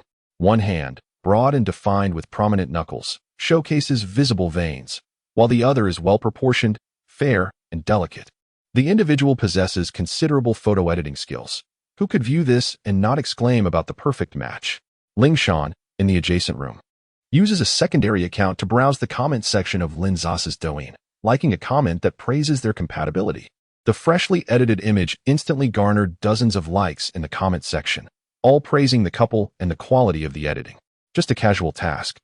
Ling Shan replies with a stern expression, yet her response drips with arrogance. Lin Sasa, lying on her bed, is thoroughly amused by the comments. A message arrives from Xiao, whom she just followed. Xiao, sister, thank you for the gifts you sent me this morning. Xiao, may I add your Earth account? Lin Sasa admires Xiao's skills and holds a favorable opinion of this diligent and capable young woman. She provides her Earth account and accepts the friend request. Little did she know, as soon as Xiao's request was approved, she promptly transferred 200,000 to her. Sasa. Xiao, the gifts you sent increased my followers by several thousand. I am truly satisfied. Xiao, I am immensely grateful and uncertain how to repay you. I feel undeserving of this money. Unfortunately, due to the daily transfer limit, I can only send you 200,000 today. The remaining 300,000 I will return to you. Sasa, it's fine, no need. Sasa, just focus on creating videos. Your skills are impressive, and I believe you will surely succeed. Lin Sasa spoke these words with an air of nonchalance, portraying a carefree demeanor. Who could have known that she was typing with a heart aching? Accepting the money Xiao sent would mean the system's task funds had merely circled back into her possession. The system would likely not permit such loopholes. The greater risk would be the determination of her task as a failure. In that case, not only might she face a penalty of gaining 10 pounds, but the 1 million she earned as a rebate could also be reclaimed. Thus, despite her intense longing, Lin Sasa couldn't gamble on that possibility and had to painfully refuse Xiao's 200,000. Xiao, rabbit crying image. Xiao, Sister Sasa. Do you truly think my skills are good? No guilds are willing to sign me. Without your support, I was on the verge of giving up. Lin Sasa felt puzzled. That shouldn't be the case. Her skills should not prevent her from securing a contract. Indeed, Xiao was not incapable of signing. However, the guilds that had approached her offered contracts that were exceedingly harsh, demanding an excessive commission and imposing numerous restrictions. For instance, the revenue from live streaming gifts, the division of advertising profits, and even the selection of advertisements are all determined by the guild. Once a contract is signed, there is no freedom to make personal decisions. Although JoJo takes pride in her skills, she is acutely aware that her qualifications are not exceptional. The beauty influencer realm is highly competitive and heavily reliant on appearance. Even if she joins those guilds, she would merely be a bottom-tier participant, unable to garner any significant traffic, and would be subjected to numerous restrictions. Today, Lin Sasa generously gifted her 1 million within just over a minute. After the broadcast, JoJo searched for the Sasa account, discovering that there were even recordings of Lin Sasa showering 5 million in a live stream, hosted by an educational influencer named Cici. Clearly, this individual is not short on funds. In an instant, JoJo's thoughts became animated. While joining someone else's studio or guild would likely strip her of her freedom, persuading the boss to invest in her could potentially resolve her current lack of capital and traffic while ensuring a degree of independence in her media endeavors. After all, the investment required might merely be pocket change for Sasa. The pressing question remains, how can she persuade her boss to invest in her? Chapter 54. A modest trial. Gazing at the recently withdrawn sum of 500,000, Xiao was struck by a brilliant idea. Once Lin Sasa accepted her friend request, Xiao, having made up her mind, transferred the funds without hesitation. This was a gamble, one that could change everything. Sasa, that shouldn't be the case. With your skill level, it's unlikely you lack a guild's endorsement. Xiao, perhaps it is due to my rather ordinary appearance. Xiao, I have a request. Feel free to decline if it offends you. Lin Sasa felt her curiosity piqued by Xiao's words. Xiao, if you deem my skills satisfactory, I would like to audaciously ask if you might consider investing in us. Lin Sasa was momentarily taken aback. The current daily tasks of the rich system offered a cashback limit of 30,000, coupled with previous random tasks that had yielded returns. Presently, Lin Sasa's account boasted nearly 10 million in savings. Lacking financial acumen, she essentially retained the mindset of an ordinary citizen, merely depositing money into Ant Treasure and enjoying daily interest that fluctuated between 300 and 500. The simple pleasure of watching her money grow had always been enough for her. She had never contemplated the notion of investing, perceiving it as something sophisticated and distant. To her surprise, others viewed her as possessing investment potential. This realization filled Lin Sasa with intrigue and even a slight thrill. She pondered seriously. Funds from the system could not be allocated to Xiao, as she was not a male broadcaster and lacked the requisite attractiveness. Only the money from random tasks might permit unrestricted spending. However, random tasks were inherently unpredictable, as evidenced by the previous restrictions when purchasing a musical instrument, and the time constraints during the gifting process. Should she choose to invest in Xiao, it would inevitably require dipping into her nearly 10 million in savings. Lin Sasa hesitated even at the thought of spending 1,000 on clothing for Ling Shan. Investments such as equipment could easily run into tens of thousands, and additional expenses for traffic could similarly escalate. The sudden prospect of such expenditure left her feeling quite apprehensive. She often encountered online anecdotes suggesting that the best venture for a wealthy heir was simply to abstain from entrepreneurship. Yet, she genuinely believed Xiao possessed commendable skills, particularly as a girl who was unaccustomed to makeup. The video content was replete with valuable insights, perfectly suited for novices. Furthermore, the system provided a daily allowance of 30,000, along with sporadic subsidies from random tasks. Reviving the system, she inquired about Xiao Qiao's affection level. And to her astonishment, the system provided an answer. Rich system. Xiao Qiao's affection level is 60. This newly developed feature of the system proved to be remarkably useful, revealing affection levels even for those outside the task parameters. It was indeed a tool for navigating risks and rewards. An affection level above 60 indicated a strong bond, assuring Lin Sasa that Xiao Qiao was not merely after her money. Her eagerness intensified, and she resolved to take the plunge. Yes, it was time to seize the opportunity. If she were to incur losses, she would resolutely abandon any future investments, opting instead for the simplicity of living off interest. Lin Sasa, filled with ambition, was already contemplating her exit strategy. Sasa, what can I gain from investing with you? Although she had decided to give it a try, Lin Sasa did not display an overwhelming sense of urgency. Xiao Qiao understood that she had made the right gamble. Genuine interest would lead her to negotiate terms. Xiao Qiao, my team and I will handle the planning, filming, recording, and editing of short videos. You would provide the necessary funding for equipment purchases and promotions. And I will present a formal budget report to ensure the funds are utilized judiciously. Xiao Qiao, in essence, we provide the technical expertise, while you supply the capital. The profits from all live stream gifts and advertisements will be split 60-40, with you receiving the larger share. Xiao Qiao, however, I retain ownership of my account, and you cannot exert undue influence over my content choices, collaborations, or filming decisions. Though, of course, I welcome your suggestions. This was a carefully considered proposition from Xiao Qiao, and her terms were quite sincere. Typically, agencies operate on a 50-50 profit split, but she was willing to relinquish a portion of her profits in exchange for control over her account. Sasa, you have a team? Xiao Qiao felt a bit awkward. The so-called team was merely a term she employed to avoid appearing as an amateur outfit. In reality, it was just her and her close friend. Xiao Qiao, yes. I have a friend whose skills in filming, editing, and post-production are quite impressive. All current videos are produced by her. Lin Sasa had viewed her videos and noted that the equipment used was commendable and that significant investment had been made. The editing techniques were also quite smooth. Sasa, I will consider it. Lin Sasa was uncertain about the intricacies of such a live streaming contract and whether Xiao Qiao's terms were feasible.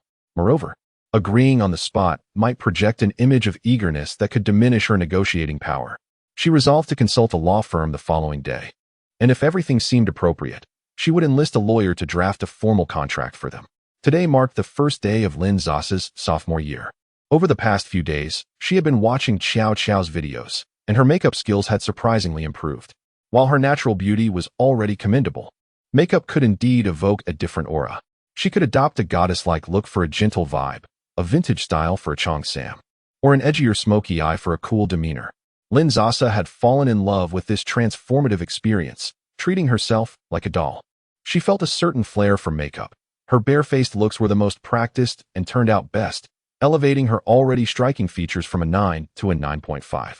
Declining Ling Shan's offer to accompany her, Lin Sasa drove her little pink car to school. Their campus was open, allowing vehicles to traverse almost all areas aside from a few dormitory zones. The foreign language building was exceptionally modern, complete with parking spaces in front. Perhaps due to the start of the semester, the campus was bustling with activity. Parking spots were nearly full, and it took some time to secure one.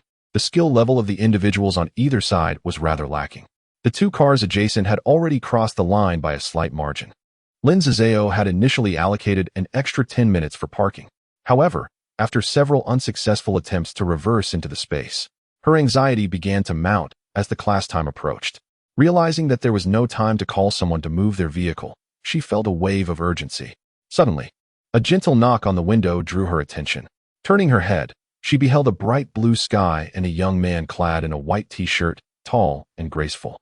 Illuminated by the sun, the fine down on his face was distinctly visible, and his eyes sparkled with clarity. Noticing Lin Sasa's gaze, he immediately broke into a radiant smile, exuding an infectious charm.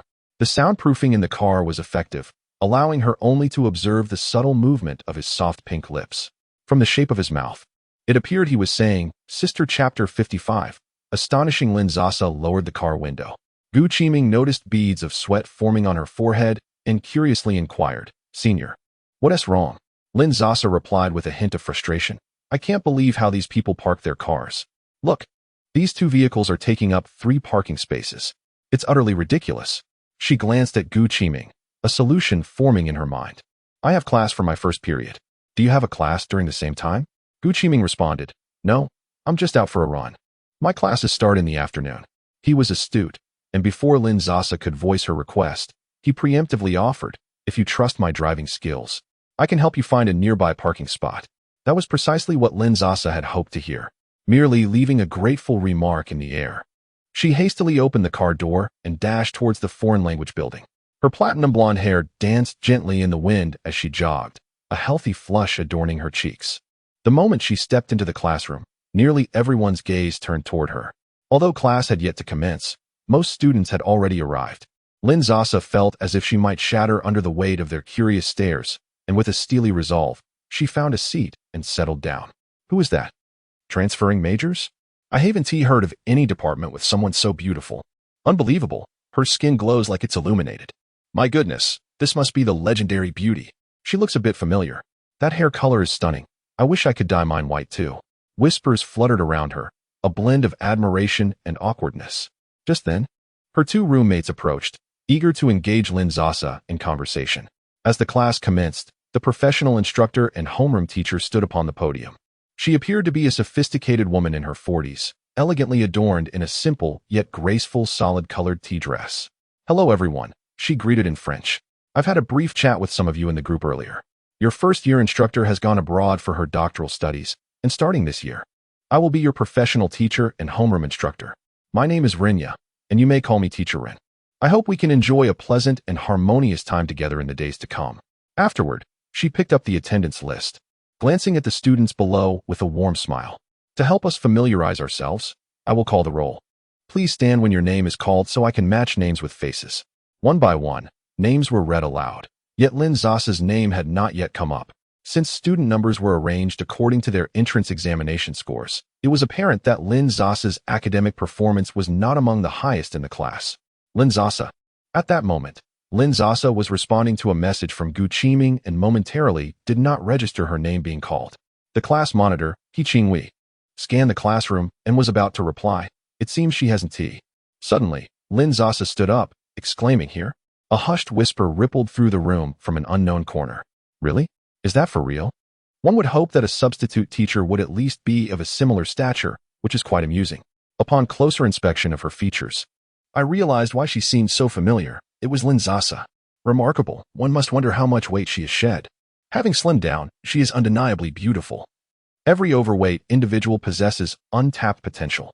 In the classroom, Lin Sasa stood out, the focal point of everyone's attention. Although she felt a twinge of nervousness within, her exterior remained composed. Rinya gazed at the poised and lovely girl before her, filled with admiration. This child was truly striking. Nodding with a smile towards Lin Sasa, she gestured for her to take a seat. Due to the school's vastness, navigating between classes can be cumbersome, resulting in the typical schedule allowing for 2 consecutive periods, with a 10-minute intermission in between. After the first class concluded, Rinya announced a break and exited the classroom.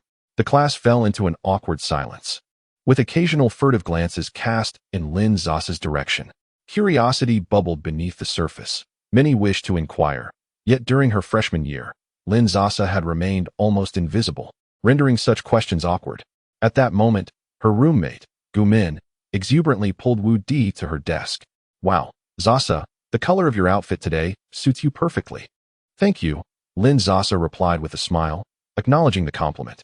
Soon after, a girl unable to contain her curiosity shyly approached them, stammering, How did you lose so much weight? Please share your secrets. When she, seated not far away, was absorbed in her phone but strained to eavesdrop on Lin Sasa and her companions, Lin Sasa found herself in a predicament. She could neither divulge the truth nor fabricate misleading information. Discussing liposuction or gastric surgery would surely mislead others.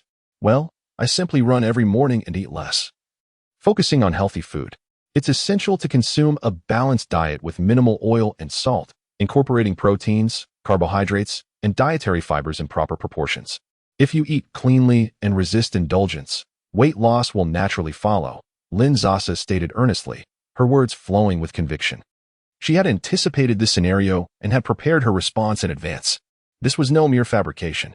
It was knowledge she had gleaned from a night of research when she had whimsically decided to lose weight.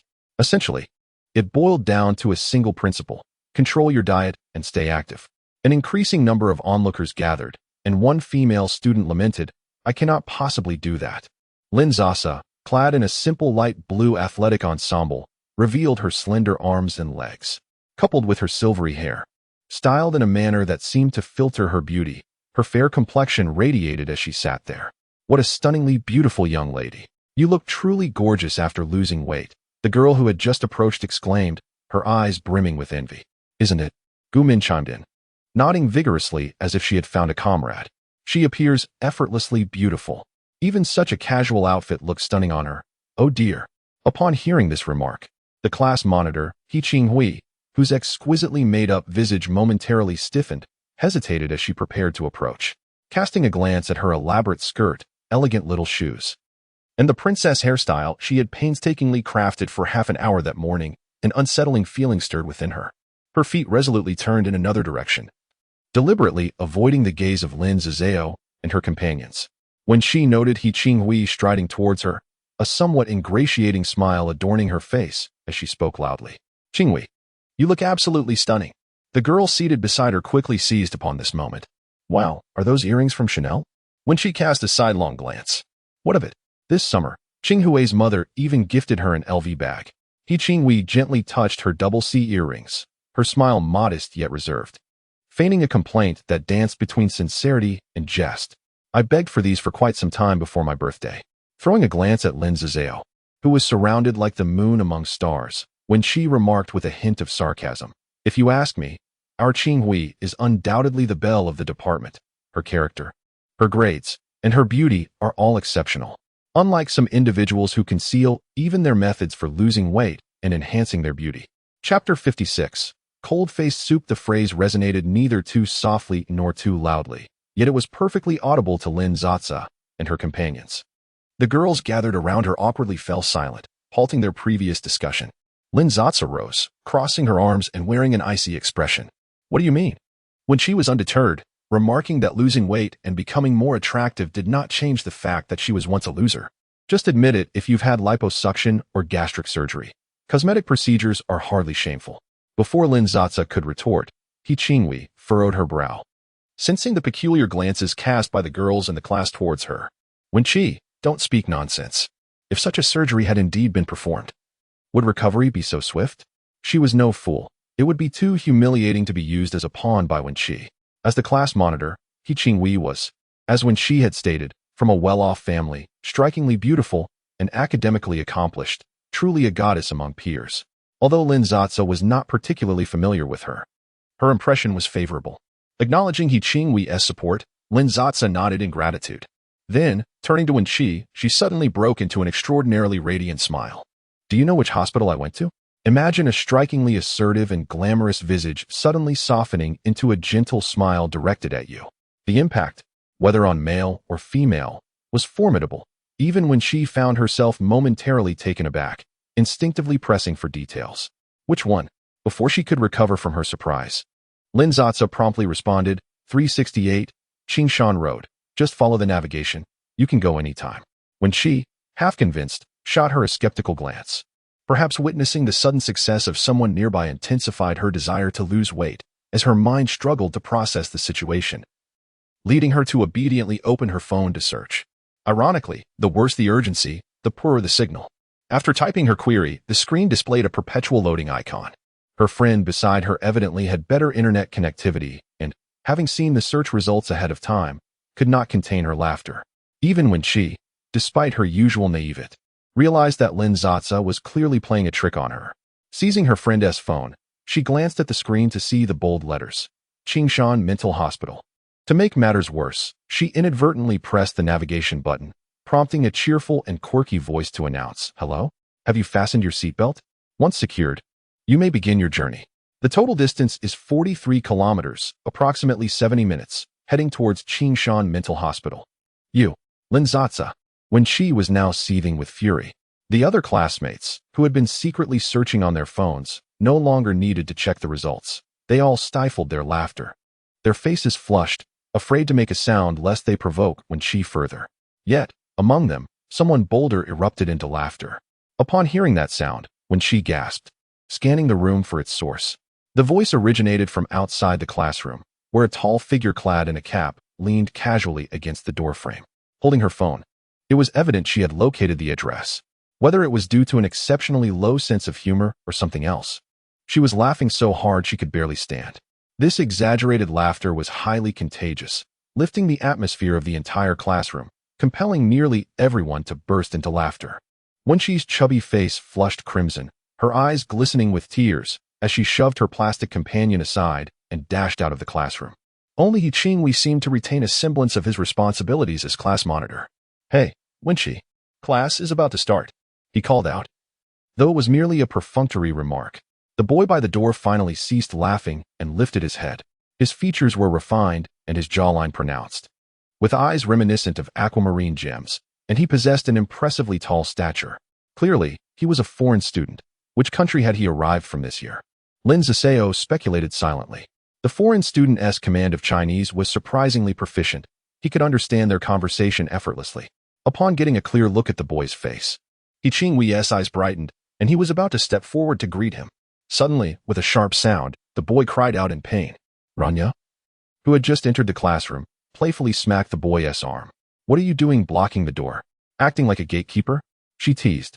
"That didn't hurt you. Why such an exaggerated reaction?" Then she gestured for him to hand her a USB drive.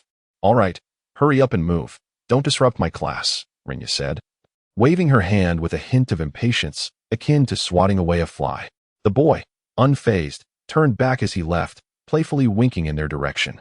At that moment, Qingwei's composure evaporated, his face flushed, displaying a youthful infatuation. Lin Sasa shivered slightly. Such a robust and towering young man winking at her was rather unsettling. After attending 2 consecutive specialized classes, Lin Sasa, having neglected her studies for 3 months, felt her head spinning. When she heard Renya mention a quiz for the next class, her vision darkened.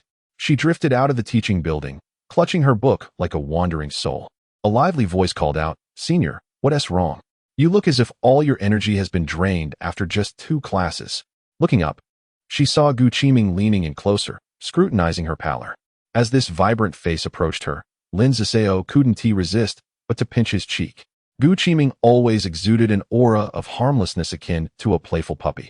"What are you doing here?" she inquired.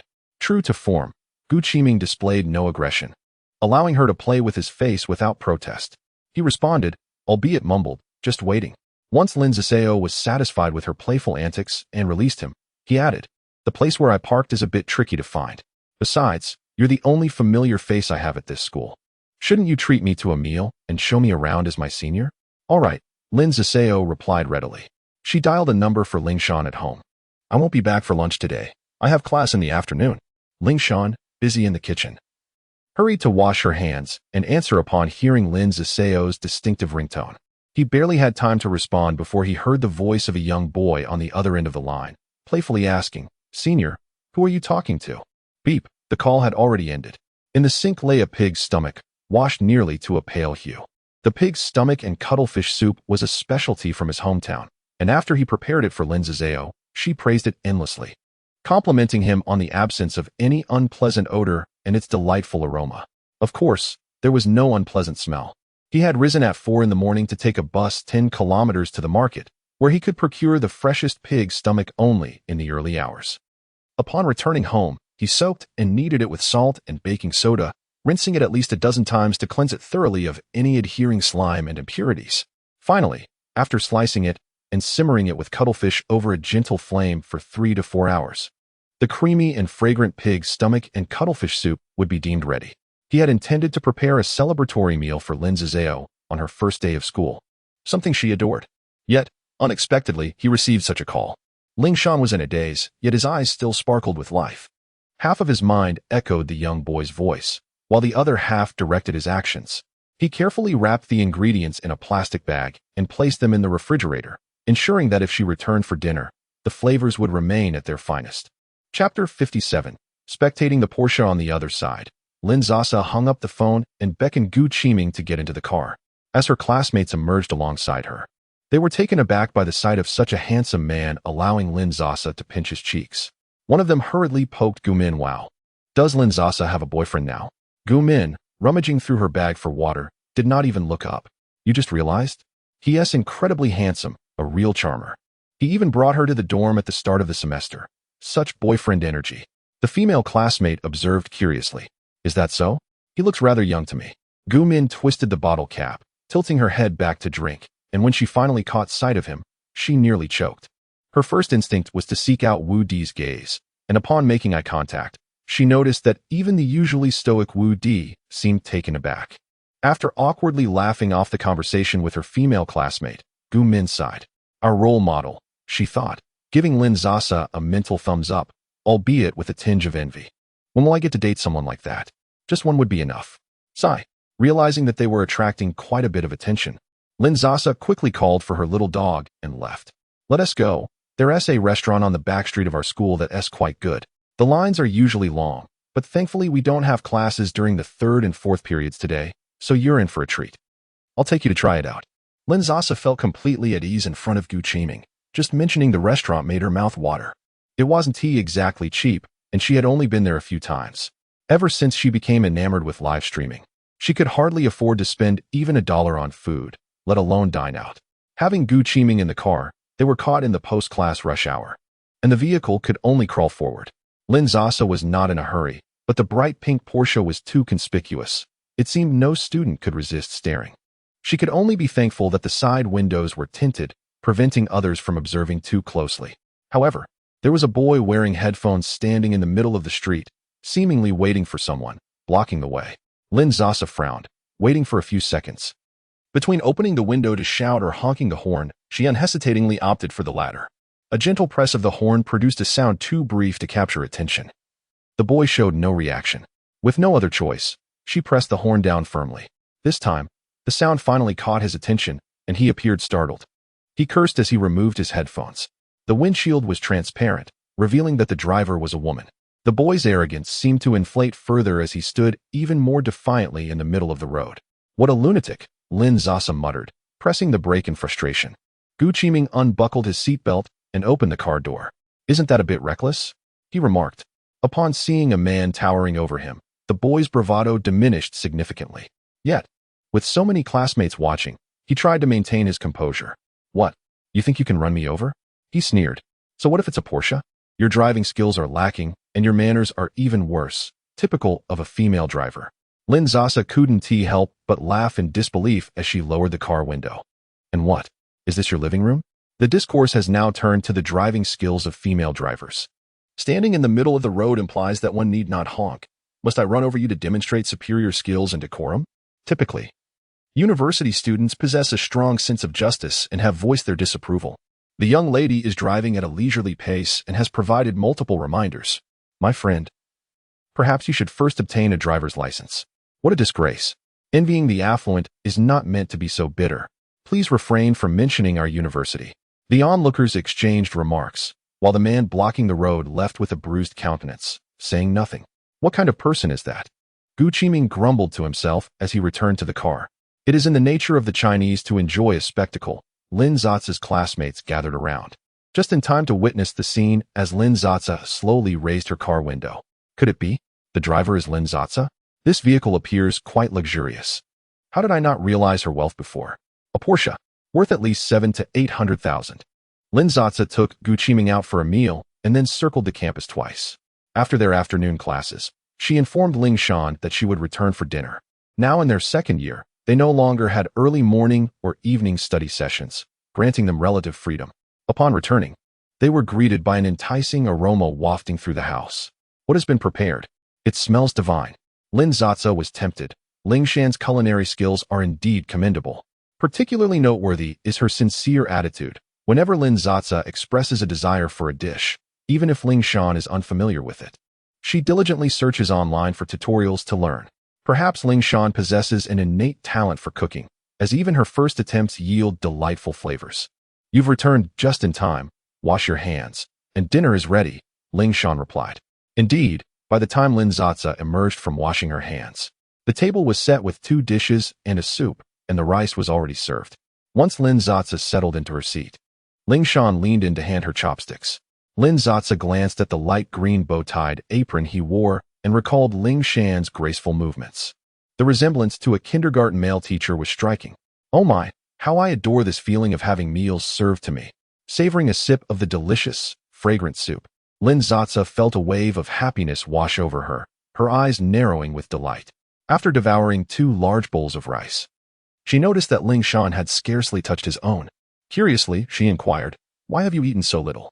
Ling Shan, who had been propping his face with one hand, felt a warm sense of satisfaction as he watched Lin Sasa relish her meal.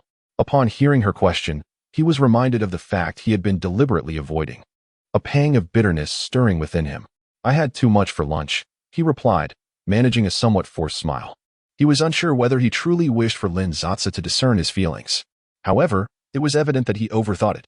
Upon hearing his response, Lin Sasa paid little mind to his underlying sentiments. After declaring, "I'm done eating," she set down her chopsticks and turned her attention to the dog. At this moment, Ling Shan found himself enveloped in a whirlwind of complex emotions. Resentment, insecurity, and fear intertwined within him. He dazedly tidied the dishes, while the sounds of a young girl and a playful puppy frolicking nearby echoed in his ears, painting a picture of a blissful family. Yet, Ling Shan was acutely aware that this was merely a manifestation of his own despicable self-indulgence. Lin Sasa, a young and attractive university student, perhaps considered her wealth to be the least noteworthy of her attributes. Previously, there was the charming white-faced Wang Shu, who had vied for her affection, and now, a spirited junior on the phone. She was never short of admirers. Ling Shan, lacking both money and education, possessed no qualities that could possibly match hers. The only thing he could rely on was this body, which could barely garner some of Lin Sasa's favor. From just a brief utterance on the other end of the line, he could sense the vivacious energy of the person addressing her as senior. Such words seemed entirely beyond his reach. They attended the same university, while he had not even completed high school. What right did he have to compete? What right did he have to feel jealous? After finishing in the kitchen, he seized the opportunity to step out and throw away the trash, lighting a cigarette beneath the streetlight. The flickering glow of the cigarette illuminated the dim surroundings, casting elongated shadows in the yellow light. After taking a couple of puffs, he extinguished the cigarette, fearing that if he indulged any further, Lin Sasa would surely detect the scent, for she had expressed her disdain for the smell of smoke. He wandered aimlessly for half an hour, waiting for the odor to dissipate before returning upstairs. Lin Sasa had already completed her evening routine and retreated to her room. The warm yellow light seeping through the door crack filled him with an overwhelming sense of melancholy. Upon returning to his own room, he switched on his computer, ready to commence his live stream as usual, only to discover a private message in the back end. "Hello, Mr. Yinshan. I am a coach at the Serious Club. I wonder if you have any interest in pursuing a professional career?" The testing results arrived swiftly. In Renya's office, Lin Sasa stood obediently before her desk, listening to her guidance. "Sasa, I have reviewed your first-year results. Although you were not at the top of your class, you were certainly above average. Now, can you guess your rank in this latest test?" Lin Sasa lowered her head in shame, glancing sideways at the foreign student grading papers nearby. Renya noticed as well. "Shao, you may leave." The foreign student flashed a cheeky smile and winked at Lin Sasa, and once he exited, she felt a slight easing of tension. She then apologized to Teacher Ren. "I'm sorry, teacher. I didn't have a strong foundation to begin with, and with various events that occurred over the summer, I truly did not study diligently." She followed up with a promise. "Rest assured, teacher, I will put in my best effort this semester." "All right, I believe in you," Renya replied, nodding with reassurance. Unexpectedly, a golden head popped into the doorway. "I can help her with tutoring. A bona fide Frenchman is right here," he proclaimed, patting his chest. "One is better than two, and it's completely free. Why not take advantage of it?" Haha, no need. Thank you," Lin Sasa replied. Lin Sasa chuckled lightly, offering a dry smile. Renro cast a glance at her golden retriever, a hint of surprise flickering in her eyes. Upon further inspection of Lin Sasa's exquisite visage, she appeared contemplative, before breaking into a gentle smile. "I haven't introduced you two yet. Sasa, this is my son, Renan. Littlin, this is my student, Lin Sasa, a truly delightful young lady." Renan smiled at Lin Sasa, saying, "I know. He is of Sino-French descent. Having spent a considerable portion of his life in France, thus his French is quite commendable. This year, he applied for a gap year, and I brought him back to work for a while. The suggestion he made is rather excellent, as it prevents him from disappearing again. Consider it a request from Teacher Ren. How does that sound?" It would be beneficial for him to have something to occupy his time. Rinya was indeed the type Lin Sasa found hard to refuse. She responded better to gentleness than to firmness. With the conversation reaching this point, Lin Sasa had no choice but to nod, exchanging WeChat information with Ren and under Ren Ya's watchful gaze. Ren immediately inquired, "How about 3 times a week? What time do you think works best?" "That seems rather excessive, doesn't it?" Offering free tutoring with such frequency, Lin Sasa politely declined, then added in a tone that left little room for refusal, "Let us settle for just 1 day a week. We can meet at the library on the weekend, depending on your availability." Renan was not disheartened. He had learned negotiation tactics from his father. When one desires the other party to acquiesce to their terms, one should propose conditions that are significantly higher than what the other party is willing to accept. This way, the terms one truly wishes to achieve are more likely to be embraced by the other. A weekly meeting was well within his acceptance range. Renan's azure eyes fixated on Lin Sasa, his smile carrying a hint of mischief. "See you this weekend. Let us keep in touch via WeChat." What a striking face he possessed. Lin Sasa inquired about Renan's score.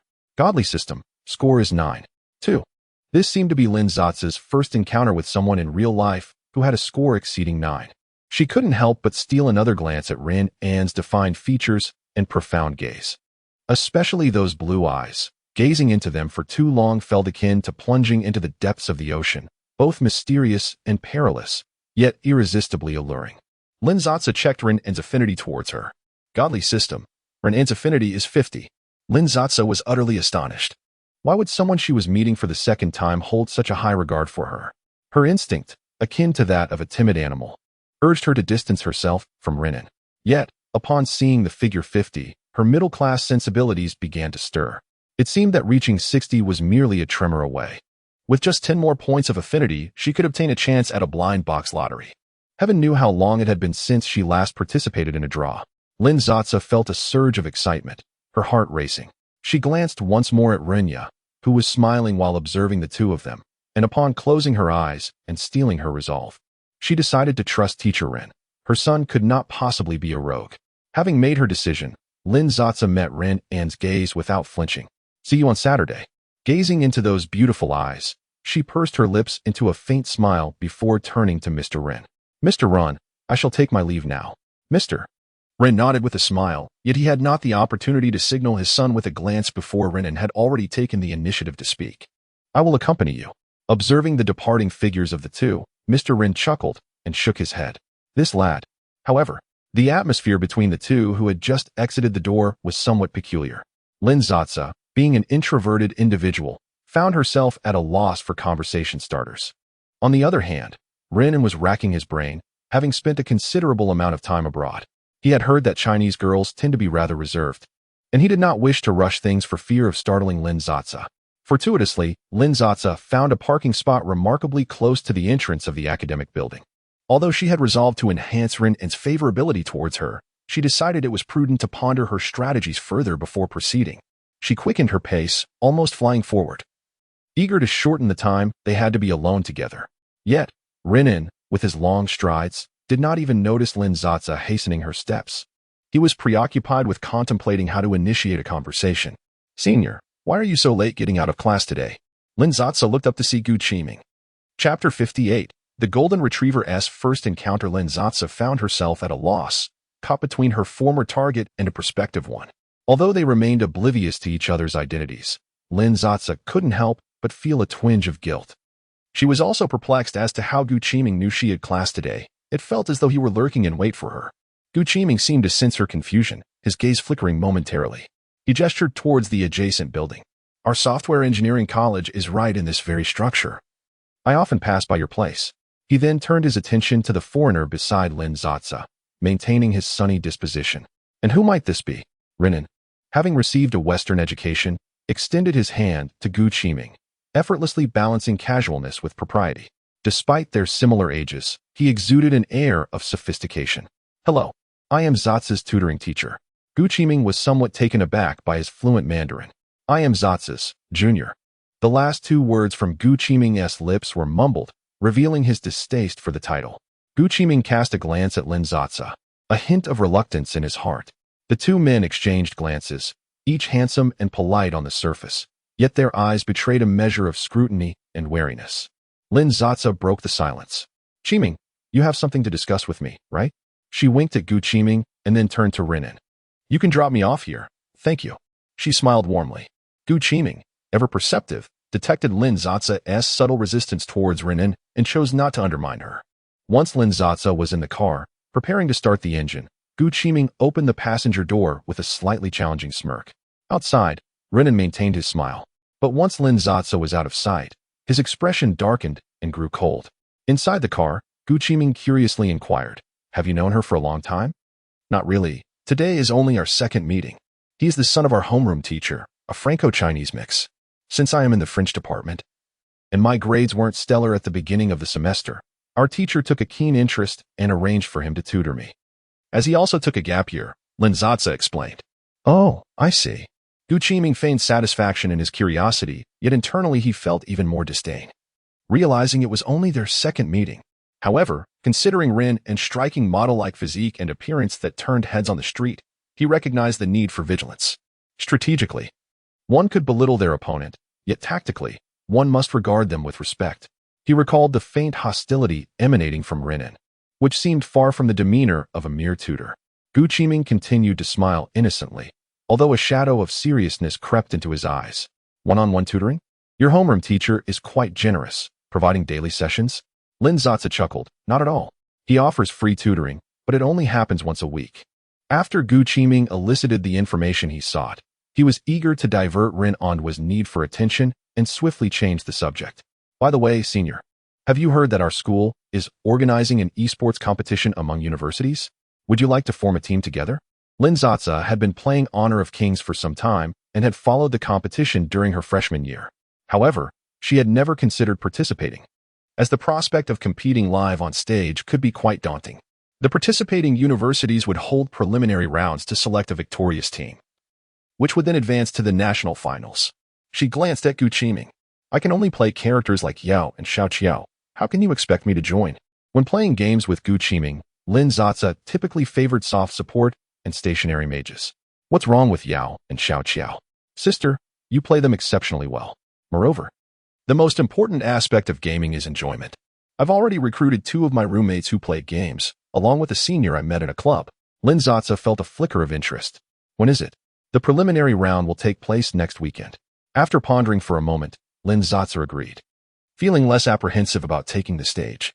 In truth, she quite enjoyed such events. She had been following last year's competition closely. However, Lin Sasa lacked many friends and could barely assemble a team. Upon returning home, she excitedly shared the news with Ling Shan. Ling Shan, did you know? Our school is also hosting an Honor of Kings competition. I must tell you, it was truly spectacular. I watched it from the audience last year. Ling Shan swallowed the topic she had initially intended to discuss with Lin Sasa and pinpointed the crux of the matter. Is that so? Is it the kind where you form your own team and then compete? Lin Sasa's eyes sparkled as she nodded. The preliminary round is next weekend. You should come to watch. Ling Shan couldn't help but wonder whom she might team up with and nodded in agreement. After Lin Sasa finished her shower and dinner, she returned to her room and opened the game she hadn't played in a while. She was already contemplating which hero to play and what skin to wear on the day of the competition. If one refrains from purchasing skins for a period, their aristocrat level would automatically decline. In the past, when funds were scarce, Lin Sasa would occasionally buy a small package for 50 cents to maintain her laughable vanity, ensuring she retained her V10 status. Yet now, with a newfound financial comfort and a more fulfilling life, she had grown indifferent to such trivial matters, even neglecting the game for several days. Upon logging in, she realized it had indeed been quite some time since she last purchased a skin. Coincidentally, a limited-time skin re-release event was underway. It featured a skin she had missed during her financially constrained days. It wasn't particularly expensive, only 168 yuan, but, alas, at that time, her budget barely covered steamed buns, leaving her to covet the purchases of others. The most frustrating aspect was that limited-time skins generally required a lottery to acquire. For a mere 6 yuan per instance, with a guaranteed minimum of 600, the petite heiress Lin Sasa, possessing a fortune in the millions, found herself in a state of hesitation. Having previously consulted with a lawyer, she deemed the conditions proposed by the beauty influencer Xiao Qiao to be rather sincere. She had resolved to become their investor and was currently in the process of commissioning her lawyer to draft a contract. Thus, the entirety of her current wealth, amounting to 10 million, constituted her own initial capital, which she could not afford to squander recklessly. With a final glance at her complexion, Lin Sasa prepared to reluctantly exit the game. Wealthy system. Activate a random task requiring the expenditure of 2 million, limited to 1 hour, within a radius of 10 meters. Please note, this virtual expenditure must not exceed 10%. Failure to complete the task will incur a penalty of 1 year of dysmenorrhea. Chapter 59. Emptying the shopping cart. It seems that thoughts manifest into reality. In Lin Sasa's eyes, random tasks are no different from receiving money. However, at this stage, the emergence of penalties associated with these tasks has instilled a degree of psychological pressure upon her. The punishment this time involves enduring menstrual pain for an entire year. An experienced Lin Sasa is determined to avoid at all costs. It is said that some individuals experience cramping comparable to childbirth. Perhaps the system has discerned that Lin Sasa previously exploited bugs during her random tasks, swiftly completing them by purchasing gifts online. Consequently, a restriction has been implemented. Virtual spending must not exceed 10% of 2 million amounts to 200,000. Only this sum can be allocated for live streaming and purchasing game skins or similar virtual expenses. The remaining 180,000 must be spent on tangible goods. Yet, Lin Sasa remains unperturbed. The initial penalty of a bald head from her first random task had startled her. She feared being confined to a short time frame to spend a large sum, rendering her incapable of fulfilling her task promptly. Thus, she had proactively made preparations. Opening an online shopping platform, she chuckled exuberantly, relishing the anticipation of her meticulously selected treasures. She selected an array of items already in her shopping cart. A 40-gram pure gold hairpin, exquisitely crafted and resembling a work of art, priced at over 30,000. Two 50-gram Dunhuang co-branded gold bracelets, also over 30,000 each. 10 100-gram Zodiac gold bars celebrating the year of the rabbit, priced at 60,000 each. A Leica M11P digital camera for 70,000, along with a lens costing 60,000, totaling 140,000. She even included a variety of customized outfits and exorbitantly priced imported dog food and canned goods for her beloved dog, totaling just over 1 million. After capturing a screenshot to record the prices, Lin Sasa proceeded to make her payment without hesitation. The exhilaration was palpable. She expressed her gratitude towards the system for facilitating this opportunity to empty her shopping cart. Next, she opened her favorites folder and transferred a selection of clothes from a brand she had long admired into her cart. This brand, Miu Miu, is a subsidiary of Prada, characterized by a youthful aesthetic and designs that resonate with young women, effectively serving as the daily wardrobe for affluent families. She added a black spaghetti strap dress, a white silk blend dress, and various summer dresses, t-shirts, and pants, all items she adored. With autumn approaching, she selected new trench coats, sweaters, hoodies, and skirts, filling her cart with delightful options. Upon checkout, the total reached over 700,000. She was still 8,000 short. Unfazed, Lin Sasa logged into the Dior official website, where her cart contained two small handbags crafted from blush pink lambskin and matte black calfskin, the iconic Lady Dior bags.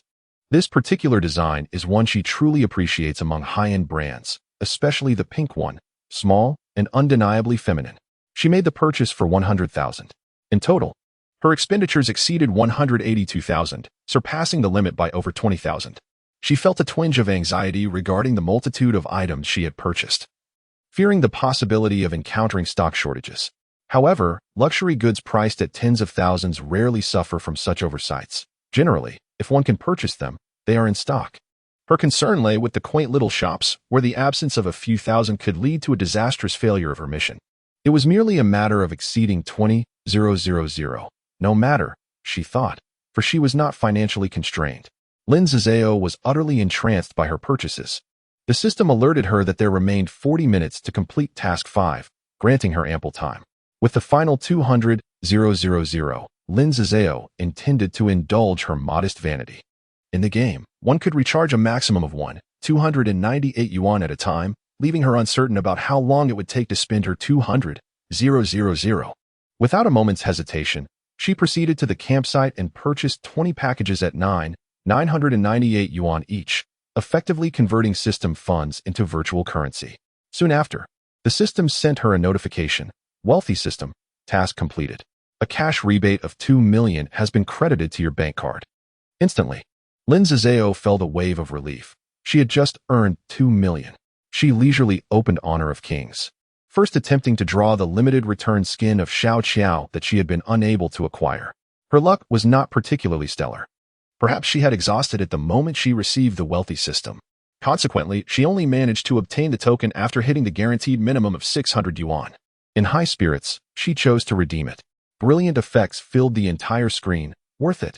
After admiring it for a brief moment, she ventured into the skin shop, which housed several hero skins she had missed due to financial constraints. Initially, she would carefully appreciate the effects, but eventually, she grew impatient.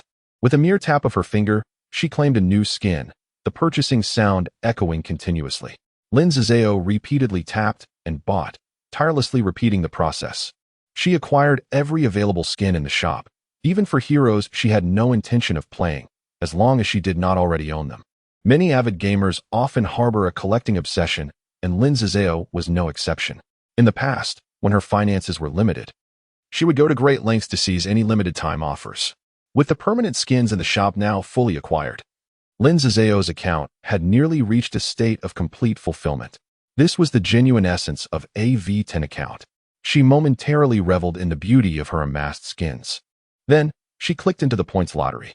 It is worth noting that her current honors collection was solely built through regular recharges and the acquisition of lottery tickets, resulting in a modest bounty of a Sun Shangxiang skin. The killer is not too cold, and a Chun Yaojin skin, vibrant assault. Speaking of the Chun Yaojin skin, Lin Sasa felt a pang of frustration. After painstaking efforts to earn a second honor crystal, she had intended to exchange it for the enchanting swan dream. Alas, a momentary lapse led her to mistakenly select the adjacent Chun Yaojin skin. Others marveled at how the wealthy woman's thoughts were indeed unconventional. Lin Sasa's dream of the swan dream shattered, leaving her to play with the rather lackluster Mighty Man. To be frank, her V10 account had previously appeared rather mediocre, lacking depth. However, now that she possessed ample funds, Lin Sasa glanced at the seemingly endless digits of currency in the upper right corner, her mood soaring even higher than when purchasing luxury goods. She began her lottery draws. With each click yielding only 5 attempts, the efficiency was rather dismal.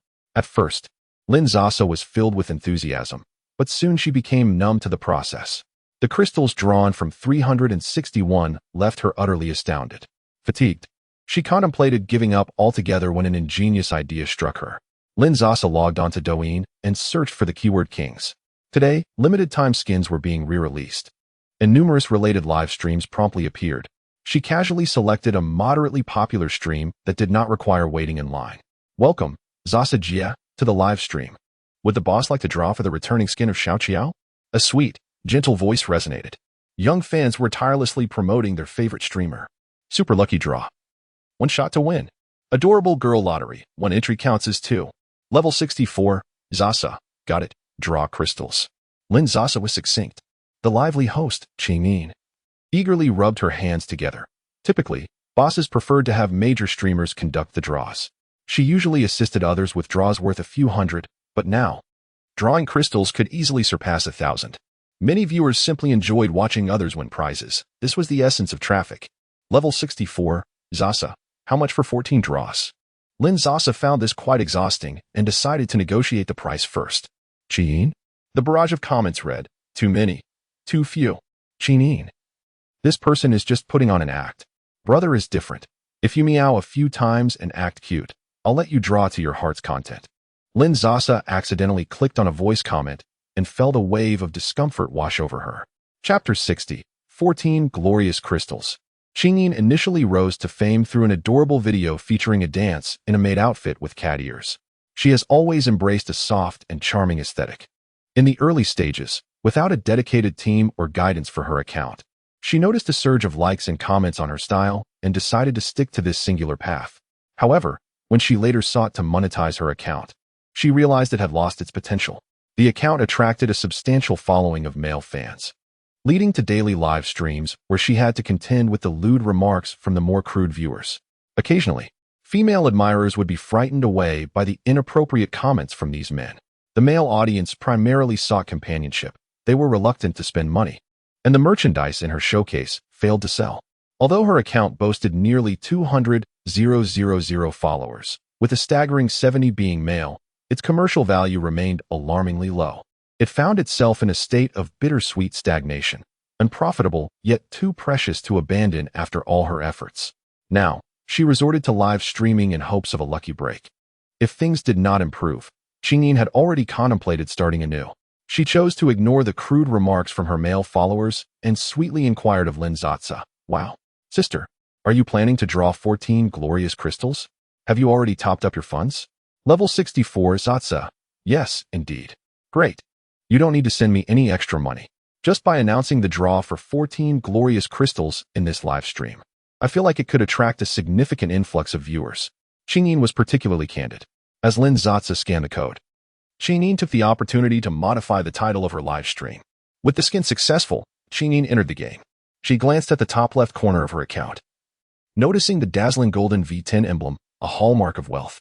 Then she shifted her gaze to the top right corner to check her balance of in-game currency, only to be utterly stunned. She rubbed her eyes and began counting. 1, 10, 100, 1,000, 10,000, 100,000. Goodness! Thanks to the new title she had crafted, viewers began trickling into the live stream. The host is still a host, showing a bit of pride. "I usually start exclaiming mom when I hit 100,000. I'm in awe. Whose wealthy account is this? Is the balance of in-game currency for real? Drawing 14 glorious crystals shouldn't require this much money. Spending such an amount on a game is simply a sign of having too much time on one's hands." At this moment, the male viewers who had previously mocked Lin Sasa for showing off fell silent upon seeing her gaming account. Lin Sasa couldn't be bothered to engage with them. Arguing with such individuals felt like a waste of her precious time. The cost for a single draw of a glorious crystal typically hovers around 2,000 yuan. Assuming a guaranteed outcome, Qingyin had presumed that the owner might have invested around 20,000 yuan into the account. Yet what was this? With 1 yuan capable of purchasing 10 units of in-game currency at a 1:10 ratio, Lin Sasa's account balance astonishingly displayed over 1 million units of currency. This indicated that the owner had invested over 100,000 yuan, even with the frenzied pace at which the game is releasing new skins. These funds would certainly last Lin Sasa for at least 2 or 3 years, without the need to recharge her account. Fortunately, recent events in the game have allowed for unlimited draws. Otherwise, under normal circumstances, the game employs a scarcity marketing strategy, permitting only 80 draws a day, necessitating a staggering 361 draws to reach the guaranteed reward. Lin Sasa, in her quest for 14 crystals, would be left pondering how many days she would need to wait. At this moment, her cumulative draw count stood at 0, as she had just completed her last crystal draw. Qingyin approached with a golden basin, dramatically washing her hands in front of the livestream camera. Then, with a fervent incantation and closed eyes, she made a wish before finally opening them again. "Huh, boss. I am ready. Let's start drawing." Lin Sasa chuckled. The girl possessed a certain charm, adding a delightful sense of ritual to the experience. As Qingyin observed the increasing viewer count in the livestream, her enthusiasm grew with each draw. According to her own strategy, which involved alternating between multiple draws and single draws, she astonishingly obtained the first honor crystal on her 136th attempt. Lin Sasa could only shake her head in disbelief when she drew. She was bound to receive the guaranteed reward, yet others could receive theirs in less than half the attempts. It truly seemed to depend on luck. The money saved amounted to a few hundred or 1,000, yet Lin Sasa felt a surge of joy. Qingyin continued to draw, persevering for 1 or 2 hours. On her luckier days, she could obtain a crystal in as few as 60 or 70 attempts, while on less fortunate days, it could take over 200 draws. Among the 14 crystals, only one was the result of a full 361 draws. After observing for a while, Lin Sasa decided to watch some videos instead. Qingyin was meticulous, recording the number of attempts for each crystal and sending the details to Lin Sasa. After tallying the savings, it appeared to be nearly 10,000. Lin Sasa opened the recharge interface and sent Qingyin a generous tip as a reward for her efforts. Being her own money, Lin Sasa felt a twinge of frugality. Qingyin, however, had a remarkable talent for uplifting spirits. She theatrically collapsed onto her computer desk. "All hail, Lady Sasa. Thank you for the generous tip."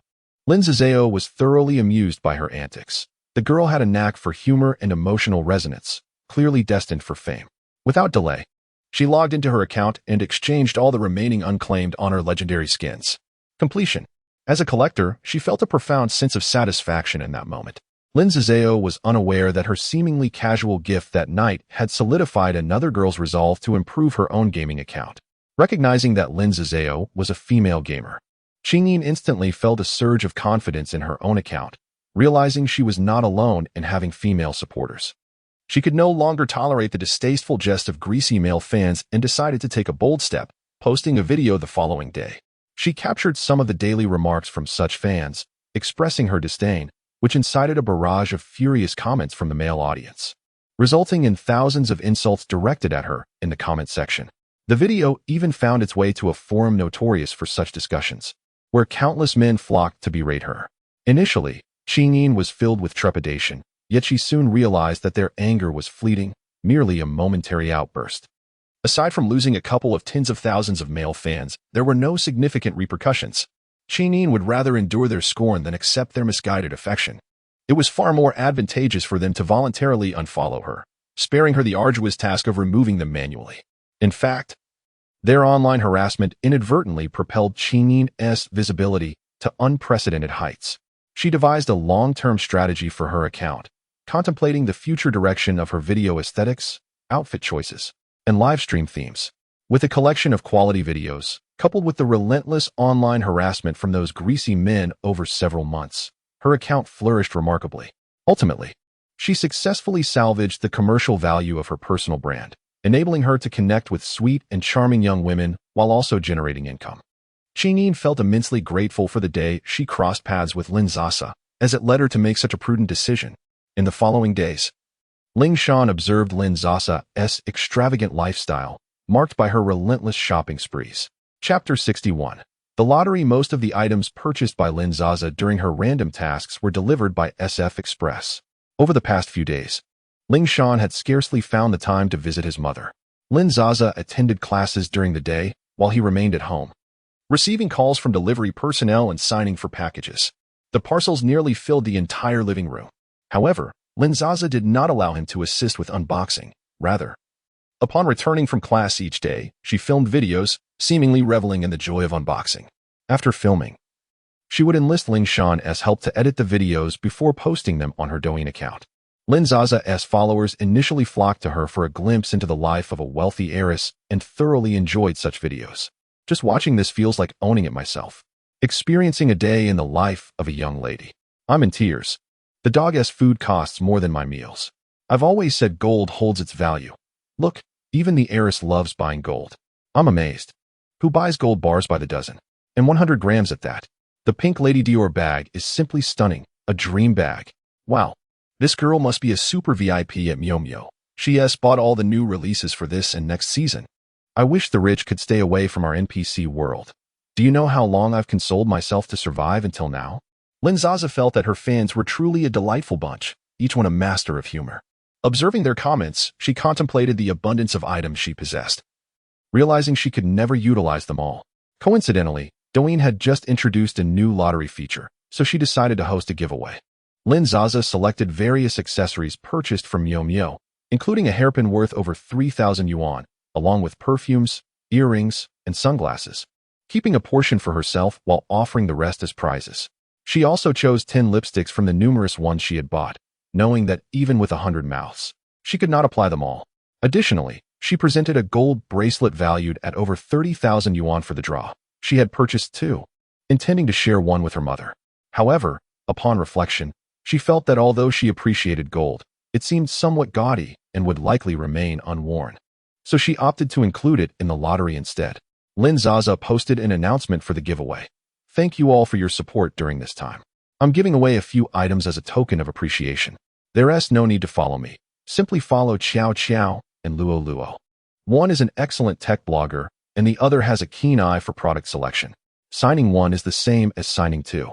Subsequently, a manager from a specific counter was demoted and transferred to another second-tier city. However, Shao Luo, the dedicated counter associate who had left a lasting impression on Lin Sasa, chose to resign. He still maintained regular contact with her via WeChat. When Lin Sasa learned that Shao Luo had yet to secure his next job, she extended an invitation to him, and they signed a contract.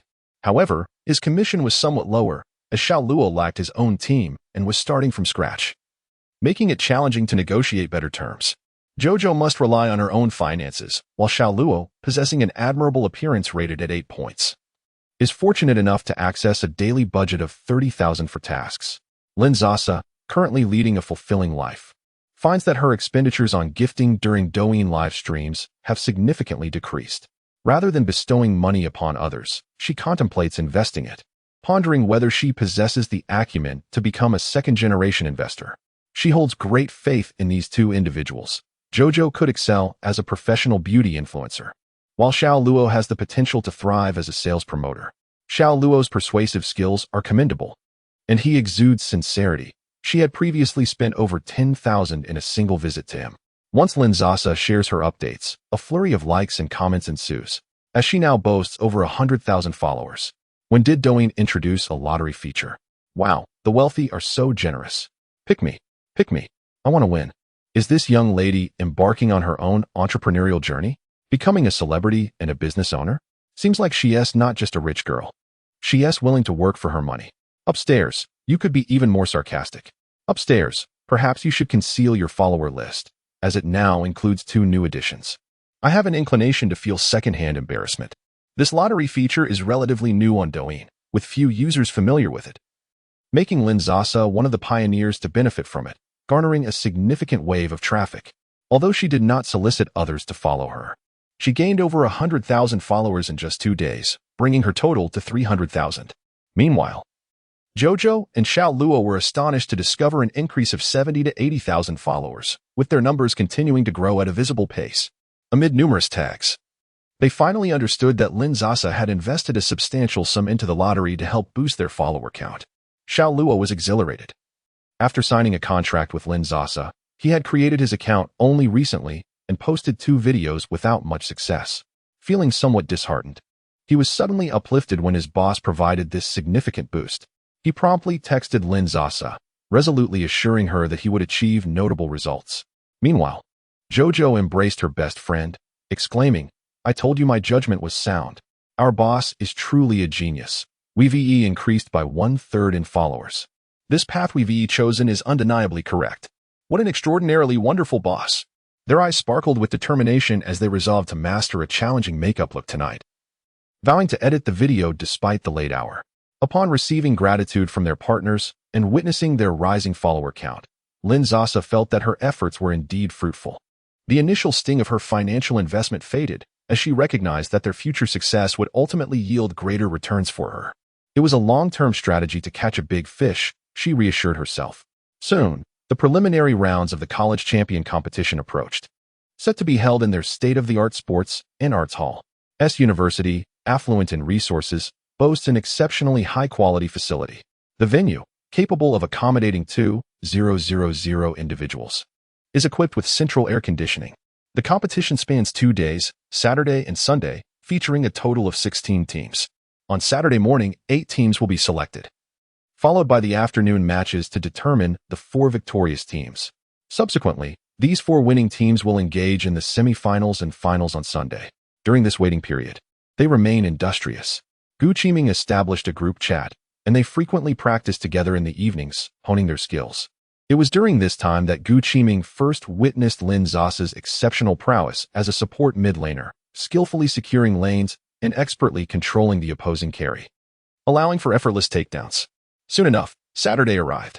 Chapter 62. The Nakano Connection. Lin Sasa placed immense significance on this competition, perceiving it as a valuable opportunity for personal growth.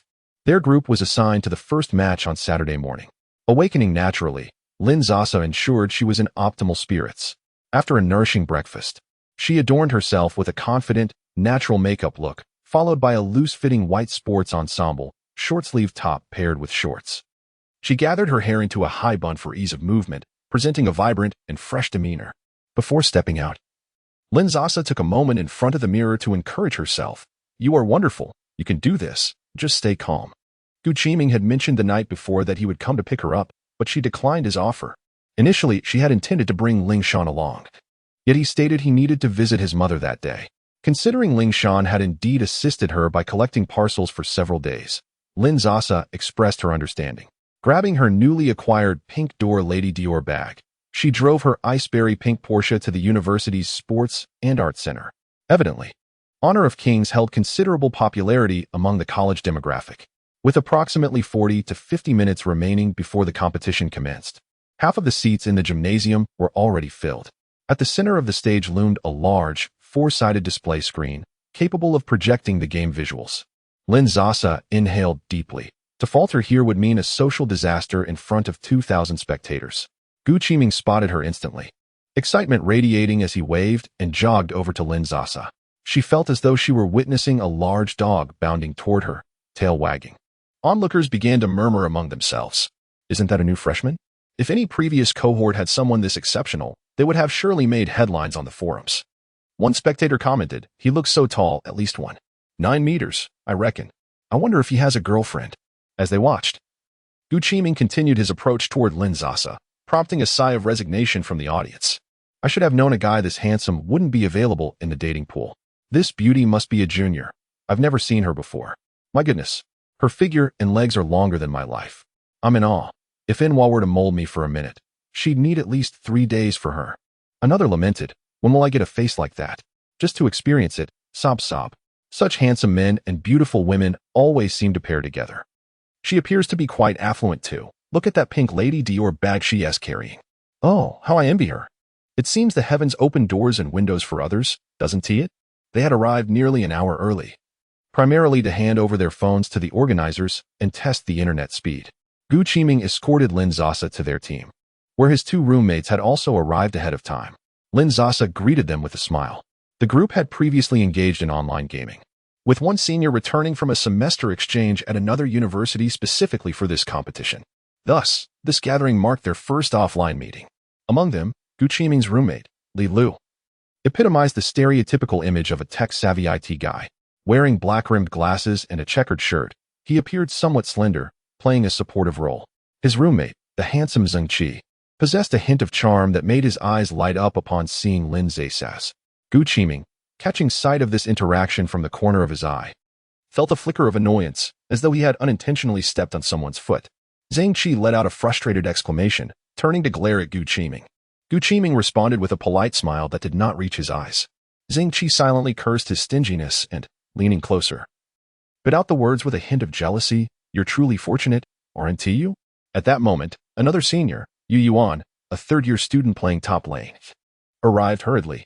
He was handsome yet reserved, reflecting this demeanor in the game as well. He played exceptionally well but rarely engaged in conversation, often communicating only through signals. Gu Qiming took on the role of a social butterfly, introducing Lin Sasa and his 2 roommates to Yu Yuan. Lin Sasa perceived Yu Yuan to be genuinely sociable, able to exchange a few words with the other men in the team. However, when Gu Qiming introduced her, Yu Yuan seemed unable to meet her gaze, mumbling a shy greeting. This greatly alleviated Lin Sasa's tension, revealing that everyone shared a similar experience. Soon, the time for the official match arrived, and they each took their positions. Both teams faced the audience, with nearly all 2,000 seats occupied. Gu Qiming sat beside Lin Sasa, who had never felt such an intense focus of attention upon her. Her palms began to sweat. In moments of anxiety, her fingers instinctively sought something to grasp. Gu Qiming, slightly taken aback, glanced down at her slender fingers gripping the hem of his shirt, then back at Lin Sasa. The venue's air conditioning had only recently been activated, and the temperature remained quite warm. A light sheen of sweat appeared on Lin Sasa's fair forehead, her face flushed, and her eyes glistened. Complemented by her fresh and clean attire, she caused Gu Qiming's heart to flutter. Boldly, he extended his hand towards her, steeling himself as he firmly grasped hers. When Lin Sasa looked at him, he offered an encouraging smile, seemingly just to comfort her, while internally he was exuberantly exclaiming, "I'm holding the senior's hand. So soft." In the ensuing first match, for the sake of caution, Lin Sasa chose the familiar and reliable poking mage, Shenmingshi. Shenmingshi's movement speed was remarkably swift, allowing for easy support of both the top and bottom lanes. His ultimate ability had a wide and far-reaching attack range, making it ideal for harassment. During the hero selection phase, Lin Sasa gifted her teammates with a skin experience. Wow, there's a girl in this group. A beautiful lady. And she's a prestigious V10. I'm envious. What's a V10? Look at her balance of vouchers on the screen. Over 1 million vouchers? Is that for real? My bank card doesn't even have that many digits. Lin Sasa diligently collaborated with her teammates to deal damage. Her teammates, in turn, did not betray her trust, securing a score of 3 o'clock in less than 5 minutes. Particularly noteworthy was Gu Qiming, who played with an intensity akin to being invigorated. Since reaching level 4, he had been lying in wait in the mid lane. Apart from tending to his own jungle, he persistently sought to ambush the opposing mid laner, instilling a psychological shadow over them. Naturally, the opposing jungler hurried to the mid lane as well. With a seamless combination of moves, Gu Qiming reduced the health of the enemy mid and jungle to the brink of execution, at which point the only thing lit on his screen was the recall button. He could only watch helplessly as the enemy duo retreated to their tower, on the verge of escape. 3, 2, 1. The ultimate ability was ready. Lin Sasa seized the moment, dashing forward to unleash her ultimate. A double kill was secured. Gu Qiming praised her in the team voice chat, exclaiming, "Senior, you are amazing." Chapter 63, The Battle of Little Qiao and the King. With seamless synergy between the mid and jungle, Lin Sasa felt remarkably at ease. She was free to lend her support to the top or bottom lanes, while the opposing mid laner was forced to cower beneath the turret, struggling to develop. They rolled the snowball effect, and the economic disparity between the two teams swelled to a staggering 5,000. The chance for a comeback was virtually non-existent. Within less than 10 minutes, they obliterated the enemy's crystal, concluding the match with ease. The MVP was Gu Qiming, who played as Dongfang Yao.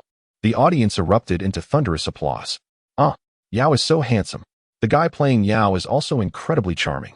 Indeed, the average attractiveness of Yao players is quite remarkable. Jungle brother, please carry me in the subsequent match. Gu Qiming sought the opinions of his teammates. This was part of their previously discussed strategy. In the first game, they employed a jungle-centric approach, leveraging mid-jungle synergy. For the second game, they intended to switch tactics and focus on a mid-centric strategy. Lin Sasa had previously played heroes like Little Qiao and Diao Chan, who were heavily reliant on resources.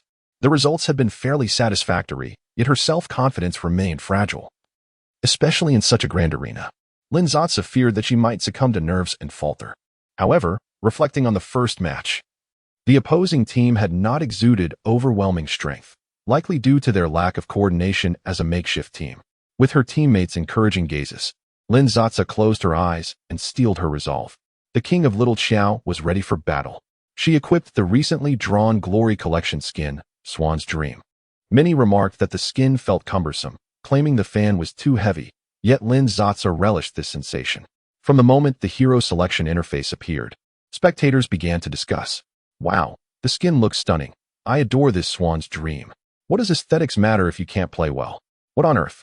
Using such a foolish hero in a match. I'm done with this girl. The advantage they painstakingly earned will likely vanish now. Honestly, girls shouldn't compete in games. They ruin everything, right? It's infuriating when girls play games. If I encounter a girl, I just restart. If I don't restart, I'll throw the game. Hearing such bewildering statements, a girl who had endured the remarks for too long began to retaliate. The support player, Lu Chan, had been closely trailing Lin Sasa since the beginning. After clearing the first wave of minions, Lin Sasa headed towards the bottom lane. After 3 seconds, the enemy could see their vision vanish, and Lin Sasa directed her support through the microphone. Quickly, he has fallen for our trick. We're heading to the top lane now. The two swiftly turned and raced towards the top lane. Lin Sasa continued to provide reminders over the mic. The enemy's mid and support have gone to the bottom lane. Be cautious, marksman. Senior, feign a move, absorb a skill, then retreat slightly. The top lane, previously engaged in a friendly exchange of blows, had turned into a solitary confrontation. At that moment, Yu Yuan suddenly heard a sweet, crisp senior, and the player controlling Li Xian froze in place. With resolute determination, Lin Sasa consumed 2 skills from the opponent. She and her support lay in wait within the foliage, anxiously urging him on. Senior, after taking the skills, retreat a bit to draw him out further. Only then did Yu Yuan regain his composure and retreat in the direction of his turret. Observing Li Xian's precarious health, the opposing top laner naturally pursued, eager to secure a kill. At that moment, the support dashed in with a flash to immobilize the foe. What a fantastic control! Lin Sasa exclaimed in admiration. Following swiftly, she unleashed her second skill, sending the enemy airborne, followed by a decisive strike. The system announcement echoed, "First blood." Given that this was the preliminary round, the atmosphere was not overly stringent. The opposing lane sent a message to all. "Xiao Qiao, just you wait." Lin Sasa interpreted it as a compliment. Her spirits lifted. And she did not forget to praise, "Senior, you performed exceptionally well." Hearing this, Gu Qiming raised his head, casting a dubious glance at the nearby Yu Yuan, whose flushed ears did not escape his notice. He could not help but grit his teeth in silence. "Xiao Qiao is coming for blue." This statement undeniably captured Lin Sasa's attention. Having just secured first blood, she brimmed with confidence, seemingly oblivious to the gaze of a crowd numbering in the thousands. Lin Sasa, who often played as a utility mid-laner, lacked the instinct to claim blue. Unlike marksmen, who instinctively sought red in the late game, mid-laners, particularly female players, rarely took the initiative for blue. Yet, Lin Sasa felt she had earned the right to claim blue now. Dongfangya was a champion without a mana bar. Since they were focusing on mid-core, they planned to reserve the second blue for Xiao Qiao. The marksman also played a highly mobile character adept at evasion, making survival easier. It could be said that the entire team was dedicated to supporting Lin Sasa, prioritizing her economic advantage. What a thrill! With blue in hand, Xiao Qiao's skill cooldowns became remarkably swift. During a chaotic skirmish in the bottom lane, Lin Sasa flashed in, catching 3 enemies in her grasp, followed by a flurry of attacks and an ultimate, achieving a triple kill. Soon, her team gained dominance in the match. Lin Sasa truly unleashed havoc in this game, claiming a staggering 16 kills. With a significant lead in both economy and levels, Xiao Qiao unleashed her second skill and first skill, even without resorting to her ultimate, sending the opposing squishy carry back to the fountain. At the 8-minute mark, the grand word victory illuminated their screens. Xiao Qiao was undoubtedly the rightful MVP. What? Women can't play games? A girl in the front row turned her head with a sneer. Open your eyes and behold, MVP. The nearby boys fell silent, realizing the unusual glances directed at them, and, feeling embarrassed, they slunk away. With 2 wins out of 3, Lin Sasa and her team secured a spot in the afternoon's top 8. Ling Shan stood in the crowd below the stage, concealed within the sea of cheers. He had told Lin Sasa he needed to visit his mother and could not attend her match, merely wishing to avoid feeling embarrassed. She and her classmates inhabit a realm entirely distinct from her own. In the first round, the boy beneath the table grasped her hand in a gesture of comfort. A nearby female student let out a soft gasp. "Ah, I've bumped into something." Ling Shan anxiously fidgeted with the cigarettes tucked within her pocket. In the second round, Lin Sasa chose the character Qiao, and having spent considerable time together, Ling Shan discerned the trepidation simmering within her, feeling a pang of anxiety on her behalf. This was the first time he had witnessed Lin Sasa play this particular hero. Ultimately, Qiao secured 4 kills, proving to be the linchpin of their victory in this round. What thoughts had occupied Lin Sasa's mind in the past while she selflessly played the role of a support character, enduring their dominance in the mid lane? At the moment of triumph, Lin Sasa leaped with joy, while the tall youth beside her exuberantly embraced her. The audience of young boys and girls erupted into applause and cheers, a vivid celebration of youth so fervent it was almost blinding. In this moment, Ling Shan felt a profound bitterness within, yet his resolve grew ever stronger. Without waiting for Lin Sasa, he turned and departed quietly. Perhaps he would prepare pig stomach soup for her upon his return. It might very well be their last time together. Chapter 64. Affection level 80. At the very moment Ling Shan turned around, Lin Sasa, immersed in joy on stage, was unexpectedly greeted by a long-lost system notification. Wealthy system. Ling Shan's affection level has reached 80, granting 1 opportunity to draw from a golden blind box. The golden blind box guarantees the acquisition of a special item or a physical asset valued at over 10 million. Lin Sasa could hardly believe her ears. It turned out that exceeding an affection level of 80 also entitled her to a chance at a lottery. And not just any lottery, but one featuring a golden blind box. What does it mean to possess something worth more than 10 million? Lin Sasa had been in possession of the system for several months now. Yet she had yet to accumulate assets exceeding 10 million or possess a cash flow of that magnitude. Furthermore, as far as special items were concerned, if her understanding was correct, items like the fat-reducing candy she had consumed previously would fall into that category. The prize pool of the golden blind box must be exceptionally luxurious, though she found it somewhat perplexing how Ling Shan's affection level had suddenly soared to 80. Lin Sasa paid little heed to that. Her eyes sparkled with excitement, her mind racing. If Ling Shan could attain such a level, then of course Wang Shu, Gu Qiming, and others could too. At that moment, she began to inquire within the wealthy system about Gu Qiming's current affection level.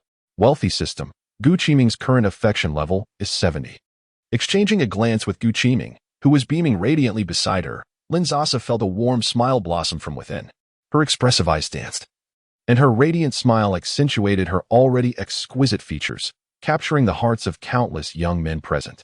Gu Qiming was no exception, and his affection level was testament to that. Wealthy system, Gu Qiming's current affection level is now 71. Only 9 points away, success was within her grasp. The morning's competition was a round of 16-8, followed by an afternoon contest of 8-4. Unsurprisingly, they emerged victorious in the afternoon match as well. To be honest, with Gu Qiming and Dongfang Yao's formidable skills on their team, and considering that everyone else was at least at a 50-star level, their teamwork was commendable. Lin Sasa felt that aiming for first place was not beyond their reach. Due to preparations for the afternoon competition, they had only a simple meal in the cafeteria at noon. Thus, after winning the afternoon match, everyone planned to dine out at a renowned restaurant outside the school. When Lin Sasa saw Gu Qiming, it was as if she were gazing upon a walking golden blind box, and she naturally agreed with enthusiasm. Yet, a sense of forgetting something lingered in her mind, though she did not dwell on it. Meanwhile, Ling Shan, who had spent the afternoon preparing dishes, sat at the dining table, glancing at the cuttlefish and pig stomach soup warming on the stove, then at the message he had sent that remained unanswered on his phone. It was 6 o'clock. He thought to himself, the competition must have concluded by now, so it would be appropriate to make a call. After a moment's hesitation, he finally dialed Lin Sasa's number. At that moment, Lin Sasa and her friends were at a very famous restaurant outside the school. Upon seeing the phone ring, Lin Sasa handed the menu to someone else. You all order. I'll take this call first. Gazing at the name Ling Shan displayed on her phone screen, Lin Sasa finally recalled what she had forgotten. She answered the call. Sasa, when will you be back? I'm 8. Oh dear, I forgot to tell you. I'm dining with my teammates. Lin Sasa felt a twinge of regret. Gu Qiming, noticing the expression on her face, leaned closer. Senior, what would you like to eat? I remember you have a fondness for seafood. How about ordering some crab? As he drew closer, Lin Sasa could almost feel the warmth of the young man's breath against her neck. She nudged him away slightly while still responding, let us not discuss this for now. You can eat without me. After finishing her sentence, she placed the phone on the table and looked up at Gu Qiming, softening her expression. How do you know what I like? Crab is indeed delicious, but it's quite a hassle to peel. I'll do it. Don't worry. I'm quite skilled at peeling crabs. My mom loves them, and it's a talent I inherited from my father, Gu Qiming replied earnestly. Senior, you just enjoy your meal. Qiming, could you peel one for me too? His roommate, Zheng Qi, deliberately made a strange sound and winked at him. You can't even secure the MVP, and you think you deserve to? Gu Qiming retorted, pushing him away in disdain. Just wait, I'll show you tomorrow. Lin Sasa chuckled at their antics. As dusk fell, Ling Shan remained seated without turning on the lights. His tall figure sat in the dining chair. A phone on the table indicating an ongoing call, with laughter and joy echoing from the device.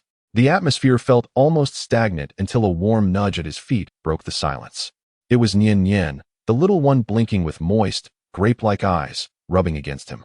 Ling Shan finally emerged from the heavy air, ending the call. He squatted down and swept Nian Nian into his embrace. Are you hungry? I almost forgot to feed you. He had hoped that sharing a meal would enhance Gu Qiming's affections, but it seemed as though he had sunk into a quagmire without any progress.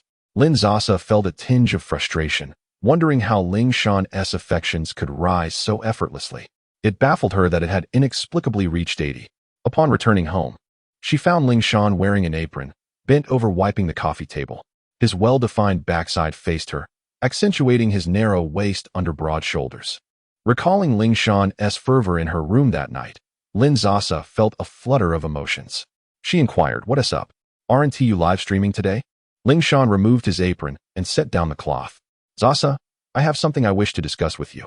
His solemn demeanor, coupled with the system's recent notification of his affection reaching 80, led Lin Sasa to speculate.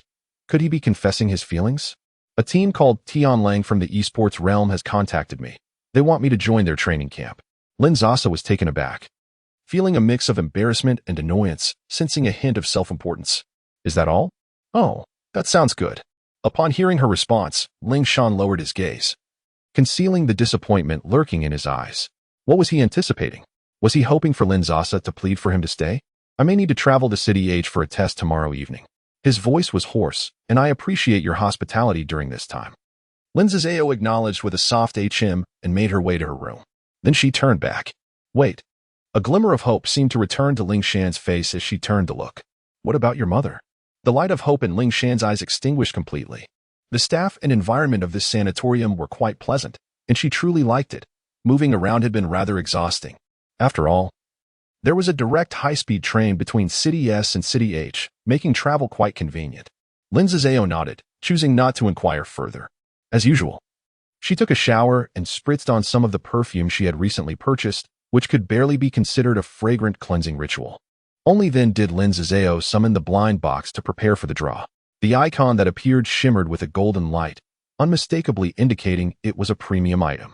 With a heart full of excitement, Lin Sasa gently tapped the empty air. Chapter 65, The Golden Blind Box Lottery.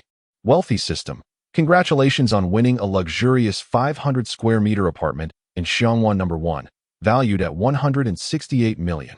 The funds for your purchase have been transferred to your construction bank account. Lin Sasa let out a piercing scream.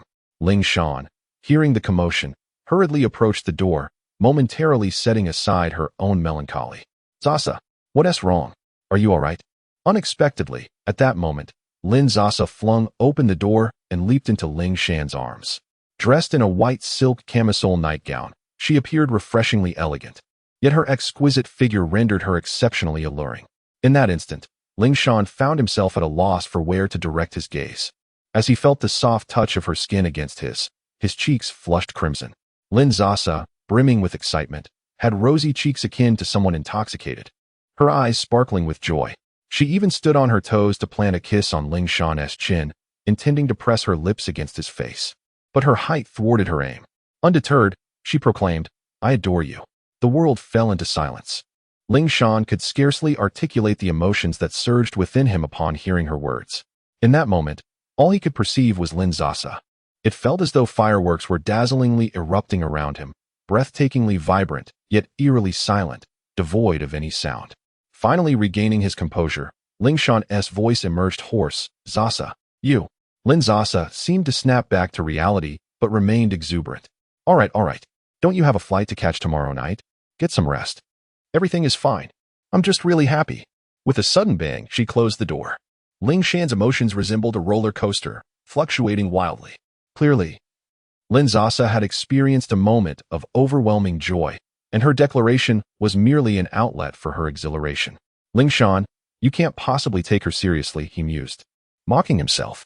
The following evening, Ling Shan's plane landed in H City, and he set off with his suitcase towards an uncertain future.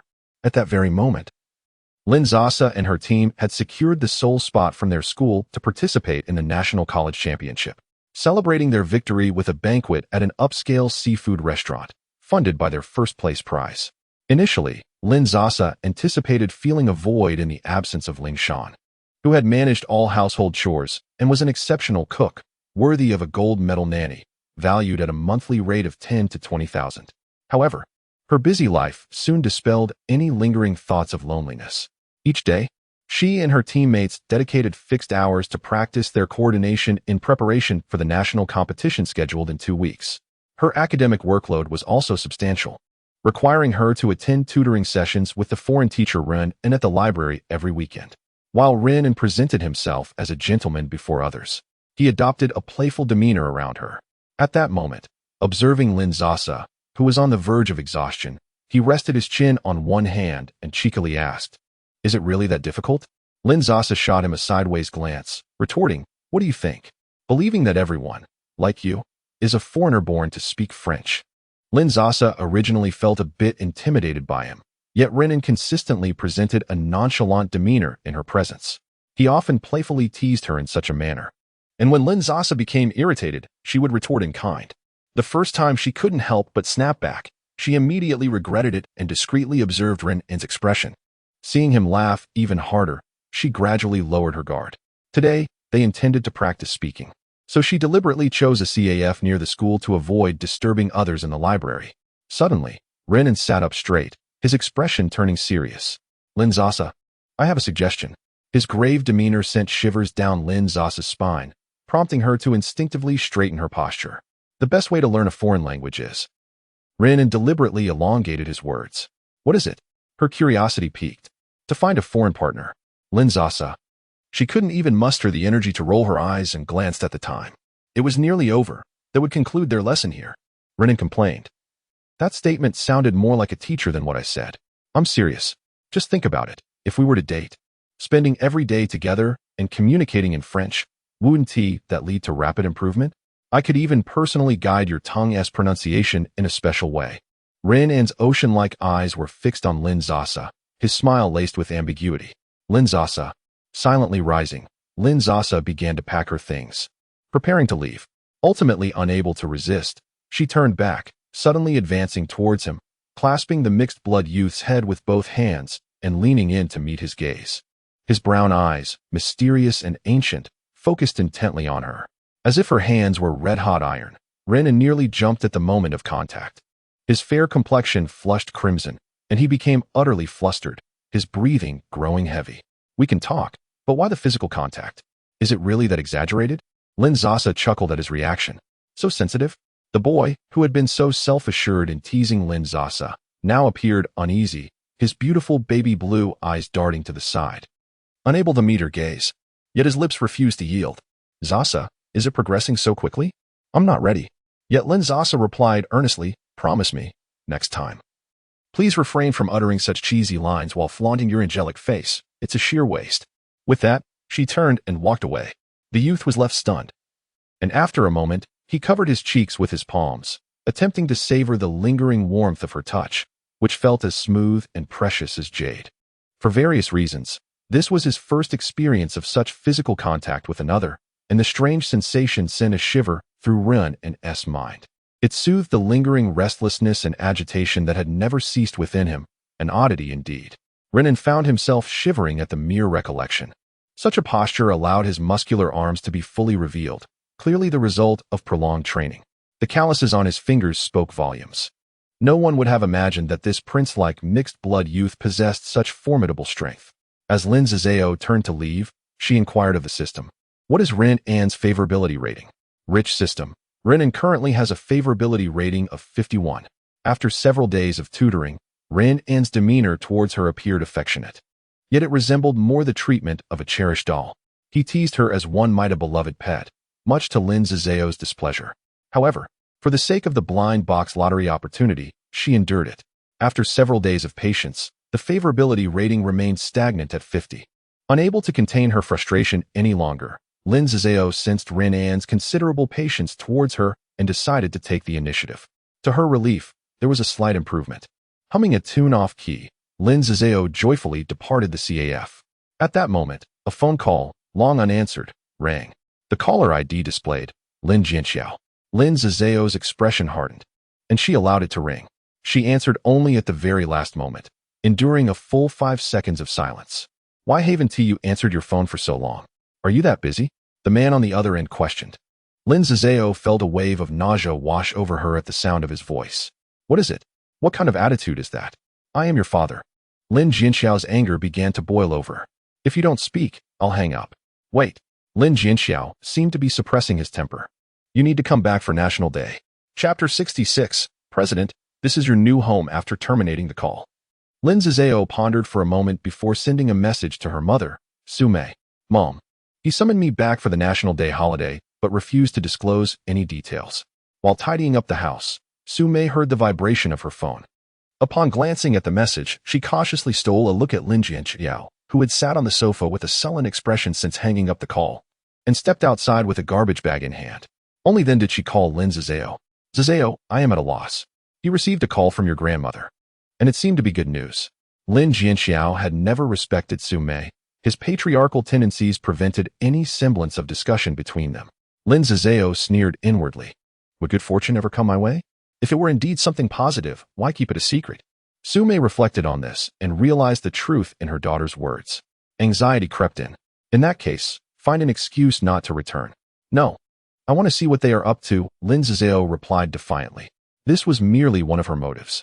Another was the golden blind box lottery that had gifted her a lavish apartment, bolstering her confidence to persuade her mother once more. She could not fathom how. Once Sume witnessed her 2 properties and her car in S-City, her mother could still question her ability to support them both. The latest phase of the Shenhao No. 1 development had opened 2 years prior. It was immensely popular, a veritable enclave for the affluent of S-City. Upon its launch, it had nearly sold out immediately. As for the penthouses, those had been reserved in advance. Lin Sasa was not a rich heiress. She had no means to access such opportunities. She routinely searched various real estate platforms online, but found no listings for Shenhao No. 1, let alone its penthouses. Yet, the system had arranged for her, which signified that a property would indeed be waiting for her. Sure enough, that day, Lin Sasa stumbled upon a video on Douyin. The introduction was both humorous and creative. A man in a suit, resembling a butler, greeted with a smile. "President, welcome home. This is your new residence in S-City. A luxurious 500 square meter sea view flat with a 360-degree panorama. Can you handle it?" Designed by a renowned architect from the UK, the entire space was exquisitely furnished. Lin Sasa glanced at the title, Shenhao No. 1, then at the impressive figure of 500 square meters. She was certain this was the destined property for her. The man's profile featured an array of villas and luxurious homes in S-City. It appeared that properties of such caliber were held by elite real estate agents. Consequently, Lin Sasa sent him a private message.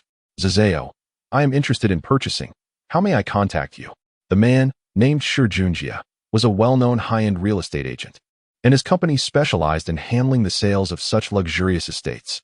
Shao Yu Yin had realized that the public had a keen interest in the lives of the wealthy. Having grasped this concept, he commenced the production of various luxurious property introduction videos, infused with humorous openings that resonated with the common populace. As his account flourished, it achieved its primary promotional objective, cultivating a persona of considerable popularity, occasionally garnering advertisements for supplementary income. Ultimately, however, his true intent was to generate traffic for his account. Shao Yu Yin believed that genuine buyers were unlikely to be found on this platform. After all, those affluent individuals capable of purchasing several luxury homes would hardly have the leisure to scroll through Douyin. Beneath each of his videos, comments emerged declaring intentions to buy. But a glance at their profiles revealed they were merely ordinary workers engaging in idle chatter. Consequently, he chose to ignore such comments, refraining from replying. The recently released video of Shenhao No. 1 brought him a significant influx of views. This property was indeed impressive, yet it posed challenges in terms of sale.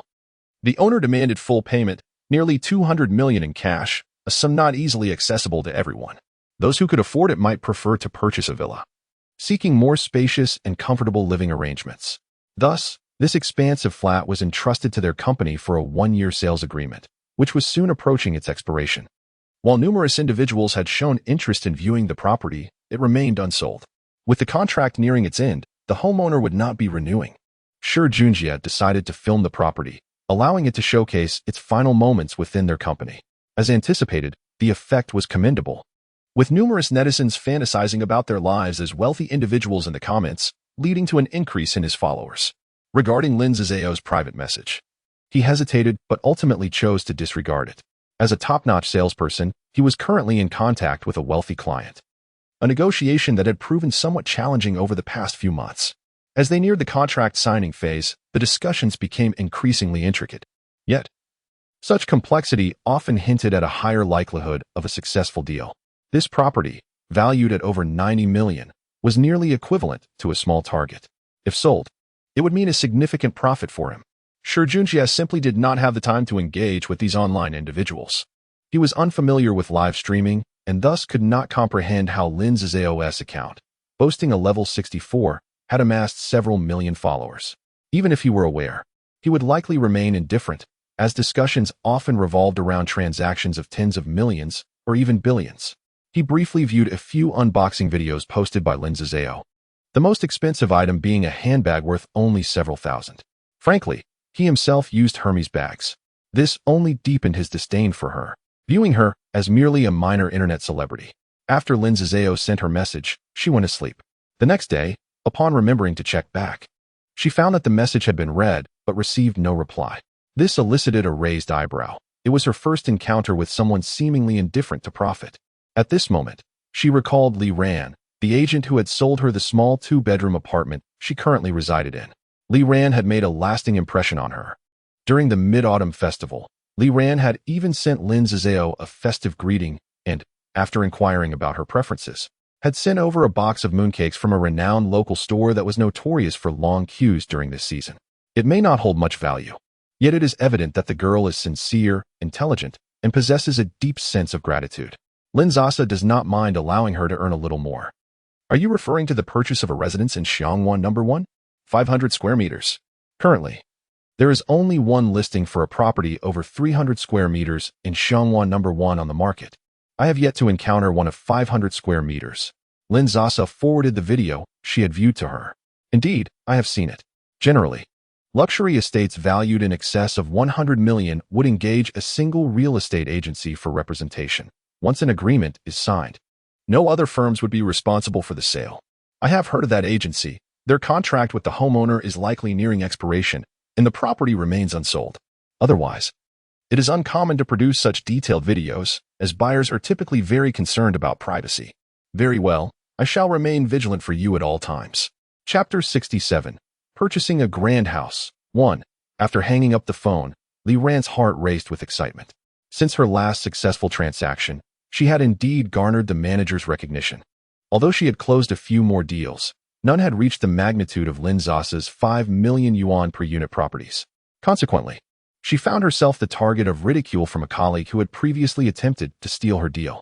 What does a 500 square meter flat at Xiangwan No. 1 signify? It is undoubtedly a small goal to aspire to. That young lady possesses an impressive level of competence. Filled with motivation, Li Ran was in a state of extreme exhilaration.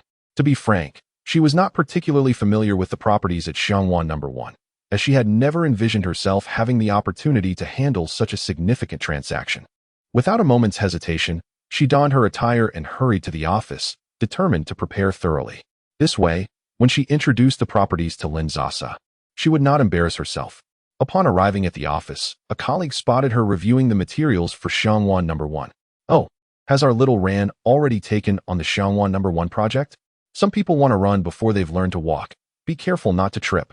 The young man spoke with malice, feeling humiliated since he had failed to secure Lin Sasa's previous deal and had since targeted Li Ran. Li Ran, however, responded with a smile. Dreams are essential, after all. She had learned to be discreet about such matters, preferring not to disclose anything that might lead to her deal being snatched away. She proceeded to the manager's office. The manager was a laid-back individual who generally treated everyone equally. Under his guidance, Li Ran had managed to navigate her time at the company without too much difficulty. After closing the door, Li Ran began her report and displayed a video on her tablet. Manager, I have a client interested in purchasing this unit at Xiangwan No. 1. Currently, this property is entrusted to another company. I have verified that their agency agreement will expire this week. I wonder if you have any means to contact the homeowner. The portly manager scrutinized the video for a moment, pondering. The size and layout of this unit at Xiangwan No. 1 is indeed the pinnacle of luxury. With only 8 available, I know who the homeowner is. He had considered entrusting us initially. However, due to his stringent conditions, an asking price of 180 million yuan and a requirement for full payment, our company did not proceed. Shao Li, you are a composed individual, and I trust you. However, according to protocol, you must have the client verify their funds before I can persuade the homeowner to transfer the listing to us. Li Ran smiled brightly, perhaps influenced by the impression left by Lin Sasa's generous full payment for her previous property. In any case, she had great confidence in Lin Sasa. That morning, Lin Sasa finally received a call from Li Ran. Miss Lin, a 500 square meter unit at Xiangwan No. 1 has just become available, perfectly aligning with your requirements. I'm curious when you might be free. Once we verify the funds, we can proceed to view the property. Li Ran's tone was both respectful and enthusiastic. With the National Day holiday approaching, Lin Sasa wished to finalize the deal promptly. Glimpsing at the time, after the 2 morning classes, there would be no more lessons for the day. The interval from 10 o'clock until 2:30 in the afternoon was entirely free. Lin Sasa replied, I am available after 10 today. On the other end of the line, Li Ran could hardly contain her excitement. Very well, I shall await your arrival. The manager had long been waiting outside the gate with Li Ran for the substantial deal, nearly 2 small targets. Concerned about being intercepted again, Li Ran proactively discussed the profit-sharing arrangement with the manager. After all, the manager had exerted considerable effort in persuading the homeowner, and had no intention of claiming the entire commission for himself. The manager, portly in stature, began to sweat profusely after standing outside for merely 5 minutes under the scorching sun. Yet, more than the physical discomfort, it was the psychological pressure that weighed heavily on him. Li Ran assured him that Miss Lin was quite capable. Thus, he boasted to his superior that he had contacted the homeowner. Although the delegation agreement had yet to be signed, he had obtained the password to view the property. Despite his faith in Li Ran, he could not shake off the tension. When the appointed time exceeded 3 minutes, Li Ran remained composed while the manager felt a tinge of regret. If anything went awry, it would not only tarnish his own reputation, but also that of his superior. Should news of their unprofessionalism spread, it would damage their company's standing in the industry. Meanwhile, the man who had previously attempted to intercept them, witnessing the manager and Li Ran stepping out together, wore a grim expression as he contemplated the situation. There are no secrets that remain hidden. The manager, who had been lying low for the past few days, suddenly became busy, having caught wind of some insider information. In his youth, the manager had been a top salesman, earning a sum unimaginable to the average person, and had since adopted a laid-back approach to life. What kind of client could warrant the manager's personal greeting? However, noticing the manager's troubled countenance, the man speculated that something must have gone awry, which oddly pleased him. He retrieved 2 bottles of water from the fridge, first handing one to the manager. What kind of client could compel you to come out in this sweltering heat? Please, do take a sip. Then he offered the other to Li Ran, adopting a tone of sincere concern as if he were a mentor speaking to a junior. Shao Ran, I understand you may have some misunderstandings about me due to previous events, but the manager truly means well towards you. You ought not to be overly eager. If they don't show up, wouldn't that put the manager in a difficult position? Observing Li Ran's clenched jaw, the man, under the sunlight, appeared even more oily and pretentious, feigning an exaggerated concern. Just then, his gaze fell back on the manager, ready to stoke the fire further. She's here. Miss Lin has arrived. Li Ran suddenly pushed past the man, causing the bottle of ice water in his hand to roll onto the ground. The amiable smile on his face froze as he looked up. A striking, iceberry pink Porsche had parked in the vacant spot, and a young girl gracefully stepped out. Clad in a well-tailored white sleeveless dress and carrying a pink Lady Dior bag, she radiated elegance.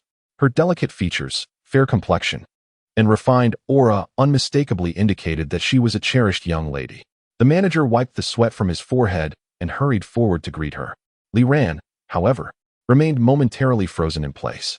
Lin Sasa had informed her that she would be driving herself in a pink Porsche. She was aware of this. Yet the individual who had just stepped out was hardly reminiscent of the somewhat disheveled chubby girl from before. The features were indeed familiar. Her professional instincts as a salesperson kicked in, and within mere seconds, she instinctively followed the manager to extend a greeting. Lin Sasa offered an apologetic smile, explaining that the traffic had been quite congested. Upon hearing that voice, coupled with the recognizable features, Li Ran became increasingly convinced that the stunning woman before her was indeed Lin Sasa. A hint of admiration flickered in her gaze. The manager and Li Ran eagerly led Lin Sasa ahead. They were to inspect the property shortly, and upon entering the air-conditioned VIP reception room, Lin Sasa took a seat, seemingly disinterested in further pleasantries. How shall we proceed with the verification of funds? She inquired. Chapter 68. Purchasing a grand house. 2. Within the VIP lounge. Li Ran first poured a cup of hot tea for Lin Sasa, and despite the manager's incredulous gaze, she also brought a chilled fruit beverage. To her surprise, Lin Sasa responded with an appreciative glance. Who would desire scalding tea on such a sweltering day? Lin Sasa, with her characteristic straightforwardness, promptly broached the subject of the asset verification, to which Li Ran quickly replied.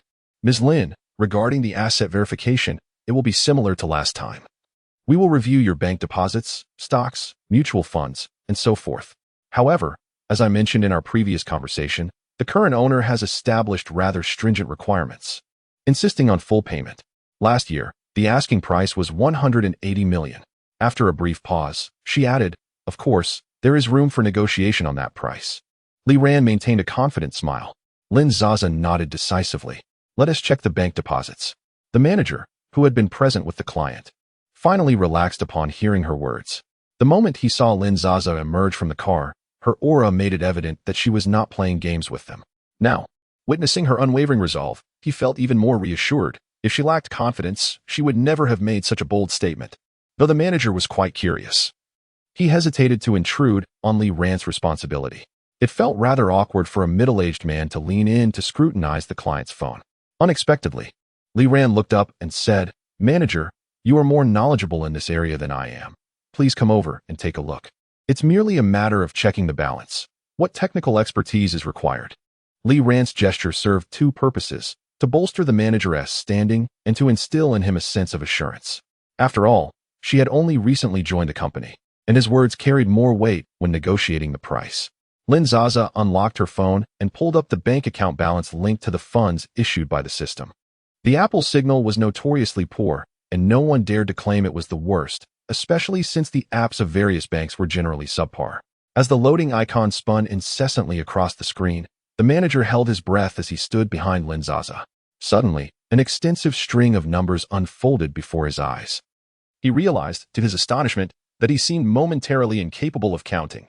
Units, tens, hundreds, thousands, 10,000s, hundreds of thousands, millions, tens of millions. Good heavens! Noticing his prolonged silence, Lin Sasa was about to hand her phone to him when the manager finally regained his composure. A radiant smile spread across his round face, reminiscent of a benevolent Buddha. "Ms. Lin, shall we proceed to view the property now?" Lin Sasa nodded, her heart racing with excitement at the thought of the grand mansion showcased in the online video. Even though she knew with 99 certainty that it was the very property arranged by the system for her, she could hardly contain her eagerness to see it in person. One could hardly fathom the background of this young lady. The balance in her account alone represented one or two small ambitions. Her nonchalant demeanor suggested it was merely pocket change. Meanwhile, the manager trailed behind, already pondering the affluent individuals with the surname Lin in the country. Li Ran opened the door to find a man standing at the entrance, her expression tinged with a hint of coldness. He was somewhat taken aback, having anticipated that their conversation would last at least half an hour, yet it barely reached 3 minutes before he exited. However, having once been a sales champion, his mental fortitude remained steadfast. The man maintained his composure, standing upright with an expression of utmost satisfaction. His confidence was palpable. It was this very countenance that had once captivated several affluent women, enabling him to secure his title as a sales champion. He inwardly resented the initial hefty woman who failed to recognize his allure. As he watched Lin Sasa approach, adorned with what she deemed a gentle and charming smile, he was taken aback when she breezed past him without a glance, her stride exuding purpose. Being aware of her as a subordinate, the manager trailing behind him could easily discern his unspoken frustrations. Their company primarily engaged in the leasing and sale of properties within the range of tens of millions. This time, however, they were venturing into the sale of luxury estates valued in the hundreds of millions, a decision that had been carefully deliberated by the boss. After much contemplation, the boss had resolved to penetrate the high-end market, repeatedly instructing the manager to make a resounding impact with this initial endeavor.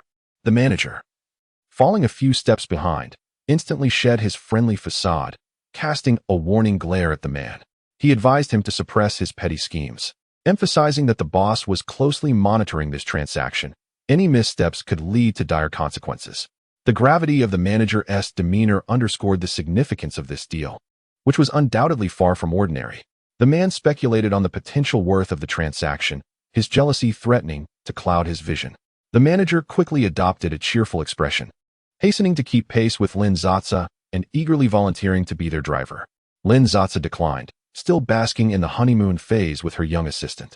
She preferred to return directly to school after viewing the property, finding it more convenient, and intended to summon Li Ran to guide her. Meanwhile, the manager drove ahead. Leading the way, Lin Sasa raised her gaze to survey the residence she was soon to inhabit. Just the entrance to the community had cost nearly 100 million. The fountain was standard, and the towering structure boasted a streamlined modern crystal chandelier imported from Italy, valued in the millions. Below, a bronze statue crafted by a renowned contemporary sculptor elegantly echoed the chandelier's design with its simplistic grace. Li Ran, dressed in a tailored suit, delivered a professional introduction. Her extensive preparation over the past few days had enabled her to memorize details about Xiangwan No. 1. To the point where she could even identify the brand and material of the tiles at the community entrance. Lin Sasa coolly nodded in acknowledgement, her large sunglasses enhancing her beauty and poise. With her petite features, the shades adeptly concealed any signs of naivety that might otherwise betray her inexperience. The unit we are to view today is located in Building G6, the the last to be launched in Xiangwan No. 1, with an age not exceeding 2 years. It is situated in the prime row of the community, offering unobstructed, front-row sea views. The owner, possessing numerous properties and leading a busy life, visits no more than a month each year and employs a housekeeper for regular maintenance, ensuring the property remains in impeccable condition. Li Ran single-handedly held the elevator door, allowing Lin Sasa to enter first. Subsequently, she utilized a temporary access card to unlock the designated floor. This particular residence occupies the exclusive 26th floor, offering an exceptional view. Each floor is served by 3 elevators, including a freight elevator and a dedicated service elevator, all integrated with a sophisticated access control system. Not only is a specific access card required to enter the community, but each floor also necessitates its own access clearance. To accommodate homeowners who might occasionally forget their access cards, a facial recognition system has been installed to mitigate any inconvenience. Unauthorized individuals are strictly prohibited from entering the community. However, visitors can be registered if friends or family come to visit. The community boasts 3 entrances, and the security team has undergone extensive professional training, including emergency response for fire and medical situations, with some members being retired military personnel patrolling around the clock. Upon entering, Lin Sasa noticed that the security guards were dressed in suits, and the guardhouse was equipped with air conditioning. Most of them appeared to be in their 30s or 40s, at the peak of their vitality, in stark contrast to her parents' community, where the guards were elderly men who seemed to have returned to duty after retirement. It felt as though any intruder would be compelled to plead for mercy rather than face them. Chapter 69, The Luxurious Mansion Transaction. As the elevator doors opened, one was greeted by an entrance hall adorned with minimalist yet modern decor, exuding an aura of opulent sophistication. Li Ran proceeded with her introduction. Upon entering, one immediately senses an expansive grandeur. While typical residences boast a ceiling height of approximately 2.8 meters, this abode offers an impressive 3.8 meters, spanning 500 square meters. It contains merely 4 bedrooms, accompanied by 3 reception areas, 5 bathrooms, and 2 balconies. The master bedroom and living room both feature unobstructed views of the sea, with all rooms basking in ample natural light. The 2 symmetrically designed balconies extend a remarkable 10 meters each, equipped with electric panoramic glass, allowing one to breathe in the refreshing sea air at any moment. Li Ran guided Lin Sasa to the floor-to-ceiling windows of the living room, allowing her to quietly relish the breathtaking sea view for 2 minutes. During festive seasons, the seaside hosts dazzling fireworks celebrations, and there could be no better vantage point for such splendid displays than here, Li Ran remarked with heartfelt admiration. She then led Lin Sasa to one of the balconies, which also measured 10 meters in length, furnished with a carpet and a small sofa, adorned with exotic tropical plants such as dragon blood trees, imparting a touch of wild allure. Among them stood a towering lemon tree, its branches heavy with fruit, emanating a refreshing, natural fragrance. These plants thrived remarkably well, indicating they were tended to with regularity. Next, she escorted Lin Sasa to the master bedroom, where a custom-made 2-meter floating bed appeared delightfully diminutive against the spacious backdrop. The master suite featured an en-suite bathroom, a walk-in closet, and a study. Lin Sasa had been particularly enamored with the walk-in closet during her previous tour of a smaller residence, and Li Ran was keen to emphasize the grandeur of this luxurious home-esque closet, spanning an impressive 30 square meters. Its glass doors revealed ample hanging space on both walls, showcasing the allure of every garment. This was ideal, as Lin Sasa despised wardrobes that required folding clothes. Not only was it cumbersome, but it also often resulted in wrinkled attire and forgotten pieces. The opposite wall was designed with a series of display cabinets intended for handbags. To fill this row, at least 100 bags would be necessary, Lin Sasa mused silently. Having removed her sunglasses indoors, she could only feign an expressionless demeanor. On either side of the entrance, shoe cabinets were constructed with varying heights to accommodate different types of footwear, from tall boots to high heels and athletic shoes. Such a vast space, if filled to capacity, would likely require the presence of a centipede to traverse it. In the center stood 4 jewelry display cases, partitioned for watches, ornaments, and precious gems. The glass was bulletproof, requiring either a fingerprint or a password for access, ensuring that while one could admire their beauty, one's valuables remained secure. Lin Sasa awkwardly reflected on her current lack of jewelry, possessing only a few gold bars, gold bracelets, and a phoenix hairpin. feeling that even these seemed somewhat lacking in elegance for such a display. However, she reassured herself that with her system in place, filling these spaces was merely a matter of time. Lin Sasa held an unwavering trust in her system, far exceeding her confidence in her own father. In this space, a grand vanity has been placed, undoubtedly capable of accommodating all your cosmetics and skincare products. Lin Sasa, maintaining an air of restraint, is already envisioning the luxurious lifestyle of a princess, indulging in the thought of laying down a sumptuous carpet and selecting her attire and jewelry while walking barefoot upon it. She then proceeds to the bathroom. The public restroom in the living room is the second largest, while the master bedroom's bathroom is the most expansive, featuring a sink with a seamless design that exudes both elegance and style. Adjacent to the floor-to-ceiling windows, a bathtub awaits, equipped with one-way glass to ensure privacy, allowing you to soak while enjoying the stunning night view of the sea. The manager nods in agreement, clearly impressed by his astute observations. Li Ran possesses a remarkable ability to accurately gauge her clients' emotions, discerning their needs with precision. With her innate talent complemented by hard work, she is a born sales champion. Once she secures this deal, the title of sales champion will undoubtedly belong to her. After nearly an hour of viewing, as noon approaches, Lin Sasa declines their invitation to lunch. Dining with unfamiliar company feels akin to self-torture. She expresses her genuine interest in purchasing the property, but insists that the price must be negotiated.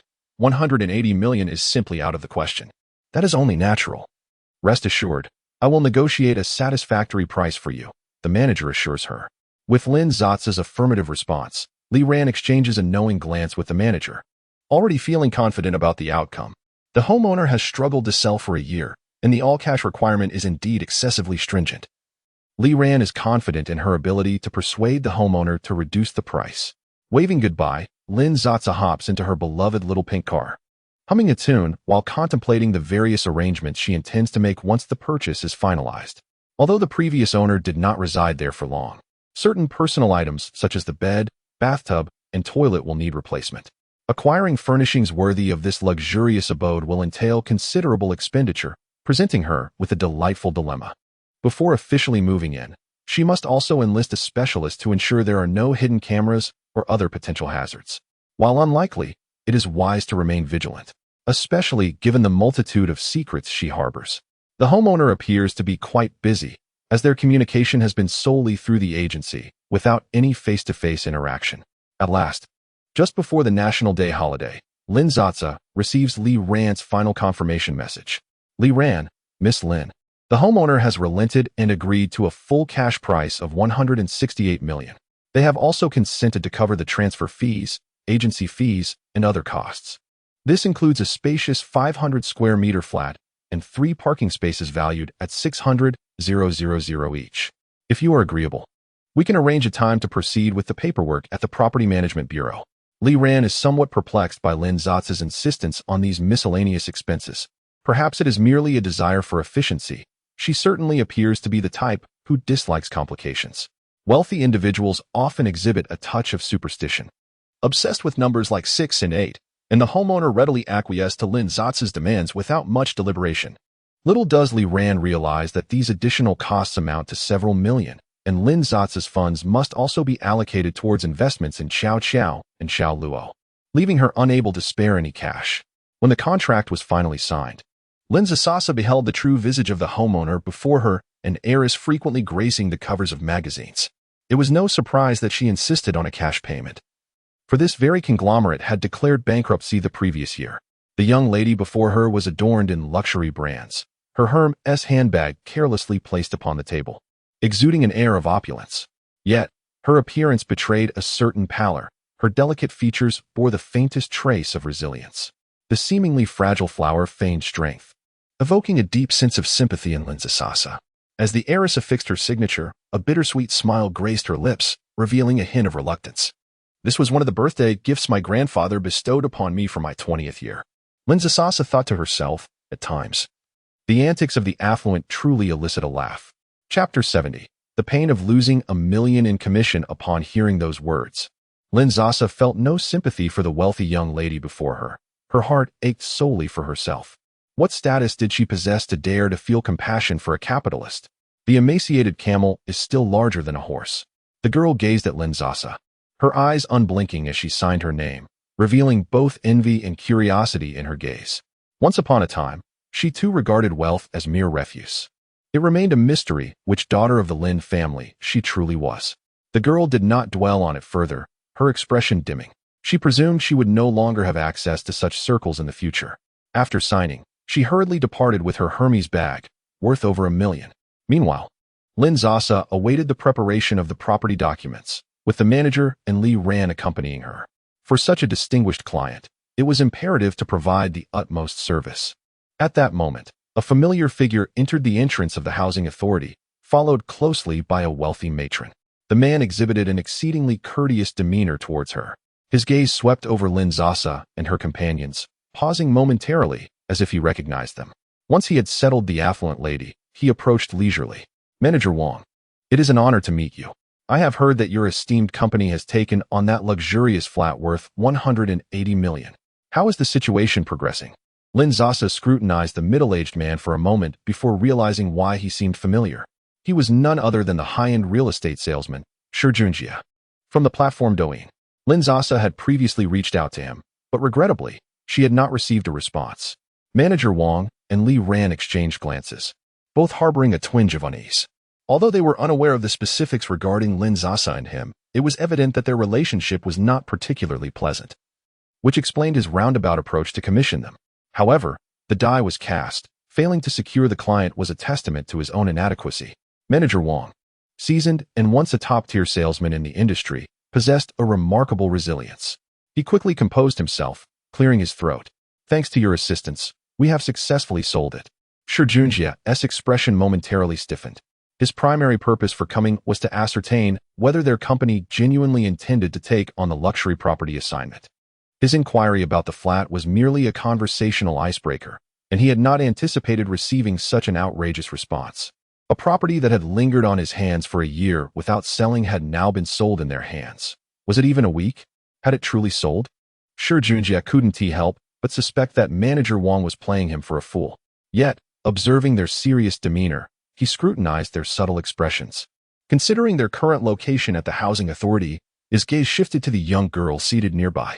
Soon, a realization struck him, causing him to draw in a sharp breath. It was this lady? Without the client's consent, Manager Wang and the others would not disclose any private information. Lin Sasa, however, showed no reluctance and nodded with keen interest. It was evident that the flat had been purchased by her. Only then did Manager Wang speak. This is Miss Lin Sasa, one of our esteemed clients. At this moment, Shao Yu Yin felt a twinge of envy and jealousy, alongside a subtle discomfort at the provocation of his dignity as a senior sales manager. He couldn't shake the sense that the name sounded familiar. With a smile on his face, he warmly introduced himself. Miss Lin, it is truly an honor to meet you. I am Shao Yu Yin, the sales manager at Rongding Investment Company, Limited, and our company also handles the consignment of luxury properties. Engaging such high-end clients was a fundamental skill in his profession. However, to do so in the presence of Manager Wang and others felt akin to undermining their efforts, which was indeed inappropriate. Having braced himself for the piercing glares and sarcastic remarks from Manager Wang and his associates, Shao Yu Yin became perplexed by their strange gazes directed at him. Yet, the subsequent remark from Lin Sasa instilled an ominous premonition within him. Manager Shao, I have watched the videos you made. They were quite impressive, sparking a genuine desire to make a purchase. After a brief moment of contemplation, he recalled the name that resonated in his memory. Lin Sasa. Sasa. His foreboding grew stronger, yet he maintained a polite smile. He thanked her, forgetting to hand over his business card, and returned to the middle-aged wealthy woman.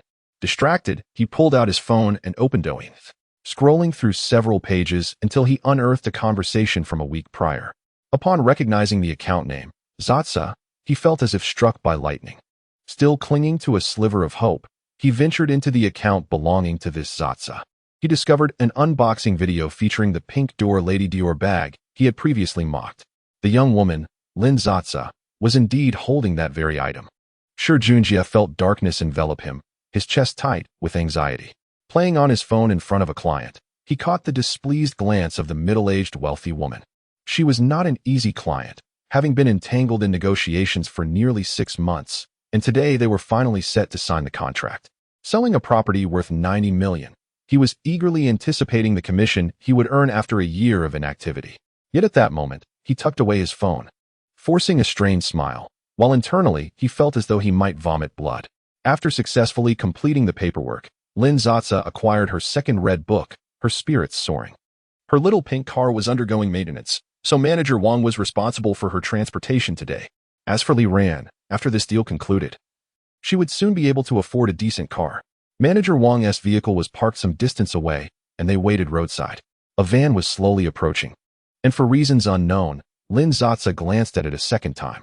When the van was less than 50 meters away from them, it suddenly accelerated, careening toward them. Li Ran was still engaged in conversation with Lin Sasa when she noticed Lin Sasa's expression sharpen, prompting her to sprint away. Li Ran, caught off guard, only heard a tremendous crash echoing nearby. They dared not look back until they rushed into the Property Management Bureau, where they finally peered through the glass. The van careened over the very spot where they had once stood, its momentum forcefully toppling a stone pillar by the roadside before colliding with a parked vehicle. Finally coming to a halt, the van had sustained considerable deformation from the successive impacts. Lin Sasa and Li Ran both appeared pale as ghosts. Li Ran, as if reborn from the brink of death, exhaled deeply and solemnly expressed her gratitude to Lin Sasa. "Miss Lin, had you not pulled me back?" Lin Sasa felt a surge of relief, thankful for having previously drawn the weight loss pills. Had she still been at her former weight, even if she had noticed the van's erratic behavior, she likely would not have had the reflexes to respond in those fleeting 2 seconds, and would have been left standing there, awaiting her demise. Suddenly, Lin Sasa was startled by the sound of electricity crackling, reminiscent of a short circuit. Luxury System. System Store activated. Chapter 71. The System Store. A resounding crash attracted a crowd of onlookers. Immediately, some individuals dialed emergency services, maintaining a safe distance. They engaged in animated discussions, while a few brave souls ventured closer to observe, attempting to render assistance. Alas, the front of the vehicle was crumpled. Could the driver possibly survive? I find it doubtful. At that moment, Li Ran's phone rang, and she answered it. Manager Wang, yes. We are currently at the Housing Authority. Fortunately, it seems there were no serious injuries. As she spoke, she turned to Lin Sasa. Miss Lin, do you think we should leave now? Manager Wang's vehicle is waiting outside. Naturally, Lin Sasa nodded in agreement. They deliberately circumvented the direction of the accident. Given the severity of the collision, the likelihood of the driver's survival appeared grim. Lin Sasa had never witnessed the aftermath of an accident from such proximity, let alone the fact that they had nearly become the central figures in it. Now, all she desired was to return to her home and rest. Upon arriving home, she found herself devoid of appetite, as the mere thought of the scene left her stomach churning. After taking a shower, she sat cross-legged on her bed, poised to reflect on the events. First, she summoned the system to explore the newly unveiled System Store. Lin Sasa felt a twinge of excitement after acquiring the system. She had searched for related information online, only to encounter an abundance of similar novels. In those tales, the System Stores often boasted items like dragon bloodlines and spaceships. This naturally fueled her anticipation. A shimmering blue light appeared in the air, and indeed, a new section labeled Store emerged. With a mere thought, she accessed the store page, only to be met with disappointment. The entire interface appeared desolate, with just 2 lonely items displayed, looking rather meager and forlorn. The first item was a 6-minute superhuman strength buff, priced at 60,000 yuan, limited to 3 purchases per day. The second was heal minor injuries of a single organism, priced at 10,000 yuan, with no purchase limits. Lin Sasa felt a wave of frustration. Not only were the offerings scant, but they were also rather expensive, and she perceived them as largely impractical in modern society. Wouldn't it be simpler to visit a hospital for minor injuries rather than spend 10,000 yuan? The superhuman strength seemed undeniably cool and useful, yet the price was steep and purchase limited. However, she quickly reminded herself to practice gratitude. What if, in the future, she became wealthy and attracted the attention of nefarious individuals who sought to kidnap her? Who would have thought that someone who appeared so unassuming could suddenly rise to the occasion for a few minutes? Yet, she sensed that the system was somewhat peculiar, as it was the first time she had heard it stutter. Lin Sasa wondered if it was merely her imagination, for she thought she detected some other emotion within its cold, mechanical voice. Yet, despite her persistent inquiries, both within her mind and in the real world, the system remained silent. devoid of any response. From her previous experiences, it seemed that the system she had acquired was not particularly intelligent. Lin Sasa decided to let the matter rest, forcing herself to suppress the flickers of doubt and unease within her heart. At that moment, a knock echoed through the room. Lin Sasa activated the visual doorbell and was greeted by the familiar face of Gu Qiming. It suddenly dawned on her that she had arranged for her pet, Yin Yin, to stay at his place for a while, as she would be returning home the following day. Having no one to care for Yin Yin, she had spoken to Gu Qiming about this yesterday, and he had readily agreed. Entrusting her beloved pet to a reliable acquaintance felt far more comforting than leaving it at a pet store. Before ringing the doorbell, she meticulously checked her appearance, ensuring her carefully chosen outfit and styled hair were in place. After an hour of preparation, Lin Sasa felt relieved that the modest sleep dress she wore was quite appropriate, and rather than changing, she simply opened the door to welcome Gu Qiming. Please come in and make yourself comfortable while I gather Yin Yin's things. This was Gu Qiming's first glimpse of Lin Sasa's home attire, a light pink cotton sleep dress, devoid of excessive embellishments, revealing just a hint of her calves, which appeared delicate under the soft light. Her platinum blonde hair was casually tied in a loose ponytail, with a few rebellious strands cascading down her cheeks, lending her an air of softness and casual elegance, radiating a sense of languor. As Gu Qiming stepped inside, a thrill surged within him. This was his inaugural visit to his senior's residence, and he was instantly enveloped by a subtle fragrance that lingered in the air. He discreetly surveyed the surroundings, noting the absence of anyone else. "Is your friend not home?" he inquired. "Yes, he's just staying for a few days," Lin Sasa replied naturally. Gu Qiming felt reassured by her unhesitant response, confirming that she truly viewed him as a friend. "You look beautiful even without makeup," he thought, unable to resist stealing glances at her as he changed his shoes. Meanwhile, Lin Sasa found her gaze drawn to Gu Qiming as he bent over. The weather was warm, and he typically donned simple white t-shirts at school, exuding a pure, first-love charm. Today, however, he wore a loose tank top that showcased the graceful lines of his arms, youthful and undeniably appealing. His slim waist and broad shoulders formed a visually pleasing inverted triangle. To her surprise, the seemingly innocuous junior possessed an impressive physique. As he leaned down, his tank top swayed slightly, allowing Lin Sasa to catch a glimpse of his well-defined abdomen. Her eyes traveled upward, momentarily fixated on his chest. Was that pink? The audacity of his choice left her momentarily entranced, oblivious to Gu Qiming's shy awareness of her gaze. Feeling her scrutiny, Gu Qiming's cheeks flushed.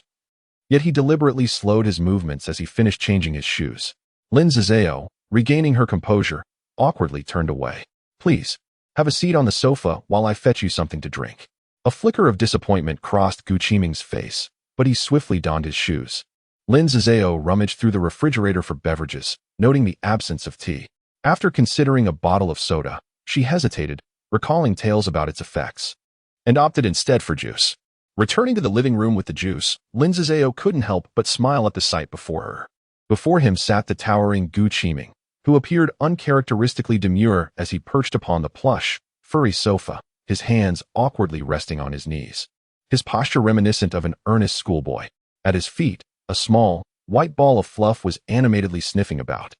The little creature named Yin Yin seemingly drawn to his scent, causing Gu Qiming's demeanor to stiffen further.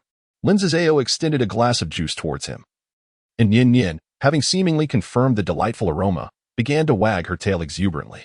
"It appears that Yin Yin has taken quite a liking to you. You may pet her," Lin Sasa encouraged. Gu Qiming, having never owned a pet before, felt a surge of joy at her words. "Really?" he inquired, his curiosity piqued. Today, Yin Yin was adorned with a pink BB clip. Apart from the occasional photo opportunity, Lin Sasa typically refrained from dressing her, understanding that the little dog possessed her own wardrobe and that such attire might not be particularly comfortable. The BB clip served a practical purpose as well, preventing her fur from obstructing her vision. With great care, Gu Qiming lifted Yin Yin into his arms. She was remarkably well-behaved, not resisting in the slightest. She resembled a little princess. Chapter 72. Returning home, these words resonated deeply within Lin Sasa. Each day, she indulged her beloved dog with premium imported dog food, supplemented with fresh meat, seaweed powder, lecithin, calcium tablets, fruit powder, and fish oil, an impressive array indeed. Periodically, she would treat her furry companion to an extravagant grooming package costing over $1,000. Truly, it was a life befitting a little princess. As Lin Sasa busily organized her belongings, she explained to Gu Qiming, this is her cherished dog bed, her toys, and her litter box, along with her food and water bowls. I've also packed a few pee pads, though she usually refrains from making a mess.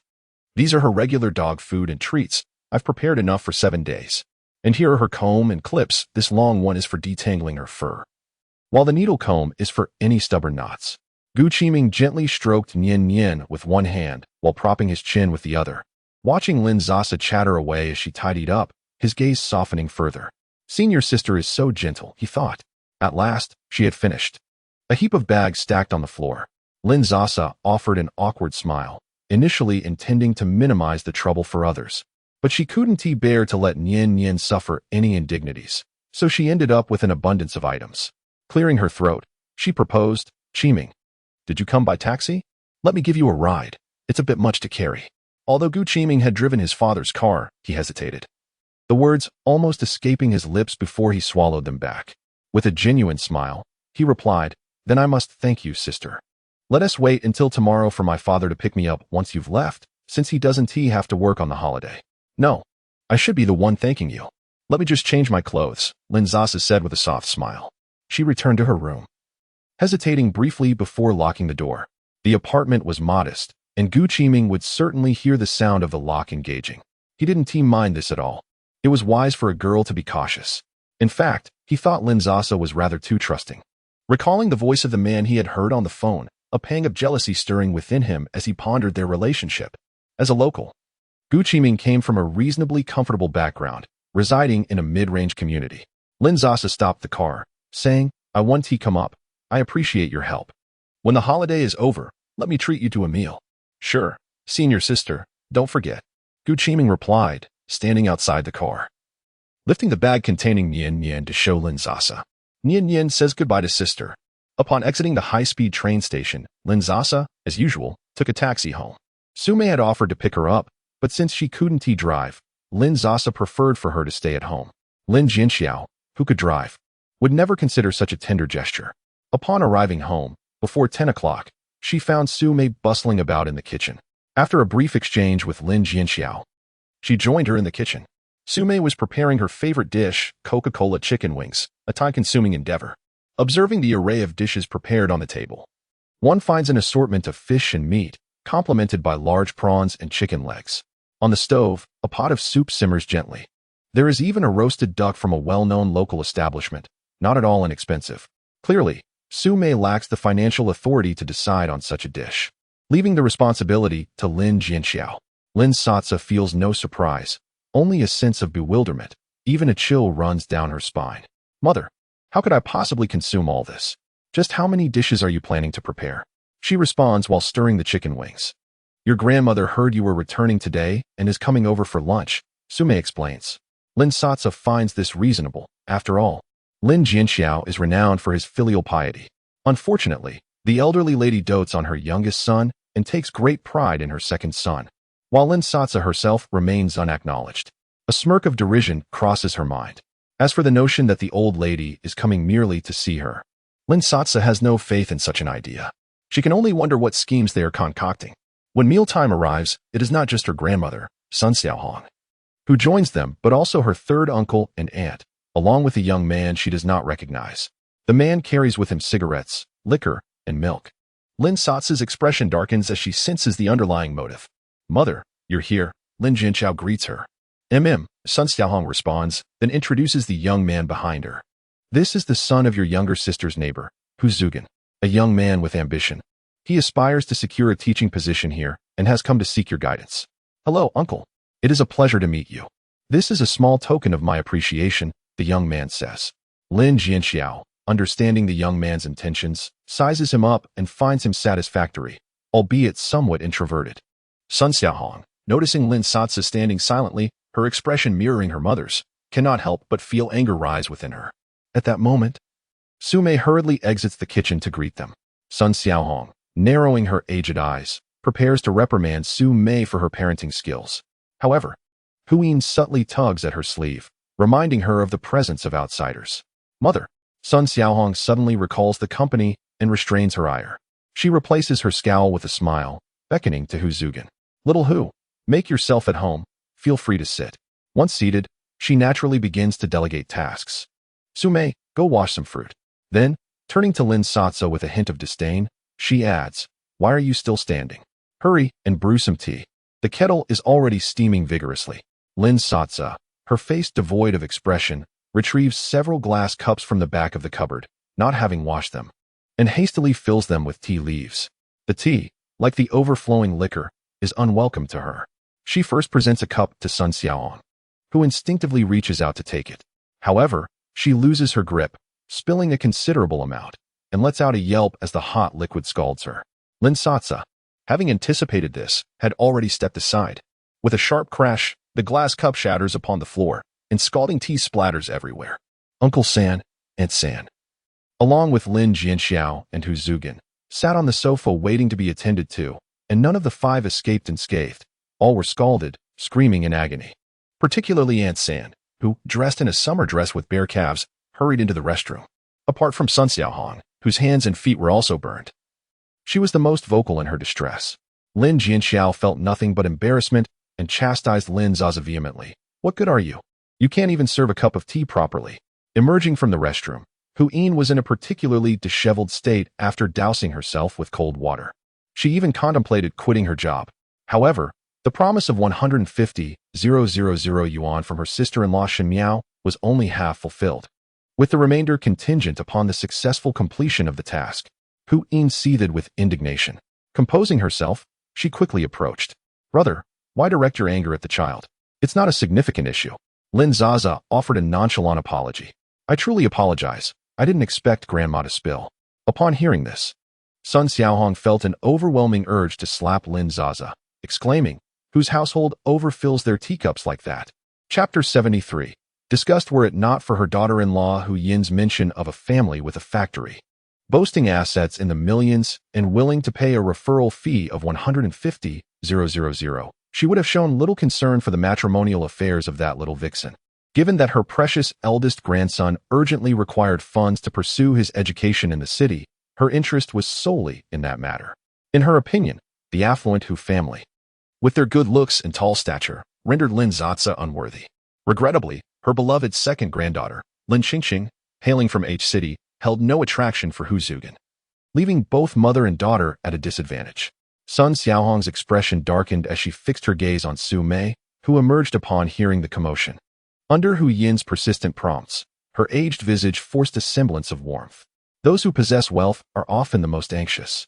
Hu Yin served the tea that Lin Sasa had prepared, addressing Hu Zugin. Our Sasa has always been dedicated to her studies, currently attending S University, a true intellectual. She seemed intent on alleviating any concerns Hu Zugin might have about Lin Sasa's domestic capabilities, stepping forward to grasp Lin Sasa's hand. This child from the Hu family is truly handsome. I believe young women of your generation would find him appealing. Hu Zugin managed a restrained smile in response. Lin Sasa cast a glance at him, standing at around 175 meters, clad in shorts and white socks. He appeared somewhat mismatched, exuding an air of quietness. Although he possessed a semblance of charm, Lin Sasa had been exposed to countless handsome men through the system, having encountered a variety of striking figures. From dark-skinned mothers to ancient-style celestial beings, radiant young lads, and mixed-race beauties, all scoring above 8 in attractiveness. To her, Hu Zugin seemed rather ordinary, further compounded by a peculiar pretentiousness. The system rated him a mere 7. Sasa, you might not know, but Hu is 3 years your senior, having just graduated at 24. Given your similar ages, you should find common ground. Why not add him on WeChat? Hu Zugin maintained his composed smile, anticipating Lin Sasa to take the initiative. However, Lin Sasa chose to ignore them, feigning deafness. Hu Yin's cheerful demeanor abruptly became awkwardly frozen. Noticing Lin Sasa's reluctance to engage, Hu Zugin felt puzzled. To him, Lin Sasa's background seemed unremarkable, merely possessing a bachelor's degree and a slightly attractive face. As the only son in his family, he was accustomed to being pursued and found it perplexing that Lin Sasa would not take the initiative to add him, perceiving it as somewhat ungrateful. Yet, he recalled his parents' stern advice prior to his visit. I've seen her photograph. She is indeed beautiful and quite tall. Her father is a teacher, and she herself has secured a commendable undergraduate education, indicating a respectable intellect. The offspring born from such genes would surely be exceptional. My mother only requests that you leave a legacy for the Hu family. Hu Zugin felt a sense of helplessness. I find myself unable to engage with women. Then you must take medication. His father bellowed in frustration. His mother, wiping her tears, proposed a solution. With the advent of test tube babies, you need not even engage with one another. The mother wept and pleaded before him, almost threatening to take her own life. Ever since his parents discovered his sexual orientation, they had aged considerably in an instant. Hu Zugin felt a pang of sorrow, his heart heavy with anguish, and could only reluctantly nod in acquiescence. Unable to harbor hatred towards his parents, he instead began to resent the woman who was about to become his bride. Indeed, he had never anticipated that Lin Sasa would reject such a situation. As if he had suffered a great loss, he hesitantly retrieved his phone, forcing a smile as he condescended to speak. And who suggested that Sasa add me on WeChat? Before Lin Sasa could refuse, Hu Zugin noticed a message pop up on his phone, his expression shifting slightly. He hurriedly silenced his phone and raised his head to smile at them. Suddenly recalling something he had left in the car, he said, "I'll go fetch it. I'll be right back." With that, he exited, his movements somewhat hasty. To be honest, Hu Zugin's circumstances were rather commendable among them. Based on their interactions thus far, there were no significant drawbacks to his external conditions. Yet, it was precisely this that fueled Lin Sasa's doubts. Deep down, she could not fathom that Lin Xiaohong and Hu Yin harbored such genuine goodwill. Surely they were not contemplating imposing an exorbitant bride price upon her. Upon seeing Hu Zugin leave, her eyes darted, interrupting the impending reprimands from her father and grandmother. "He is unfamiliar here. I'll go check on him." She followed him outside. Hu Yin felt a sense of satisfaction, believing that the remaining payment was within reach. It seemed that Sasa was quite pleased as well. How could she not be? Such admirable conditions. Lin Xiaohong scoffed. Lin Jianxiao detected the disdain in his mother's tone. Feeling somewhat uncomfortable, to look down upon Lin Sasa was to look down upon him. Yet, he chose to remain silent. At that moment, Su Mei emerged with a plate of sliced fruit, her anxiety palpable as she inquired, "Are we introducing a partner to Sasa?" She is only a sophomore. Once a woman turns 20, each subsequent year diminishes her worth. Boys, on the other hand, become more valuable after 30. If we don't seize this opportunity now, will she ever find such conditions again? Sun Xiaohong cast a scornful glance at Su Mei, deriding her for her narrow-mindedness. With such excellent circumstances, does she really need to be so picky? Su Mei then turned to her husband, Lin Jianxiao, who remained uncharacteristically silent, never opposing his mother, especially as he shared her views. The Hu family status, after all, was somewhat beyond their reach. Meanwhile, Lin Sasa had followed Hu Zugin downstairs, puzzled by his sudden disappearance. After glancing around and feeling a sense of reluctance, she returned to the first floor, noticing that the elevator was still at the top. And since their building was only 5 stories tall, she decided to take the stairs. The old building had dimly lit stairwells and an uninviting atmosphere, compounded by the fact that many elderly residents lived there. Consequently, most individuals opted for the elevator, and few ventured to use the stairs. Upon reaching the 3rd floor, Lin Zizao discerned a suspicious sound. She inwardly cursed, deeming the situation utterly immoral, and was about to turn away. However, upon closer inspection, she realized the voices belonged to 2 men, one of whom sounded particularly familiar. A wave of disbelief washed over her as she entertained a disconcerting hypothesis. She muted her footsteps, cautiously maneuvering along the wall, retrieving her phone to record a video, ensuring the flash was turned off, gradually extending her arm to capture the scene. Lin Zizao tilted her head to glance at her phone screen. Her pupils dilated in shock, a wave of nausea rising in her stomach, as the sight before her was so disturbing that merely glimpsing it through the screen felt like an affliction of the soul. Chapter 74. A meeting between 2 families. Lin Sasa recorded for 2 minutes, ensuring she had captured a complete visage before stealthily exiting the stairwell. She was acutely aware that this group did not regard her as family. Yet, even in the case of a stranger, one would not typically push another into the fire. Upon returning home, she was confronted by a multitude of people seated in her living room, and she felt an overwhelming urge to charge forward and unleash her fury. However, she restrained herself. Creating a scene would only serve to embarrass Lin Jianxiao, while both families could simply retreat back to the countryside. Such tantalizing gossip was too enticing to let the neighbors miss out on, and she was determined to seize this opportunity. A glance at Su Mei's worried expression reinforced her resolve. Before long, Hu Zuging entered, his complexion flushed. Perceiving that all eyes were upon him, he instinctively lowered his gaze to appraise his attire, and then, with a hint of anxiety, inquired, "Why is everyone staring at me? Sasa even went out to look for you. Didn't you two cross paths?" Hu Yin teased with a grin. Upon hearing this, Hu Zuging felt as if struck by lightning. He endeavored to maintain his composure, though a flicker of guilt shone in his eyes as he glanced at Lin Sasa. She regarded him with an enigmatic expression, studying him for a moment before leisurely replying, "I'm not sure. I didn't see him." A tempest of speculation raged within Hu Zuging's mind. Did she see him? If so, why didn't she reveal it? If she didn't see him, then why did her gaze carry such peculiar implications?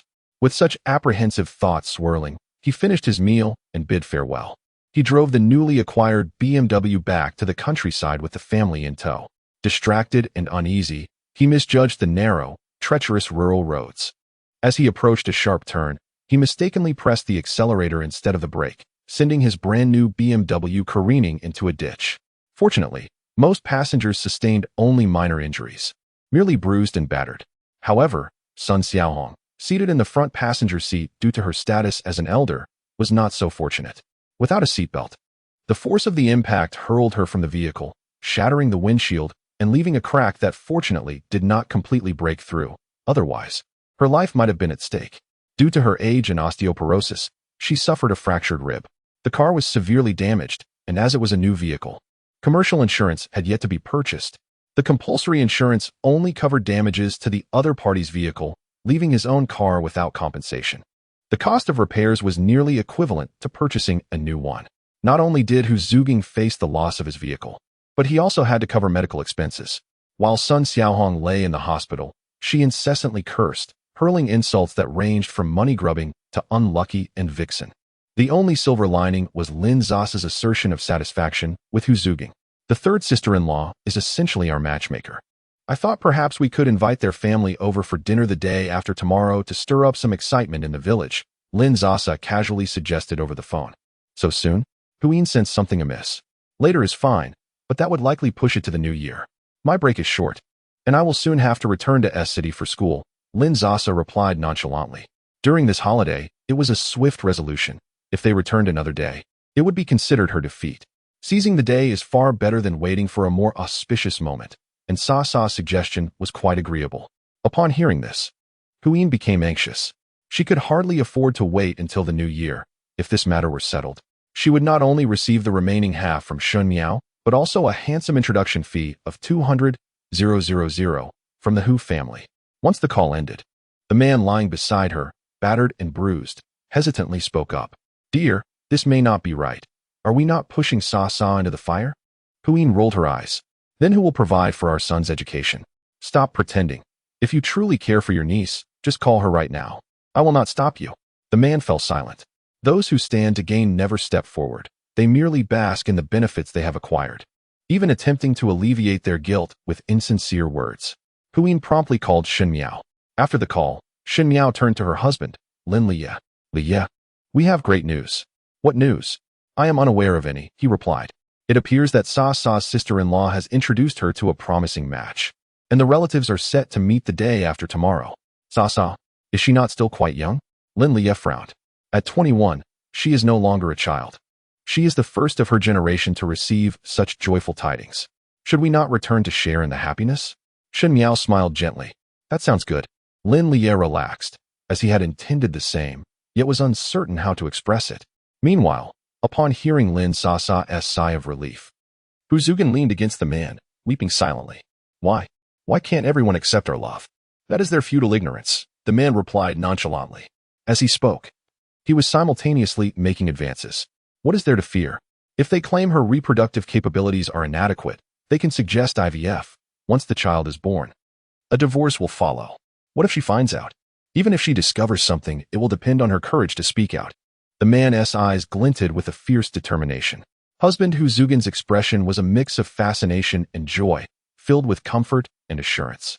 She relished the masculine aura that enveloped her. When she learned that Lin Liye's family would also attend this so-called family banquet, Lin Sasa's excitement was palpable as she rubbed her hands together in anticipation. Before long, the day arrived. The dinner was scheduled, and Lin Sasa was quite pleased with the timing. At this hour, the villagers were home, having finished their agricultural labors.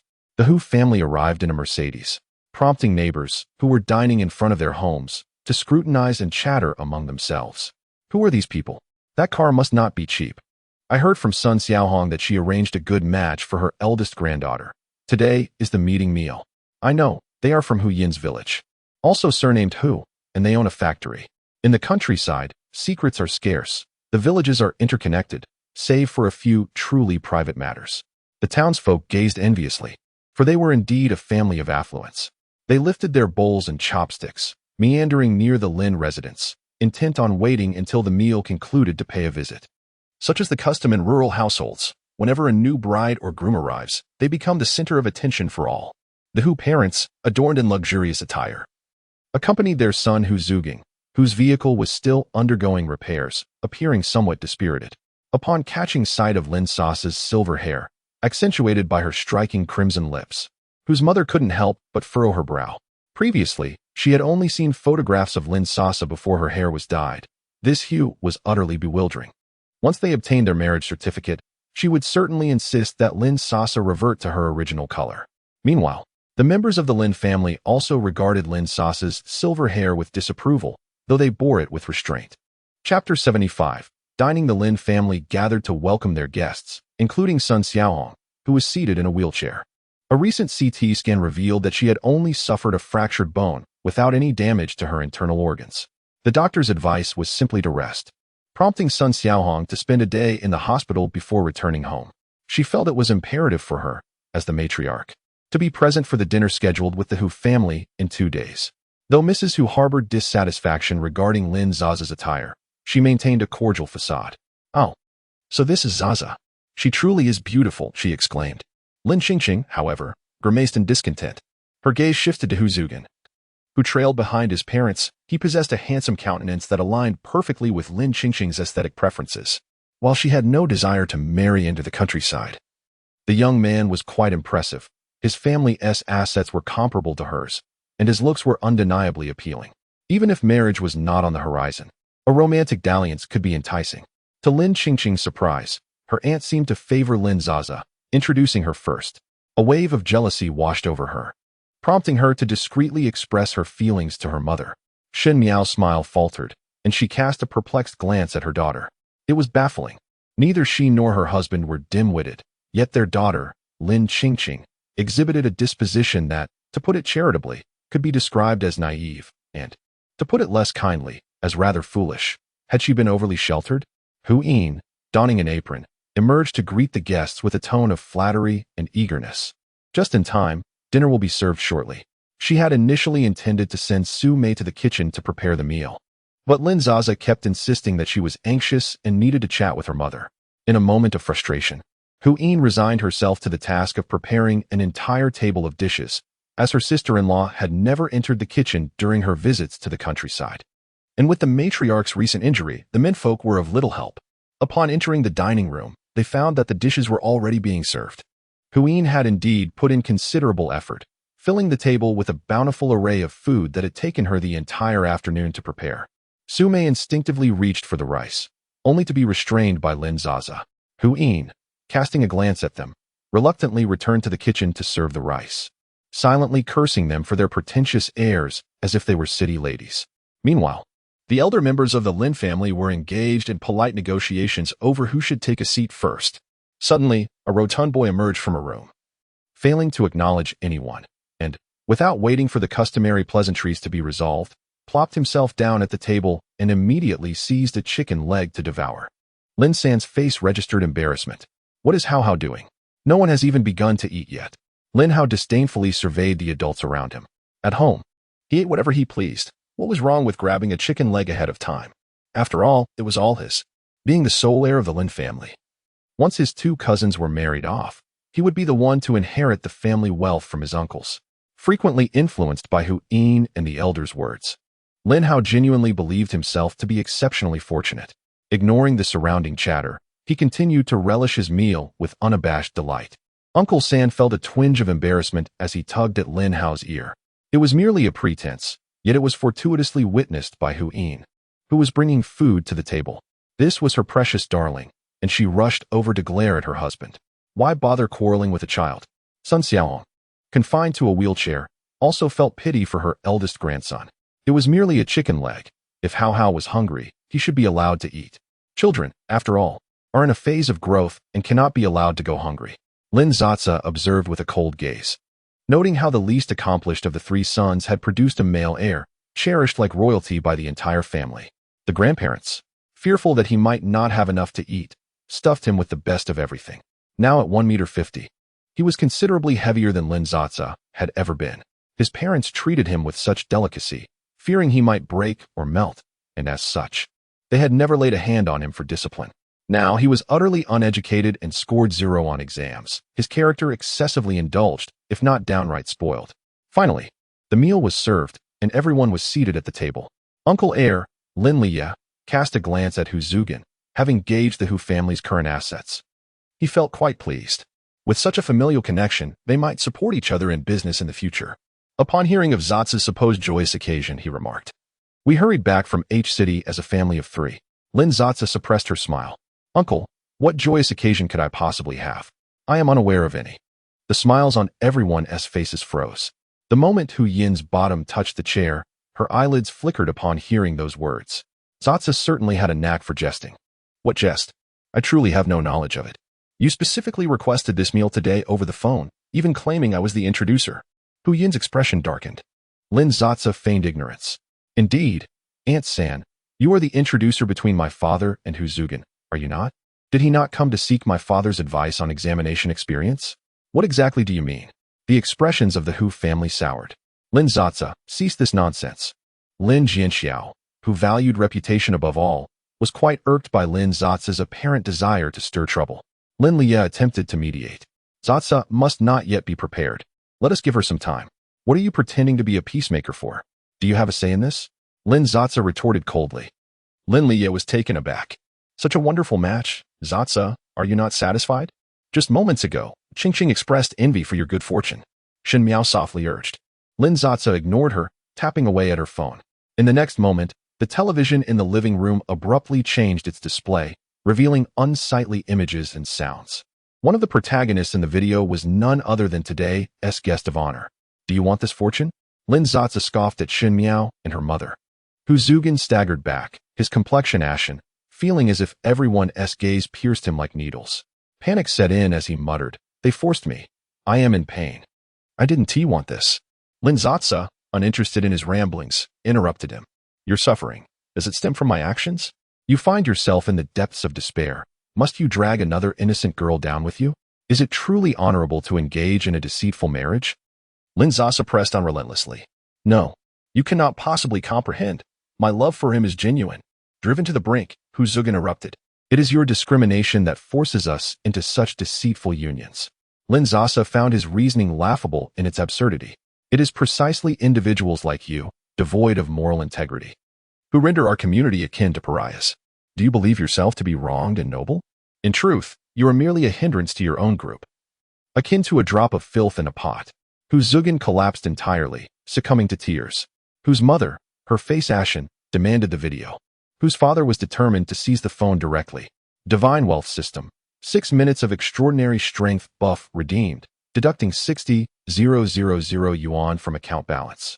Chapter 76. A flurry of slaps. Lin Sasa now felt an invigorating surge of strength coursing through her entire being, as if she were witnessing Hu's father's advance in slow motion. With a deft sidestep, she evaded his lunge and retaliated with a swift slap. In her inaugural experience as a martial arts expert, she miscalculated her force, sending Hu's father staggering back several steps, his face a portrait of disbelief. Godly wealth system. Whose father's malice value exceeds 60. Counterattack initiated. Reward. 1 blind box lottery chance. Lin Sasa was taken aback. Such fortune. Without hesitation, she delivered 2 more resounding slaps to Hu's father. The system remained silent, and she clicked her tongue in disappointment, realizing that shortcuts were not as plentiful as she had hoped. Witnessing her husband being struck, Hu's mother was consumed by rage and charged at Lin Sasa, only to receive a slap in return. Godly wealth system. Whose mother's malice value exceeds 60. Counterattack initiated. Reward. 1 blind box lottery chance. Hu Zugin's eyes reddened. Seeing his parents assaulted, He instantly shrank back, devoid of any inclination to resist. He glared at Lin Sasa with resentment, but his demeanor was one of timidity. Lin Sasa thought it was merely a trifling matter. Approaching, she delivered a slap to Hu Zugin, whose delicately maintained visage reddened visibly, swelling as if under duress. Godly wealth system. Hu Zugin's malice value exceeds 60. Counterattack initiated. Reward. 1 blind box lottery chance. Hu's mother, clutching her face and witnessing her precious son being struck, screamed in outrage. Wretched girl, how dare you strike my son? I will call the police. 2 more sharp slaps echoed through the air, each resonating with palpable pain. Lin Sasa was startled. This time, it was not her doing. It was Su Mei, her eyes glistening with tears, her breath ragged and voice trembling. How dare you treat my daughter in such a manner? Your son is a treasure, but other people's daughters are mere weeds. Go ahead and call the police. I will gladly admit to striking him. With that, she lunged forward, delivering 2 slaps each to the unresponsive Hu Zugin and his father. Lin Sasa hurriedly intervened. For her mother was striking with fierce intent, and Hu Zugin's face was already quite swollen. She feared that continuing this assault might exceed the system's definition of minor injury. Godly wealth system. 3 instances of healing for minor injuries have been redeemed, deducting 30,000 from the account balance. Upon glancing up, Lin Sasa noticed that the 3 individuals' faces were now pristine, though they would still feel the pain and see the marks left by their altercation. This was a request Lin Sasa had made to the system earlier, and she was pleasantly surprised by its compliance. In the dim light of the evening, with distance between them, no one observed that the marks of the slaps had vanished from their faces. Now, Lin Sasa felt utterly emboldened. Mind your words. Let us be clear. It was you who attempted to deceive in marriage first. I possess an enticing video of your son. Should this video come to light, one must wonder if he could still face society, dear auntie. It is said that such traits are hereditary, if you are not the source. Could it perhaps be your husband? Feigning shock, Lin Sasa covered her mouth, though she had no true understanding of genetics. Her words were merely a reckless fabrication. Seeing Hu's parents' complex expressions of both redness and paleness, feigning composure, Lin Sasa continued to guide the conversation. Does he often convey disdain for his son's tendencies? It was said that homophobia equated to being deeply closeted. Auntie, I suggest you search for the meaning of this phrase. Whose father endured 3 slaps from Lin Sasa and 2 from Su Mei, his face now ablaze with pain. As he glared at Lin Sasa, he grasped his wife and son's hands. Let us go. Don't listen to her nonsense. We are heading straight to the police station to file a report on the injuries. Lin Sasa made no attempt to stop them. As the family of 3 stepped outside, they were startled to find a crowd of elderly neighbors in the yard. Rural architecture seldom considers soundproofing, and their earlier commotion had been far from subtle.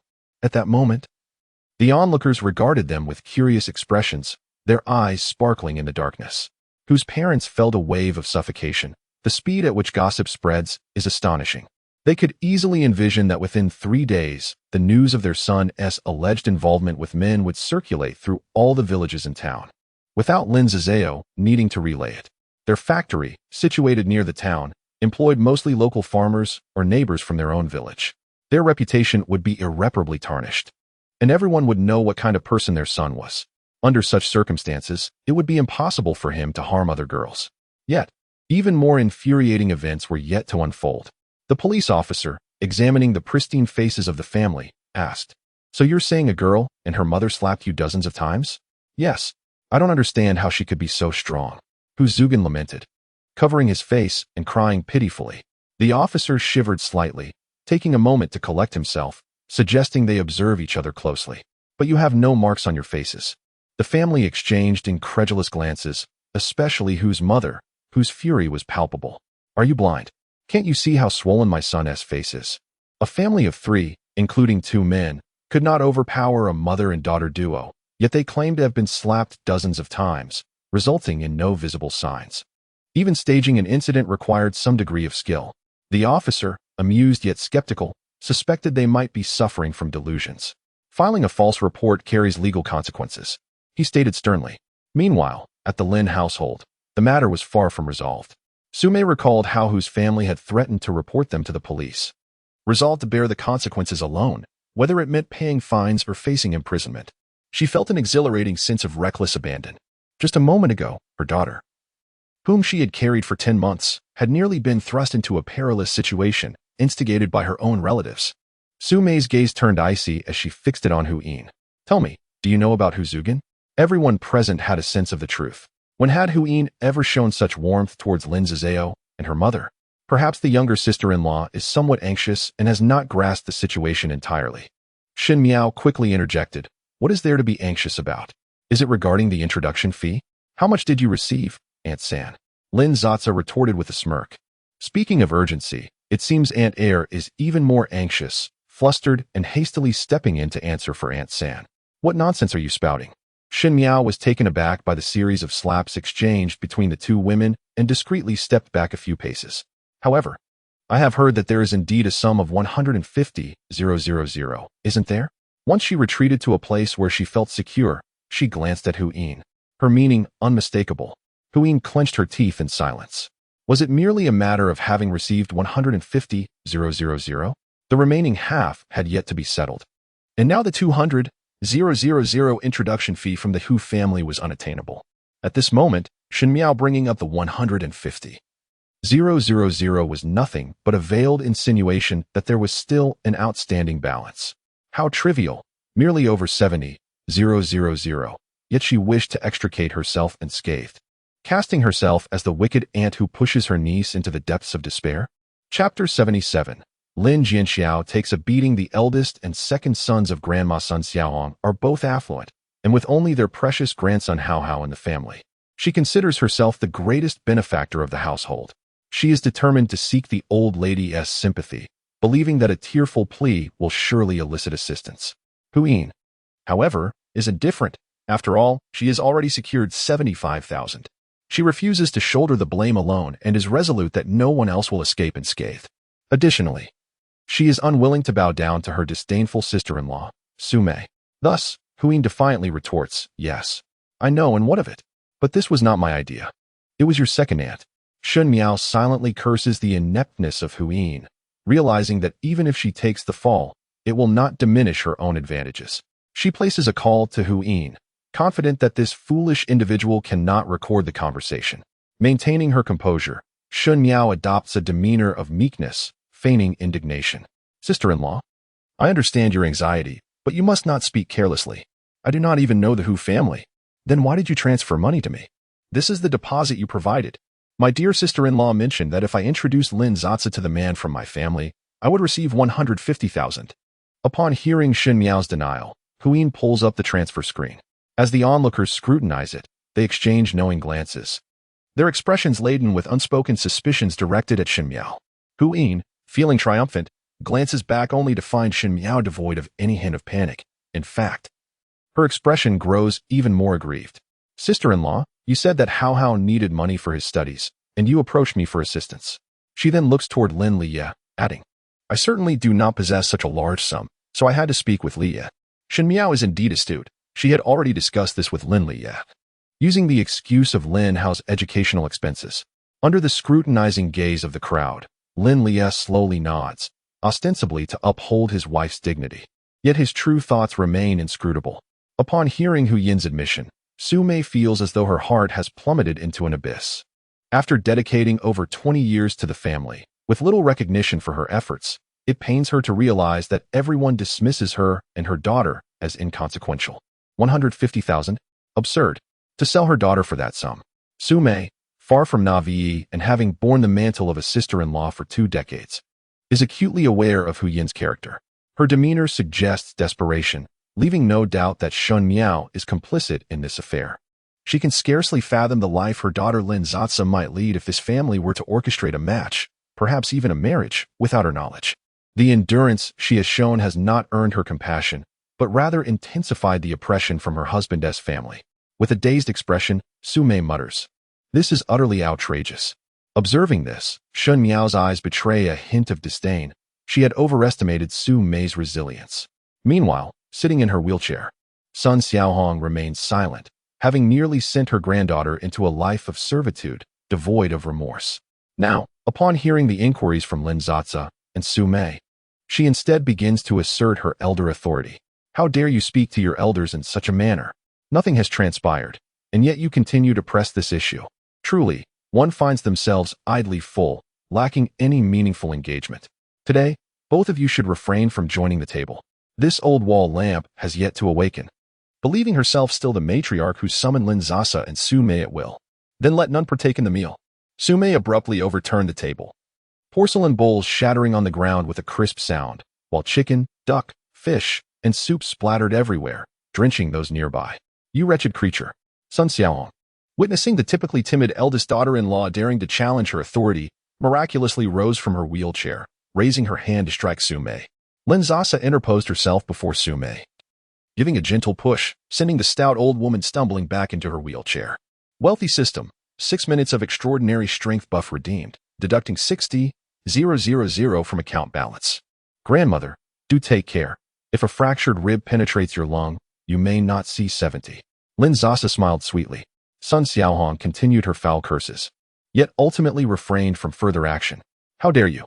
Lin Jianxiao, regaining his senses, stormed over, intent on striking Su Mei. Lin Sasa scoffed.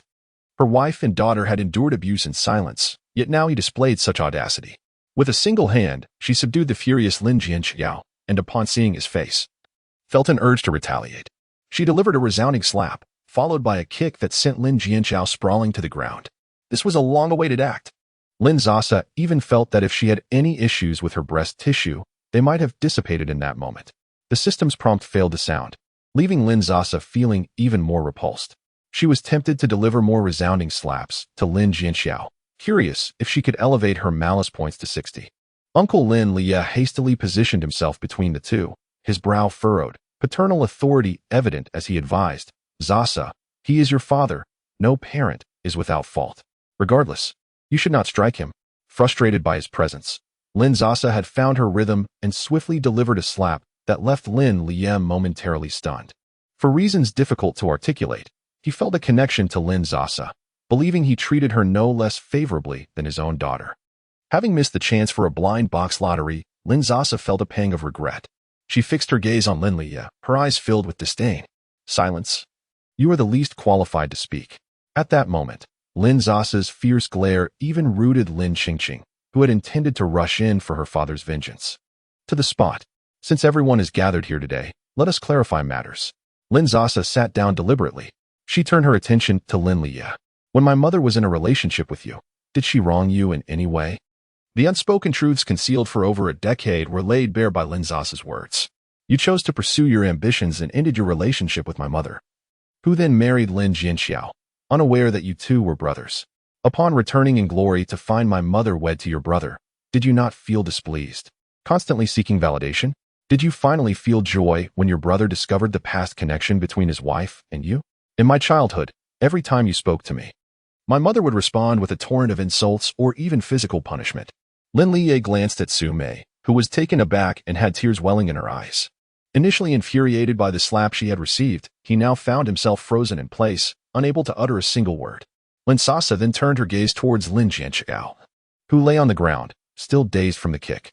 It felt as though the towering black mountain that had loomed over her childhood and adolescence had suddenly crumbled. Resistance turned out to be so simple. This despicable domestic abuser had now become the one being victimized. Upon closer inspection, he was merely an ordinary man, perhaps even somewhat stooped. Was the result of the paternity test you took me for when I was 8 truly yours? Chapter 78. Not a single one left behind. Su Mei wore a look of utter bewilderment as she grappled with the shocking revelation that Lin Jianxiao had taken her daughter, the 8-year-old Lin Sasa, for a paternity test. She could hardly fathom the helplessness and fear that must have engulfed her child during such an ordeal. At merely 8 years old, Sasa was already aware of the underlying disdain her father harbored. A fiery anguish surged within Su Mei, burning fiercely in her chest. Wiping away her tears, her eyes ablaze with fury, she charged at Lin Jianxiao and delivered a forceful kick to him. Do you truly believe that my brief relationship with your brother has tarnished your reputation, subjecting you to baseless gossip? I accept that. For over 2 decades, I have toiled for you, enduring your scorn and rebuke, and yet you dare to question whether Sasa is your flesh and blood? Is that why you treat her with such harshness? What might seem trivial to others had shackled Su Mei for half her life under the cold and cutting remarks of her husband, Lin Jianxiao. Stung by her kick, he instinctively considered retaliating, but upon seeing Lin Sasa's piercing gaze, he felt an inexplicable discomfort that rendered him silent and motionless, his countenance a mask of simmering discontent. Lin Sasa, fully aware of the situation, scoffed derisively. If I were not yours, you would not have raised me for so many years, would you? People like you. With a resolute stand, she surveyed the room, locking eyes with the so-called relatives who regarded her and Su Mei as beneath contempt. You all look down upon my mother. Pray tell, what wrong has she committed? Her icy stare turned to the pale-faced woman beside Lin Liye. The facade of gentleness worn by Shenhao crumbling under the weight of truth. Is it a sin to have pursued a relationship with your husband first? Or is it a fault to be a touch more attractive than you? Grandma Lin seethed with indignation, breathless at the audacity of her granddaughter to air what she considered family disgrace. You insolent, uncouth girl. Before she could finish, Lin Sasa interrupted sharply.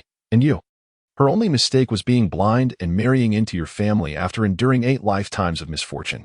Your youngest son is incompetent and merely lives off his parents. Your so-called accomplished second son, at his advanced age, still plays the romantic fool, while your eldest son is nothing more than a coward, content to bully those within his own walls. The most uncultured of all are your 3 foolish offspring. Today, I shall teach you the true meaning of respect and hierarchy.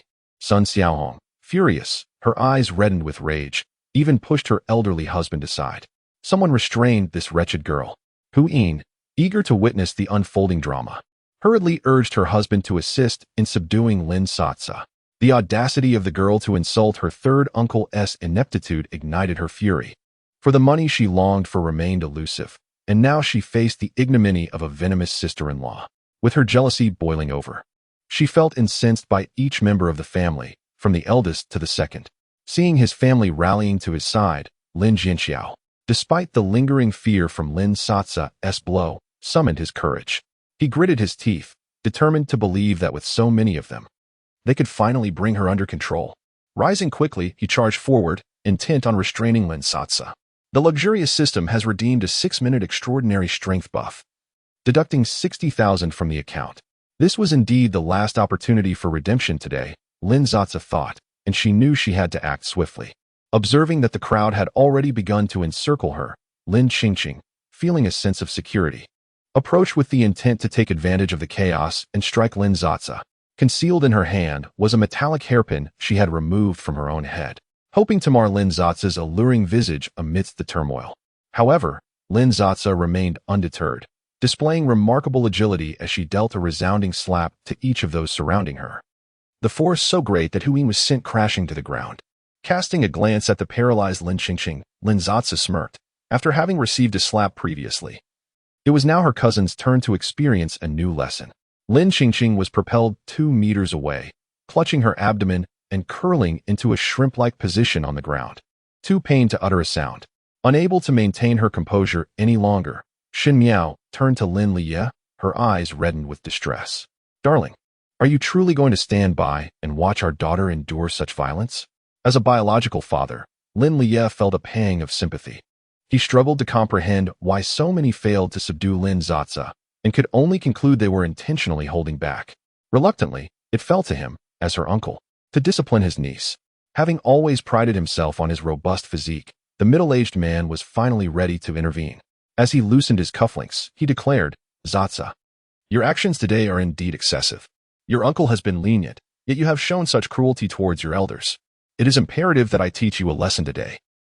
Before he could finish his sentence, he found himself sprawled on the ground beside his daughter, both of them mirroring each other's posture as they groaned in agony, clutching their abdomens. Lin Sasa's kick was particularly ferocious, directed at those hypocritical moralists she despised. The overwhelming paternal scent emanating from Lin Liye dissuaded her from slapping him, fearing her hand would become soiled by his face. Shenhao was not spared either. Lin Sasa delivered a slap to her, swiftly immobilizing her attempt to retaliate. After a moment of contemplation, she struck her again, ensuring symmetry for aesthetic appeal. Earlier, when Lin Sasa had shared a video of Hu Zuging, the chubby Lin Hao had been persuaded by Hu Yin to retreat to his room. Hearing the commotion, he could not resist the urge to investigate.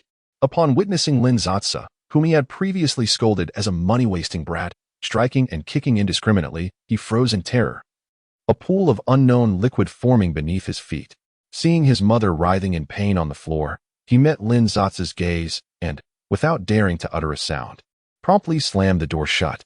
Inside the room, sounds of heavy objects crashing to the ground echoed, which Lin Sasa regarded with disdain, originally intending to assist. Sumei found herself at a loss, her fury overshadowed by confusion. Since when had Sasa taken up martial arts?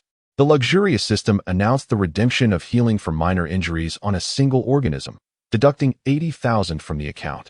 It was exhilarating. It is merely 80,000.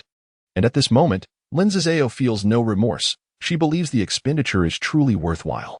Had it not been for the daily limitation of 3 purchases imposed on martial arts experts, she would have been inclined to attempt once more. Lin Sasa then checked the number of blind box lottery chances she had acquired, back when she was fully immersed in her martial arts practice. The system's notification chimes echoed incessantly, fueling her enthusiasm even further. It remains unclear from whom these opportunities were derived, but she presently possesses a total of 8 chances for the blind box lottery. After washing her hands in the restroom, Lin Sasa gazed at the Lin family members sprawled on the ground, groaning, and felt an unprecedented sense of exhilaration at that moment. Chapter 79, Divorce Previously. When the Hu family was surrounded by villagers, Uncle Lin, anxious to prevent the situation from escalating, hurriedly closed the gate of the courtyard. He fancied himself possessing foresight, believing that a heated argument was inevitable, and thus sought to spare the neighbors from witnessing the spectacle. Given the spaciousness of rural homes and the fact that the Lin family's new residence was on the outskirts of the village, the neighbors, despite their curiosity, would not be so brazen as to linger in the yard to gawk at the unfolding drama. However, the turn of events took Uncle Lin by surprise. He could never have anticipated that the 2 women would resort to a full-blown brawl. The entire family found themselves outmatched by Lin Sasa alone. His act of closing the gate inadvertently facilitated Lin Sasa's escape. Consequently, even as the Lin family cried out in distress, no one was there to hear their plight. Lin Sasa seized the car keys belonging to Lin Jianxiao and left without a backward glance, driving away with Su Mei, who silently resolved to take the blame, determined that her daughter would not bear the burden of a criminal record at such a tender age. Meanwhile, the Lin family, supporting one another, surveyed their injuries and seethed with indignation. Lin Sasa, has she truly lost her mind? How could you all be so blind as to bring such a troublemaker into our midst? Grandmother, call the authorities. She is truly out of control. And I cannot fathom where she found such strength. Late that night, the reports of a violent altercation involving a group of over a dozen individuals drew the attention of law enforcement.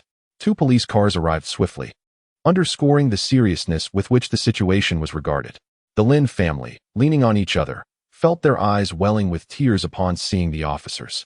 Comrade police, you must seek justice for us. That little wretch has left us battered and bruised. She is utterly inhuman.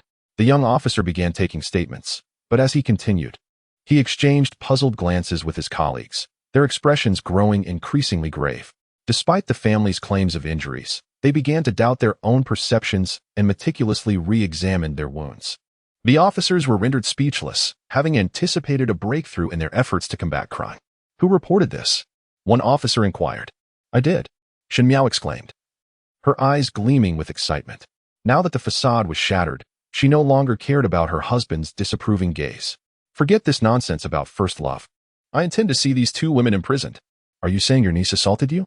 Please provide her contact information. The officer, though discerning, adhered to protocol and attempted to contact Lin Sasa. At that moment, Lin Sasa had returned to the city with Su Mei, booking a luxurious suite at the finest hotel. When Lin Sasa answered the phone, she was met with the accusation, your second aunt has reported that you assaulted them. Noticing Su Mei's worried expression, Lin Sasa contemplated and then activated the speakerphone. Indeed, we did have a heated argument this evening. Officer, you may inquire with the neighbors for further details. The intricacies of the matter are rather extensive, and I shall refrain from elaborating. Furthermore, my perspective may be somewhat subjective. However, I must convey that it is my father's side of the family that has been excessively oppressive. As for the notion of physically confronting them, it is utterly ludicrous. With their numerous family members, how could 2 defenseless women, my mother and I, possibly prevail? Su Mei, listening to the inquiries on the other end of the line, felt her heart racing as if it might leap from her throat, nearly revealing that it was she who had struck them. Lin Sasa gestured for her mother to remain silent as she continued to probe. Did she dare to report such a thing? As if she had inflicted harm upon herself to fabricate a scheme?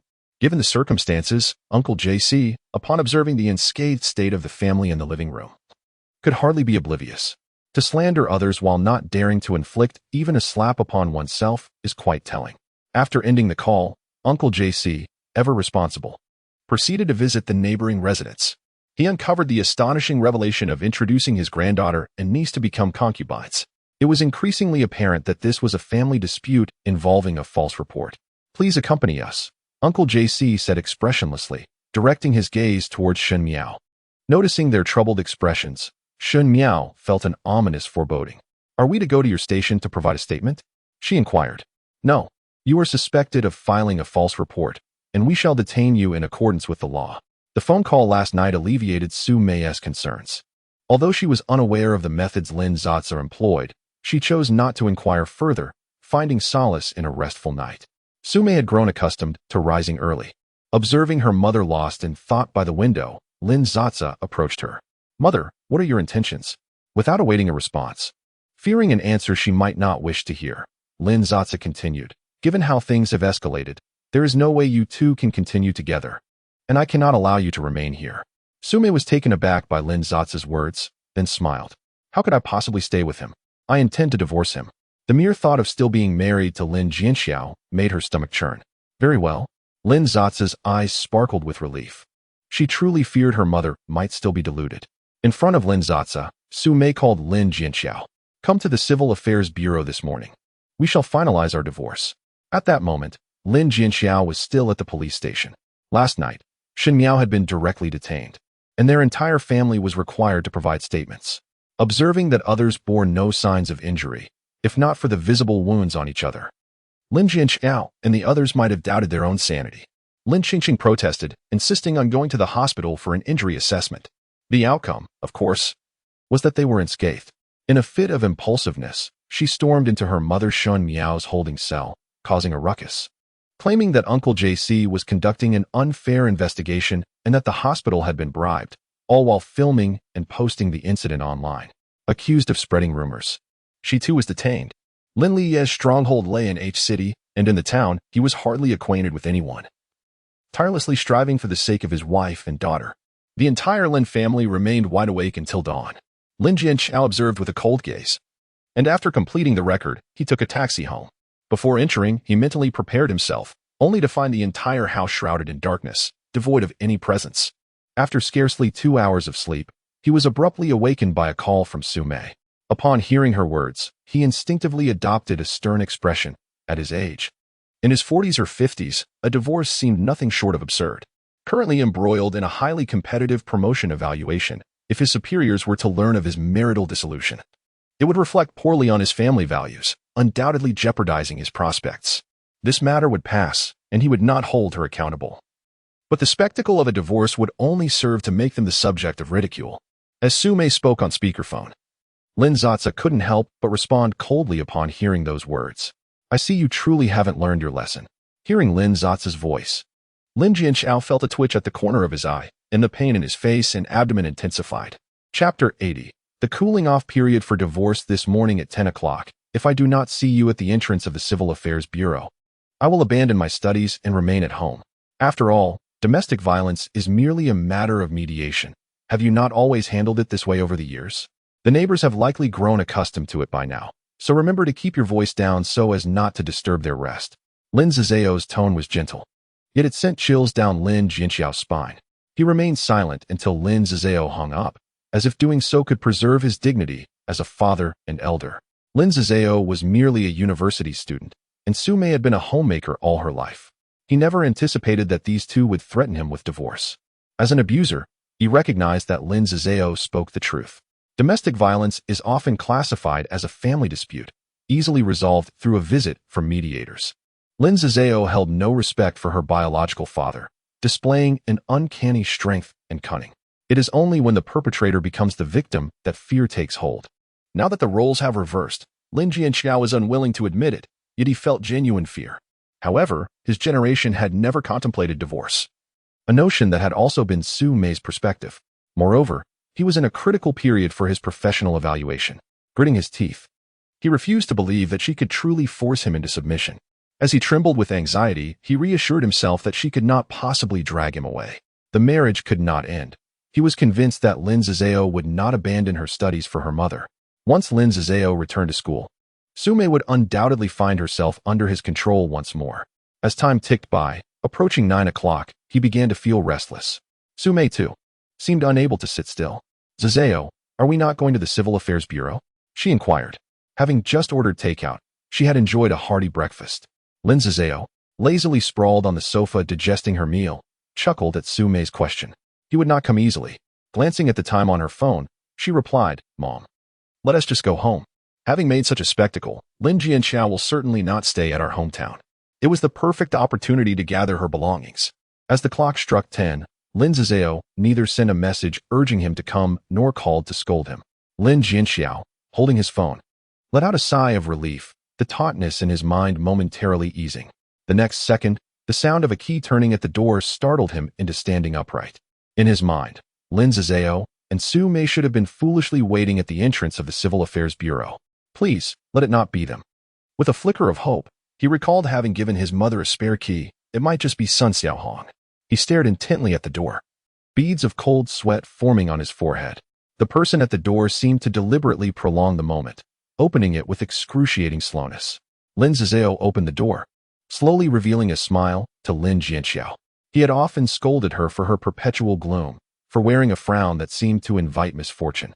Yet now, he would rather she return to her former self, to the time when he could reprimand her without fear, instead of the current smirk on his face, which resembled the mocking gaze one might cast upon a mouse. Lin Jianxiao felt an overwhelming rage at the situation spiraling beyond his control, yet he dared not reveal it. He could only mask his fury and fear with a sullen countenance. As a new day dawned, 3 opportunities to purchase formidable power buffs arose, and Lin Sasa remained remarkably composed. Why adopt such a woeful demeanor? It only invites misfortune. Are you glaring at me? Lin Sasa began to roll up her sleeves. Lin Jianxiao dared not maintain his facade of profundity any longer, repeatedly demanding, "What exactly do you intend to do? You mentioned 10 o'clock for the divorce. What are you still doing here?" After resisting Lin Jianxiao, Su Mei underwent a significant shift in her mindset, glaring at him with anger. "You're already halfway in the ground. How can you even think about divorce? Aren't you ashamed?" Faced with Su Mei, Lin Jianxiao's defiance seemed to return, albeit slightly. "If we don't divorce, then let it be akin to being a widower." Lin Sasa remained expressionless. Lin Jianxiao's face turned pale, and he stumbled back a couple of steps to regain his composure. "I don't believe you. You wouldn't dare. You are simply unworthy of me tarnishing my hands."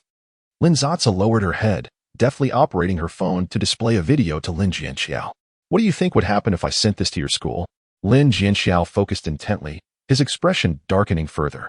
The video vividly captured the face of a man, revealing his vile nature, depicting the moment he abused Su Mei.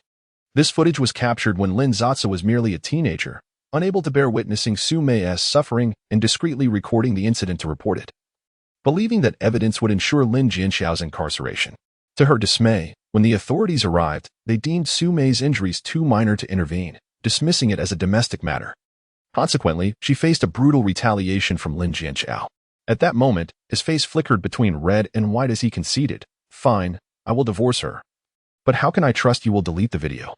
Do you truly believe you possess the standing to negotiate terms with me?" Lin Sasa replied, a smirk curling her lips, laced with contempt. "Moreover, this apartment and your savings will be given to my mother. You will leave with nothing. You are pushing your luck." Lin Jianxiao ground his teeth. "Very well, then it seems I must upload it online," titled, "High School Teacher Exposed as Domestic Abuser." What do you think? If this video goes public, you can forget about promotions. Your job security will be in jeopardy. Though their home was old, its central location held a market value of around 1 million. How could he still desire the property, raising such a greedy debt collector? Lin Jianxiao's mind continued to weigh the pros and cons. If we finish packing and you still haven't made up your mind, then there's no need for further deliberation. With that, Lin Sasa began assisting Su Mei in gathering her belongings. "Mom, don't take these old things. Consider it a farewell to the past. Just bring the clothes I bought for you earlier." Su Mei hesitated over some old garments, but ultimately she heeded Lin Sasa's counsel. Lin Sasa picked up a vibrant green sweater that Su Mei had unearthed from the wardrobe. The craftsmanship was exquisite, with tightly woven stitches adorned by knitted flowers in a matching hue. It struck her as surprisingly familiar. "Mom, did you bring this as well? Is it for a little child?" she inquired. "I knitted it for you when you were 3 or 5 years old," Su Mei replied. The design of the petite sweater, even in today's context, remained timeless. In Lin Sasa's hands, It appeared like a whimsical artifact from a fairy tale. Beside it lay a plush rabbit, dressed in a meticulously crafted little dress. To be honest, it rivaled the thousands of dolls sold online. Was this handmade too? It's truly delightful and so adorable. Lin Sasa remarked as her childhood memories gradually resurfaced. Su Mei's expression turned wistful, tinged with nostalgia. Those were simpler times when she had more leisure to indulge in such creative endeavors. Chapter 81. The Wealthy Mama's Girl at that time. Lin Shenhao had not yet transformed into an abusive man. He only exhibited traces of male chauvinism, and they still barely constituted a harmonious family. Su Mei remained at home to care for their daughter, while Lin Shenhao had only recently begun his career and lacked financial means, unable to afford clothing or toys. Gifted with nimble hands since childhood, Su Mei, after completing her household chores, would knit sweaters and craft small dolls, striving to provide her daughter with the best within her capabilities. Upon tidying up, she realized how scant her belongings were. In the so-called home where she had resided for over 20 years, Su Mei managed to pack only a single suitcase, half of which contained Lin Sasa's childhood clothes and toys. She refused to part with them, and Lin Sasa was equally reluctant. Each piece was exquisite, a testament to her mother's love. She gathered the essential documents, her identity card, marriage certificate, and household registration book. Ending a marriage was no simple feat. There was a mandatory 1-month cooling-off period, meaning she would have to return after a month. Recently, a proposal was circulated suggesting that this cooling-off period be extended to 2 months. After Lin Sasa informed Su Mei of this development, a sense of urgency enveloped them. Consequently, after they concluded their packing, both mother and daughter wore expressions of cold determination. I've just set a timer, in 3 minutes. This video will automatically be sent to the mailbox of the school secretary, principal, and disciplinary committee. You have 2 minutes left. Understood, Lin Shenhao replied hoarsely. For a man like him, maintaining face was paramount. He had already lost dignity among his fellow villagers and could not afford to lose it further in front of his colleagues and superiors. Lin Sasa glanced at the time. It was only 10:30. Take your ID and head to the Civil Affairs Bureau. Do not delay their closing time. Upon applying for divorce, they received merely a receipt acknowledging the application. After 30 days, both parties must appear in person to sign before obtaining the divorce certificate. This experience further solidified Lin Sasa's resolve to avoid marriage in the future. With such lenient entry yet stringent exit conditions, what value could the certificate hold? It was best to enjoy the process since the outcome was likely to be similar regardless. She had already booked tickets and planned to return to S-City with Su Mei that afternoon, eager to leave this city behind. Standing at the entrance of Jiufeng Yaoyuan community, Su Mei marveled at the splendid greenery and the responsible security measures. Sasa, renting here must not be cheap, right? Indeed. It is not. My 2-bedroom apartment's rent exceeds 5,000 per month.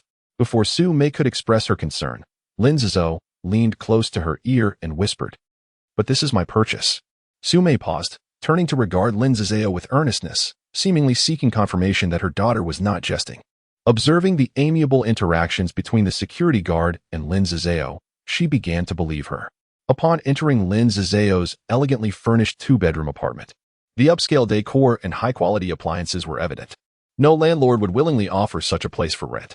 She changed her shoes and slowly surveyed each room, her eyes growing moist as she took it all in. How lovely. Lin Sasa felt a twinge of discomfort. "Mom, why are you crying?" "I am simply overjoyed," Su Mei replied, wiping her tears away.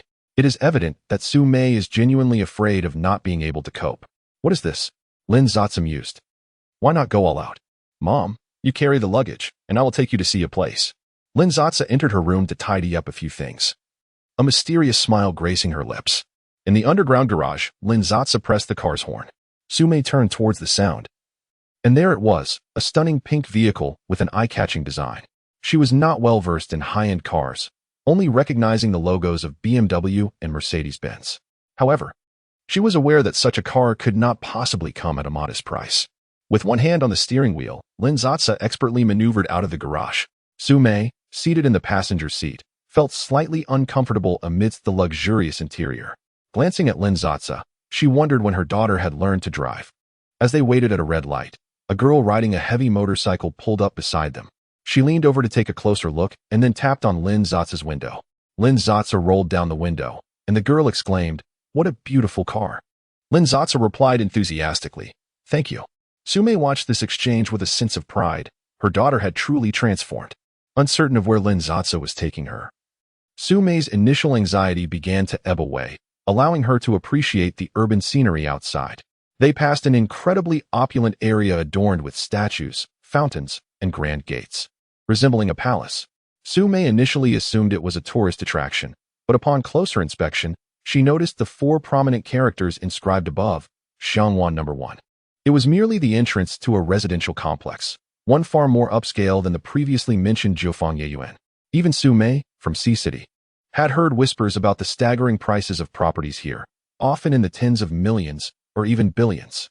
Truly, in one of the top 3 cities in the nation, there was no shortage of wealth. As Sume continued to marvel, she watched Lin Sasa glide effortlessly into the underground garage not far from the entrance. The 3 parking spaces that came with the property were connected, and Lin Sasa parked with a nonchalant precision, occupying all 3 spaces without a care. In high spirits, she unfastened her seatbelt and winked at the stunned Sume. Yes, I also own a property here. Entering the elevator alongside Lin Sasa, Sume felt a wave of numbness wash over her as the doors opened. Dazed, she thought to herself that she ought to burn some paper money for her distant relatives she had never met. The inheritance must be substantial for Lin Sasa to spend so lavishly. Mom, choose a room. Let us stay here for the day. Lin Sasa had yet to reside in this place, but the apartment was fully equipped with all necessary amenities, ready for immediate occupancy. Earlier, she had packed 2 sets of bed linens and a piece of clothing from Jiufang Yeyuan, which was why she had asked Sume to bring the luggage along. Only events of a certain magnitude can swiftly dispel negative emotions from the heart. Let us allow Mom to experience what it feels like to live in a billion-dollar mansion. It had been a tiring day. Just that morning, she had been in C-City filing for divorce, and in the afternoon, she had spent several hours on a high-speed train returning to S-City. Lin Sasa decided to order takeout, yet this particular delivery was distinctly different. In an effort to ensure the safety of the residents, the community imposed stringent restrictions on the entry of outsiders, which generally precluded delivery personnel from accessing the premises. Even if they were permitted entry, the myriad of cumbersome access controls proved to be a significant hindrance, leading most delivery drivers to shy away from such orders. However, the community boasted exquisite landscaping, with ample space between buildings, making it implausible for affluent homeowners to descend and retrieve their deliveries. Consequently, upon receiving packages such as takeout, the security personnel at the entrance were presented with 2 options. They could either hand the items over to an intelligent robot, which, upon inputting the building and floor information, would deliver them directly to the resident's home, or, for those residents who placed a premium on privacy, the items could be dispatched via drone to a delivery cabinet situated atop their building. When Lin Sasa was introduced to these amenities by the real estate agent, her expression was one of sheer bewilderment. Has the outside world advanced to such a degree? Chapter 82. The System Blind Box 8 Consecutive Draws. The takeaway ordered was not the typical fare costing merely a few dozen yuan, but rather from a renowned private dining establishment near Xiangwan No. 1, catering exclusively to affluent homeowners. This restaurant prides itself on using natural, organic ingredients, and the chef's culinary skills are truly commendable, offering a feast for both the eyes and palate. After indulging in a delightful meal and taking a refreshing shower, Sume had already chosen a guest room to settle into and even prepared a bed for Lin Sasa in the master bedroom. Upon returning to her own room, Lin Sasa sank into the soft embrace of the luxurious bed. The mattress, known for its exceptional support, is said to be worth a staggering 1 million yuan. Although parting with it is somewhat reluctant, should she decide to reside here long-term, Lin Sasa might ultimately opt for a new set. Staying temporarily in a hotel is acceptable to her, but for her own home, she harbors a peculiar aversion to sleeping on beds that others have occupied, and cannot abide the thought of anyone else resting on her bed. Next came the moment of revelation. Last night, she had been granted 8 opportunities to draw from the blind boxes. Lin Sasa had never experienced such affluence in her life, though regrettably, the items were not golden. The likelihood of receiving something extraordinary was somewhat diminished. Nevertheless, the thought that these chances were earned through the efforts of her family and the Hu family brought her great comfort. Wealthy system, congratulations. You have won an Aston Martin Valhalla valued at 16 million yuan. Funds have been transferred to your construction bank card. 16 million. Such high-value items are typically reserved for golden blind boxes, and with 1 guaranteed prize from her 8 draws, Lin Sasa felt immensely satisfied. After becoming a Porsche owner, Big data inevitably began recommending numerous related videos to her, and she had indeed heard of this vehicle. The Aston Martin Valhalla, launched in 2022, is a limited edition supercar with only 999 units produced worldwide. The design of the front is incredibly striking, featuring numerous aerodynamic elements, making it a street-legal version of an F1 racing car. The name itself is quite grand, as Valhalla refers to the Hall of the Slain in Norse mythology, symbolizing strength and immortality. Wealthy system, congratulations. You have won a set of Queen Josephine series jewelry from Chaumet Paris, valued at 926,000 yuan. Funds have been transferred to your construction bank card. Lin Sasa, possessing little knowledge of high-end jewelry, couldn't resist looking it up. This exquisite set includes a platinum necklace worth 403,000 yuan, adorned with 90 diamonds of G versus grade. It also features platinum earrings valued at 334,000 yuan, set with 84 diamonds of the same quality. Additionally, there is a platinum bracelet from the same collection worth 189,000 yuan, composed of 57 diamonds. This design pays homage to the teardrop cut favored by Queen Josephine, with an overall form symbolizing power and status, a masterpiece of simplicity and elegance, perfectly encapsulating the essence of a leading lady. At last, her jewelry cabinet in her 500-square-meter luxury home now boasts its first truly meaningful set of jewels. This collection can be directly reserved on the brand's official website, and without hesitation, Lin Sasa promptly placed her order. Wealthy system, congratulations. You have won a custom mattress from Haston, valued at 6 million yuan. Funds have been transferred to your construction bank card. Lin Sasa felt a sense of satisfaction. This bed cost 1 million more than her small 2-bedroom apartment in Shao Yu Yin. Stins, a Swiss brand with nearly 200 years of history, is the designated mattress supplier for royal families worldwide.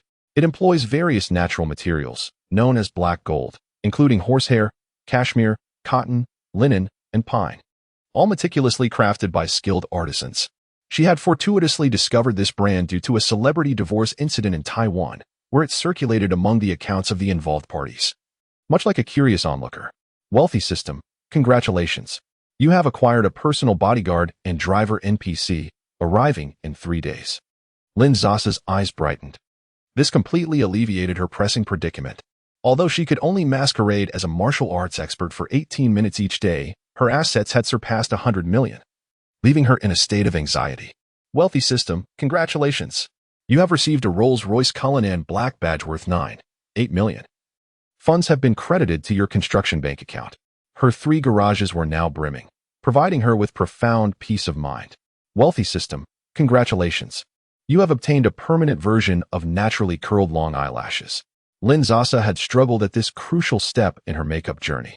Her own eyelashes were rather short, necessitating the use of false lashes. However, her lack of skill resulted in rather peculiar outcomes. Visiting a lash salon was also quite cumbersome, and the results rarely appeared natural. Lin Sasa hurriedly approached the mirror to examine her lashes. Good heavens! Even her nearly non-existent lower lashes had grown. Long, thick, and naturally curled. They made her already bright eyes sparkle even more. In romance novels, it is often written that the female protagonist's eyelashes flutter like little fans. Lin Sasa now possessed the same allure. Wealthy system, congratulations. You have gained a 5-minute unlimited black card experience. Note, this only applies to physical purchases. Investments and donations are excluded. This time, there was no immediate requirement for use. A light, floating black credit card landed in Lin Sasa's palm. This was an American Express Centurion card with no spending limit. It bore luminescent blue numbers that only Lin Sasa could see, 5 o'clock, indicating a countdown. She carefully tucked it away. Its value undoubtedly exceeded 10 million, serving as a safety net that provided immense reassurance when kept in her bag. Wealthy system, congratulations. You have received 6 sets of genuine silk bedding worth 60,000, funds credited to your construction bank account. This was a blank slate.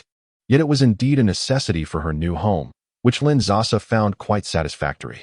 From her 8 draws, she had procured a million-level Aston Martin supercar, a 5-minute black card, the effect of longer and curled eyelashes, an NPC bodyguard and driver from the system, and a Cullinan Black badge Rolls-Royce worth 9.8 million, at least a semi-gold haul. Out of 8 draws, she had achieved 4.5 golds. Although her luck had often faltered elsewhere, The wealthy system had proven remarkably generous. It felt far more trustworthy than her own father. After a wave of exhilaration, Lin Sasa felt a sense of loss upon completion, pondering where she might find so many individuals with malicious intent exceeding 60 for her exquisite slapstick. With just 3 days remaining until the National Day holiday concludes, the rewards from the lottery were not directly bestowed upon her. Instead, they required her to procure them herself. Lin Sasa resolved to finalize everything before the holidays end. The following morning, she roused Su Mei, intending to treat her to dim sum. Typically an early riser, Su Mei found herself in an unfamiliar environment and, whether due to relaxation or some other reason, she slept extraordinarily soundly, necessitating Lin Sasa, who usually awakens naturally, to call her. As they reached the basement level and were about to exit the elevator, Lin Sasa suddenly recalled that she had forgotten the car keys. "You wait by our car for a moment. I'll quickly retrieve the keys," she instructed.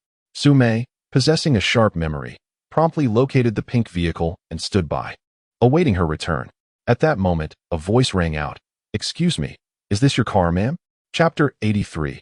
I bought 3 parking spaces upon hearing the voice. Su Mei turned her gaze to a fashionably dressed young man. "He is my daughter S," Su Mei replied cautiously, fearing that she might attract unnecessary trouble for her daughter. She discerned that this individual was likely a resident of the area. She had nearly swooned upon hearing the price of the properties yesterday. The young man assessed her with a critical eye. At 40, she could be considered a beautiful aunt, yet her hands appeared somewhat rough, lacking the elegance of a wealthy matron. Observing her attire, which consisted of a basic MK outfit, hardly qualifying as luxury in his eyes, he noted that her only adornment was a gold bracelet gifted by Lin Sasa, devoid of any additional jewelry. The pink Porsche parked nearby, even in its top configuration, was worth just over 100,000. With this understanding of the middle-aged woman before him, he presumed she was merely a relative of one of the homeowners here.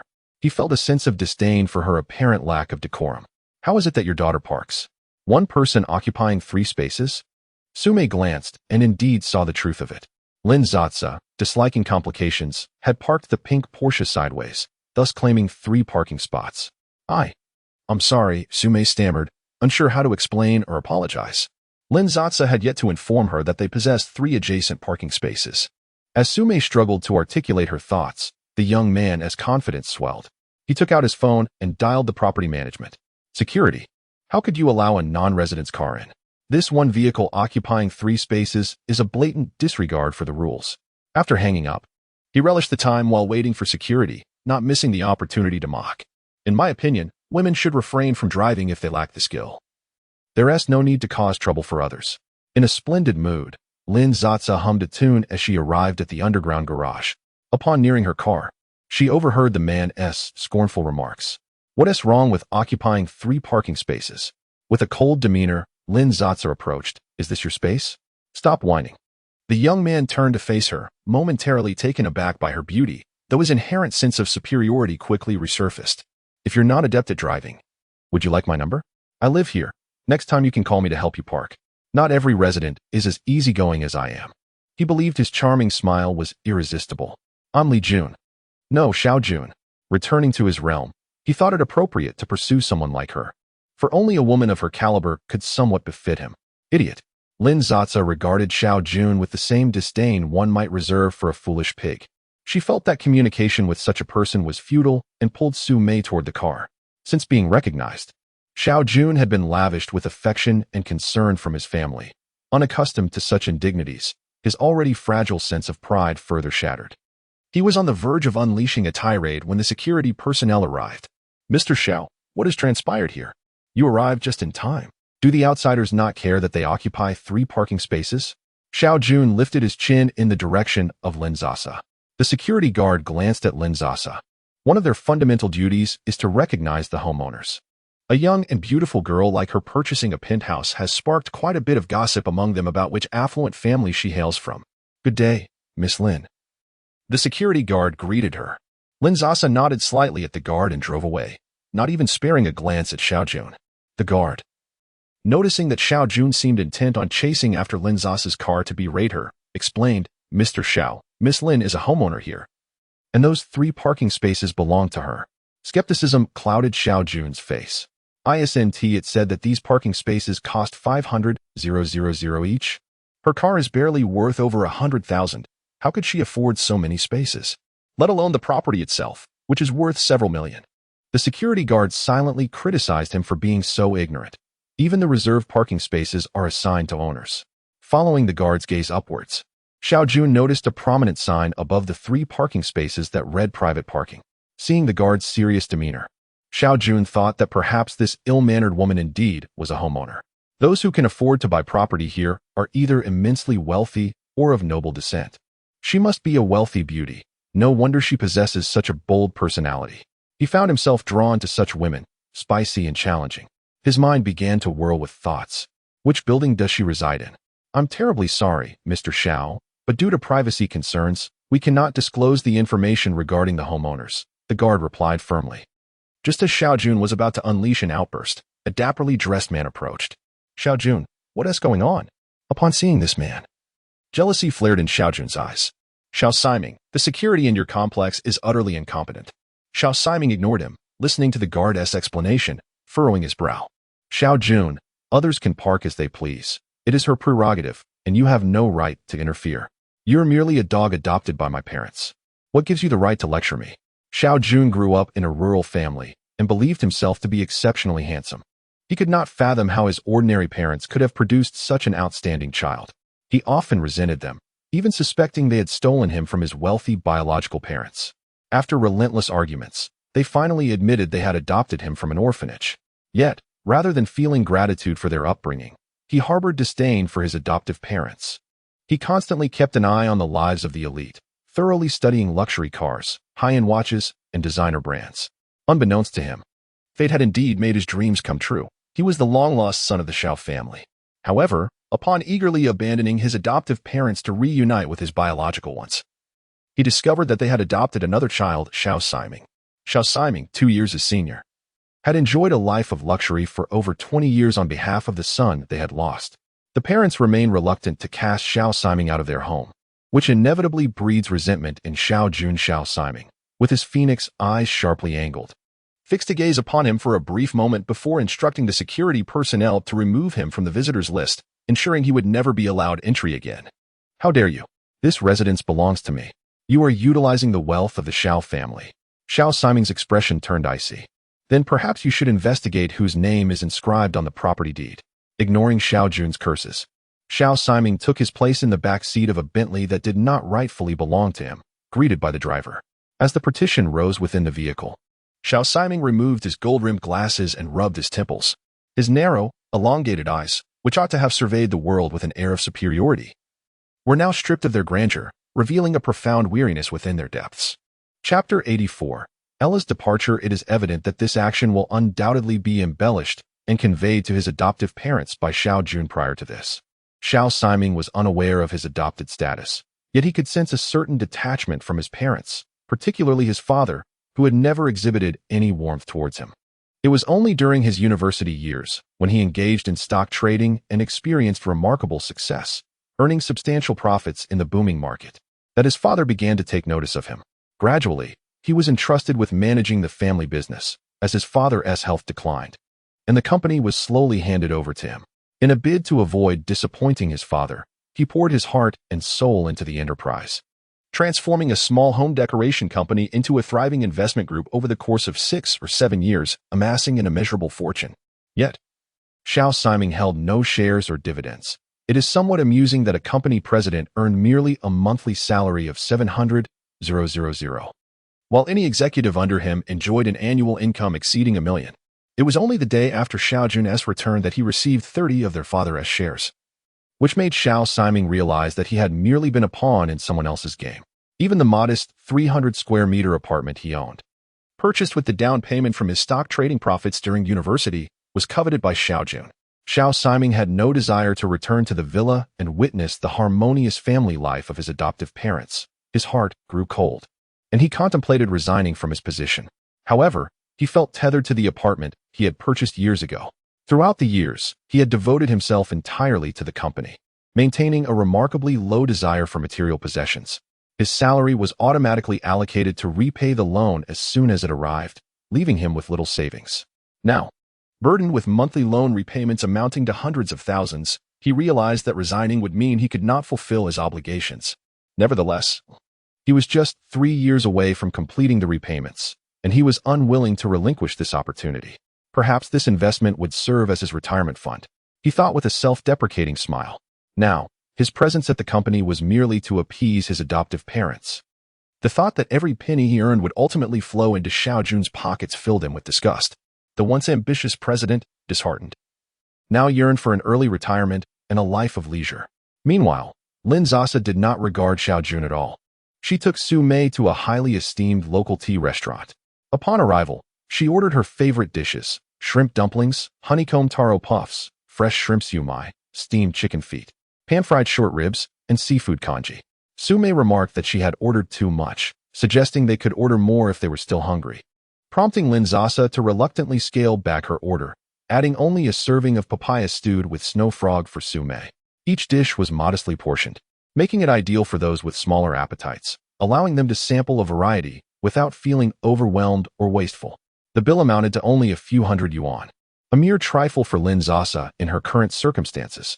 After the meal, she took Su Mei to the upscale hair salon where she had previously dyed her hair platinum blonde, having been impressed by the skills and service of the stylist, Ella, and having spent an extravagant 30,000 yuan. Over the past few months, she had returned periodically for touch-ups or haircuts, and her balance should still be sufficient for both her and Su Mei to each have their hair done. Upon entering, Lin Sasa inquired of the front desk attendant, "Is Ella available at the moment?" The young woman at the reception was quite taken by Lin Sasa's striking beauty. Noticing the absence of other patrons, she discreetly replied, "Miss, Ella was compelled to resign last month." Lin Sasa furrowed her brow. The girl's tone and choice of words suggested there was more to Ella's departure than met the eye. She was about to press for further details when she noticed a stylist approaching, and not wanting to put the young woman in a difficult position, Lin Sasa said, "Very well, could you check the remaining balance on my card?" After the girl provided the amount, Lin Sasa glanced at the price list on the wall. Pondering for a moment, "Please give her a perm and dye, along with a complete set of treatments." With this, her balance would be nearly depleted. Having received this unsettling news, Lin Sasa lost interest in adding more funds to her account. The young woman glanced at Su Mei, who stood behind Lin Sasa, nodded, and handed her a color swatch. While Su Mei was selecting a hair color, Lin Sasa accessed the Earth app and searched for Ella. To her surprise, she discovered that Ella had sent her a message a month prior. Due to the incessant notifications from various acquaintances and minor influencers on her account, Lin Sasa had grown accustomed to muting less significant contacts, which led her to overlook Ella's earlier communication. "Ella, Miss Lin, I sincerely appreciate your kindness during my time here. Due to certain circumstances, I have resigned, and I wanted to inform you personally." Lin Sasa promptly replied, "Sasa, I just saw this." "Ella, why did you leave so suddenly?" Ella, receiving Lin Sasa's message unexpectedly, felt uncertain about how to respond, fearing that any explanation might sound like an appeal for sympathy. Lin Sasa watched as the typing indicator flickered on the screen. "Ella, it's nothing major, just a disagreement with our chief designer. He claimed that the store could thrive without me, and the owner called me in for a discussion." Lin Sasa could envision the challenges faced by women in a predominantly male industry, yet she did not anticipate that Ella would be forced to resign. She considered that the 30,000 she had previously credited to her account might have been a catalyst in the conflict between Ella and the male stylist. "Sasa, is there anything I can do to assist you?" "Ella, please don't worry. Before I left, I received an in-one compensation equivalent to 3 months' salary. After working for so long, I'm taking a much-needed break now." Lin Sasa understood the term in-one, when an employee is terminated without cause or misconduct. The company is obligated to provide compensation based on their tenure. However, given that salons typically operate on commission, the base salary is usually modest, likely not exceeding 5,000 a month, which was a generous estimate. Soon, Su Mei had finalized her hair color choice and approached Lin Sasa for her opinion. Behind her stood a young male barber, who had committed no offense. However, upon learning of Ella's plight, Lin Sasa felt an inexplicable discomfort in his presence. A flame of unarticulated anger flickered within her, yet she refrained from directing her ire towards an innocent party, instead nodding towards Su Mei. "This tea-brown shade is rather lovely. Autumn is upon us, and it exudes a certain ambience.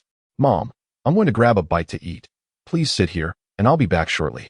After a leisurely stroll, during which she procured 2 cups of milk tea and a selection of snacks, Lin Sasa had regained her composure. She handed the food to Su Mei and settled onto the sofa to send a message to Ella. Sasa, I aspire to establish a hair salon exclusively employing female barbers. Though the initial scale of the venture will be modest, I wonder if you might be interested in the position of manager. Chapter 85, Opening a Store.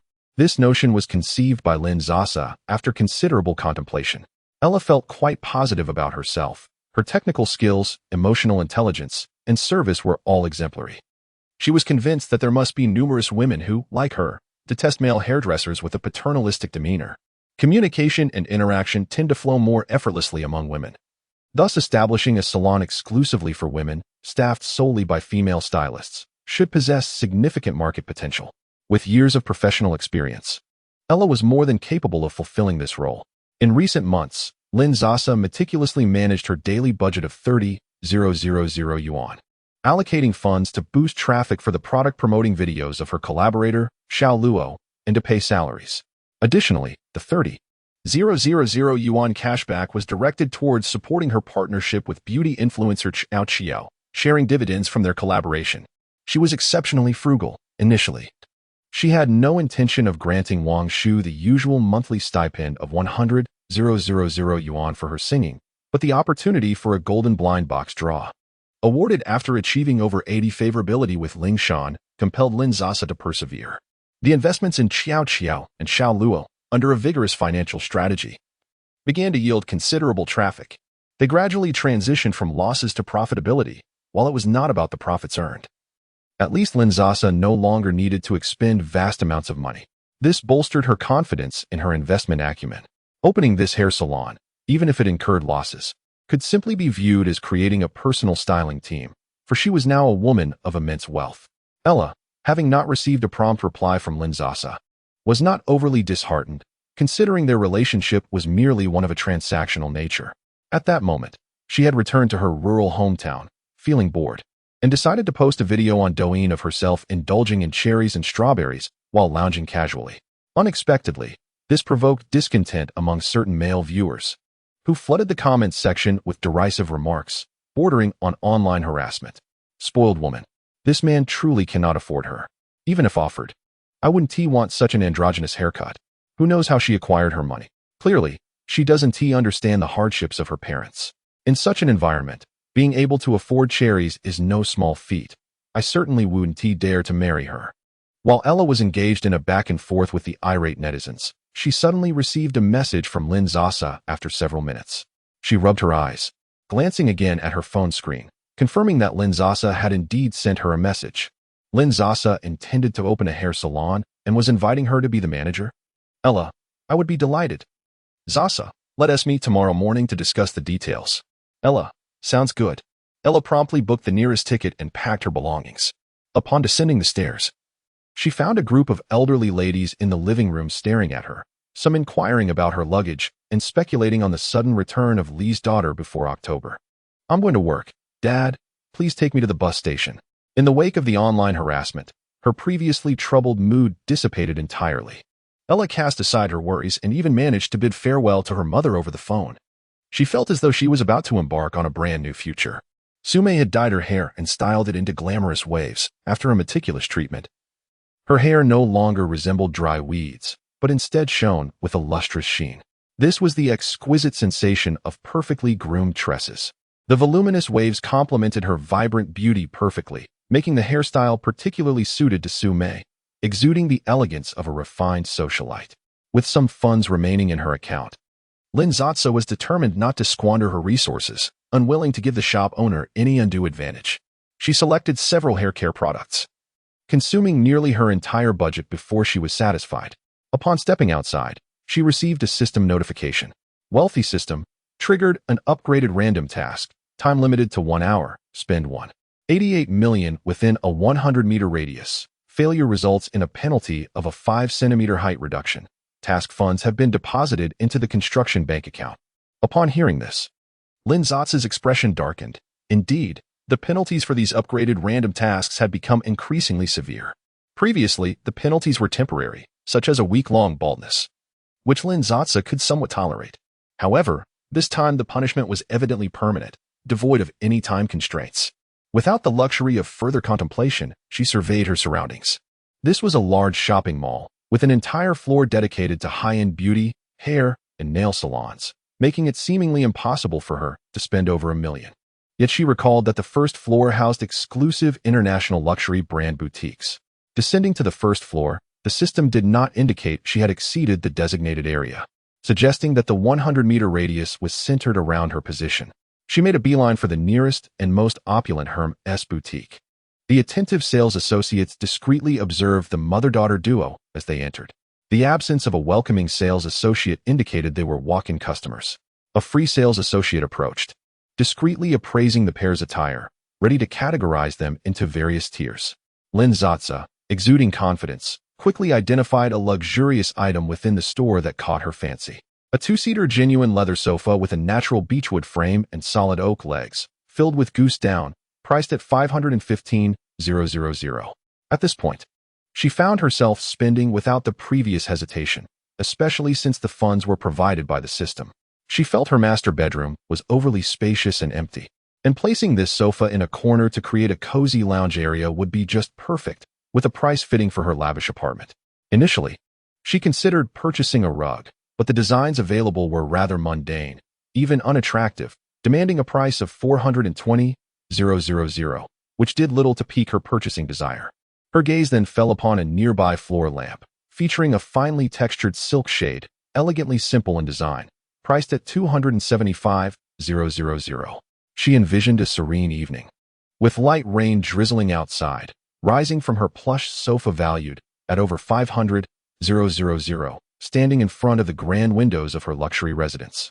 Admiring the night rain over the sea worth $1.6 million. It was undeniably extravagant, and Lin Sasa adored it, promptly requesting the purchase. She inquired about the price of the lamp from the sales associate trailing behind her, murmuring to herself upon receiving the answer. The situation was rather tenuous. Although the sales associate did not quite catch the entirety of Lin Sasa's inquiry, the expression on her face clearly indicated her dissatisfaction. In a rather hurried manner, Lin Sasa cut to the chase, inquiring directly about the cost of the most expensive bag in the store and requesting a straightforward answer. Accustomed to the adulation of affluent patrons, the sales associate felt fortunate, as the purchasing appetite of wealthy customers surged during the National Day holiday. This month, her sales figures were nearing targets, thus the urgency was less pressing. Given that it was China's Golden Week, the criteria for acquiring bags had been somewhat relaxed, and indeed, a few Birkin and Kelly bags had recently arrived in the store. However, Lin Sasa's tone lacked the requisite flattery, leaving the associate in a less than pleasant mood. She contemplated delaying the transaction, hoping that Lin Sasa would return next month and purchase several $100,000 worth of additional merchandise, which would conveniently contribute to her sales figures for the following month.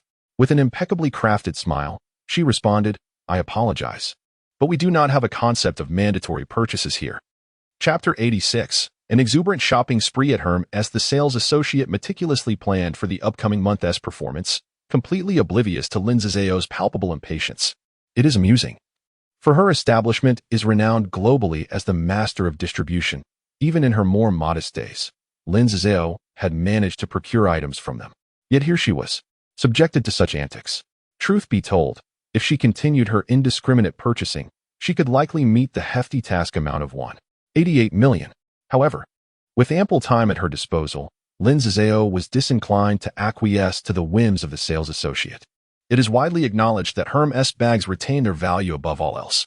Catching sight of a staff member whose attire starkly contrasted with the others, Lin Sasa, weary of dealing with the insatiable sales associate, approached directly and inquired, "Are you the manager here? I would like a sofa and a lamp, and I wish to see the bags in your store." The manager quickly assessed the situation, her gaze sweeping over the premises before landing on the female sales associate, mentally chastising her for her lack of discernment. Clearly, this customer was not financially constrained, yet she had been treated with such indifference. The young lady donned Miu Miu and carried a Lady Dior. Her ensemble, though not excessively opulent, was evidently favored by affluent young women. She was also well-versed in the store's allocation rules, having requested $800,000 worth of furniture. She had sufficiently satisfied the purchasing requirements to warrant a glimpse at the rare leathers. One of the manager's responsibilities is to nurture relationships with significant clients. Such a valuable patron could not be offended by an employee, and the opportunity to enhance her own performance metrics was too good to pass up. Thus, she smiled and gestured, "Of course, please have a seat here, and I will be with you shortly." She astutely noted that Lin Sasa and Sume were two distinct individuals. Shortly thereafter, she presented the two most sought-after bags in the store, one Kelly and one Birkin. Lin Sasa observed this action with a hint of skepticism, wondering why only two bags were brought out when the situation seemed to warrant more. Little did she realize that had she not fortuitously purchased the two substantial items worth 800,000, she might not even have had the opportunity to see these two bags.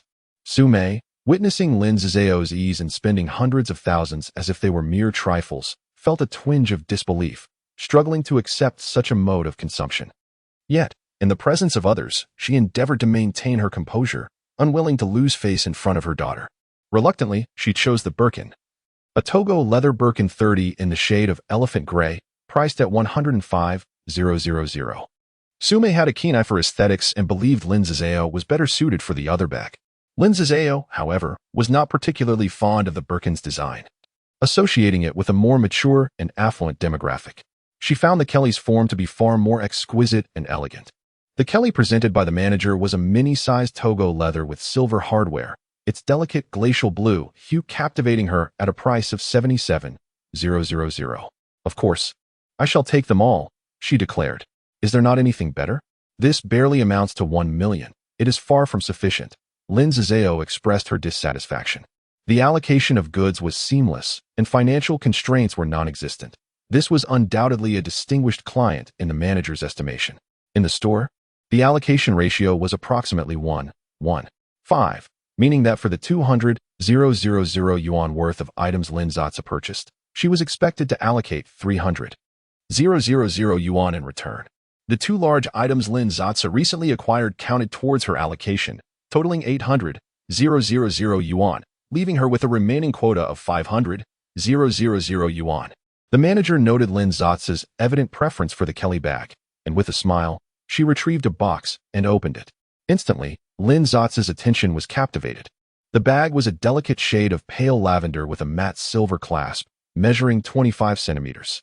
The overall aesthetic of the bag exuded a charming elegance reminiscent of an adorable grandmother. The manager introduced it as a crocodile leather Kelly, boasting a flawless pattern and crafted using a particularly unique technique, thus commanding a price of 430,000 yuan, slightly higher than other rare leathers. Without a moment's hesitation, Lin Sasa made the purchase. Rare leathers were typically reserved for VIP clients, making this a remarkable exception on the manager's part. Consequently, the allocation ratio would need to reflect a proportional increase, ideally reaching at least 1:2. The manager feigned hesitation. Yet Lin Sasa remained oblivious to the implied nuances regarding the allocation ratio. She calculated her spending, realizing she had only expended 1.4 million yuan and needed to spend an additional 480,000 yuan. Glancing at the timer, she noted there were still over 30 minutes left, allowing her to leisurely peruse the store. She began by purchasing a trench coat from the apparel section, as autumn was fast approaching. Sume, standing at 166 centimeters, was complemented by Lin Sasa's height of 168 centimeters, making them both look splendid in long coats. Sume chose a cotton trench and elephant gray adorned with the classic mosaic pattern, exuding an air of dignified sophistication. Lin Sasa opted for a black cape-style coat made of a blend of mohair and wool, radiating a graceful yet edgy vibe that accentuated her waist beautifully when cinched with a belt. The expenditure amounted to over 80,000 yuan. Lin Sasa then selected two pairs of ankle marten boots, one in glossy black and the other in matte white, the designs differing slightly. These were among the few classic and minimalist styles she could find amidst a sea of unattractive footwear, costing over 30,000 yuan. She further adorned herself with several necklaces, belts, sparkling rings, and bracelets.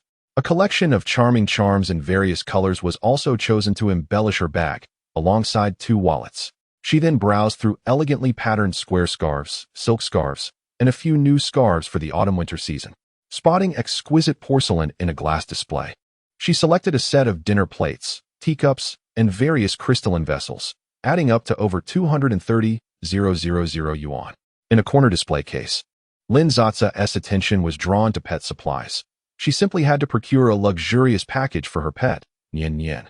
This included an over 10,000 yuan collar, a 20,000 yuan harness, a nearly 50,000 yuan genuine leather pet bed, an unconventional raincoat priced above 10,000 yuan, and an assortment of enriching toys, all arranged for Yin Yin. The manager, following closely behind Lin Sasa, gained a more intuitive understanding of her impressive purchasing power.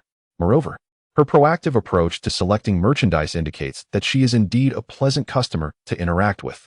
Consequently, the staff's demeanor grew increasingly respectful and gentle. Little did they know, this was merely a delightful misunderstanding. Lin Sasa was solely focused on fulfilling her task. Despite the multitude of choices, Lin Sasa selected items with remarkable speed, primarily opting for what was visually appealing. With each purchase, she requested the manager to tally the cumulative price, which ultimately amounted to just over 1.9 million.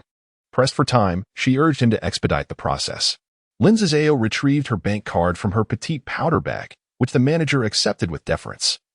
Calling upon 2 sales assistants to assist in packaging the items, one of whom was the very assistant who initially attended to Lin Sasa. It must be noted that the manager truly understood the psychology of affluent clients. The sales assistant maintained a flawless professional smile, yet internally, she was gnashing her teeth in frustration. This should have been her achievement, her client. Chapter 87 Unboxing. It was evident that the manager had intended to personally engage with this esteemed client, and she had missed a golden opportunity.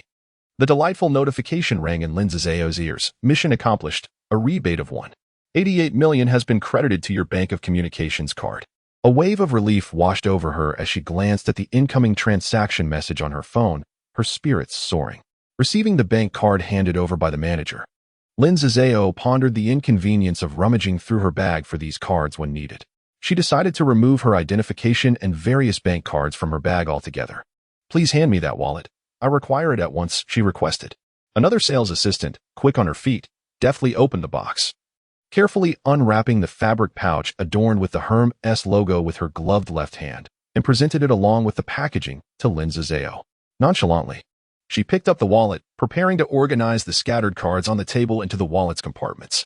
The sales assistant who handed her the wallet inadvertently caught sight of one particular card and became fixated on it.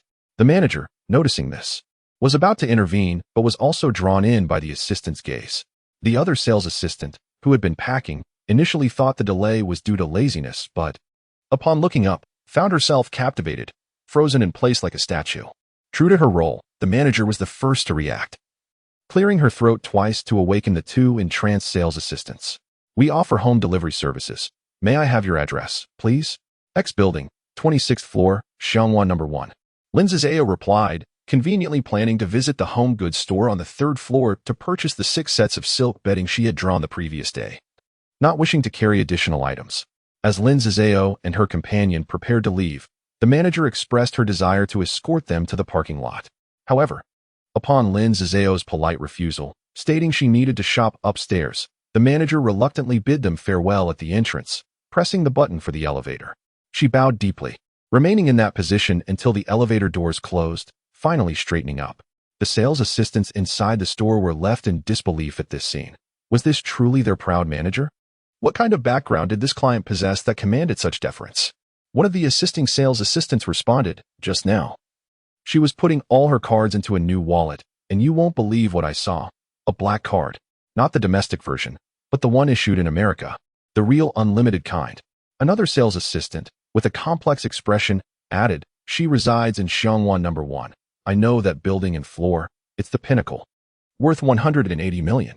The others murmured in realization. No wonder the manager was so humble. She seemed almost eager to carry Miss Lin's bags. By the way, weren't you the one attending to Miss Lin at the beginning?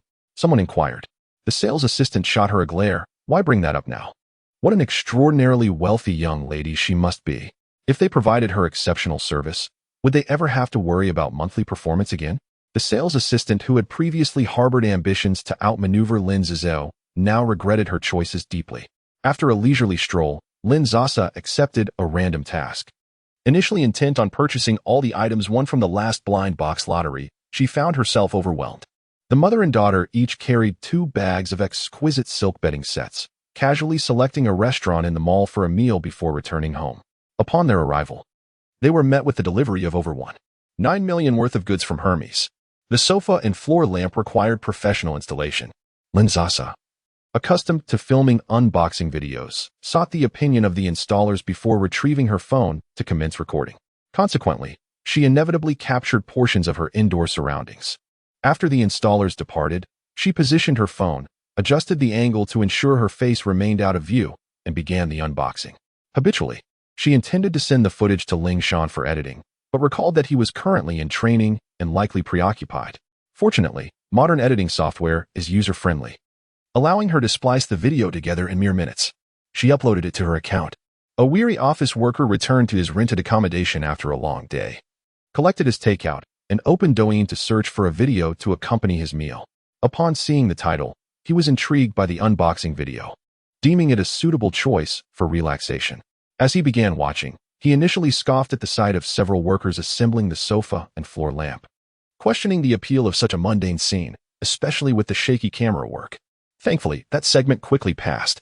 As the scene transitioned, a multitude of orange boxes, both large and small, was neatly arranged in the expansive living room.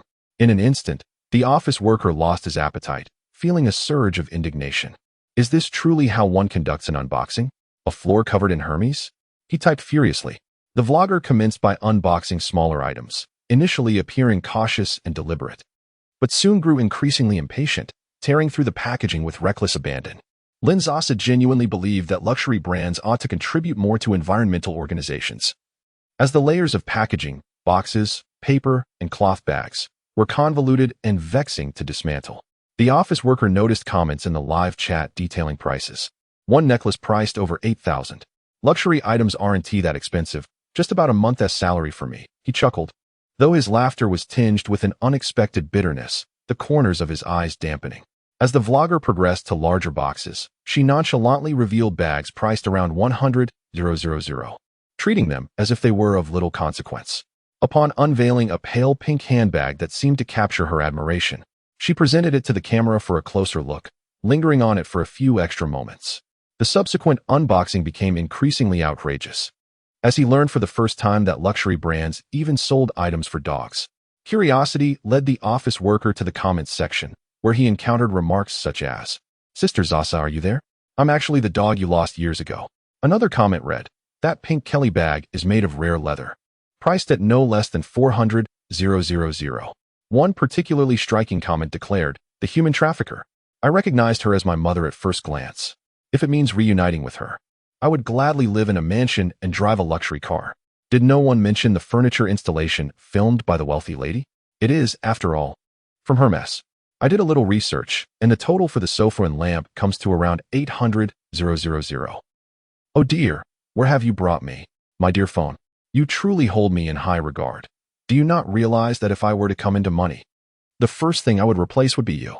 It seems no one has truly noticed this grand house is indeed the same one that the influencer selling villas showcased recently. Who filmed it? I shall take a look.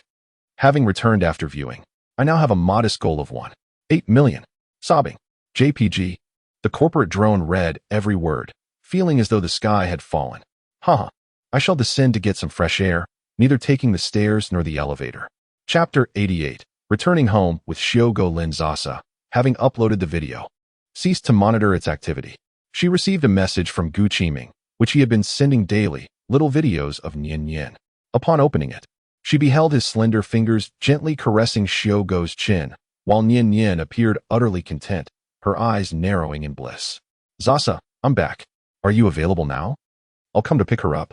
On the other side, the handsome youth beamed foolishly at his phone, another chance to see his senior sister. After rolling on his bed, he replied, "Xing Chun, it's rather late. How can I let a girl go out alone? I'll come over to your place instead." Lin Sasa had already finished her shower and felt too lazy to change her clothes. Gu Qiming, taking the initiative, was not met with refusal. She sent him her location. "Sasa, let me know when you arrive, and I'll have the security register you." Gu Qiming was already inquiring with his father about the car keys. "What are you up to at this hour?" His mother called out to him. Glancing at Gu Qiming, his father noted the silly smile on his son's face as he efficiently packed Nian Yin's belongings, inwardly scoffing. What could he possibly be up to?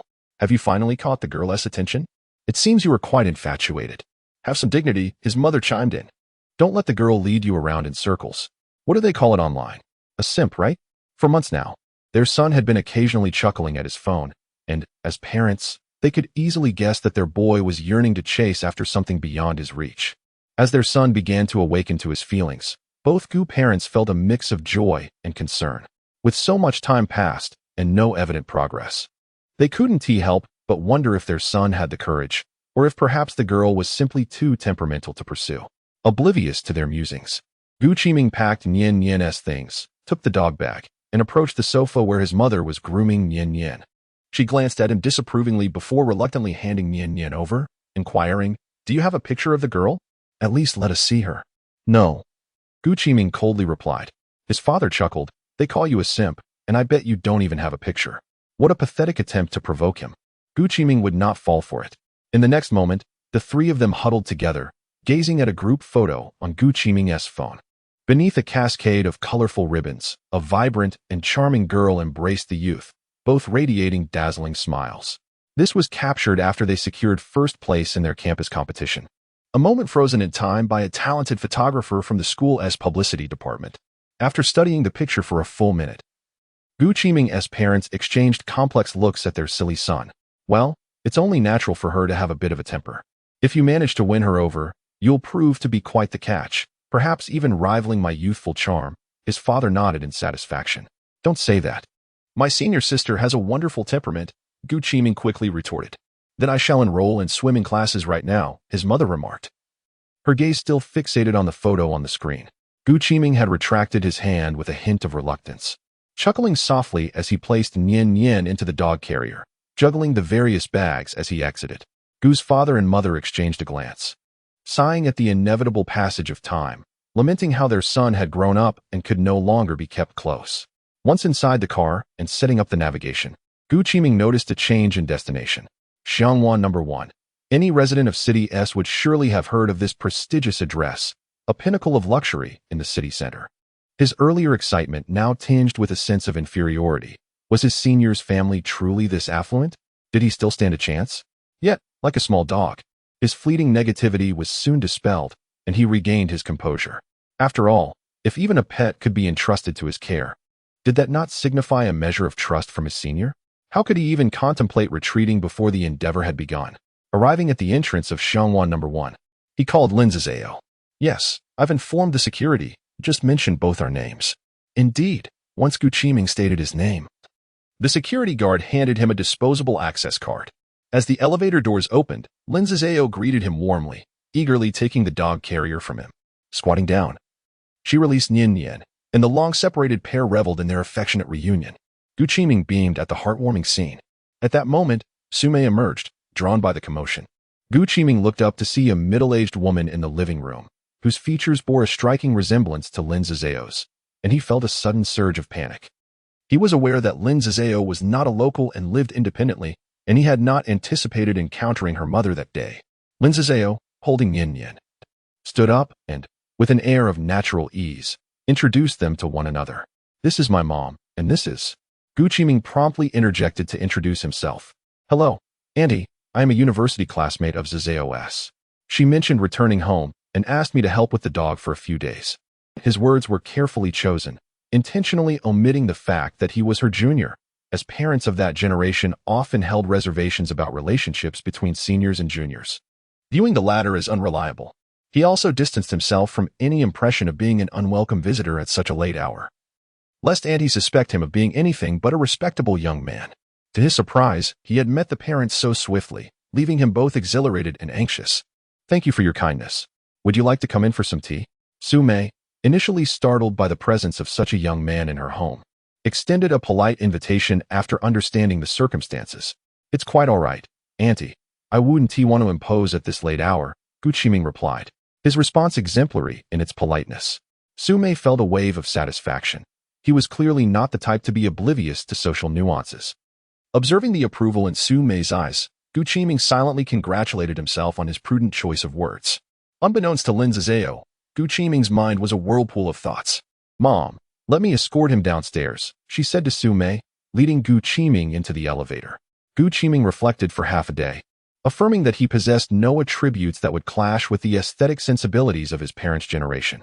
He felt an overwhelming sense of pride in his remarkable ability to respond in the moment. In the elevator, he turned to Lin Sasa, smiling like a cat that had just indulged in a forbidden treat. "Senior, you promised to treat me to a meal. Shall we say tomorrow?" Lin Sasa thought to herself that with the National Day holiday dwindling down to its final day, she needed to manage her 2 cars and hardly had the time to dine with him. However, upon reconsideration and consulting her system, she quickly received a response. "Wealthy system. Gu Qiming's current favorability level is 75. After a brief moment of contemplation, Lin Sasa readily agreed. "All right, let us make it tomorrow. I need to purchase a few items and would appreciate your advice." The prospect of having a handsome companion for shopping, while also resolving her car issues and subtly enhancing their rapport, brought a satisfied smile to the time management maestro, Lin Sasa. Chapter 89. A luxurious ride with Lin Sasa. Lin Sasa had arranged to spend the entire day with Gu Qiming. Could this be considered a date? Gu Qiming's mind raced with whimsical thoughts, his heart brimming with excitement. Upon returning home that evening, he eagerly opened his wardrobe to select an outfit for the following day. He tried on various ensembles, scrutinizing himself in the mirror as if engaged in a dress-up game, until the clock struck midnight. Yet, fatigue eluded him. Instead, he felt an exhilarating thrill. This was the first time the senior had taken the initiative to invite him out, completely overshadowing the fact that it was merely a repayment for a meal he had treated her to. Forcing himself to sleep, he pondered the possibility of waking up with dark circles under his eyes if he did not rest. In the morning, he occupied the bathroom for a shower, the sound of the blow dryer buzzing loudly, rousing his parents from their slumber. From a distance, Lin Sasa spotted the tall youth standing at the entrance of the community. Clad in a black short-sleeved shirt and white linen trousers, his tousled hair framed his face, casting shadows over his long lashes, and his expression remained rather neutral. He stood there, exuding an aura of aloofness. Occasionally glancing up, he appeared to be waiting for someone. A girl walking her dog in the early morning stole glances at him, but was deterred by his cold demeanor, hesitating to approach. At that moment, a pink Porsche came to a halt, and the boy's eyes instantly sparkled with delight, transforming him into an exuberant golden retriever. With a beaming smile, he exchanged words with the beautiful girl in the driver's seat before swiftly making his way to the passenger's side.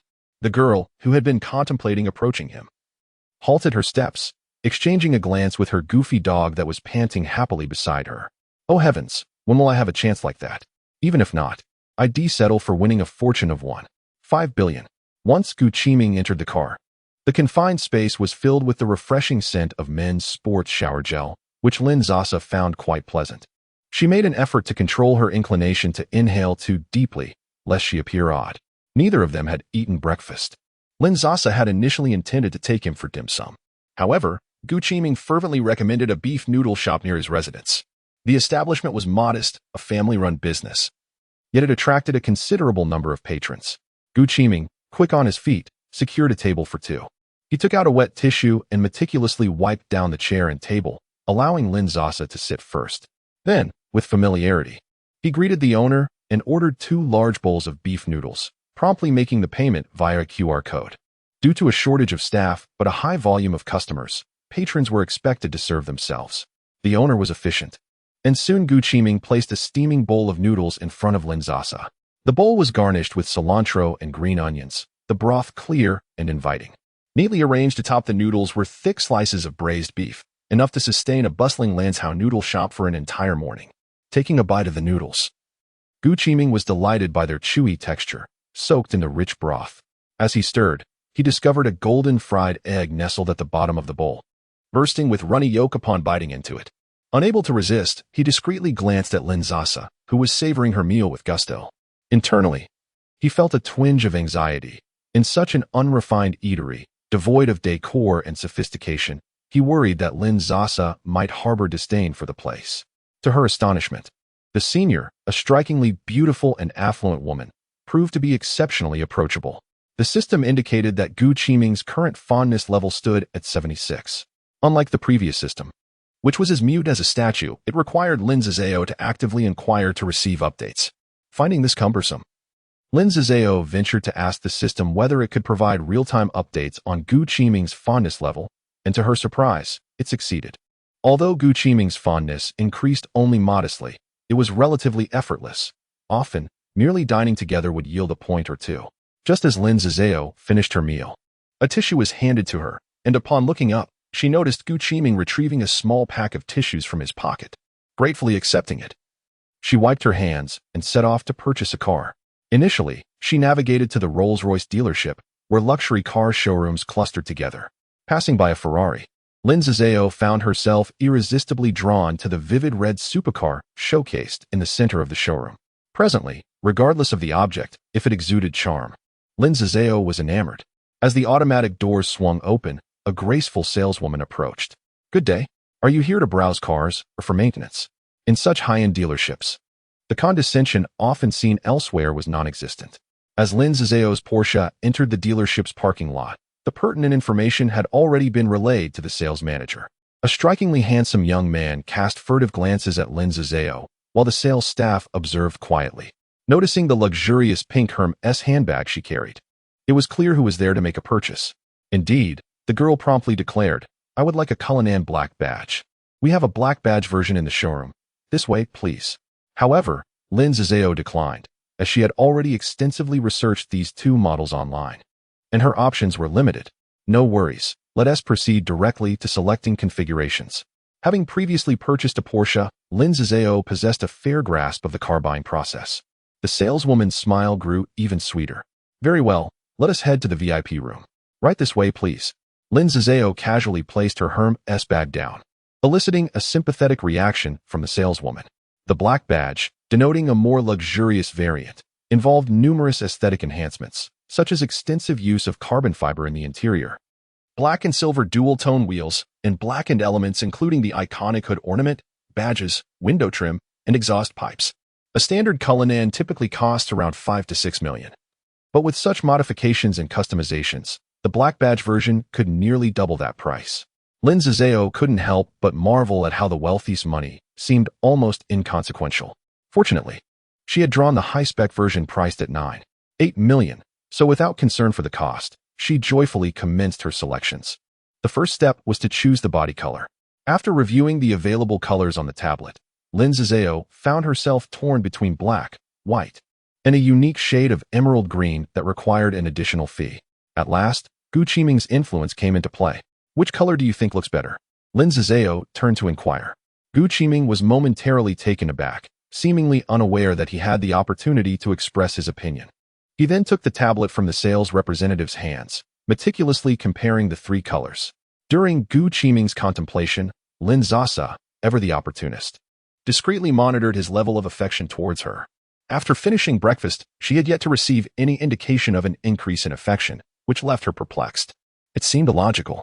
She even began to suspect that the system might be malfunctioning and specifically inquired within her mind about Gu Qiming's current level of affection. "Wealthy system, Gu Qiming currently has a level of affection of 76. To her dismay, it remained at 76. Lin Sasa could not help but wonder in her heart, was her display of financial prowess insufficient? Why had there been no increase in affection? This tactic had proven effective with Wang Shu, after all. Chapter 90. The enchanting salon green RR. Gu Qiming pondered for a moment before responding. The black exuded a sense of stability, while the white offered a conventional elegance. However, this salon green was quite daring and exuded a refreshing aura. In truth, when posing a question, a woman often already harbors an answer within her heart, merely seeking affirmation. Casting an appreciative glance at Gu Qiming, Lin Sasa decisively opted for the captivating salon green, which ignited her heart at first sight. She felt that the darkened treatment had already rendered the vehicle quite sophisticated, and choosing a somber black for such a grand automobile seemed overly oppressive. The initial impression upon seeing it conjured images of a balding middle-aged man in a suit, seated in the rear. The white, on the other hand, appeared unremarkable, lacking both striking features and significant flaws. The salon green, however, had the ability to temper this seriousness, standing out remarkably amidst a sea of black, white, and gray. The sales representative also presented samples of the interior, which featured a fresh and elegant bluish-green reminiscent of a softer Tiffany blue. Lin Sasa was further enchanted and thus chose this color for the vehicle's paint, interior, and hubcaps. With the primary color selected, they proceeded to choose additional configurations. A refrigerator with 2 champagne flutes was included. A meteor roof was a must, and the Starlight trunk was undeniably enchanting. The rear featured 2 fixed independent seats, complete with massage and ventilation functions, a wireless charging dock, and a premium custom sound system. Everything was meticulously arranged. The sales representative noted that this young woman, aside from her careful color selection, was quite decisive regarding other configurations, opting for the very best in all aspects. Consequently, the selection was completed in under half an hour. Though the chosen configurations required customization, there was no cause for concern. The process was swift, with an estimated arrival from abroad in half a month. After signing the contract, the sales representative expressed a desire to treat her to lunch. Although Lin Sasa was quite curious to sample the culinary offerings of the luxury car dealership, she had promised to treat Gu Qiming, and it would be improper to use complimentary staff meals to do so.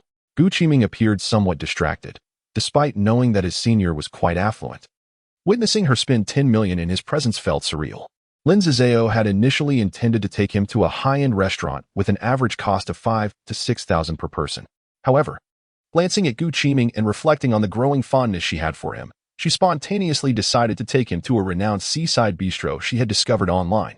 The restaurant boasted a rustic wooden decor, adorned with an abundance of greenery. The weather was pleasantly mild, and being by the sea, the temperature was even cooler, eliminating the need for air conditioning. This establishment was particularly famous for its exquisitely crafted cocktails, which were visually stunning.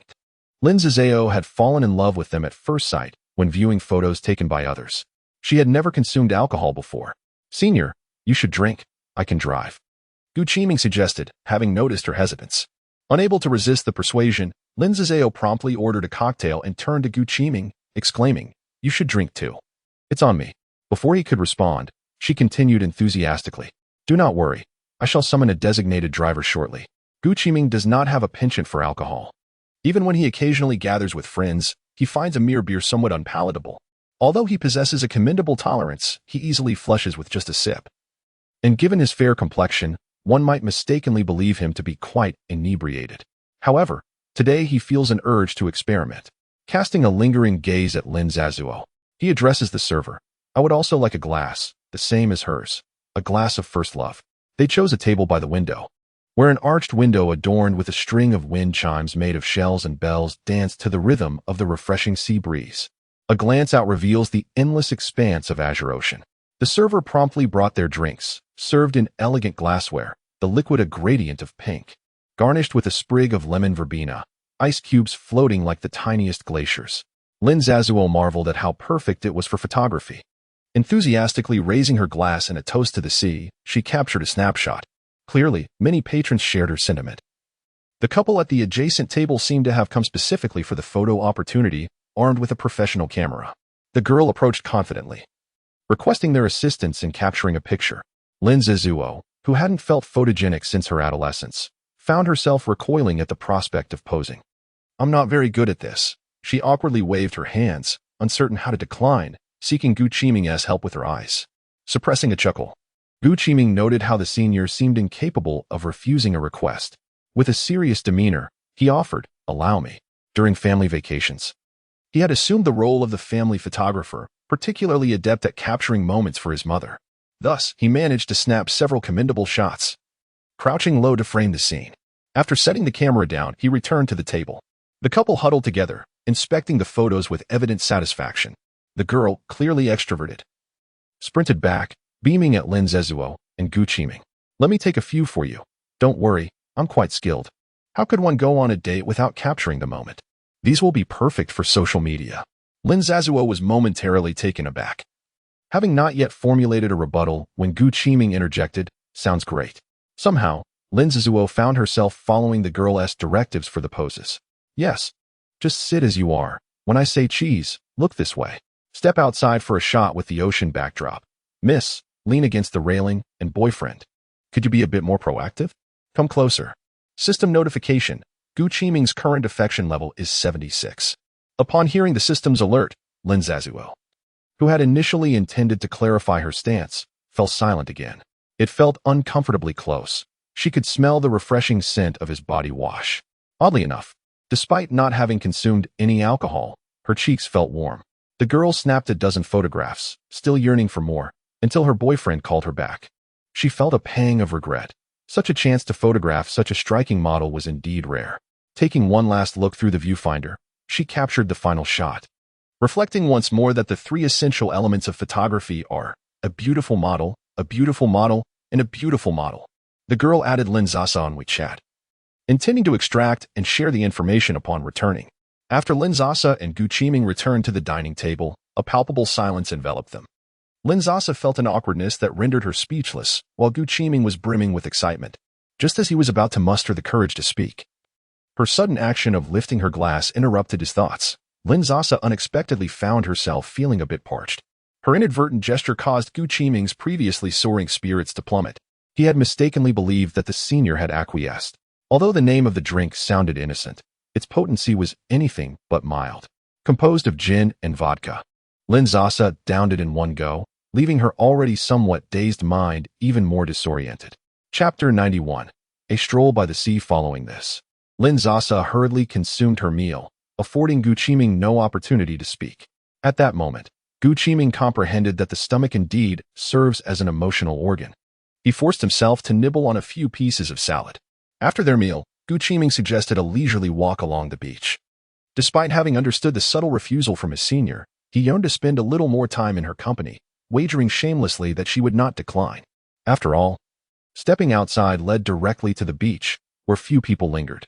Lin Sasa was more than willing to stroll, hoping the sea breeze would dissipate the lingering scent of alcohol. Today, Lin Sasa donned a halter-neck white gown that showcased her slender arms and fair shoulders. Perhaps due to the wine, a delicate blush adorned her joints. The halter-neck style is quite discerning. For those with shorter necks, it can be disastrous, yet on Lin Sasa, it accentuated her graceful, swan-like neck. As the sea breeze swept through, the hem of her dress danced wildly, and her silvery hair fluttered like a painting. Gu Qiming stood entranced. Even the wind seemed to favor her.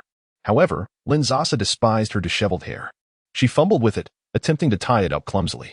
Gu Qiming felt a pang of sympathy for her satin-like locks and, with a hint of reluctance, offered, "Let me help." Taking the hair tie from her hand. Though somewhat dispirited and lacking experience, he moved gently, careful not to hurt her, meticulously gathering her long hair strand by strand. "Why are you so close again?" Lin Sasa remarked, catching a whiff of his fragrance, this time mingled with a hint of alcohol. "I really like this drink," she mumbled, her head swirling. "What shower gel are you using? It smells so good." The sea breeze was quite strong, muffling her words. Gu Qiming leaned in closer, trying to catch her words more clearly. Due to his intolerance to alcohol, his initially porcelain-like complexion had turned a deep crimson, creeping from his face down to his neck, disappearing beneath his black shirt, while his lips transformed from a soft pink to a tender red. Lin Sasa exclaimed loudly, "I said you smell wonderful." Caught off guard by her declaration, Gu Qiming had no time to react. In the next moment, he felt a warm sensation on his lips. His senior was kissing him. Gu Qiming froze entirely. It is permitted for the officials to set fire, yet forbidden for the common folk to light a lamp. Poor, innocent college boy, encountering such a lack of tenderness for his first kiss. It was not until he struggled for breath, nearly gasping for air, that Lin Sasa finally pulled away, releasing him. Gu Qiming's eyes sparkled with a dog-like innocence. After she let him go, Lin Sasa gasped for fresh air, and upon glancing at Gu Qiming's expectant gaze, the effects of the alcohol faded significantly. Lin Sasa mused. Today, this Aston Martin is unattainable. The allure of male beauty can lead one astray. She closed her eyes, murmuring, "I feel so dizzy." And just like that, she toppled forward, her mind still biting back. "If you can't catch me, you'll be in trouble." Gu Qiming. He was reluctant to harbor malicious thoughts about his senior, but this pretense was rather excessive. Gu Qiming embraced Lin Sasa, holding her soft and fragrant form in his arms, a moment that should have set his heart racing. At this moment, his complexion was flushed, his gaze unfocused, and his lips swollen, resembling a man of good family who had just been mistreated. He called out to her, but she did not respond. Left with no alternative, Gu Qiming carried her, his steps uneven, from the beach to the parking lot, muttering to himself, "Senior, you wouldn't possibly deny this, would you?" "Deny what? What are you talking about? Regardless, I wish to be your boyfriend. Dream on." "Senior, were you pretending to be dazed just now?" "Shut up." With every question Gu Qiming posed, Lin Sasa retorted silently in her mind. How could she admit to something so embarrassing, especially when she truly had no idea how to explain it? During the day, There were onlookers who gasped softly. What a loving couple, displaying affection, but it fades quickly. Why does she still need to be carried at such an age? I no longer require anyone to carry me. This was the innocent voice of a child. Lin Sasa felt utterly mortified. She ground her teeth in frustration, wishing she could leap off Gu Qiming's back. However, contemplating the prospect of facing his pleading eyes, she chose to remain where she was. Later, Lin Sasa awoke from her slumber, reaching for her phone to discover it was already 11 p.m. Fortunately, she and T slept the day away. Initially feigning intoxication, she had not anticipated the lingering effects of the alcohol, which had indeed caused her to fall asleep. She retained only vague memories of Gu Qiming arranging for a designated driver who brought her home. She vaguely recalled Su Mei's astonished expression and realized she had changed into a clean nightgown, undoubtedly thanks to her mother's assistance with her evening routine. As Lin Sasa pondered the events of the afternoon, a shiver ran down her spine. She slapped herself twice in frustration. Although she had been inebriated, her lips had still possessed the audacity to forcefully kiss a man. Quite terrifying, indeed. After preparing herself mentally for quite some time, she finally dared to open her messages. The muted notification from Gu Qiming's chat displayed a startling 13 new messages. Her heart skipped a beat, her fingers trembling as she opened the chat. Star, puppy crying. JPG, this expression had been sent 10 times. Star, after being kissed like this, no one will want me. Star, it hurts. Senior must take responsibility. Star, image. JPG. Star, this is the evidence. In a moment of clumsiness, Lin Sasa accidentally clicked on a large image. It depicted a pair of exquisitely shaped lips. Plump and vibrant, with a visible mark, resembling a deep bite. Without a doubt, this was her handiwork. Fumbling, she hurriedly exited the chat.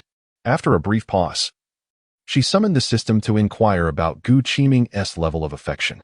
Wealthy system, Gu Qiming's current affection level is 82. Unbeknownst to her, at some point, she had earned a chance to draw from Gu Qiming's golden blind box. Thank goodness she had obtained it. What a relief. After a moment of self-reassurance, Lin Sasa resolved to ignore Gu Qiming's messages, pretending she hadn't seen them. Avoidance may be shameful, but it was effective. She chose not to initiate, not to refuse, not to commit, and not to take responsibility. Little did Lin Sasa realize, she had unwittingly mastered the 12-character scripture of the unscrupulous. Chapter 92. Ren in the group chat had accumulated over 20 messages. Marksman Xingqi. Let us practice. We're heading to B City for a competition next week. How thrilling. Support Li Lu. 111. Top laner Yu Yuan. 1. Jungler Xingqian. The mid laner has something to attend to. I'll call another friend. Let us practice for now. Marksman Xingqi. You rascal. TSK. Lin Sasa. She finally recalled. Oh no. They're heading to B City for the competition together. What should she do? Lin Sasa's eyes became vacant as she remained in a daze for quite a while. Forget it. It's not worth worrying. Where their essay will, their essay way. She aimlessly scrolled through Douyin. Perhaps due to her search history, the algorithm pushed notifications about an upcoming Aston Martin car exhibition in B City. Lin Sasa was particularly sensitive to such matters. After all, Wangshu School was located there. Since flaunting wealth had no effect on Gu Qiming, she might as well save the 16 million supercar for impressing another financial enthusiast. Quickly discovering a new direction for her efforts, Lin Sasa finally extricated herself from the state of wishing to sink into the ground. Following her usual ritual, she took a shower and began her lottery draw. This was her second time receiving a golden blind box since acquiring the system. The system's evaluation promised a physical item worth over 10 million or a special artifact. Her first reward had been a luxurious mansion valued at 1.6 million. Wealthy system acquired a culinary mastery NPC for household management. After Ling Shan left, Lin Sasa either ordered takeout or dined out. It took nearly 2 days for her to realize that having food at home was indeed a luxury. However, that wasn't the reason she brought Su Mei over. She didn't wish for Su Mei to be confined to the kitchen after arriving in S City. Drawing a culinary mastery NPC at this moment was exceedingly fortuitous, and Lin Sasa felt a surge of happiness, undoubtedly a benefit of the golden blind box. This reinforced her conviction that she must remain uncommitted. If she were to settle down, developing feelings for multiple partners would render her morally dubious. How would she cultivate the affections of other handsome men, or continue to obtain golden blind boxes? But if she were to hang herself on a single tree, how would she ever secure further opportunities for the lottery? Lin Sasa resolutely clung to her precarious principles. On the first day back from a short holiday, Her mood for class felt akin to attending a funeral. Lin Sasa had indulged in alcohol the previous day and had not rested well. The first class was taught by the esteemed Professor Rinya, and Lin Sasa was acutely aware of her own tendencies. She deliberately chose a seat in the middle towards the back, a position that provided the utmost sense of security, neither attracting the teacher's attention from the last row nor exposing herself entirely in the front. Straining to keep her eyes wide open, with 10 minutes left before class concluded, Lin Sasa could no longer resist the encroaching drowsiness. Professor Rin observed the platinum-haired head bobbing amidst a sea of black hair, its visibility stark. Narrowing her eyes, she deliberately raised her voice to capture the attention of her students. The platinum-haired figure immediately lifted his head, eyes wide open as if in earnest contemplation, though his soul seemed to drift in another realm. Yet, in less than half a minute, his head drooped once more. Rinya could only laugh in exasperation. Finally, the bell signaling the end of class rang, and Lin Sasa perceived it as the most exquisite melody in existence. She slumped onto her desk to catch up on sleep. During the second class, an unsettling feeling gnawed at her. Struggling to keep her heavy eyelids at bay, she turned her head in suspicion, only to discover that the classmate who had previously occupied the seat beside her had transformed into a striking foreign gentleman with golden curls and blue eyes. This was Renan, the mixed-race son of their instructor, Rinya. His features were as refined as an angel depicted in a European fresco.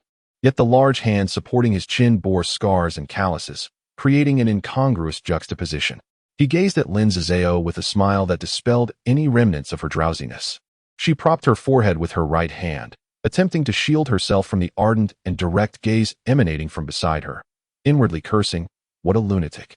Meanwhile, Rinya observed Lin Sasa sitting upright, her focus directed forward, and smiled with satisfaction. This young man did possess some utility after all. Her mood had already been sour, and the presence of this bothersome individual did little to improve it. At last, the two classes concluded, and Lin Sasa rose with a sense of relief. After class, Renan trailed closely behind her. "Why haven't you replied to my messages?" Lin Sasa shot him a surprised glance as she pulled out her phone. Upon checking, she discovered that Renan had sent her several messages during the recent National Day holiday. The number of admirers was steadily increasing, and he had even added some minor streamers to the mix. Ling Shan and Gu Qiming seemed eager to keep her updated at all hours. During that period, whenever she logged on, her phone would incessantly chime with notifications. Initially, she indulged in a fleeting sense of vanity, relishing the attention from so many handsome suitors, even jesting that it was a sweet burden. However, it didn't take long before her phone was inundated with an uncountable number of red dots, often displaying 99 messages. Each time she clicked to respond, Lin Sasa felt as if she were working in customer service. Was this not turning her life upside down? Realizing she could not continue in this manner, she spent about 10 minutes treating all the men with equal indifference and bestowed upon them a silent treatment. Unsurprisingly, Renan was also muted. Lin Sasa glanced at her phone for a second before setting it down and clearing her throat. "I didn't TC your messages. Perhaps they failed to send due to poor reception. It's nothing. Feel free to say what you need." Renan had keen eyesight and quick reflexes. He had already read the messages on Lin Sasa's phone and wore a half-smile. "Little liar. I wanted to invite you out for a study session and perhaps a meal. During that time, I had returned home," Lin Sasa replied while organizing her books. Wealthy system. Renan currently has a favorability rating of 51. Forgive her for not possessing much interest in Renan. He was far too difficult to approach. Initially, his favorability rating had been a remarkable 50, which had delighted Lin Sasa. She had thought she had found an easy target to woo, only to discover that despite the time elapsed, the favorability rating had only slightly increased since their last study session in the library. Though it appeared that the fervor was palpable, as if one were utterly smitten. The truth of affinity is seldom deceptive. This individual was undoubtedly not so easily conquered.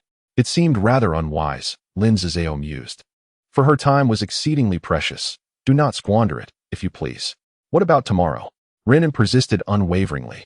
"Renan, I need to speak with you. Could you step outside for a moment?" A clear and melodious voice rang out, prompting both to glance upwards, revealing their class monitor, He Qingwei. Renan frowned slightly, while Lin Sasa exhaled in relief. "Please, carry on with your conversation.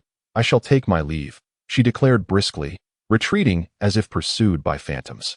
Upon stepping outside the building, she caught sight of a tall youth standing beneath a tree. Despite the mask obscuring his features, Lin Sasa recognized him immediately. She hesitated momentarily, then hastily altered her course in an attempt to slip away unnoticed. Chapter 93. Enshrouded in mystery, it was evident that Gu Qiming had been attentively observing the throng of students dispersing after class, particularly drawn to the striking silver locks of Lin Sasa. He hastened to catch up with her. Up until today, Lin Sasa had not responded to his messages, and Gu Qiming had sensed her affection for him yesterday. Yet, as he anxiously awaited her reply, his confidence wavered, leaving him in a state of uncertainty and apprehension. Lin Sasa's overt avoidance only deepened his foreboding. "Senior, are you avoiding me?" When Lin Sasa remained silent, Gu Qiming felt an overwhelming sense of grievance. "Clearly, you liked me just as much yesterday." Lin Sasa remained nonchalant.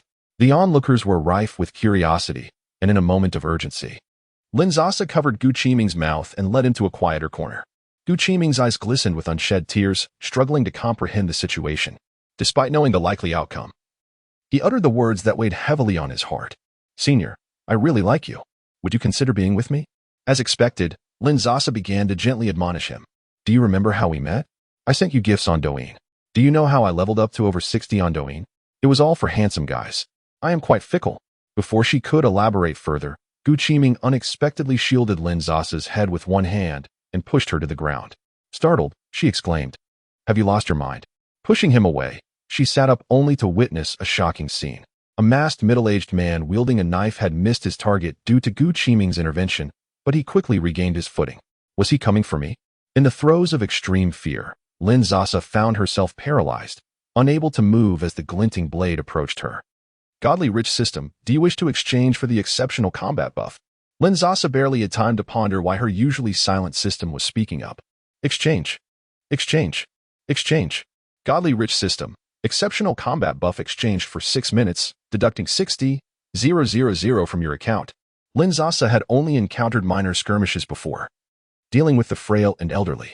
She had never faced such ferocity, so her instinct was to grab Gu Qiming and flee. In that moment, her speed rivaled that of Bolt himself. After running a considerable distance, she dared to glance back. She saw a powerful leg kick the knife from the middle-aged man's grasp. It was Renan, who had mysteriously appeared. The man, undeterred, charged directly at Lin Sasa.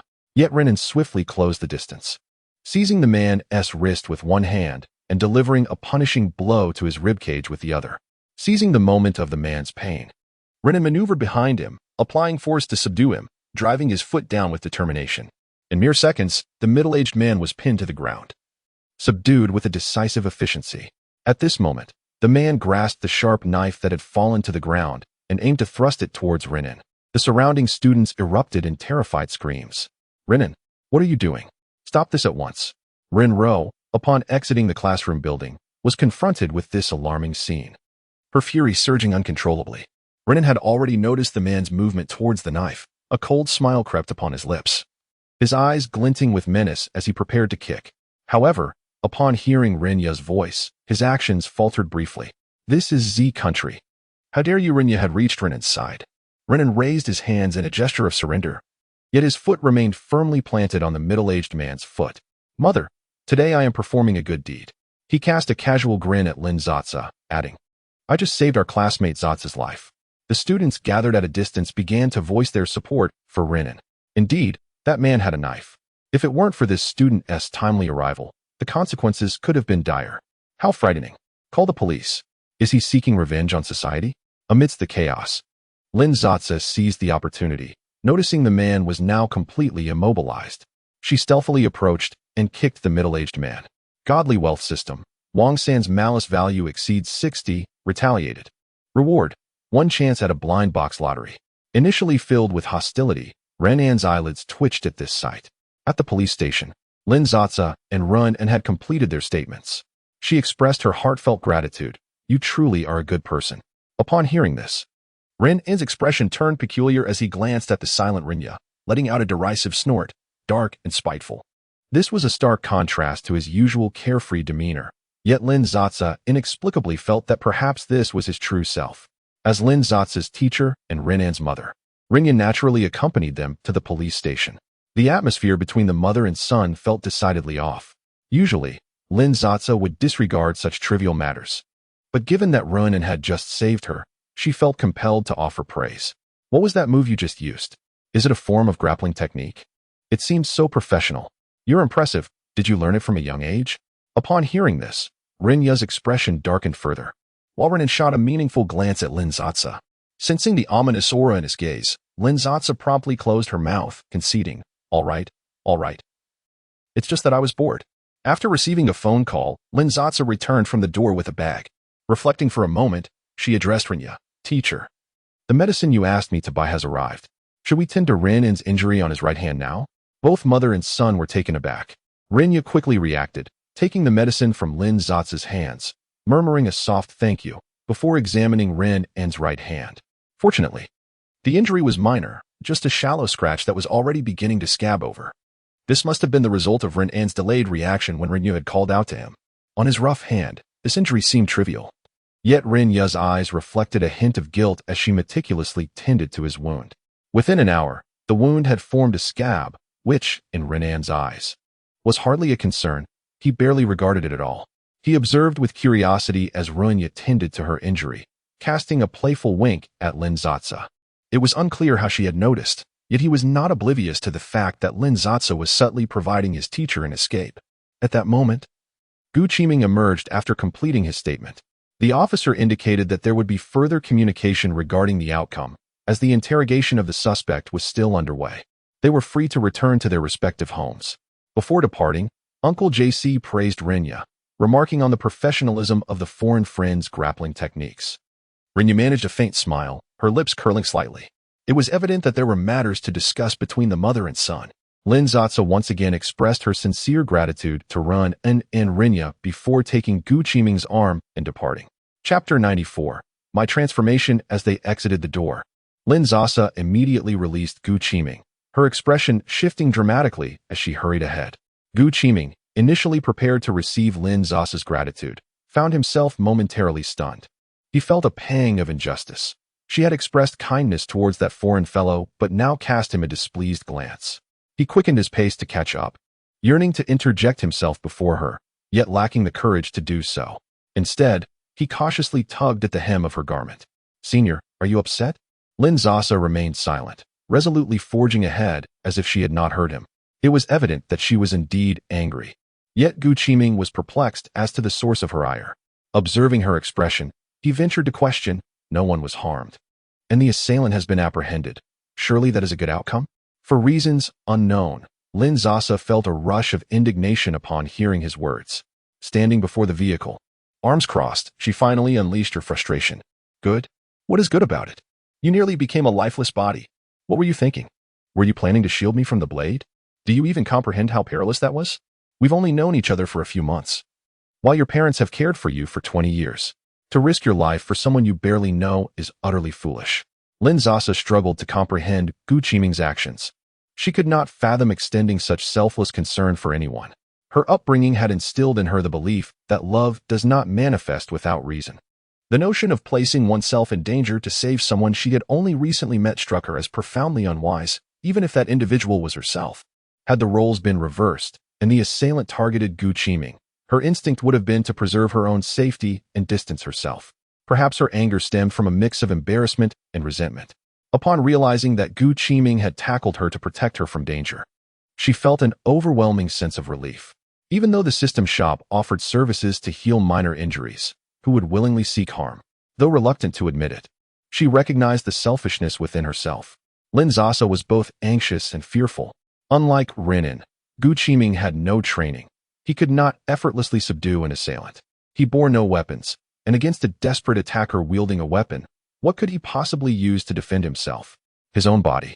If she had not purchased the 6-minute extraordinary strength buff and had fled with him, he would surely have suffered injuries. Overcome with anger, Lin Sasa began to speak without thought. If you were hurt, would you not place the burden of guilt upon me? If you were to die, the psychological weight I would carry would be immense. Gu Qiming, who had remained silent until now, looked up with reddened eyes, feeling his heart ache painfully, as if pierced by needles. Is that truly how you perceive me? His parents had raised him well, and he had grown up in a loving, harmonious environment. His values were sound. He was cheerful, vibrant, and possessed a kind heart, quickly forging bonds with his classmates. Faced with such circumstances, he would courageously step forward. But what kind of person is she? It is impossible to be unaware of someone's affections, especially when the young man displays his feelings so overtly, with sincerity and fervor. Yet, in pursuit of popularity and the allure of blind boxes, she can thoughtlessly provide Gu Qiming with misleading guidance. It was through the divine gift of the wealthy system that she liberated herself from 20 years of a miserable existence. If she were still that impoverished, unremarkable individual, would these charming men surrounding her truly have any affection for her? Perhaps they would turn away in disdain at a mere glance. She appears to be blissfully indulging in her newfound wealth, yet internally, she lacks a sense of security. Lin Sasa is acutely aware that she is merely an ordinary person. Without the system, she would amount to nothing. The sudden arrival of the system raises the question of whether it might also depart just as abruptly. Money serves as a person's backbone, a painful lesson learned by Su Mei, leaving an indelible mark on Lin Sasa's psyche. Thus, even though her bank account boasts a considerable sum, Lin Sasa refrains from extravagant spending. She vows to extract every last bit from the system, aspiring to amass a fortune.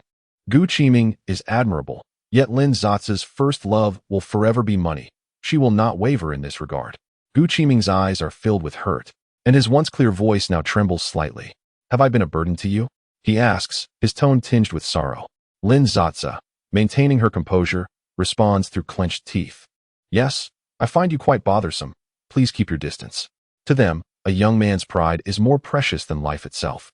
Having spoken so harshly, she doubts Gu Qiming will dare approach her again. Behind her, the boy falls silent, leaving Lin Sasa uncertain whether to feel relieved or choked. He must think of her as an ungrateful and incomprehensible person. Perhaps this is for the best. They belong to different worlds, and his favorability has already reached 80, rendering him devoid of further utility. Lin Sasa coldly contemplates this as she enters her vehicle, preparing to depart. To her surprise, Gu Qiming forcefully opens the car door and squeezes into the passenger seat, speaking in a subdued tone. I will continue to pursue you. Feel free to hit me if you wish. His demeanor is somewhat clumsy, yet he steals glances at Lin Sasa. I know you are concerned about me, senior. Rest assured. I would not act impulsively with anyone else. My life is my top priority. He even remembers to fasten his seatbelt, reminding Lin Sasa to do the same. I've buckled up. We can leave now, she replies, stifling a laugh. What has he been contemplating in this silence? Has he managed to reassure himself so easily? After all that I have said, he still pursues me. How desperate can he be? Lin Sasa begins to speak harshly. Indeed, Gu Qiming, despite her biting remarks, finds sweetness in her words. The more he reflects, the more he believes that Lin Sasa is concerned for him. Having crossed that threshold, his emotional adjustment is remarkably swift. To him, Lin Sasa's harsh words seem to be merely a facade, hiding a tender heart beneath. I am quite fickle. Upon encountering a handsome gentleman, I find myself enamored with each and every one. The desire for beauty is a sentiment shared by all. If I cannot win over the heart of my senior when the opportunity arises, then that is indeed my failing. Gu Qiming is remarkably earnest. It was said that the pride of youth is greater than the heavens, yet how can he possess such a thick skin? It is as if he cannot comprehend human speech. Lin Sasa, vexed to the point of gritting her teeth, began to intimidate him. You perceive me as the innocent and gentle senior, do you not? In truth, it is all an act. I am quite capricious and exceedingly flirtatious. You have never been in love, have you? Are you certain you can endure this? Observing the youth with his head bowed in silence, Lin Sasa could not help but smile triumphantly. Just you wait, I am more than capable. After a prolonged silence, Gu Qiming finally managed to utter these words. Lin Sasa. With a silent grinding of her teeth, Lin Sasa resolved, very well, just you wait. Chapter 95. The non-existence of female rivalry. Lin Sasa had long abandoned any thoughts of communicating with Gu Qiming. Regardless of his attempts to provoke her, she remained silent, escorting him to the entrance of his residential complex before departing. Later that evening, she returned home and perused various tutorials on her phone, a smile playing on her lips as she thought, let us see if this frightens you. As she lay in bed reflecting on the day's tumultuous events, a whirlwind of love and hate intertwined within her. At last, she found the time to consult the system for clarity. System, you used to operate like an automaton. Why are you now inquiring whether I wish to activate a buff? Wealthy system, it is the system's responsibility to safeguard the host. The system's voice remained cold and mechanical. How coincidental, she pondered. Upon reflection, the activation of the system shop had also occurred after she narrowly escaped a car accident. Subsequently, She had drawn a bodyguard and driver from the lottery. The system's timely provisions had always aligned with her urgent needs. Lin Sasa cautiously accepted this. She murmured to herself, "In the first 20 years of my life, I have never encountered such absurdity. Why then, in the last 2 months, have I faced accidents and assailants?" The system remained unresponsive, and Lin Sasa did not expect an answer. Perhaps nothing could be more ludicrous than having acquired a wealthy system. Ultimately, as she resided in a lawful society, she contemplated for some time without arriving at any conclusions, allowing herself to drift into a peaceful slumber.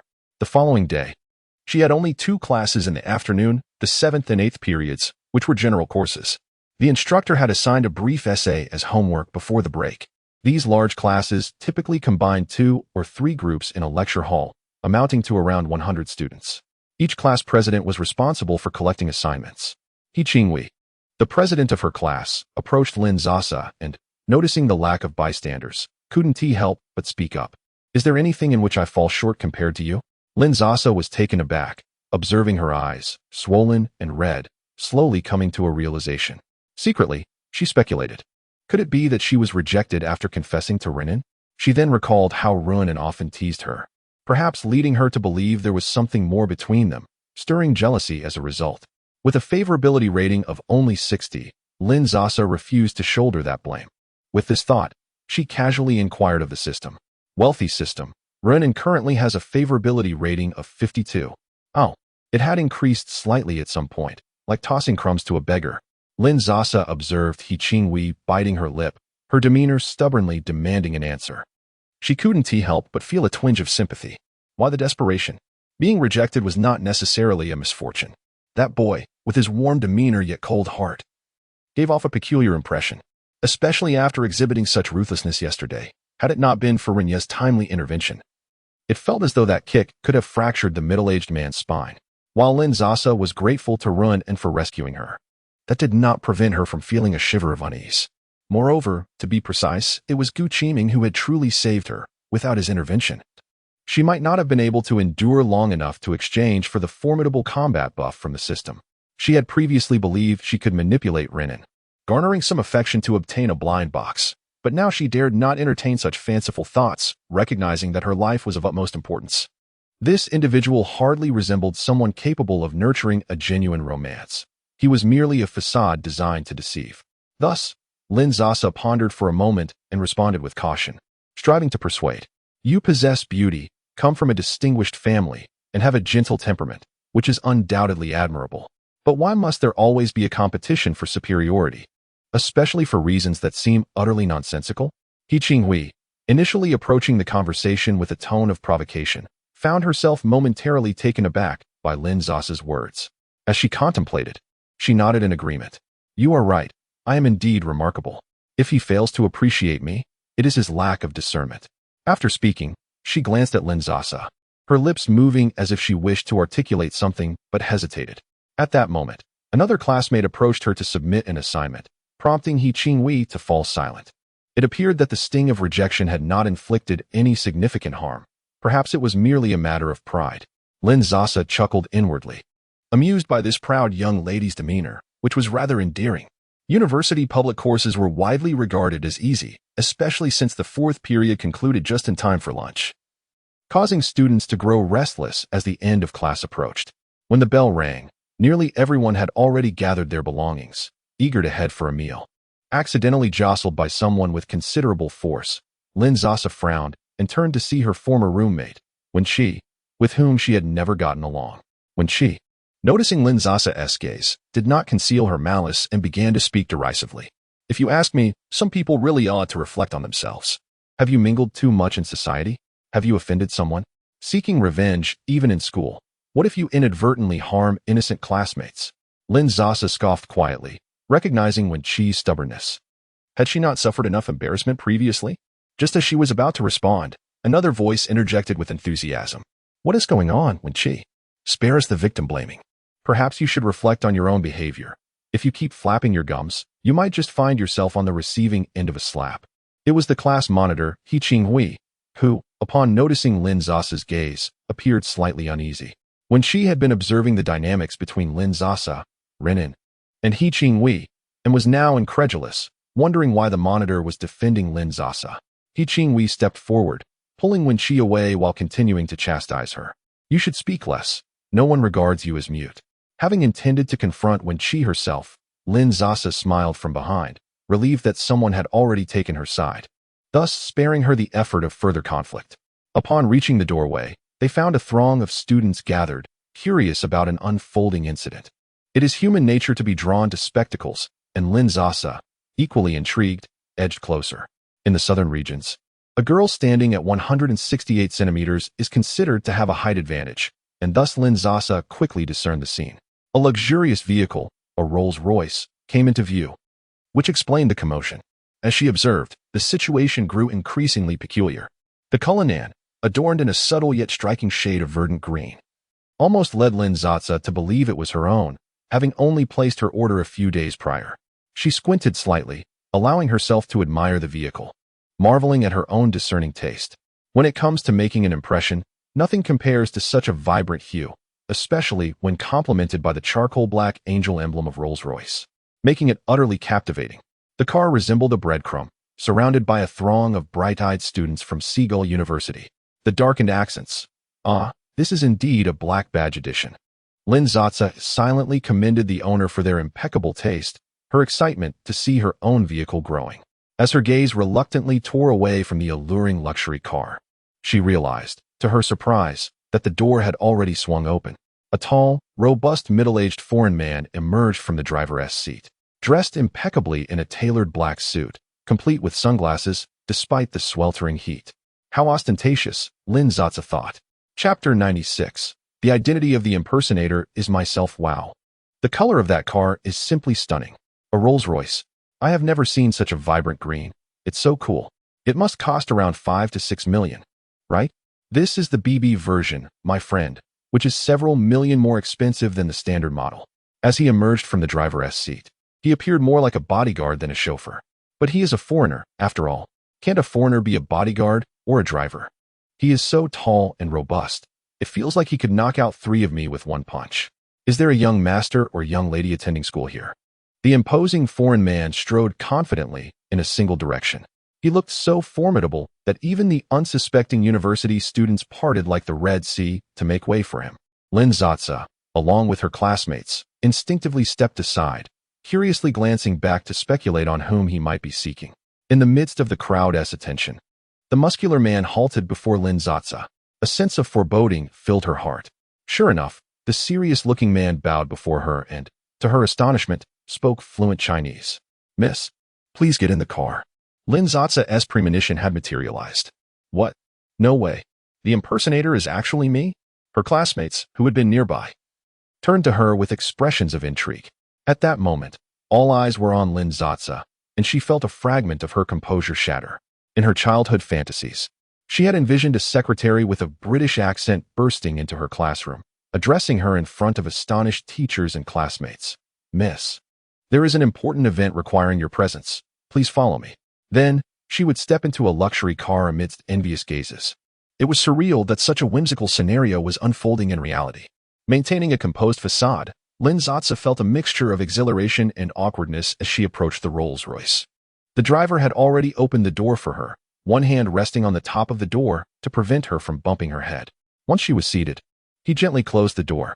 The luxurious vehicle glided away smoothly. Class monitor He Qinghui and her companion Wen Qi watched this scene unfold, their expressions a blend of complexity. If Wen Qi had previously felt jealousy towards Lin Sasa for her transformation into a slimmer, more beautiful version of herself, and for appearing wealthier than she had previously imagined, now that envy had evaporated entirely. If one is merely slightly better than others, they may evoke jealousy. However, when one surpasses others by a significant margin, all that remains is admiration. Roommate Gu Min tugged at Wu Di from a short distance away, murmuring, I knew Zatsa's family was affluent since she drives a Porsche, but I never imagined they could be this wealthy, with a luxury car and a driver. No, I believe this person is definitely not just a driver. His build is so impressive and he appears incredibly professional, like a bodyguard. The more I think about it, the more excited I become. Her eyes are practically gleaming. I wonder which family she hails from. It seems that in such wealthy households, having a bodyguard is standard. How did I not realize her family was so well off before? I remember her being quite. This left her classmates in disbelief. You know nothing. The wealthier the individual, the more understated they tend to be. This is a gathering of onlookers. Are they from the foreign department?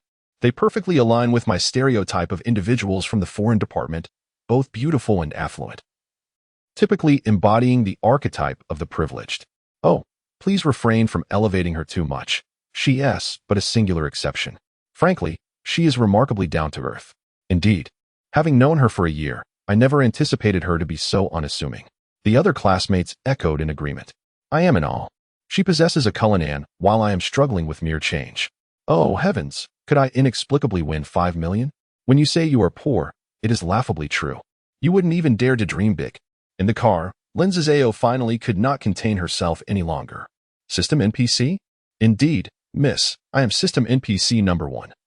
The burly man responded with a measured tone, his demeanor respectful, conveying a sense of stability and reliability. How did you come here? You were driving my. Is this not the car I ordered? Wasn't it supposed to take half a month? How is it here so soon? Miss, I have come from Y country. Our urgent order from the Su family is not something they would disregard.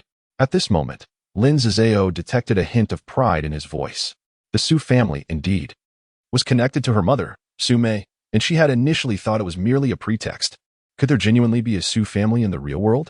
Lin Sasa confirmed in her mind with the system. Godly rich system.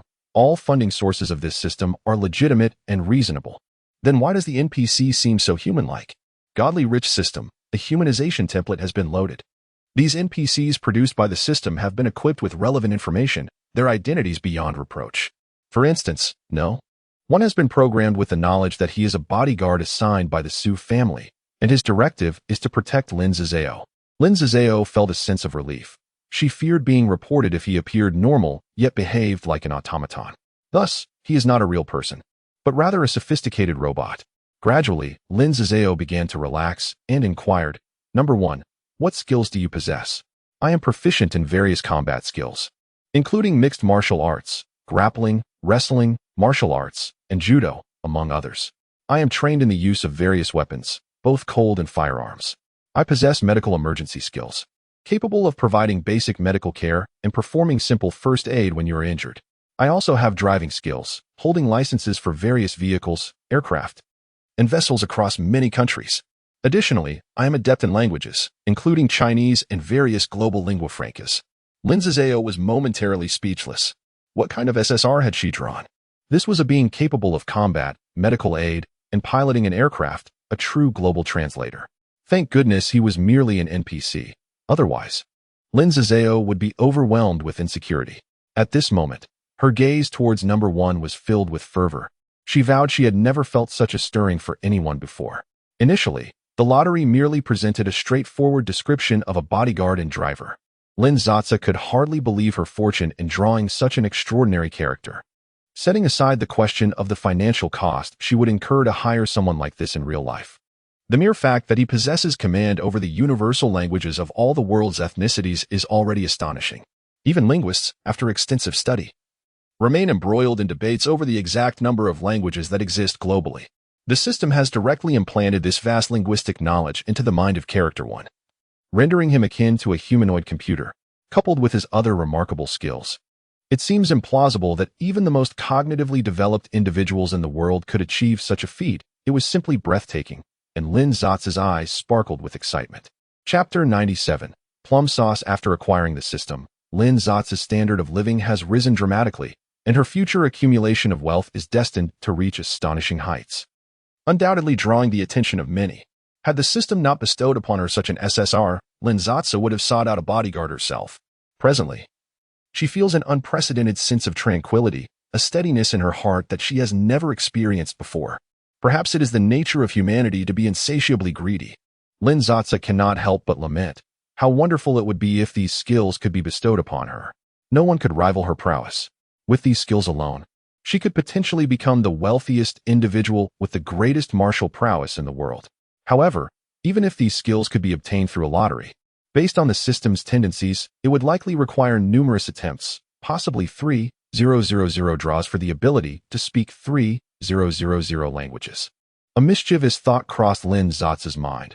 What if she sent number 1 out? Luxury system. Command 1 is to provide close protection to the host. All skills are solely for the host's benefit. It was clear that finding loopholes in the system was not so straightforward, and Lin Sasa chuckled wryly. Number 1 escorted her home, and Lin Sasa found herself troubled about how to address his lodging arrangements. Having a man stay over felt somewhat odd. Luxury system. The NPC's accommodation issues are managed by the system. She noticed number 1 had already turned to enter the elevator, preparing to leave. Curiously, she inquired, "Where do you live?" "I reside just below you. This apartment is currently available for rent." In this building, aside from Lin Sasa's 500 square meter penthouse, the rest are all 301 square meter units. Lin Sasa felt a twinge of envy. To live alone in 300 square meters is quite a privilege. And the system's employees enjoy decent accommodations. However, as long as she does not have to pay, the proximity offers her a sense of security. Sume emerged from the kitchen just in time to see number 1 departing. As Lin Sasa explained, she pondered silently. Sume should not continue in this manner. Her second golden blind box had yielded a domestic NPC with top-notch culinary skills. Lin Sasa did not wish for Sume to remain perpetually confined to the kitchen. Yet she was also concerned. After over 20 years as a housewife, Sume had become disconnected from society. Lacking education and skills, finding a job would be impossible. And Lin Sasa did not want her mother to endure such hardship, as financial support was not an issue. Nevertheless, humans are inherently social beings, requiring avenues to express their self-worth and gain recognition from others. Lost in these thoughts, Lin Sasa finished her meal when Sume shyly handed her a small doll. "I made this on a whim. If you find it acceptable, please keep it." For the past few days, Sume had primarily cooked, with household chores managed by a robot vacuum, leaving her feeling quite bored and restless. Recalling Lin Sasa's earlier compliment about her knitting and doll-making skills, Sume had purchased some fabric, cotton, yarn, felt, and tools to create this doll. Given Lin Sasa's significantly improved standard of living, Sume feared her daughter might reject it, hesitating for a long time before presenting it. This is a small rabbit, approximately 20 centimeters in height, reminiscent of the one Lin Sasa had during her childhood, both sporting a cute, yet slightly displeased expression. When Lin Sasa was still naive, she clamored for a pet rabbit, only to be reprimanded harshly by Lin Jianxiao. In light of this, Sume thoughtfully crafted a substitute. The rabbit is adorned with a lace-trimmed hat, featuring a double-layered cotton bow on its side, and is dressed in a tiered princess gown. Its cheeks are dusted with a hint of blush that Lin Sasa had purchased for her, rendering it utterly delightful. Lin Sasa's university roommate, Gu Min, hails from a family of modest means and frequently indulges in such dolls. She claimed to have acquired them from foreign artists, with a wait time extending over half a year and the shipping costs amounting to several thousand yuan. In Lin Sasa's view, the dolls she has purchased pale in comparison to the exquisite craftsmanship of this rabbit. With this thought in mind, Lin Sasa conceived an idea and shared it entirely with Sume. "Is it true? Can my skills actually